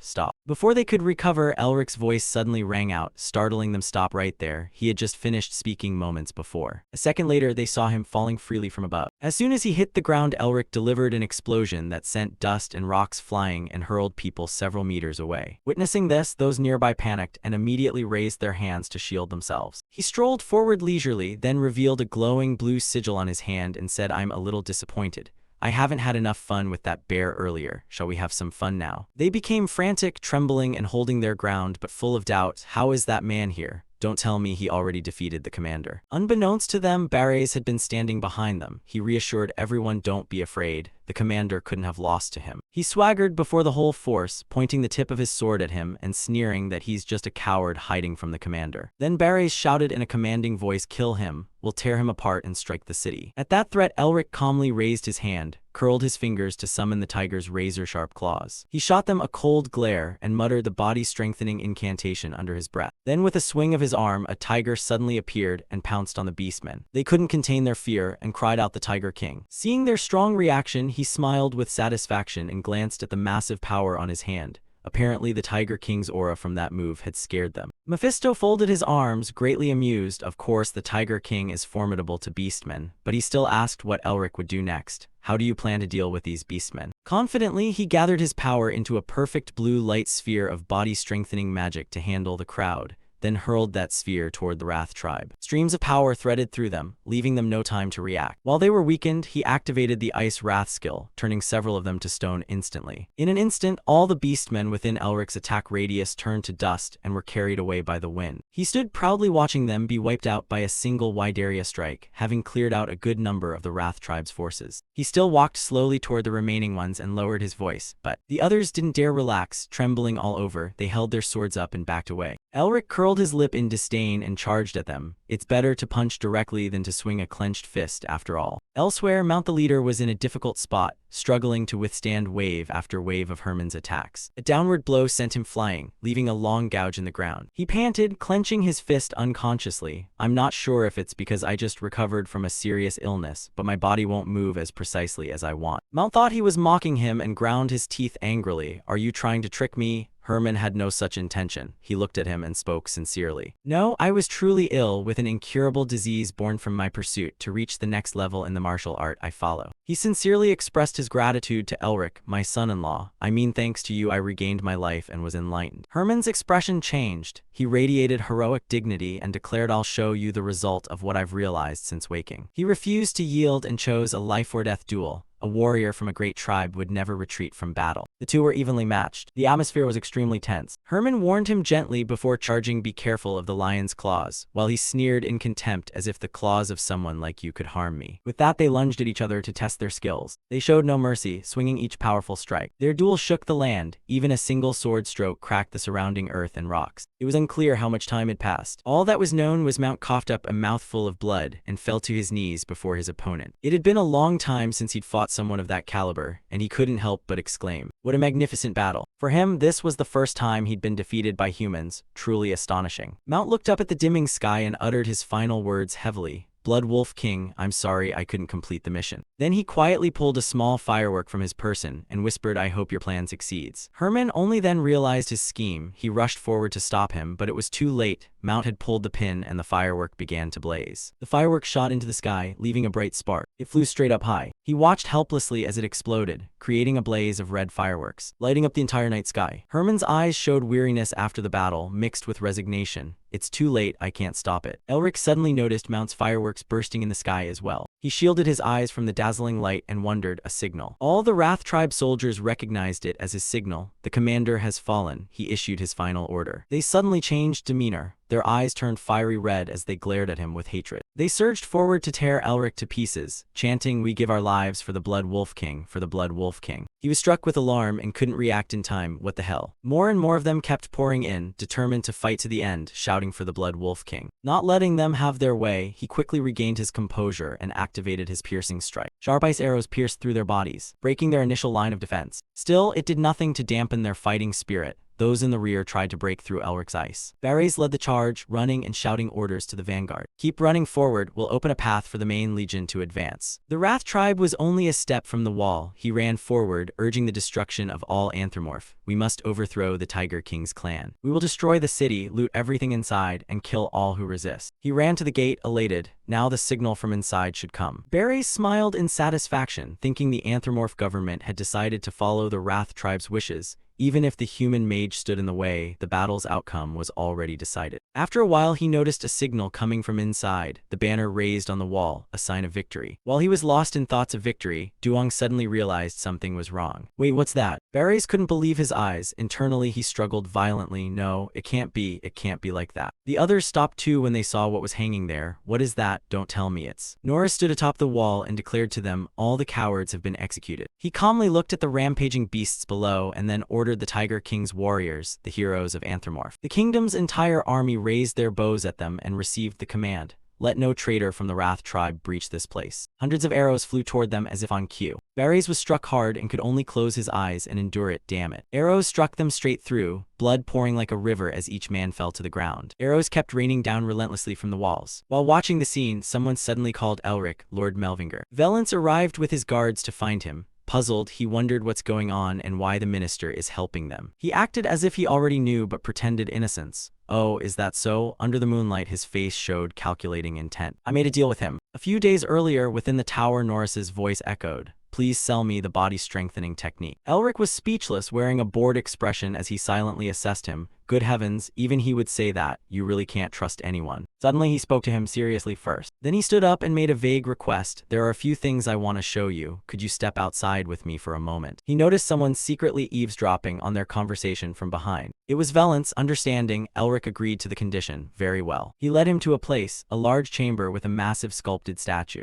Elric examined it and asked, "What's with this stone statue?" Only then did Norris dare voice his thoughts. "In the Anthropomorph manor, there are many hyenas." He earnestly begged for Elric's help, please. Then turned to him, hoping Elric would complete a task for him. "Protect our king from them." Norris bowed his head, pleading that he only hoped Elric could help them. "I'm begging you." Perplexed by his strange behavior, Elric asked Mephisto why he suddenly said that. Earlier he seemed like he might betray the king, yet now he's helpless. How would I know? He looked up and entrusted everything to his decision. "I'll pay any price. I'll hand over all the wealth we've earned and the secrets of the body-strengthening technique to you." Startled by Norris's words, he hurriedly confirmed, "Even the secret techniques." Unconcealingly, Norris continued, "Yes." But he also admitted to Elric that only a portion remained. "We lost the first half and the second half." He clenched his fist, privately assessing his own ability. His technique was still incomplete. If he could learn this secret method, he could perfect it. Yet he couldn't help but doubt why Norris chose him. "Why, trust me, I'm human, the species you look down on most." Norris shut his eyes, exhaled, and asked back, "Do you know?" His words surprised Elric. "Don't you resemble your grandfather quite a lot?" He slowly walked to a spot, explaining continually, "Even with that swept hair and those blue eyes." Suddenly, Norris stopped and placed his hand on the statue's base. "When we saw your eyes, we called them the gem eyes." Then he pressed a switch on the stone statue, causing the entire chamber to tremble. A wondrous light peeked through a slightly opened door. "One who possesses those eyes will bring light and hope to the world." He hadn't expected there to be a place like this inside the palace. Elric hastily raised his hand to shield another space beyond the wall. When he opened his eyes again, a scene made his pupils contract in surprise. In the warm-lit room was a portrait of his grandfather. Those were his grandfather's eyes. The painting depicted him in his youth. Smiling warmly, he looked toward him. Elric was stunned. He hadn't expected the two of them to resemble each other so closely. Norris slowly approached him. He had once worn the same necklace as you and come to the castle. He subconsciously reached up to touch the pendant at his throat and gazed at it. He was alone and had helped us unconditionally. He smiled faintly, expressing the kingdom's deep gratitude to him. Without you, grandson, the late king might not exist in this world. He suddenly remembered that memory and told him. When we asked him why he did it, do you know what he said? Elric was curious to hear it. Norris smiled happily as he said it, because we are friends. He recounted what remained in his memory of a benefactor. When we asked why we were friends, he said the Melvinger family had always been friends with the Beastkin. You recognize this story? He looked at him with no reaction. It seemed you already knew it. Reflecting honestly, I've seen it in the family's records, but Norris knew what he was thinking and answered calmly. Yes, it was 300 years ago. We couldn't help but be astonished that he regarded us as friends. His eyes filled with regret, he also used to say. The images of that year's events surged back into Norris's mind. Withdraw the troops, retreat from Anthromorph immediately. That was when the M-letter 1ED9 clan also arrived, and he and Elric's grandfather fought together. Suddenly his grandfather spoke up, I'm sorry. This had never happened before, and it left him astonished. His grandfather turned back with a sorrowful expression and jade-blue eyes, looking at Norris for arriving too late. Returning to the present, Norris looked at him and said matter-of-factly, so when someone who looks exactly like him came here, how could I not recognize it? He put his hand to his chest, gripping tightly. The remorse had long not left. When I realized the Melvinger family's problems, it was already too late to come help you. He sincerely offered Elric words from the bottom of his heart. I'm sorry I wasn't there with you in those difficult times. How long has it been since I've felt real affection? He gently placed a hand on his shoulder. He accepted and forgave him. I know the Beastkin are suffering now too. I understand what you mean. Norris was glad to receive forgiveness, thank you. But his clenched hands began to tremble and his voice grew desperate. I know I shouldn't ask you for more help, but in that moment when the light shone into the room, he begged Elric for one more favor. Descendant of the Melvinger family, please help us once more. Back in the present, he then told Valence everything. While our leaders push the traitors out of the castle, I will protect His Majesty the King. He looked toward Norris, watching those who sought to seize this place fall. His standing against the enemy was the result of those events. You realized you had blamed the wrong person. Your eyes stung as you looked at him. I'm sorry, sir. Sean and the others ran over excitedly to report. Elric, the Eastern Beastkin forces have been pushed back. Valence happily wiped away tears, overjoyed. This is good news. Elric looked ahead and flashed a triumphant smile. So then, now you lead everyone, we'll finish this battle right. Then he unleashed his power straight at them, sending earth and stone flying. The Wrath tribe panicked, scattering and calling to one another to save their lives. Retreat. The two stood back to back, fighting side by side. Around them lay corpses strewn across the ground. They stood together as if invincible, prompting Elric to exclaim, Minister, you're strong indeed. He looked at his claws. I'm a bit old, but my claws have never dulled. From above, Irina carried him to them. Minister, Lord Melvinger. She set Valence down and bowed before stepping back. Seeing him approach, the two respectfully bowed and paid their respects. Norris glanced at him and signaled, Your Majesty. He nodded slightly in agreement. Valence strode proudly past them and went to the city gate. Before all the beast people of the kingdom, he turned to face them. Suddenly he raised his fist high, eyes full of resolve. He shouted, asserting his authority and announcing to the people, We have won. Everyone cheered joyfully at the victory. Elric watched them, glad that he had succeeded in changing the kingdom's fate. For some reason, Valence suddenly came over, stood before him, and reached out his hand. He wanted to show his gratitude to him. I want to thank you. But unlike before, under the star-filled night sky, he formed a new relationship with Elric, not as a king, but as a friend. After the battle with the Wrath tribe, the kingdom returned to normal. Everyone resumed their daily lives. Inside the castle, everyone gathered to witness Valence sitting on the throne confiding in Norris. He teared up, his young voice trembling with each word. Minister, please forgive me for not trusting you. He gave him a kind look and chose to forgive all he had done. It's all right. First, I apologize for not informing you about what was happening. He knelt before him, took Valence's small hands, and expressed his joy. You have become a great king. Norris looked contentedly at the kingdom's benefactors. You have made friends with wonderful people, and now you can do everything yourself without me by your side. He slowly released his hands, his voice suddenly softened. I am a man of broken vows. Today I will resign as minister. Valence rushed forward, clasping his hands tightly, unwilling. No, you can't. He earnestly begged him not to leave. I still need you. He had once dreamed of a day when he could watch him grow up, stay by my side for a long time, and help me. Norris was moved, words stuck in his throat, unable to express what was in his heart. I also want to stay by your side for a long time. He had also dreamed of a future fighting alongside him, to one day see Anthropomorph prosper again, to proudly watch Valence become a king with him always at his side as the Tiger King's glory was restored. Suddenly, Norris's dream quickly dissolved before the harsh truth. By then, I will no longer exist in this world. He knew he didn't have much time left. The dark power was taking him, his body had reached its limit, and it was better to keep it secret from his subordinates. On his neck, the demonic wolf tattoo raged across his body, waiting for the day it would claim him completely. Suddenly, a cutting accusation struck Norris's blackened heart. Why did you choose to join hands with the demons? He couldn't face the truth. He bowed his head to hide his panic. By the light's anger, what are you saying? Demons? Valence grew even more worried hearing what would happen next. The minister's body will soon be overtaken by the demon within. Elric stepped closer and exposed the lie. Is that why you couldn't promise to stay by his majesty's side for long? When they met, Mephisto had to be wary of him. That one, he's a demon. This was unbelievable to him. Aside from me, there exists another demon. Could the minister be a demon? More precisely, he confirmed to him that purple auras radiated from Norris's body. From that, he knew he was a demon with a ring coiled around his heart. When he turned to look at Elric, he saw the blazing red eyes of a true demon. The ring's assimilation with his heart was quite advanced, so he would soon become a demon. Back in the present, Norris had been fully exposed by him. The things he had kept hidden deep in his heart were laid bare. He couldn't help but be curious and sought to learn how Norris had approached them, how he had encountered the demons. Norris, ashamed, couldn't meet his eyes. Turning away, he spoke honestly. After the previous Tiger King died, I no longer saw any hope for Anthropomorph. He gripped his hands in despair. I needed power, at least something to do anything to save Anthropomorph at any cost. And as if by an invisible arrangement, he found what he desired at that moment. By chance, I discovered a demon tree. This was hard to believe. Mephisto was shocked. A demon tree? I didn't expect such things could still exist. Aren't those the trees that spawn demons? From what I know, my family destroyed most of them. Norris shook his head in denial. It seems your family hadn't checked the one in the black snow field. Only then did he realize, so you ate the demon tree's fruit. What happened matched Elric's words. He recalled how terrifying it had been. Yes, I ate all of its fruit to gain power. When he reached the last fruit, his body seemed to erupt with a strange power after consuming it all. I received the dreadful power of demons. What was inside my heart began to corrode my life and grow.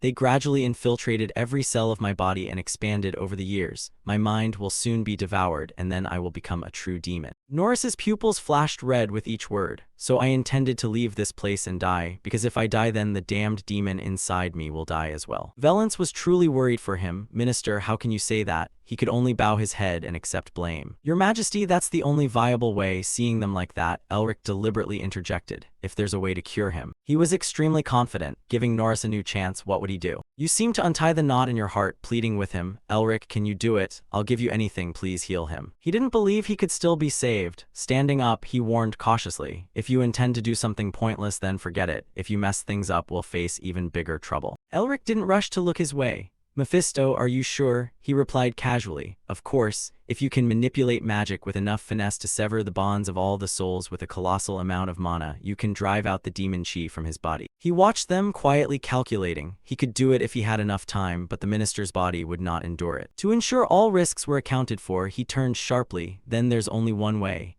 Elric took the initiative and asked his master, Master, may I request a favor? The old man smiled approvingly. He'd once said you could ask me anything. Now is the time, isn't it? He was pleased. Augustine agreed. He immediately reached out, bowed, and thanked him. Yes. That's a cure only my master can perform. The old man cheerfully agreed to Elric's plan. Very well, tell me what I must do. Nora still couldn't believe it and tried to save face. Is this really possible? This cure would be difficult for most mages. Elric hurriedly reassured him, you don't need to worry. Elric looked at the old man and confidently declared, not even my grandfather could rival my master now. Norris watched in astonishment as Augustine strode forward amid sparkling rays of light. The old man sensed Elric's calculations, sighed softly, and went with the flow. Elric discussed plans with him first. If master can sever the bond between the soul and his heart, I'll handle the rest.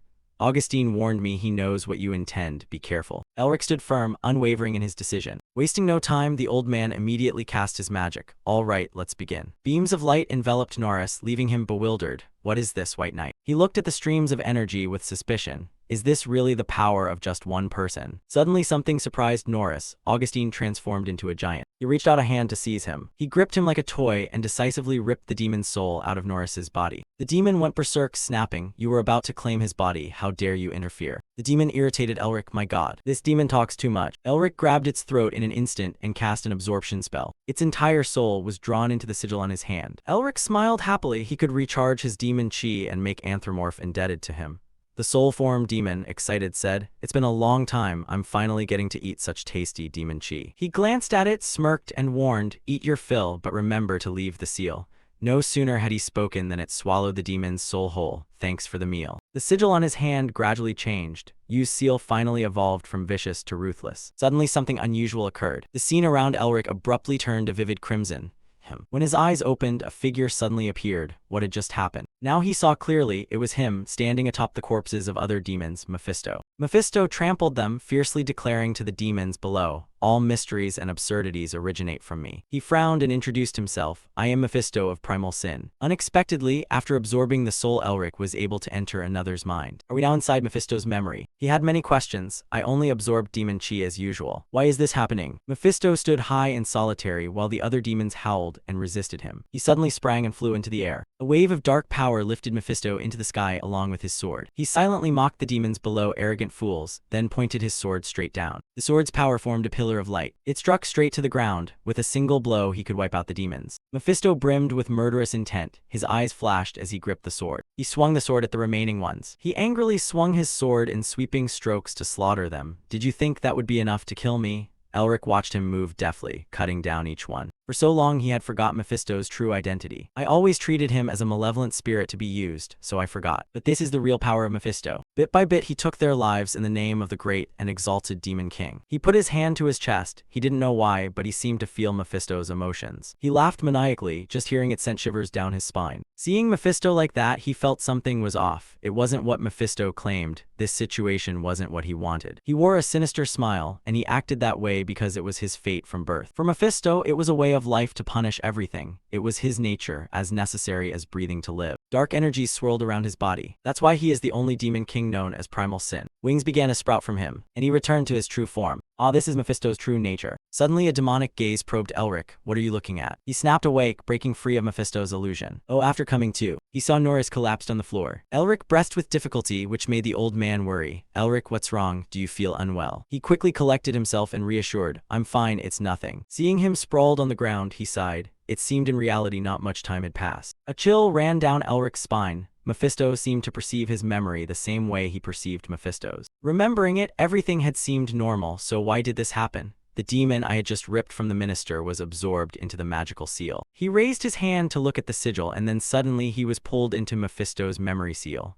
Mephisto suddenly replied, "What else? Your soul is now linked to mine." Elric jumped when he heard him read his thoughts. Can you hear what I think? I didn't even speak it aloud." Mephisto sighed in helplessness. "I'm shocked by that too. I can't believe that even in spirit form a link could form between me and a human." He anxiously looked at him and asked, "Do you know what's happening?" He sneered angrily, showing displeasure. "I'm not omnipotent, you know, that sigil you absorb." Mephisto hinted that the mark on his hand could only be detected because that seal was of a lower rank than mine. The image of that demonic soul appeared to him with a seal lower than yours. No wonder it looked like a wolf, but why didn't you recognize where it came from? He was driven mad by Elric. "Didn't I tell you I was born at the top of the demons? Why should I care about the rank of lesser beings?" He teased, spreading his hands to taunt you. "Mephisto, surely it's not because no one plays with you, is it?" He turned purple with anger. "That bastard, do I crave company?" Elric grinned broadly, happily. "So what did you see in my memory? Do you feel ashamed?" But in return, he received only evasive, curt behavior from him. After successfully separating the demonic soul from his body, Norris lay listless in bed for several days. When he woke, he grasped his hand tightly. His complexion brightened and he sincerely thanked him. Thank you very much." Elric looked at him affectionately. "You need to focus on taking care of yourself so you can recover soon." Norris owed him his life, so he was very relieved. "I understand. I'll rest some more so I can see the great king grow up." He smiled gently at him.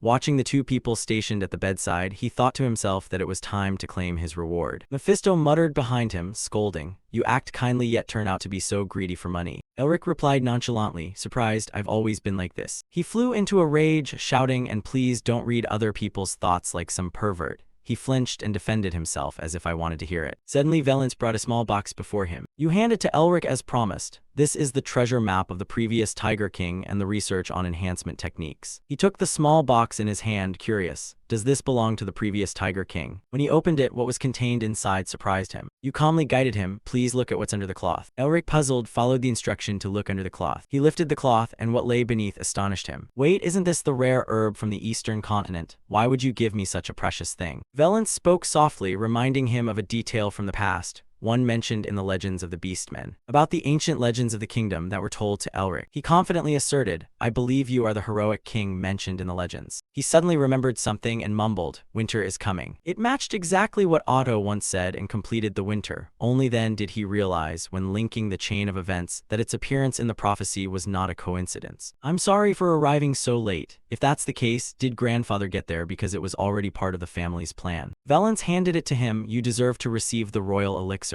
Elric gladly accepted it. Thank you, sir. At dawn they departed. Now I will guide everyone to the flower temple. Elsewhere in a cold, dark place, Hugo trembled and knelt on the ground, his voice breaking with fear. My lord, I'm sorry. The Blood Wolf King, the god will not fail next time. Suddenly he noticed a strange movement. The Blood Wolf King struck Hugo down without mercy because you failed. He slammed down onto the table with a jolt. Then he cut off his head. I will take back my tail. The Blood Wolf King gritted his teeth in anger. It was the Melvinger clan again. He interrogated his subordinates about their whereabouts. Where had they gone? Deer respectfully reported to him. The Flower Temple. The Blood Wolf King deduced that the Flower Temple was the path my heir had taken. He decided to issue an order to burn them all. Sitting on the throne, he arrogantly proclaimed they would be burned along with the temple. At the Black Snowfield, by the time Elric's carriage arrived, dusk had fallen. They gathered in a room of the palace to discuss matters boisterously. Valence happily played with a white tiger. Give me your hand. But it ignored you, leaving you embarrassed. How shameless. How dare you ignore the order of the Lake King? Sean watched the two brats chasing each other with great amusement. Before long he was distracted, looking around for Elric. Seeing him with several others, he wondered what they had just been talking about. Herman cheerfully tapped the sword, about to draw it when he reached out toward him, suggesting, do you plan to study swordsmanship in the future? Elric replied nonchalantly to the offer to study swordsmanship. He is very eager to recruit you. You have the ability to learn martial arts very quickly and even improve them. Not an exaggeration, you are an unparalleled genius. He didn't rush to decide. He leaned on his hand and considered for a moment. Herman spread his arms and presented conditions to Elric. I think swordsmanship will be necessary when you face those who can enhance their bodies. I can teach you a few things. Augustine quickly interjected, don't be so hasty. The old man radiated murderous intent as he strode toward him. Jack, startled and wary, grabbed his sword. What's going on? Agility stepped in front of them, warning, you'd better stand still. They looked at one another in panic as they saw bugs crawling up their necks. He stared at the glowing insects, threatening that a single wrong move would be enough. He sneered, glancing at them, your heads will explode. The combined forces unsettled the whole sky. Should we do it? The outside wind, the blizzard, is howling fiercely. It's perfect for burying bodies. Hazer pulled you into his arms to comfort you. Herman hurried to calm the situation. Please be calm, there are children here. Those two who were boastful a moment ago had now quieted down a bit. When the bug flew away, Jack finally breathed a sigh of relief and rubbed his neck. He sincerely told Augustine, I don't mean to steal your disciple. He wants to fully utilize Elric's talent, since he fights in a style very different from ordinary mages. I simply think that learning some martial arts would make him stronger. The old man replied coldly, fine, but his eyes blazed red as he exposed Herman. Do you think I don't see through your trickery? He was also determined not to lose to Augustine. Herman, I've heard old people tend to worry too much. Are you afraid I'll steal your students? The carriage was moving leisurely down the road in the dark night. Suddenly he lunged straight out the door, causing it to tip over. He leaped into the air to compete with Herman. Augustine raised his hand toward him and chanted, you damned brat, I'll teach you some manners. Seeing him unleash such a powerful spell, Herman also lifted his sword. How about that? His eyes flashed with a blue light. What a conservative old master. That beam of light dazzled across the sky. He rushed toward the old man swiftly. Below them, Agility was riding the white tiger into battle. He taunted Herman's henchmen, the Blue Hawk troops. Are you? Perhaps I should teach you a lesson as well. They charged without restraint. You know, monster hunting is our trade. They fought in chaos, the ground filled with smoke and dust. Mephisto watched them battle in bewilderment. I don't understand why they fight each other to compete for you. You, Elric, vainly struck a pose. It's only natural. My talent is extraordinary and being too good is tiring sometimes. He exposed you immediately. Were you eavesdropping on them? He honestly confessed. It would be crude to directly read others' minds, right? Elric is my student now, don't expect to snatch him from my hands. Mephisto sighed and asked Elric, will you just let them fight like that? The words of those two stubborn old men were turning venomous. Herman's voice rang out, you're about to die, yet you remain so greedy and selfish. He used an oppression spell to restrain everyone. Calm down. he declared firmly to them, I will learn swordsmanship. Back at the palace they faced Elric. Augustine regretted that he didn't want him to leave. Why? We still have so much to teach you. Agility agreed, indeed, we have techniques stronger than mere appearances. He looked down, thoughtful, because he wanted to become even stronger. Elric revealed his inner thoughts. I've realized that without a martial foundation, I can't grow stronger no matter how much I train my body. Demons are very powerful. If I learn swordsmanship, my chances of defeating them will increase, right? He assured the two of them, learning swordsmanship doesn't mean I'll neglect magic. I only see it as a support tool for my magic. Herman looked at them helplessly. I never said I'd drag him into the world of swordsmanship and abandon magic. I just want to help him become stronger. Elric put his hand to his chest and promised he wouldn't learn swordsmanship if they disapproved, because I'm your disciple.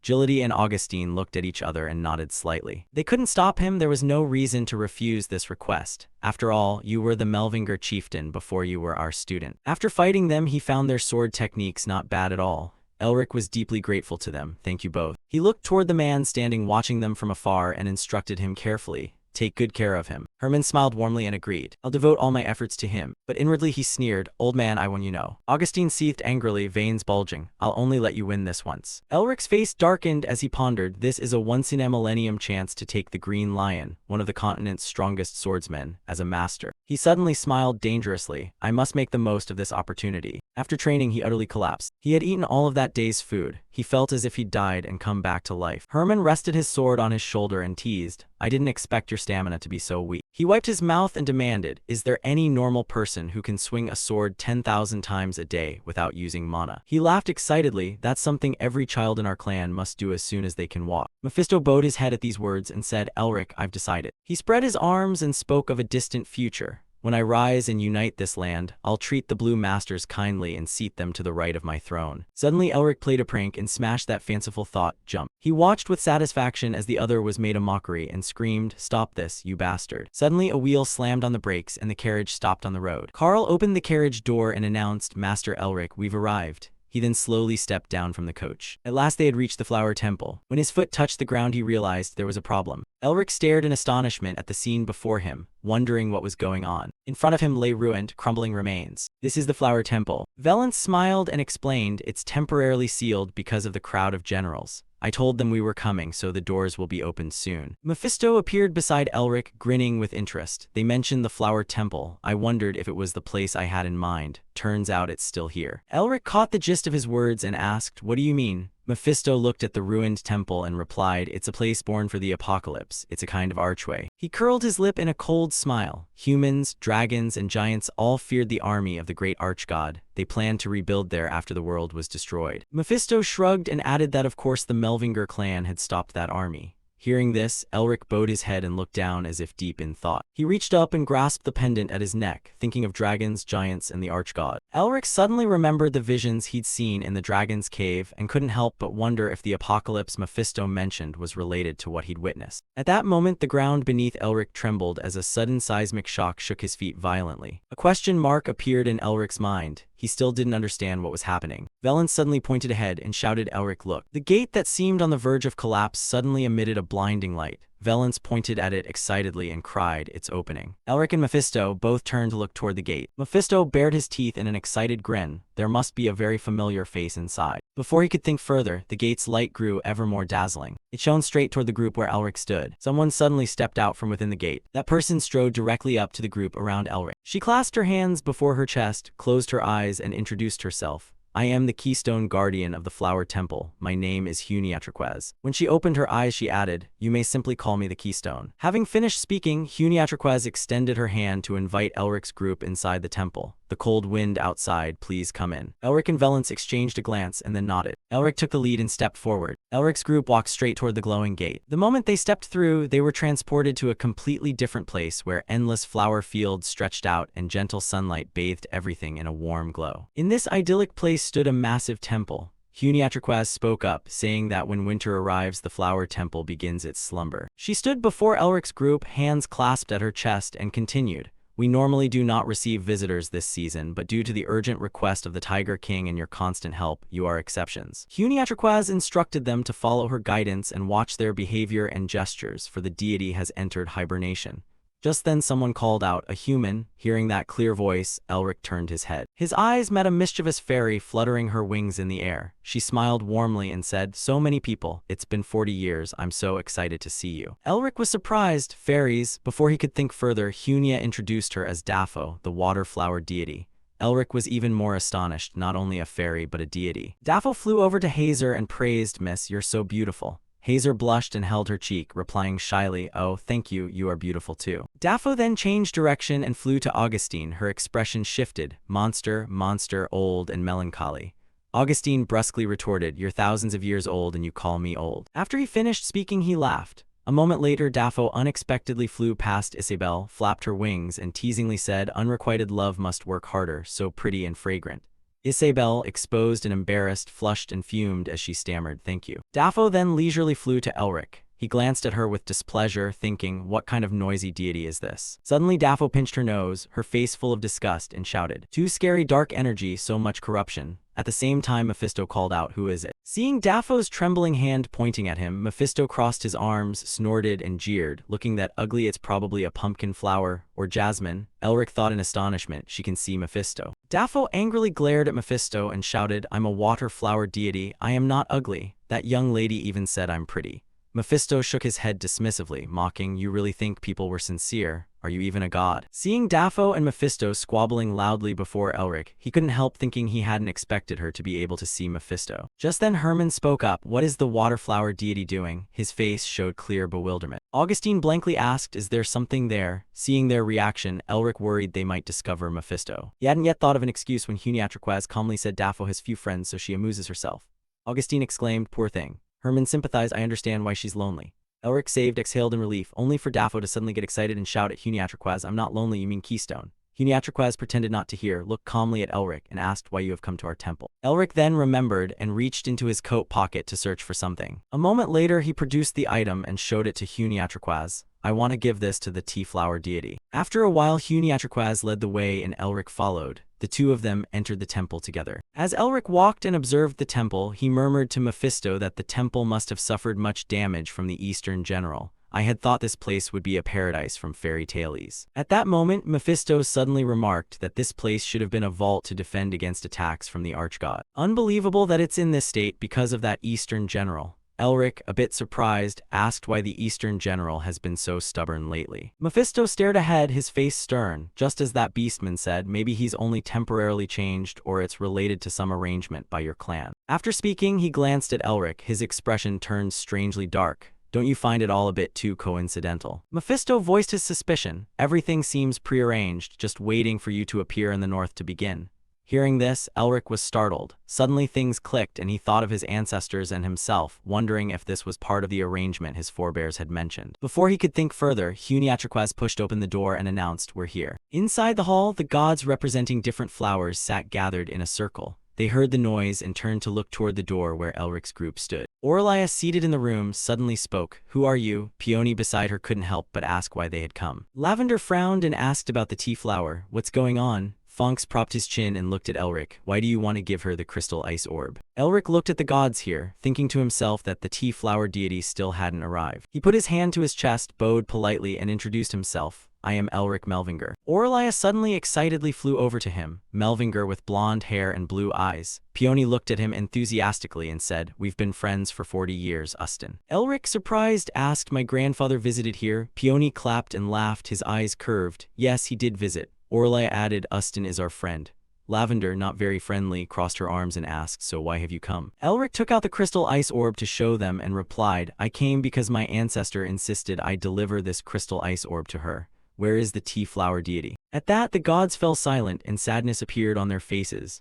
Elric and the gods walked to a place housing numerous coffins. Elric's steps halted. He glanced and stared at one spot. On that coffin was engraved the name of the tea flower deity. The other gods sorrowfully said, "She has withered away." Elric fell silent and asked if it was because of the Eastern General. The gods each gave a word. "Winter has lasted too long, spring has not come, everyone has withered. All the winter flora are hibernating and we no longer have much time." Elric sat down and placed his hand on the tea flower deity's coffin. His hands trembled. He thought that if he didn't give the ice orb to the tea flower deity, then this trip would have been in vain. Elric gritted his teeth and his face darkened.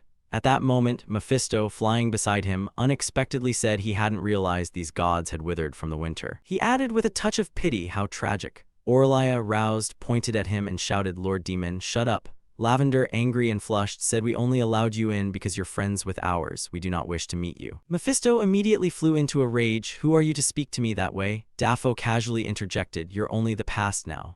Orlia crossed her arms and glared at him angrily, and Lavender added another cutting remark. Anger was useless. At that moment, Elric suddenly realized, wait, they withered from the cold, not dead. Thinking this, he opened the coffin lid. Inside lay a single seed placed neatly. Elric was astonished. There really was a seed. He set the crystal ice orb beside the seed, thinking it might have some effect. Elric raised his hand and gathered mana into his palm. He stared at the seed and murmured, arise. In the next instant, the mana within the crystal ice orb suddenly transferred into the seed inside the coffin. The seed had the dark aura inside it cleansed by the orb's mana. A blinding light spread outward. It astonished everyone. The once motionless seed suddenly developed crack. A camellia plant sprouted from the seed and shot upward rapidly. A fierce burst of red light erupted. Elric flinched and fell back onto the ground, and the other gods also recoiled. In everyone's astonished eyes, the red light gradually coalesced into a person. The layered hem of her splendid dress fluttered gently as she spoke. You're here. Her wings stirred softly just as promised. She appeared like a beautiful flower amid the winter snow. Before everyone, she finished her words, Melvinger. Elric bowed to the camellia deity and introduced himself. I am Elric Melvinger, grandson of Ustin Melvinger.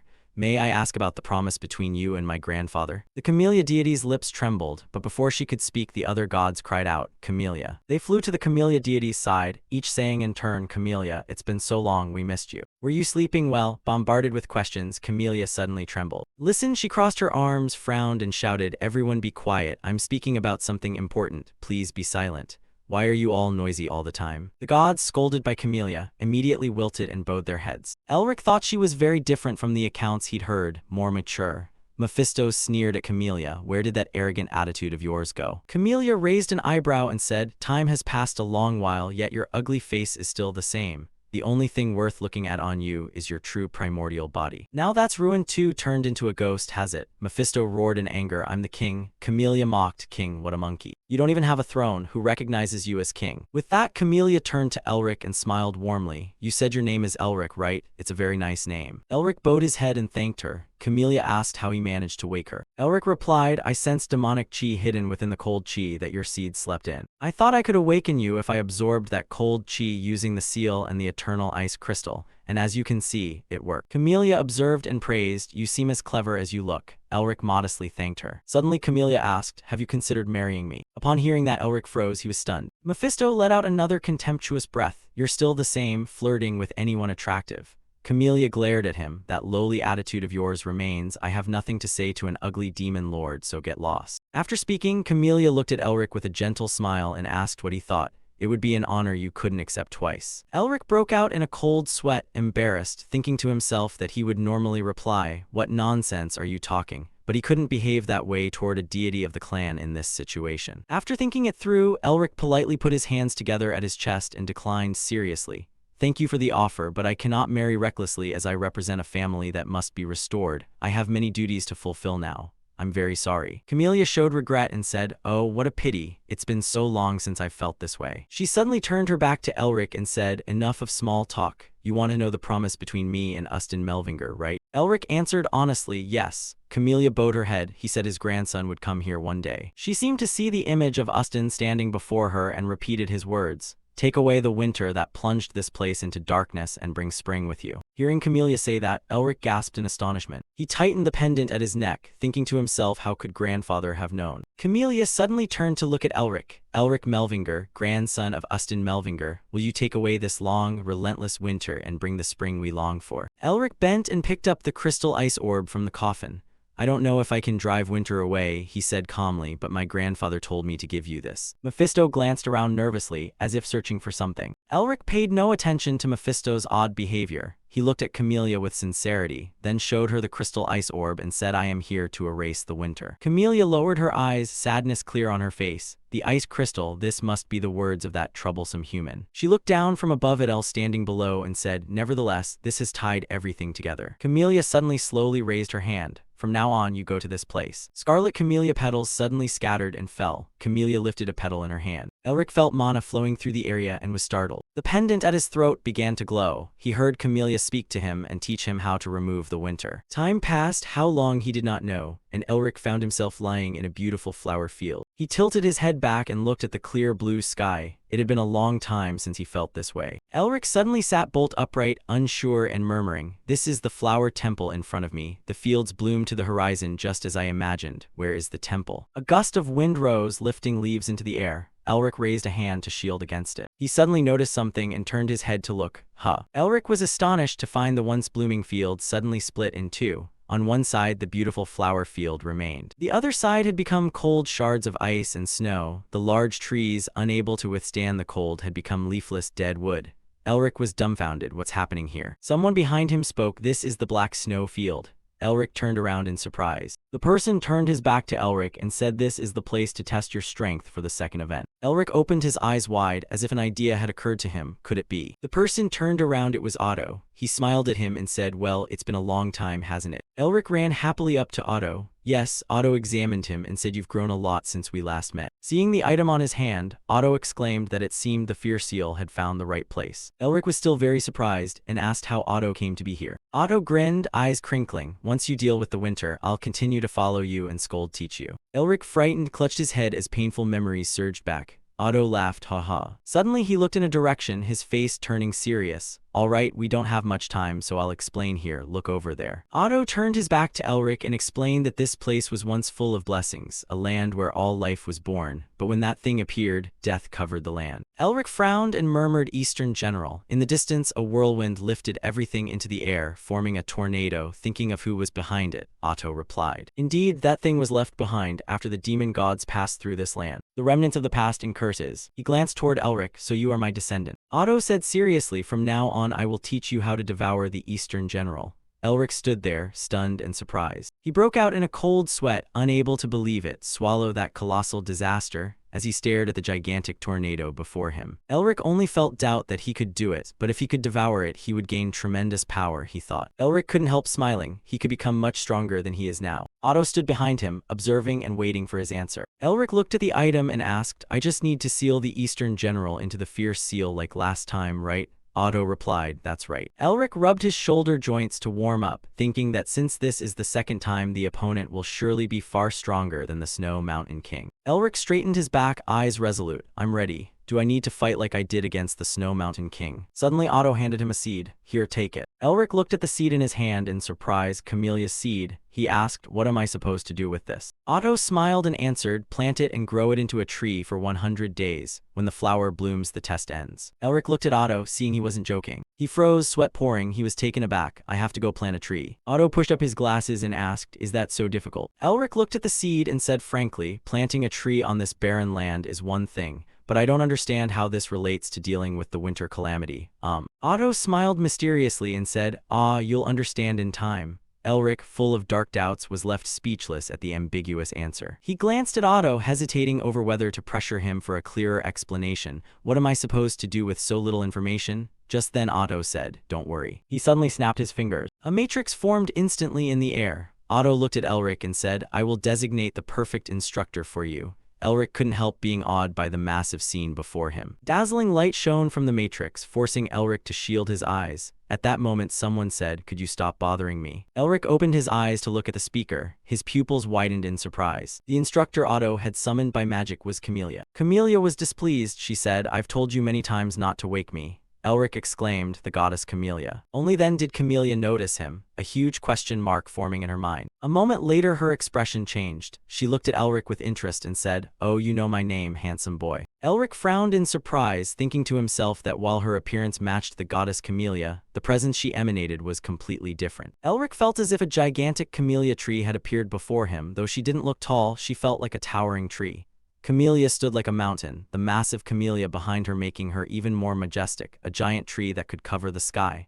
Elric realized she was a true deity. Otto gestured toward Elric with a smile and said, "Let me introduce him. He is my descendant." Camellia brushed her long hair and lamented, "What a pity that you're a Melvinger, but I'll let it pass because you're handsome." She blew Elric a kiss and asked the usual question, "Do you want to marry me?" Elric, his head full of dark doubts, was speechless and thought inwardly that her personality was still the same. Seeing Elric's reaction, Camellia suddenly flew into a rage. "Oh my, Elric Melvinger, you've already rejected my proposal once, haven't you?" Elric broke out in a cold sweat and smiled, thinking to himself, does she have a connection to the Camellia goddess out there? Camelia's expression suddenly changed. She flew around and laughed. Fine then. It's very difficult to raise a camellia tree. Are you sure you can do it?" Elric looked at her and replied, "I will do my utmost." Camellia crossed her arms over her chest and looked down at him arrogantly. "I'll simply stay by your side and give you advice. The actual tree raising is entirely up to you." Elric looked at the seed in his hand and smiled. "That's fine." Otto carried something in his hand over to Elric. "My descendant." Elric looked up at him. Otto handed the item to Elric and explained, "This is a messenger device that lets you know the tree's true condition." After speaking, he suddenly created a matrix. He looked at Elric with full confidence and said, "You'll gradually discover other uses for it." The next moment, Otto guided the matrix to fly forward. "All right, I hope you succeed." After Otto vanished, Camellia flew ahead to guide Elric.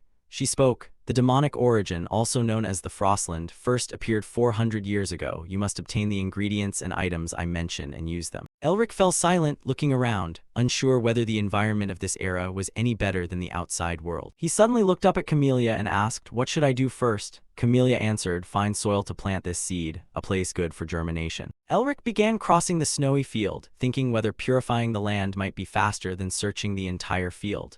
Camellia suddenly recalled something important and reminded him, "Oh, this is a mindscape, so the environment here mirrors the original Dark Realm out there, truly." Elric suddenly heard a loud noise. He frowned and startled, turning his head. A giant monster suddenly plummeted from the sky toward him. Elric reacted quickly, leaping to one side to dodge. At that moment, Camellia leisurely continued, "And you must also be on your guard against monsters." No sooner had she finished than a flock of winged monsters suddenly flew in from nowhere. A blue light flashed and the flying monsters were instantly frozen. Moments later, the ice shattered unexpectedly and rained down to the ground. Elric stood still, holding the pose from his attack. The defeated monsters became ferocious afterimages, baring teeth and glaring. Elric drew them into the device on his arm. He smiled in satisfaction, saying he hadn't expected a monster feast to be here for him. Camellia flew behind him, propping her chin on her hand and praising, "You're very capable, truly the bearing of a Melvinger." Then she suddenly spread her hands. "Do you think you can find that patch of land in this vast snowy field?" Elric frowned and thought seriously. "An open terrain with small trees must have nearby water, a place I can defend easily from monsters." Piecing these things together, Elric suddenly had an idea. He turned to Camellia and asked, "Camellia, if we're 400 years ago, Anthropomorph should be around here, right?" Camellia seemed to understand. "You mean Anthropomorph? I think by this time they've finished building the city." She flapped her wings and flew behind Elric. "The terrain here is very different from what you know. How do you plan to find Anthropomorph?" Elric smiled confidently. "That's not hard." With that, he leapt and vanished on the spot. Elric used magic to fly high and survey the land below, spotting a fast-flowing river. Usually canyons or high hills don't change much in just 400 years. Elric flew ahead to lead the way, Camellia close behind. Elric said, "If I use a place like that as a center, I can roughly estimate where it is." After an unknown amount of time, Elric finally reached a desolate place filled with bizarre creatures. There, found it. Camellia smiled admiringly. "It seems you paid attention to Anthropomorph's surrounding terrain and remembered it. A smart choice, truly a Melvinger." Elric raised his hand as mana gathered around his arm. He grinned excitedly. "All right, get ready to cut it off." Seeing the enormous mana amassed on Elric's arm, Camellia narrowed her eyes. The blue light spread so brightly it was blinding, and Camelia's silhouette began to fade. After a moment, Elric asked, "Is this enough to plant a tree?" Camellia, sweating as she looked at the scene, replied, "I don't think it's merely enough." In a short time, Elric had formed a gigantic ice wall covering the land. Camellia continued, "The soil quality is quite good and most monsters won't come near this place." She watched Elric flying ahead and thought to herself, "I knew he was a Melvinger." Elric suddenly flew to the center, kneeled, and placed his hand on the ground, using dragon speech to reform the area. Camellia thought inwardly, for a human to use dragon speech so perfectly. She cupped her cheek with a look of admiration. "What should I do with him?" After leveling the land, Elric stood up. The stone Otto had given him in his pocket emitted a golden light. He exclaimed in surprise, "Camellia." Camellia flew closer. He rummaged the stone from his pocket and smiled, watching its reaction. "I think I've succeeded." Holding the stone in his hand, Elric went blank. Large letters on the stone read, "Mission failed, return to day 0. Elric was stunned, his head full of question marks. Before he could think further, the wheel of time restarted. Elric returned to the starting point and sighed in frustration, starting over again. Camellia glared at him angrily. "This is that perverted fake Otto's doing, isn't it?" Elric, rubbing his arms against the cold unhappily, replied, "During the first test I always returned to the start whenever I died. This time it reset when the mission failed." Camellia looked around and guessed, "It seems you forgot something." Elric thought the same and asked, "Do you know why?" Camellia looked at the snowy mountains and answered, "Because this place is the Black Ice origin. There are countless reasons a tree planting could fail here." Elric fell silent, not knowing what to say. Camellia suddenly reached out and opened a gate, then said as if it were obvious, "Besides, I think I've given you enough guidance. I'll take a short nap while observing the outside world." Startled, Elric asked, "Where are you going?" Camellia replied, "I'll go somewhere safe, focus on the mission until I return." With that, she stepped through the gate. Elric hurriedly raised his hand to stop her. "Before you go, give me a few more hints." Before he finished speaking, Camellia suddenly vanished from his sight. Elric lay on the snow and stared at the night sky. He'd have to figure out the reason for the failure himself. He sat up and tried hard to think what he had missed. Elric wore a serious expression and released a large amount of mana to scan the area. He couldn't waste any more time, he needed to focus. Elric closed his eyes as the golden mana centered on him and slowly dispersed outward. He suddenly sensed something unusual. What's under the ground? Elric frowned and strained to see more clearly. It seemed there was something there. At that moment, the ground beneath his feet shook violently. He jolted and snapped his eyes open. Elric struggled to steady himself. Damn it. As the violent tremor continued, he bolted upright. A gigantic worm suddenly burst up from underground. Elric leaped into the air to dodge its surprise attack. Words he had read in a book flashed through his mind. Deathworm large enough to swallow most large monsters. One of the strongest creatures, 3 or 4 six-circle mages would struggle against it. The deathworm opened its maw full of horrible sharp teeth, if you encounter one. On the page Elric had read, bold text ran across, illustrated monster compendium, information on the worm-type monster. At the same time, the deathworm let out a thunderous roar. Seeing the deathworm yawning wide as if to swallow him in one gulp, Elric thought in astonishment. A deathworm, a monster that would take at least 3 six-circle mages to defeat. I'm not sure I can kill it. Elric quickly used magic to create countless ice bolts. His expression grew grave. Looks like I can't complete this mission. Elric formed numerous weapons from ice and sent them flying to attack the deathworm charging toward him. From what I remember, to kill it, you must first pierce its tough scales. Countless ice weapons rained down on the deathworm's body but left hardly a mark. Seeing this, Elric couldn't help thinking its scales are too hard. He frowned. If magic can't do anything to it. Unable to suppress the thought that its scales were too hard, he frowned. If magic is ineffective, Elric suddenly executed a beautiful mid-air somersault and lunged toward the deathworm. He quickly decided to use his body enhancement secret technique. At that moment, the deathworm suddenly contracted its huge mouth. Elric startled in alarm, his pupils contracted. The next instant, the deathworm spat a disgusting greenish substance toward Elric. He froze and leapt backward. Gritting his teeth, he quickly raised a magic shield. Poison. The next moment, the deathworm's toxin began to corrode the shield. Elric couldn't hide his shock. He couldn't believe this toxin was strong enough to pierce his magic barrier. He broke out in a cold sweat, seeing a large hole eaten through the shield. If I approach it carelessly, I'll surely be swallowed by this poison. Just then, the deathworm turned as if to burrow back into the ground.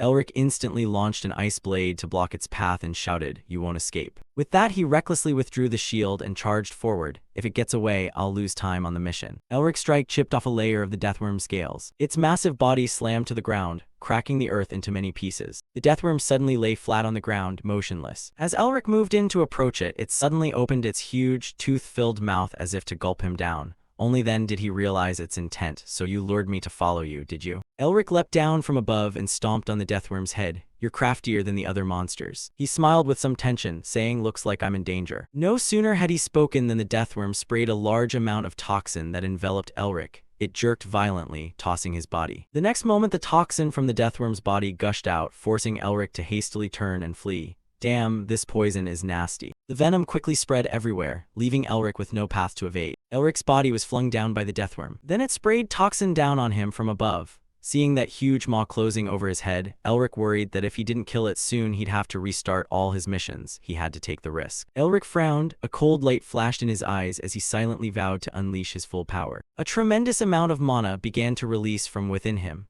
Elric thought distractedly that he still remembered the combat techniques learned from the Blue Master. He focused his power into his fist and raised it, when all strength is concentrated into a single point. Elric used the secret technique White Tiger Full Strike. His punch surged like a ferocious tiger. He could maximize the attack's force and might be able to kill it. Elric slammed a full power punch into the giant worm. Its tough scales finally shattered and fell in chunks onto the ground. At the same time, Elric's magic shield was corroded by its venom. He gritted his teeth and cried out as his support gave way and he fell to the ground. His body covered in scratches, he broke out in a cold sweat, staring at the poison on his skin in disbelief. If he hadn't spent all his mana on that strike, the toxin might have killed him already. Elric lay exhausted on the ground, unwilling to get up. He breathed a sigh of relief. If another one had shown up, I'd be done for. Elric held the stone in his hand. I did it, huh? An inscription read, "You have met the necessary requirements. The first restraint has been lifted."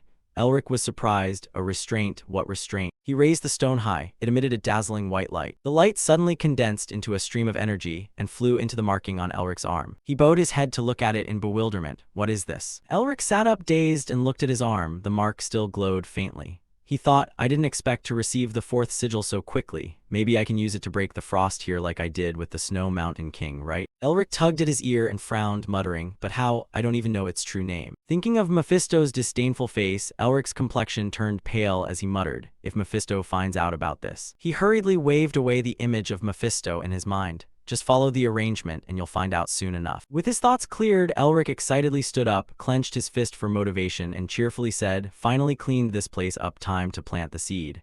At the same time, a voice warned him, be careful. Elric suddenly felt a strong tremor and exclaimed in shock, impossible. Words from the book flashed a warning in his mind. Although deathworms usually live alone, in rare special cases they can swarm over a wide area.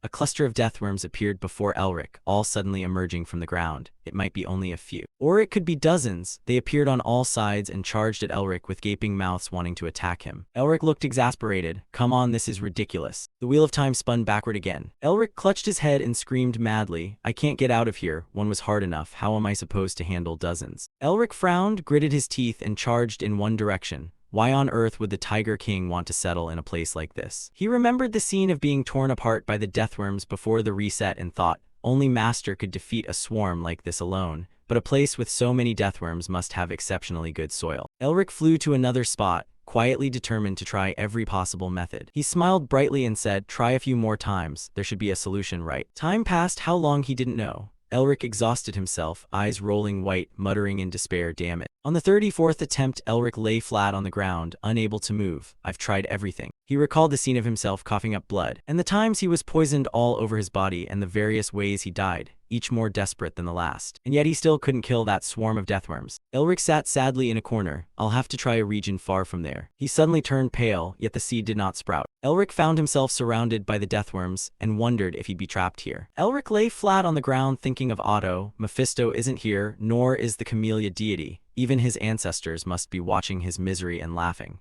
Is no one coming to help? Suddenly it dawned on him, wait. Despite being surrounded by deathworms, Elric shouted excitedly, I'm so stupid. Why didn't I think of this sooner? No one forbade me from asking others for help. Elric quickly recovered his composure, stood up straight, and said with a cheerful smile, the Tiger King's clan. He recalled the Tiger King's might and immediately decided he must call on them for aid. Meanwhile, beneath the giant camellia tree, Camellia was sleeping soundly. On a cushion so soft she was oblivious to everything. At that moment someone appeared where Camellia rested and said, you sleep a lot. Hearing the voice, Camellia slowly opened her eyes. The visitor was Otto. He smiled with his eyes curved like crescents at her. Camellia sat bolt upright. How did you get in here? You shouldn't have been able to enter without my permission. Otto replied with a smile, someone else wanted me to come in. Camellia, excited, asked loudly when this happened. Otto looked surprised. Have you forgotten what occurred that day? It seems you're reaching the age when memory fades. Camellia sighed. I was once an empress living in the ice palace and now I'm treated like this. It's exhausting. After complaining, she crossed her legs elegantly and asked, so why are you here? Otto answered, I've told you, someone else wanted me to come. Suddenly he turned serious and asked, are you all right? You sacrificed 40 years of lifespan to resist that curse. Camellia shrugged as if unconcerned. I'm fine, don't worry, but I hope you won't come in here on your own again. Then curious, she asked, by the way, what about that boy? Otto waved and produced a transparent mirror. Look in, you'll see. They looked into the mirror and saw Elric being chased by a group of beastmen. The beastmen shouted, that's the eternal enemy of our tribe, kill that human. Camellia hurried to the mirror, agitatedly asking, what the hell is happening? Why are those beastmen chasing and trying to kill him? Otto smiled with crescent eyes. Isn't this interesting? Camellia turned to him and shouted, can you still smile? Hurry and help him. Otto remained nonchalant. Don't create more trouble. Right now he's looking pleased and laughing in the glass. Otto finished. He has his own plan. Elric glanced back at the beastmen behind him. The Tiger King's lineage still hasn't shown up. He leapt onto a patch of open ground. To solve the mission's problem, he must seek help from those who built a city on this deathworm-infested land. The beastmen behind him panted heavily. Finally, we've got you, you madman. Someone immediately suggested rushing in to tear him apart. Elric thought calmly, searching the vast black snow plains for the Tiger King's descendants is indeed a difficult task. He suddenly curled his lips into a mysterious smile and activated the Black Tiger Prey Enhancement secret technique. The silhouette of a great tiger seemed to appear above his head. He thought confidently, yet I possess the Tiger King's secret technique, the body enhancement art. The beastmen looked at him in astonishment. How can a human use a body enhancement secret technique? Elric burned with energy, his face cold as he glared at the beastmen pursuing him. With this body enhancement secret technique boosting my strength, do you think I'll let you off? A cold wind swept across the black snow plain with a boom. An entire area of the plains suddenly exploded, the aftershock rippling outward and terrifying those nearby. The beastmen were blasted away by the blast's shockwave, and a blinding golden light shot up into the sky. One of the wolfmen, still semi-conscious, tried to crawl to his feet. That one, we can't let him escape. At that moment, Elric stood on a dry branch looking down, thinking to himself that after ravaging 6 beast cities, it was about time they'd react. Elric stroked his chin and raised an eyebrow in a thoughtful expression. Maybe the rumors haven't spread far enough yet. He suddenly lowered his center of gravity and sat on the branch. Once I trample a few more villages, they'll show up. Before Elric could act, enormous paws appeared behind him. A scream rang in his head.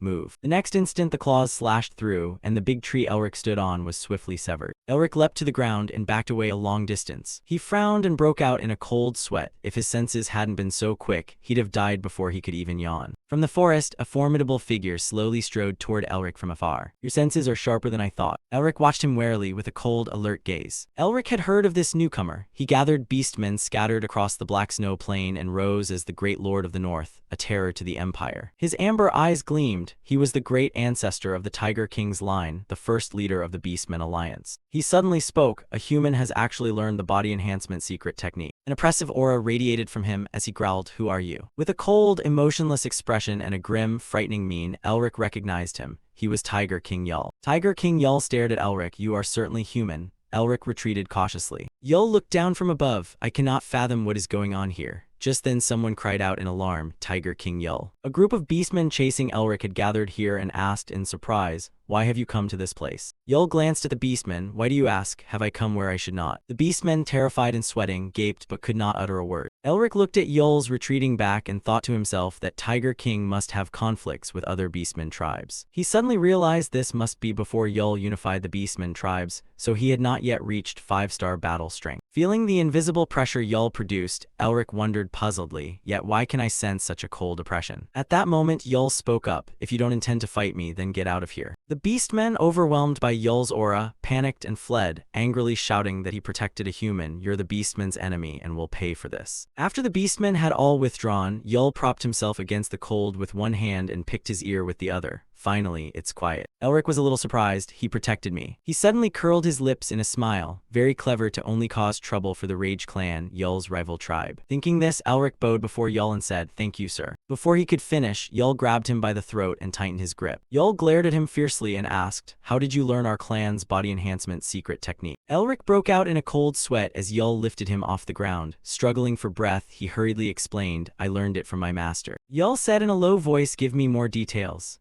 Elric trembled all over, drenched in sweat, gripping Yul's wrist and trying to speak. First you have to let me go. Yul's amber pupils flared as he stared. For a moment Elric thought he was about to suffocate, then Yul suddenly released him. If you dare lie, I'll snap that neck right now. Elric sat on the snow and rubbed his sore neck, saying, my parents were farmers who fled to the black snow plain to escape imperial oppression. He furrowed his brow in a pitiable expression. But after my parents were attacked by monsters, the orphaned child, me, was saved by a beastman. Using all his acting skill, Elric wept heartbreakingly, moved to tears, saying that person taught me to protect myself with the body enhancement technique, which is why I survived here. Yul's face darkened. He showed no sympathy and only asked what that beastman's name was. Elric bowed his head and pretended to be sad. My master said he had forgotten his own name, and in the end, he never told me. He continued, embarrassed. I couldn't touch the painful memories from his past, so I simply called him master with all the respect in my heart. Yul glared at him, and his pupils suddenly dilated. Elric looked straight into his eyes, tears forming at the corners. He thought silently that Yul was judging whether his story was true. Elric noticed Yul's ears vibrating at a low frequency and thought, the Tiger King has keen senses. He detects lies by hearing heartbeats and muscle movements. He placed a hand over his heart and thought, but now I'm controlling my chi flow to steady my body, so it's easy to fool him. Yul pressed his lips together and said nothing. After a moment he spoke, well, it seems you are one of our kin. Elric thought to himself, that's right. Kin refers to those heirs who have mastered the body enhancement technique. In other words, he's accepted me. Thinking this, Elric pretended to wipe his nose and sobbed pitifully. Yul suddenly patted his shoulder. Brother, do you have anywhere to rest on this barren land? A short while later, Yul and Elric rode wolves together in the same direction. Just then a gate appeared beside Elric and a voice from within said, frankly, you've acted recklessly. Elric looked toward it, a little surprised. Camellia had returned. She sat on Elric's shoulder and asked, why is no one in the Melvinger clan sober? Elric didn't answer but anxiously asked back, is it okay for you to show up like this? Camellia looked at Yul's back and replied, I cast a spell so others can't sense my presence, so don't worry. Then she asked curiously, but what are you planning to do next? Do you really believe he'll accept you as his ally? Elric smiled confidently, of course he won't trust me yet, but he'll keep me by his side. Hearing that, Camellia wondered why. Thinking of Yul's tangled relations with the other tribes, Elric answered, now is a time when intertribal conflicts are rising. Any tribe will accept a powerful ally, regardless of his origins. Yul and Elric finally arrived at his tribe's settlement. At the sight of Yul, everyone in the tribe cheered joyfully. The leader has returned, gather together. At the same time, Elric finished his remaining words, especially about the ambitious Tiger King Yul. He's even willing to do that. Camellia felt a bit worried and thought to herself that in this era, the beastmen's hatred of humans was still strong. Would the tribe members accept this kid the way Tiger King Yul did? Before she could dwell on it, the tribe's beastmen noticed Elric. One of them widened his eyes in fright. The next moment, the beastmen, agitated, pointed at Elric and shouted angrily, human, the enemy who killed my father. Why did you bring a human here? Seeing them move to attack Elric, Yul stepped forward to stop them. Stop, this is one of our own brothers. The beastman bared his fangs in rage and said, brother, how can a human be our brother? How can a human become one of us? Yul tried to reassure them, calm down now, assemble. Elric watched the tense scene and thought to himself that this was when the Empire's oppressive regime was at its harshest toward both beastmen and common people. Because of that, hostility toward humans had grown intense. He broke into a cold sweat and tried to devise a strategy. If he couldn't persuade them, his plan would fail. But things didn't go as he expected. The same beastmen who moments ago wanted to attack him suddenly clasped hands and knees, sobbing uncontrollably. Elric was dumbfounded as they babbled, oh, our master, why did you leave us first? One of the beastmen grabbed Elric's hand and looked at him with sincere eyes. You're truly lucky to have been taught martial arts by someone like that. Elric turned to look at Yul standing beside him. Yul smiled and gave him a thumbs up. Elric, bewildered, asked what they were talking about. Seeing Yul laughing heartily, Elric turned back. Just before, they had been ready to butcher him, so why had they suddenly become so friendly? Seeing Yul still wearing an admiring smile, Elric couldn't help but think it was definitely thanks to Tiger King Yul. Then Yul suddenly grew excited and slammed a fist down on the table. He stood before the beastmen and loudly declared that this was what the boy's master had said before he closed his eyes. Elric stood beside him, sheepishly rubbing his head. Yul, unaware of the truth, trembled and spoke with a mournful look. Though we have faced racial divides between beastmen and humans, I am glad that even if we must leave this world, we will always be brothers. Yul's raised hand shook uncontrollably as he said, let's meet again in another life. The beastmen below were moved to tears. The color seemed to drain from Yul as he forced a sorrowful smile to perform a tragic farewell. My students. Hearing this, the beastmen burst into mournful wails. No, open your eyes, teacher. How cruel, how can your little pupil go on living? Elric, hearing the cries beside his head full of dramatic flair, was a bit speechless. Did I really say that? Yul smiled and whispered a reminder, just keep acting, they're stupid and utterly gullible. Elric couldn't help but break into a genuine smile at that. At that moment, someone suddenly spoke up. We don't agree with what the human says. Elric turned in surprise to look at the speaker. The man clenched his fist tightly and asked suspiciously, what evidence do you have to ask us to believe? Facing his doubt, Elric fell silent. Camellia laughed and reminded him, they are the Black Wolf clan, the Tiger King's loyal hounds. Elric was a little surprised, so the Black Wolf clan are the ancestors of Chief Norris. Yul stepped forward to shield Elric and said, Ralph, are you defying my orders? The newcomer was Ralph himself. He frowned and serious explained, I'm not opposing you. He jabbed a finger at Elric and shouted angrily, even if he is real, how can our tribe accept that inferior species? Hearing him, Yul suddenly unleashed a terrifying aura and growled, inferior species, how dare you? Yul looked down at him from above and continued, have you not forgotten our creed, Ralph? Ralph broke into a cold sweat and turned his head away as Yul's words sank in, each word clear. We were abandoned and driven out. Though our races and blood differ, we are still one family. At that, Yul's face grew terrifying. If you've forgotten that creed, I'll slit your throat. Elric stood not far off, silently watching the scene. He suddenly stepped forward to them and spoke of breaking down tribal boundaries and uniting all beastmen into one. Elric looked at Yul and said with a smile, I heard this is the goal of the beastmen tribe. Yul was startled. You know of us? Elric nodded in admission. Yes, I heard it while I wandered alone on the snow plain. He looked at Yul with sincere eyes and said, though you are seen as an enemy by many tribes because of that creed, I've heard more and more people bear its mark. Elric suddenly reached out. As an abandoned human, I received kindness from my master and from you, who accepted me as a brother. He clasped his hand to his chest and continued, I believe this is an extension of the ideals you pursue. Camellia flew beside him, covering her mouth and praising, as expected from a Melvinger, you have a way with words. Elric glanced away, his eyes flashed coldly. I will live up to your expectations. I also believe I must prove my worth to accompany you on your journey. After speaking, he added, I hear ranks among beastmen are determined by strength. Ralph, annoyed, asked, what do you want? Facing him, Elric proposed, fight. If I win, I become part of the tribe. If I lose, I'll leave. Ralph was enraged to the point of shaking. How dare a mere human challenge a great black wolf warrior like me? Elric grinned provocatively. Why so talkative? You look contemptuous. Are you scared? Ralph seethed, veins bulging. You bastard. Elric pointed at Ralph and burst out laughing. You're the bastard. Camellia shook her head in disappointed amusement. Melvinger. Ralph could no longer restrain himself. He spread his hands to reveal sharp claws. His whole body was enveloped in a terrifying aura as he growled, I'll kill you. Elric released the mana within him and sneered arrogantly, ready to show you a thing or two. As the two prepared to strike, Yul suddenly stamped the ground, cracking the earth. His overwhelming power forced Elric and Ralph to stagger backward. Both slid a distance before stopping in a safe spot. Only then did Yul speak, let me ask you too. Elric and Ralph looked at each other. Yul stood towering like a mountain over them and asked whether both would accept the outcome even if it meant death in battle. Ralph rose without hesitation and answered, if that human wins, I'll consider him family. Elric solemnly raised his hand. I swear on my master's honor that I will accept the result. Yul's amber eyes stood out vividly in the dark. He said with satisfaction, good. The next moment he shouted, begin. Ralph transformed into a giant wolf and lunged at Elric. He swung his claws at the human standing before him and roared, I'll tear you to pieces. Elric nimbly ducked to avoid the attack, thinking to himself that his fabricated story wouldn't hold for long. He needed to prove his worth to Tiger King Yul. As Ralph charged at him again, Elric suddenly lowered his center of gravity and drew his hand back to gain momentum. Using Ralph, this would no longer be a problem. Ralph opened his mouth wide, baring sharp fangs. Elric concentrated mana into the hand behind him. He suddenly used the body strength technique, Fierce Tiger Charge, and swiped a claw at Ralph. Ralph lost momentum and was knocked back. Elric sneered, just one punch and you're overwhelmed already, Ralph snarled. Before he could say more, Elric threw another punch right in front of him. The next moment, Elric used the body strength technique Burst, unleashing countless blows that hammered directly into Ralph's body. The beastmen watching gaped in astonishment. Ralph was one of the top warriors in the royal guard.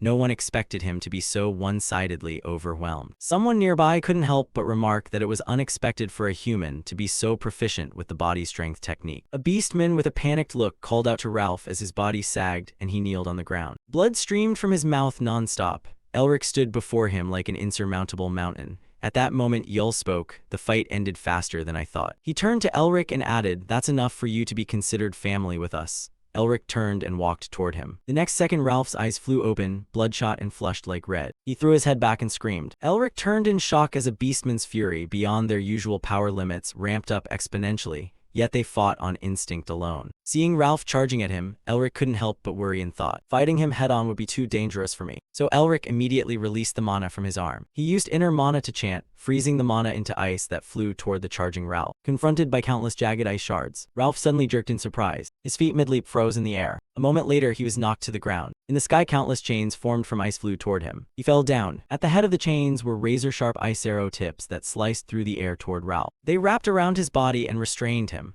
Ralph turned into a wild beast, completely losing his mind and roaring fiercely. Elric raised his hand high. From behind, he struck hard down on the back of Ralph's neck. Be quiet for a moment. A moment later, Ralph fainted, lying motionless on the ground. The witnessing beastmen were bewildered. Is that magic? Is he a mage? A concerned beastman nearby wondered if he had deceived them. Elric looked at the ground, thinking that if he wanted to subdue Ralph without killing him, magic was the only way. He felt a pang of unease and glanced at Yul. Surely they must know this too. Seeing Yul's expression darken, Elric grew even more tense, thinking up a story for this situation. No need for Elric to explain further. Yul, standing before him, suddenly laughed loudly. He patted Elric on the shoulder and praised him wholeheartedly. You're more interesting than I thought. I didn't expect you to know both body strength techniques and magic. Elric silently exhaled in relief. He probably didn't need to worry anymore. He clasped his hands to his chest and said seriously that he should have used only the body strength technique. but he didn't want to harm someone who might become family, so he used magic. Yul laughed sympathetically. Whether you choose the easy route or hide your power, the winner is the strongest. That's the law of the battlefield. Yul asked, "What's your name, human?" Elric replied, "I am Elric." Yul looked at everyone and said that according to the result of the fight, we will accept Elric as a member of the tribe. Does anyone object? The beastmen laughed. "No objections here, same for me." Yul raised his fist high and at that moment declared that Elric would be a member of our family. The crowd of beastmen surrounding Elric cheered. Two other beastmen supported Ralph, who was unconscious on the ground. The stone in Elric's chest lit up. He took it out. Camellia, surprised, asked about a new message. The stone clearly read that all required conditions had been met. The second limit was removed and the true name revealed. There's a plane where deep darkness envelops everything. White snow covers the place year-round. The true name of this seal, the thing that imprisons the sharp wind of the black snow plane, is the ice wind blade. The sigil on Elric's hand glowed. It was a rare seal, similar to the great Sin Wrath seal given to me by the Snow Mountain King, but I don't yet know how to activate it, so I can't use it immediately. He put the stone back into his chest and glanced behind him where Camellia had just appeared. The goddess Camellia had already vanished. "Didn't she teach me how to use this?" Elric walked forward. "Oh well, whatever I can do." He was finally accepted by the Beastman tribe and could stay here. For now, he would focus on his own long-term plans. In the tent, Yul and the other beastmen had already been waiting. Yul called out, "Come in." He turned with a bright smile and said, "Now everyone, greet each other properly." Then he looked at Elric and added that starting today, Elric would officially become a member of the royal guard of the Anthropomorph Kingdom. Elric placed his hands on his chest and bowed. "Out of respect for accepting me into the guard, I will do my best." Yul laughed happily. "Good attitude. To commemorate the day you join, I'll give you your first mission." Elric replied enthusiastically, "Yes, please command me." The other guard members ground their teeth in anger. Yul ignored their attitude and said cheerfully that since Elric had wandered across the snow plains, using his experience from those travels, help us find a suitable area where our clan can settle. Elric was surprised to hear that. He suddenly smiled. Everything fit together perfectly. Thinking that, Elric spoke up. "While wandering the snow plains, I had my eye on one place." Recalling the area he chose to plant seeds, he described it. "It's surrounded by canyons and hills, so it's easy to defend against outside threats. There's a nearby water source, and the soil suffers little erosion, making it fertile land." Elric added honestly, however, "There's one problem," both Yul and Elric said in unison. "The dead larva infestation." Elric looked at Yul seriously. It was previously considered a potential site, but no one settled there because of that problem. Finding another comparable spot in the black snow plain would be very difficult, and Yul agreed. He half closed his eyes. "What should we do?" Suddenly seeing a clear solution, Yul said excitedly, "All right, let's do this." Elric still didn't understand his meaning. A big question mark appeared in his head. The scene shifted. Elric appeared outdoors with 3 royal guards following behind, their faces displeased. Elric looked weary, thinking he needed to find a way to deal with these troublemakers. He saw Ralph picking at his ear with focus while the other 2 looked annoyed. Elric reassured himself that although personalities often clashed, the Black Wolf tribe excelled at teamwork, so it made sense they were chosen. Still, being paired with wolves he wasn't close to felt like a test. Just then one of the beastmen spoke up. "Fighting the death larvae is the most arduous mission." Elric turned to look at him. The man continued calmly that the task wouldn't be simple. He was the third captain of the guard. Ralph, not far away, immediately interjected. "That's right. If that strange guy earlier hadn't said unnecessary things, we wouldn't be stuck with this troublesome situation now." Elric appeared displeased as Yor glanced at him. Ralph continued with a laugh. "Honestly, what's so great about the old lairs of those death larvae? Someone's just trying to show off in front of the captain with petty antics." The 2 guards behind him snickered in agreement. Elric started to find these idiots irritating. Seriously. Ralph rambled on. "After all, that's why humanity can't." As soon as the words finished, Yor didn't hesitate to slap him, twisting his mouth. Yor emanated a terrifying presence. Ralph sat on the ground, trembling with fear as the captain spoke coldly. "Don't bring personal emotions into the squad. I told you not to do anything that would ruin this atmosphere." He looked down at Ralph from above. "If you keep spoiling everyone's mood in the team, I'll rip your head off, understand?" Ralph held his cheek without answering. The other 2 beastmen straightened up in fear and shouted, "Yes. We will work hard, sir." Seeing Yor turn and walk toward him, Elric finally understood. Tiger King Yul put him on this team because he trusts him. If Yor trusts someone that much, he'll extinguish any conflict immediately. Thinking that, Elric sincerely bowed to Yor. Yor acted as if he didn't see it and turned away. Elric smiled faintly, thinking to himself that Yor meant he was just doing his duty. He liked that. Elric addressed Yor. "Captain, those death larvae are creatures that won't surface if even slightly threatened. Is there a way to lure them out?" Yor clasped his hands behind his back and replied, "There's a method, but it's difficult and time-consuming." Elric felt uneasy. Why so hard? Yor thought of some bright red flower, glanced at him, and answered that they need to get the life and death grass, a rare plant. Its scent is light but alluring. With it they can coax the death larvae from the ground. Elric clenched himself to stop laughing, his face flushing and body trembling. Yor asked confusedly why he was making that expression. Elric regained his composure and replied it was nothing to continue. Hearing that, Yor didn't question further and continued that to lure the death larvae out they need that plant, and because it's extremely rare it's hard to find. Elric beamed like the sun, confidently pointing at himself. Don't worry about that, I can find it. Yor stared at him silently, thinking that confidence is good, but the life and death grass grows in harsh environments. Finding it is one thing, harvesting it is another. He widened his eyes, clearly alarmed. It won't be easy, right? After an unknown length of time, to Yor's astonishment, Elric suddenly held up a handful of life and death grass. Wow, look at this, people harvest it and take it away, it's bustling, he said. After speaking, he turned to the other guards holding baskets of the grass, their faces pale. Elric looked puzzled. What are you standing there for? Put it in. The guard startled, looking at the basket in his hand and stammering, I didn't even know. Elric smiled to himself, thinking that he'd seen plenty of life and death grass in the maze of insight his master created. Now the life and death grass was covering the ground. Its magic was so conspicuous that even if he tried not to find it, he still would. Elric looked at the sigil on his arm and thought, if I absorb the magic of the life and death grass. He smiled coldly, activated the seal, and felt a thrill inside. Let's go. Elric glared at the guards behind him and barked, hey, you dogs, 1, 2, 3, I'm going to move faster now, so stay close. The beastmen guards yelped as if their tails had been stepped on. This guy's gone mad, they all muttered. Someone asked the captain what that fellow just called them. People dogs. Yor remained silent, his face cold. He then kicked Ralph. What are you doing? Do what Elric says, you damn fools, Ralph grumbled in protest. Captain. He sat on the ground in humiliation, crying softly, and Elric was drawn to look that way. Yor was watching him now, smiling in an evidently friendly way. Time passed. Eventually they gathered several large barrels of life and death grass, the beastmen standing crowded with torches. Yul folded his arms, eyes narrowing in a grin. Collecting that much life and death grass so quickly makes your ability hard to judge.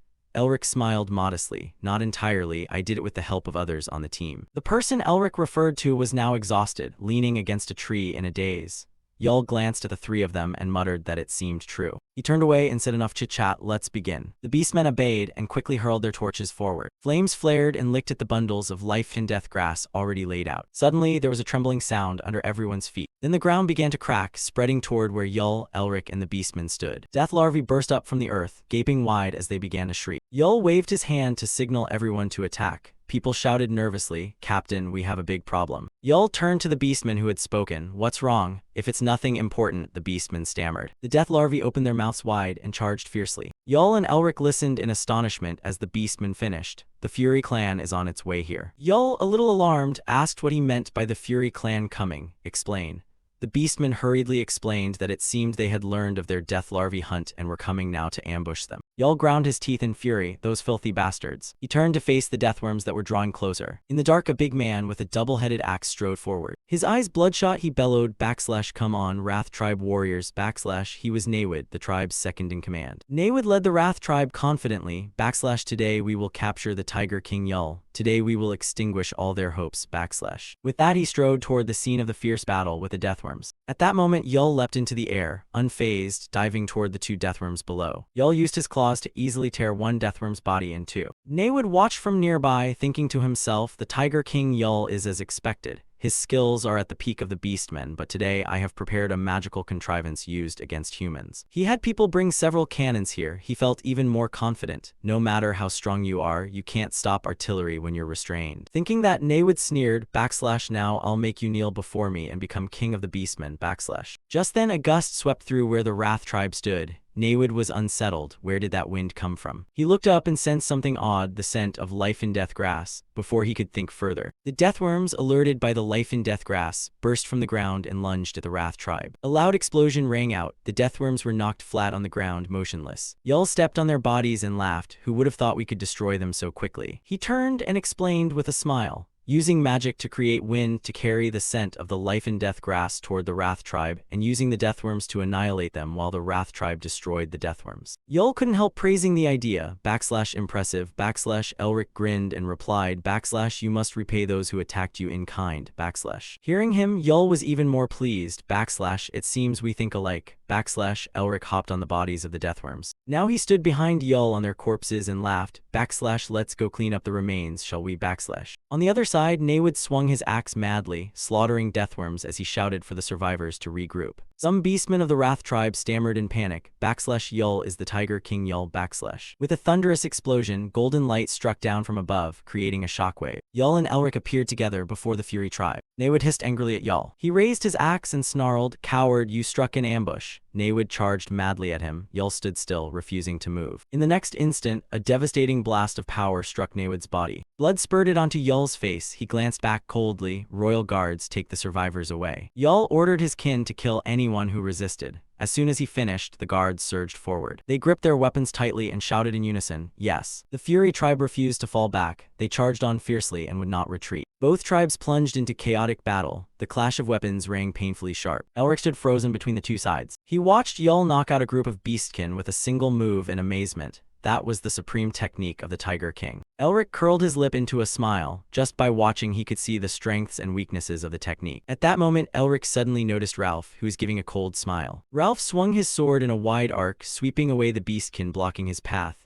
Elric praised him with a smile. "Not bad." Just then, a beastkin who had been struck and was playing dead suddenly leapt up and fired a hidden projectile. The projectile flew straight at Ralph and embedded in his neck. Yor anxiously turned to look at him. The projectile had been smeared with poison, which began to spread throughout Ralph's body. His vision started to blur. A moment later, his eyes closed. Cold sweat poured out and his proud head slowly slumped down. Elric suddenly appeared before him. "Hey Ralph, you okay?" Ralph tried to open his eyes to look at him. "You." He managed only one word before he collapsed to the ground. Elric mouthed an incantation silently. "Remove." He released mana and used magic to purge the poison from Ralph. Ralph clenched his brow, cold sweat running down his forehead, when suddenly someone shouted his name, "Ralph." Elric rubbed his shoulder and said with a smile, "Don't worry, he'll be out only briefly. First, take him to a place to rest." Another beastkin from the guard hurriedly carried Ralph. "Understood." Elric watched the hastily running figure carry Ralph away. He heard Yul call to him, "Elric, all done." Elric quickly turned back to continue the next plan before the Fury tribe learned the current situation. Yul hesitated. "Wait." Yul put his hand on his chest and said sincerely with a smile, "Thank you for saving Ralph." Behind Yul, everyone in the Beastkin tribe showed their gratitude. Elric looked at them and couldn't help but smile. The Fury tribe's Beastkin were finally rounded up in one sweep. They were tied together and escorted away. Elric sat silently on a deathworm's corpse. Just then, Camellia suddenly appeared, impressive to win a monster's favor in just a few days. Elric looked up at her. "You've been watching from the start, why appear only now?" Camellia replied nonchalantly, "I thought you could handle it without my help." Elric jumped down from the deathworm's corpse, waved to her, and said, all right, good luck to you." The beast-shaped appendage on Elric's arm transformed into an entity and began devouring mana from the carcasses of the giant worms on the ground. He looked up at the surging mana being sucked in and thought in surprise, "There's more mana here than I expected." Elric saw the frost seal on his arm increase to 4 stars instantly. After consuming a hefty amount of mana, the frost appendage let out a satisfied belch. Elric glanced at it. The death worms in front of Elric had disappeared without a trace. He had cleaned everything up with no leftovers, so there was no need for further purification. Elric planted the seed in the ground. With effort like that, it should grow without problems, right? After burying the seed, Elric picked up the stone to check. Since there was no notification saying the sowing had failed, it seemed the task was complete. Elric suddenly noticed something. Surprise appeared in his eyes. The seed he'd sown had sprouted unbelievably fast. It grew 2 verdant leaves and reached upward. Elric raised the stone excitedly and cheered, "It's done." The appendage on his hand glowed once more. At the same time, the stone displayed the words, "Conditions met, the 3rd restriction has been lifted, ambition achieved." Elric stared in shock at the castle that had just appeared before him. Was this the Flower Temple? Light filtered into the Flower Temple. Elric wandered around it alone, his eyes scanning the surroundings. Suddenly, a figure appeared before him. Who was she? Goddess Camellia. Moonlight revealed her clearly, a beautiful, graceful young woman. Elric immediately denied it inwardly. No, that presence was the Demon King. Surprise showed on Elric's face. Who would have thought that the goddess Camellia could be the Demon Queen? He could feel the tremendous magical power radiating from the Demon Queen before him. With such power, she must be very strong. The Demon Queen looked down at Elric from above, her eyes blazing red like fire. Elric thought of Camelia's pure, beautiful face and of the current Demon Queen. How could a goddess and a Demon King coexist, and what was this magic? Suddenly, Elric heard someone call him, "Elric." He was startled and snapped back to attention. Camellia hovered above and called down to the dazed Elric, "Elric." She bent down and looked at him. "Are you all right? You suddenly lost consciousness." Elric did not answer. He looked up at her, the seal of the winter wind. Elric frowned and asked suspiciously, was it from you? Camellia hesitated and asked back, why would you think that? Elric answered honestly, I saw you. Camellia grew curious, what did you see? Elric looked at the stone in his hand and replied, you were there alone, in an empty palace. Elric sketched the scene in detail. You looked listless, lonely, and sad. Elric looked at the appendage that had just absorbed the mana on his hand. Its magic output resembled the winter wind seal. Camellia stared into the distance. Now that is merely a long-forgotten history. Elric asked her curiously, is the chill across the black snowfield from you? Camellia admitted casually, yes. She raised her hand. A stream of pink energy appeared in her palm, but it no longer belongs to me. I am Camellia, goddess of flowers. Elric looked up at what was in her palm. Was this the thing arranged to erase your traces? Camellia closed her hand and the pink energy vanished instantly. Who knows? She smiled and drifted through the air. All I can do is offer you advice on planting the seed, she said. Then she looked up at the sky. Remember what Otto had told you. At that time, Otto had said seriously, you will learn how to swallow the winter general. The winter general is the past and the mistakes of the goddess Camellia. Elric picked up the stone and stood to grow the seed. I must dispel the chill from the goddess Camellia. Camellia turned to Elric, always be wary of the winter general. She will become the greatest obstacle on your path. In Anthromorph, a town where houses cluster close together. Elric looked up at the seed that had become a large camellia tree. 91 days had passed since the arrangement began. Vibrant red buds appeared among the fresh green leaves. The flowers had begun to bloom. Just then Ralph suddenly ran up to Elric. Hey, the chieftain is looking for you. Elric's face went pale. For real, damn it. In a remote spot on the snowy plain, Elric was struck and collapsed to the ground. He sat up erect, sweating profusely, and said, come on, can't you go easy on me? Yul stood before him, laughing heartily. You were the one who asked to fight me as a reward for saving Ralph. I'm the chieftain. I can't break my word. Elric exhaled. I only wanted to try strength training. I didn't expect to get beaten up like this. Yul didn't understand his feelings. He chuckled. You're like a brother to me. You shouldn't give up so easily. Elric had no choice but to stand. He adopted a ready stance to brace for the attack. Having restored his posture in the first half helped him. Yul excitedly cracked his wrist. We'll start again with the fierce tiger charge. At that moment, Yul's ear twitched slightly. He frowned and turned his head. Looks like we have to postpone the match. Elric was surprised. What's going on? Without answering, Yul spun and dashed off, leaving Elric alone behind. At Anthromorph's gate, a crowd appeared. They were wounded and despondent, trudging forward. Yul, Elric, and Camellia stood on the wall and looked down. Elric murmured to Camellia, are these refugees the work of the Winter General? Camellia confirmed, yes, the Winter General has begun to act. Elric peered at the endless line of people and muttered, I didn't remember the Winter General being this strong.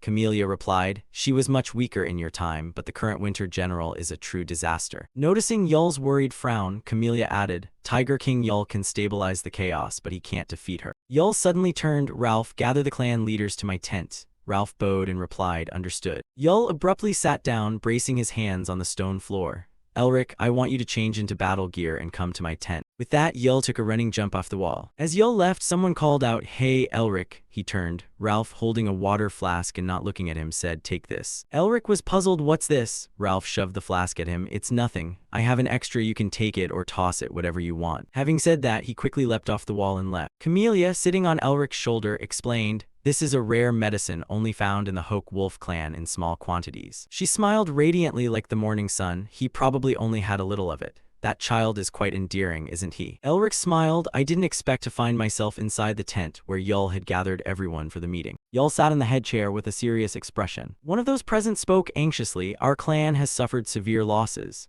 The man beside him added sadly, our ancestors shed blood to build this place and now it's ruins. We've lost so many kin. Elric, standing outside the door, suddenly heard Yul call him. Elric, come here. Yul looked at him, frowned, and said seriously, I have something to ask you. Is it about the disaster that's spreading fear among the refugees? Elric stood opposite him and answered, yes, we must find the Winter General. Yul asked, can you lead the way with magic? All eyes anxiously turned to Elric. They waited nervously for his answer. Even Yul looked at him with hopeful eyes. Elric did not let their expectations down. He looked them squarely in the eye and said firmly, yes, I can. Joy was obvious on Yul's face. He banged the table, stood up, and shouted, good. Yul immediately ordered, all clan leaders, gather your elite warriors. Tomorrow we depart.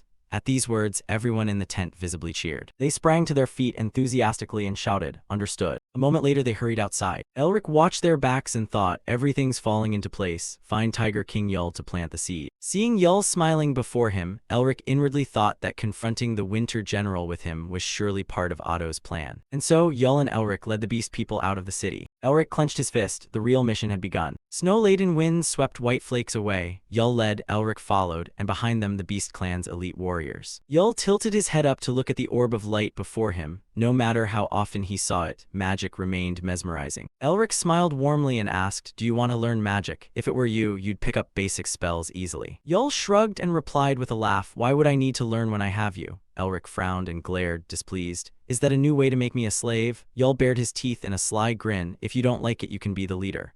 Hearing that, Elric shook his head and thought to himself. He hadn't expected the strongest king in beast history to be crazy. He wondered if his subordinates knew. Yul chatted as they walked. Our tribe has changed a lot since I met you. Sometimes I thought you were a lucky star fallen from the sky.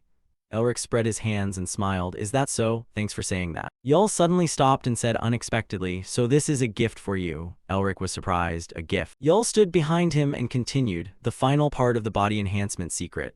Elric froze, eyes wide with astonishment. Elric, as if he couldn't believe his ears, turned around. Yul said nonchalantly, did you think I didn't notice? He curled his lip in a cold smile. Did you approach me with an ulterior motive? Startled and uneasy, Elric asked, since when did you know? Yul slowly stepped closer. A human claiming to have learned the body enhancement secret from a reclusive beast is suspicious, but not impossible. Yul stood a single step from Elric, his large frame pressing down. But you can't lie about magic or about why you've been roaming and provoking tribes hostile to me. Looking down at Elric from above, Yul asserted, you came to meet me to complete this body enhancement secret, but if you knew, why did you still leave me be? Elric frowned, normally you'd seek your own benefit. Yul fell silent suddenly. A moment later he beamed and clapped Elric on the shoulder. After all, whether human or beast, everyone wants their own advantage, right? I didn't touch you because it benefited me. Watching you is entertaining. Elric flinched at the gesture. Camellia covered her mouth in surprise. You've been in his palm from the start. Elric's face turned ashen as he adjusted his aching shoulder. He couldn't help asking, but why would you teach me the final part of the secret? Yul suddenly reached out and patted Elric's head. Elric's eyes widened in surprise. Yul spoke warmly and sincerely, I want you to survive. You've struggled so much to get here, and it wouldn't be fair if you died protecting other people's families. Elric was stunned, his mouth opened, but no words came out. Staring at the steady figure of Yul before him, Elric could hardly believe it. The reason he wanted to teach him a beast's secret was to ensure his survival. Elric suddenly lowered his head. Perhaps the Lord cares because he doesn't realize this is the past rewinding. He suddenly smiled, thank you, sir. Just then Camellia suddenly spoke up, sorry to break this touching moment, but now is not the time to be emotional. Startled, Elric turned his head, his pupils dilated as he stared ahead in shock. A vast, mysterious black shadow appeared before him, the same energy Camellia emitted. A massive malice that felt like it could swallow us at any moment. Elric and Yul stood stunned, staring forward. The black shadow's eyes glowed red and its whole body radiated a terrifying aura. Elric thought there was only one word to describe her, demon. Before Elric could think further, a tremendous surge of mana swept toward him and Yul. He hurriedly stepped back, his mind racing. We must get out of here quickly. Suddenly standing face to face with the darkness, he stammered, what is this? Elric ground his teeth. Camellia and his scout team couldn't pinpoint their location. He looked at the murky darkness ahead. The Winter General's demonic aura had severed every stream of mana. Elric imagined everyone falling. If we fall into the Winter General's trap, Tiger King Yul and the scouts will be annihilated. I must dispel the Winter General's darkness before that happens. With that thought, Elric clenched his teeth and glanced down at the artifact on his arm, the Winter Seal. It had fallen from Camellia just like the Winter General. He lowered his arm and thought to himself, so maybe I can use it. Elric ruffled his hair in frustration, but I need to know how to activate it first. He muttered, is there nothing else to use besides the Winter Seal? At that moment, the device on his arm suddenly lit up. Elric's eyes opened wide in surprise as he stared at it. He recalled Otto's words that he would have to learn how to defeat the Winter General. At that time, he couldn't help asking, do I have to seal the Winter General in the great crime of wrath like last time? Otto immediately replied, yes. Elric reached his hand forward, closed his eyes, and silently intoned the words, remove the Winter General. He murmured the absorption chant. The darkness before him suddenly transformed into black vapor and was swallowed by the device on his arm. The device on Elric's arm glowed. A vortex began to form on his arm as he absorbed the Winter General's cold and the seal of harsh frost. He also absorbed the demonic aura and Yul's seal. The demonic energy made Elric uncomfortable. He gritted his teeth and groaned, thinking that the demonic aura was leaking from the seal of harsh cold. Watching the device on his arm still glowing, Elric felt it clearly. he continued to think inwardly and linked with the seal of the winter wind. The device on his arm gradually changed. A faint new sigil appeared on it. Elric's eyes shone brightly. He grabbed his arm in pain and cried out. Familiar figures began to appear in his mind. Along with them came a burst of joyful laughter. Elric found himself standing in a room where people were rejoicing and laughing loudly. Elric looked at his body. Here he was. He saw the boy holding up a bouquet of camellias. Your Majesty, Your Majesty. The camellias in the boy's hands were fiery red like flames. They were freshly opened buds from outside, brought because they resembled people. Camellia sat on the cold throne and asked indifferently, "How does it resemble her?" Elric was surprised. This was before the goddess Camellia became the demon empress. Someone standing behind the boy turned to the person beside him and laughed. "These flowers are beautiful. How could they not resemble the queen? Don't you think so?" One person in the group laughed aloud. "How could these flowers compare to our queen?" Another teased with a grin. "Do you think the queen would like that?" The other replied brightly, "Of course she would. If anyone disagrees, step up." Camellia sat on the high throne with a sorrowful expression. The voices in the chamber kept buzzing. "Queen, why are you silent, Your Majesty?" Camellia suddenly exhaled. She looked at the fiery bouquet and the sincere smiles before her. The figures of those people gradually faded away. Only Elric remained in the room, standing opposite Camellia. Elric looked at her with an impassive face. He thought he had begun to understand something of her feelings. Camellia, Elric watched her blankly. He thought he had grasped some of her emotions. Camellia suddenly spoke. "I am truly bored." Elric seemed to read her thoughts. The loneliness that creeps in when loved ones are gone is a feeling he knew well. Camellia abruptly stood up. Elric observed her every move. She could once become animated by those who followed her in the past. But now, whether she opened her eyes or closed them, there was an empty void. She had to carry out all palace duties hollowly. Elric glanced at Camellia as she brushed past him and thought, "She is the queen." Camellia went to open the window, and light immediately streamed in. Vassals and commoners, the queen's loneliness. Elric watched her solitary back as she stepped out onto the balcony. Below lay a vast palace and a territory where not a single tree could grow. On this barren land, there was only unending white snow. Snow blanketed the ground and the scattered houses below. Camellia muttered at the sight, "Maybe I should just sleep through it." Just then Elric suddenly noticed something. She sank down and looked at something green. Ha! At last a smile appeared on Camelia's lips. Perhaps the coming time would be less dull. The queen's icy face smiled for the first time. Elric stared at her in surprise. Through the centuries, her world had always been monochrome. But a new color had appeared. It was the color of a leaf, a resilient green sprouting from a crack in the stone.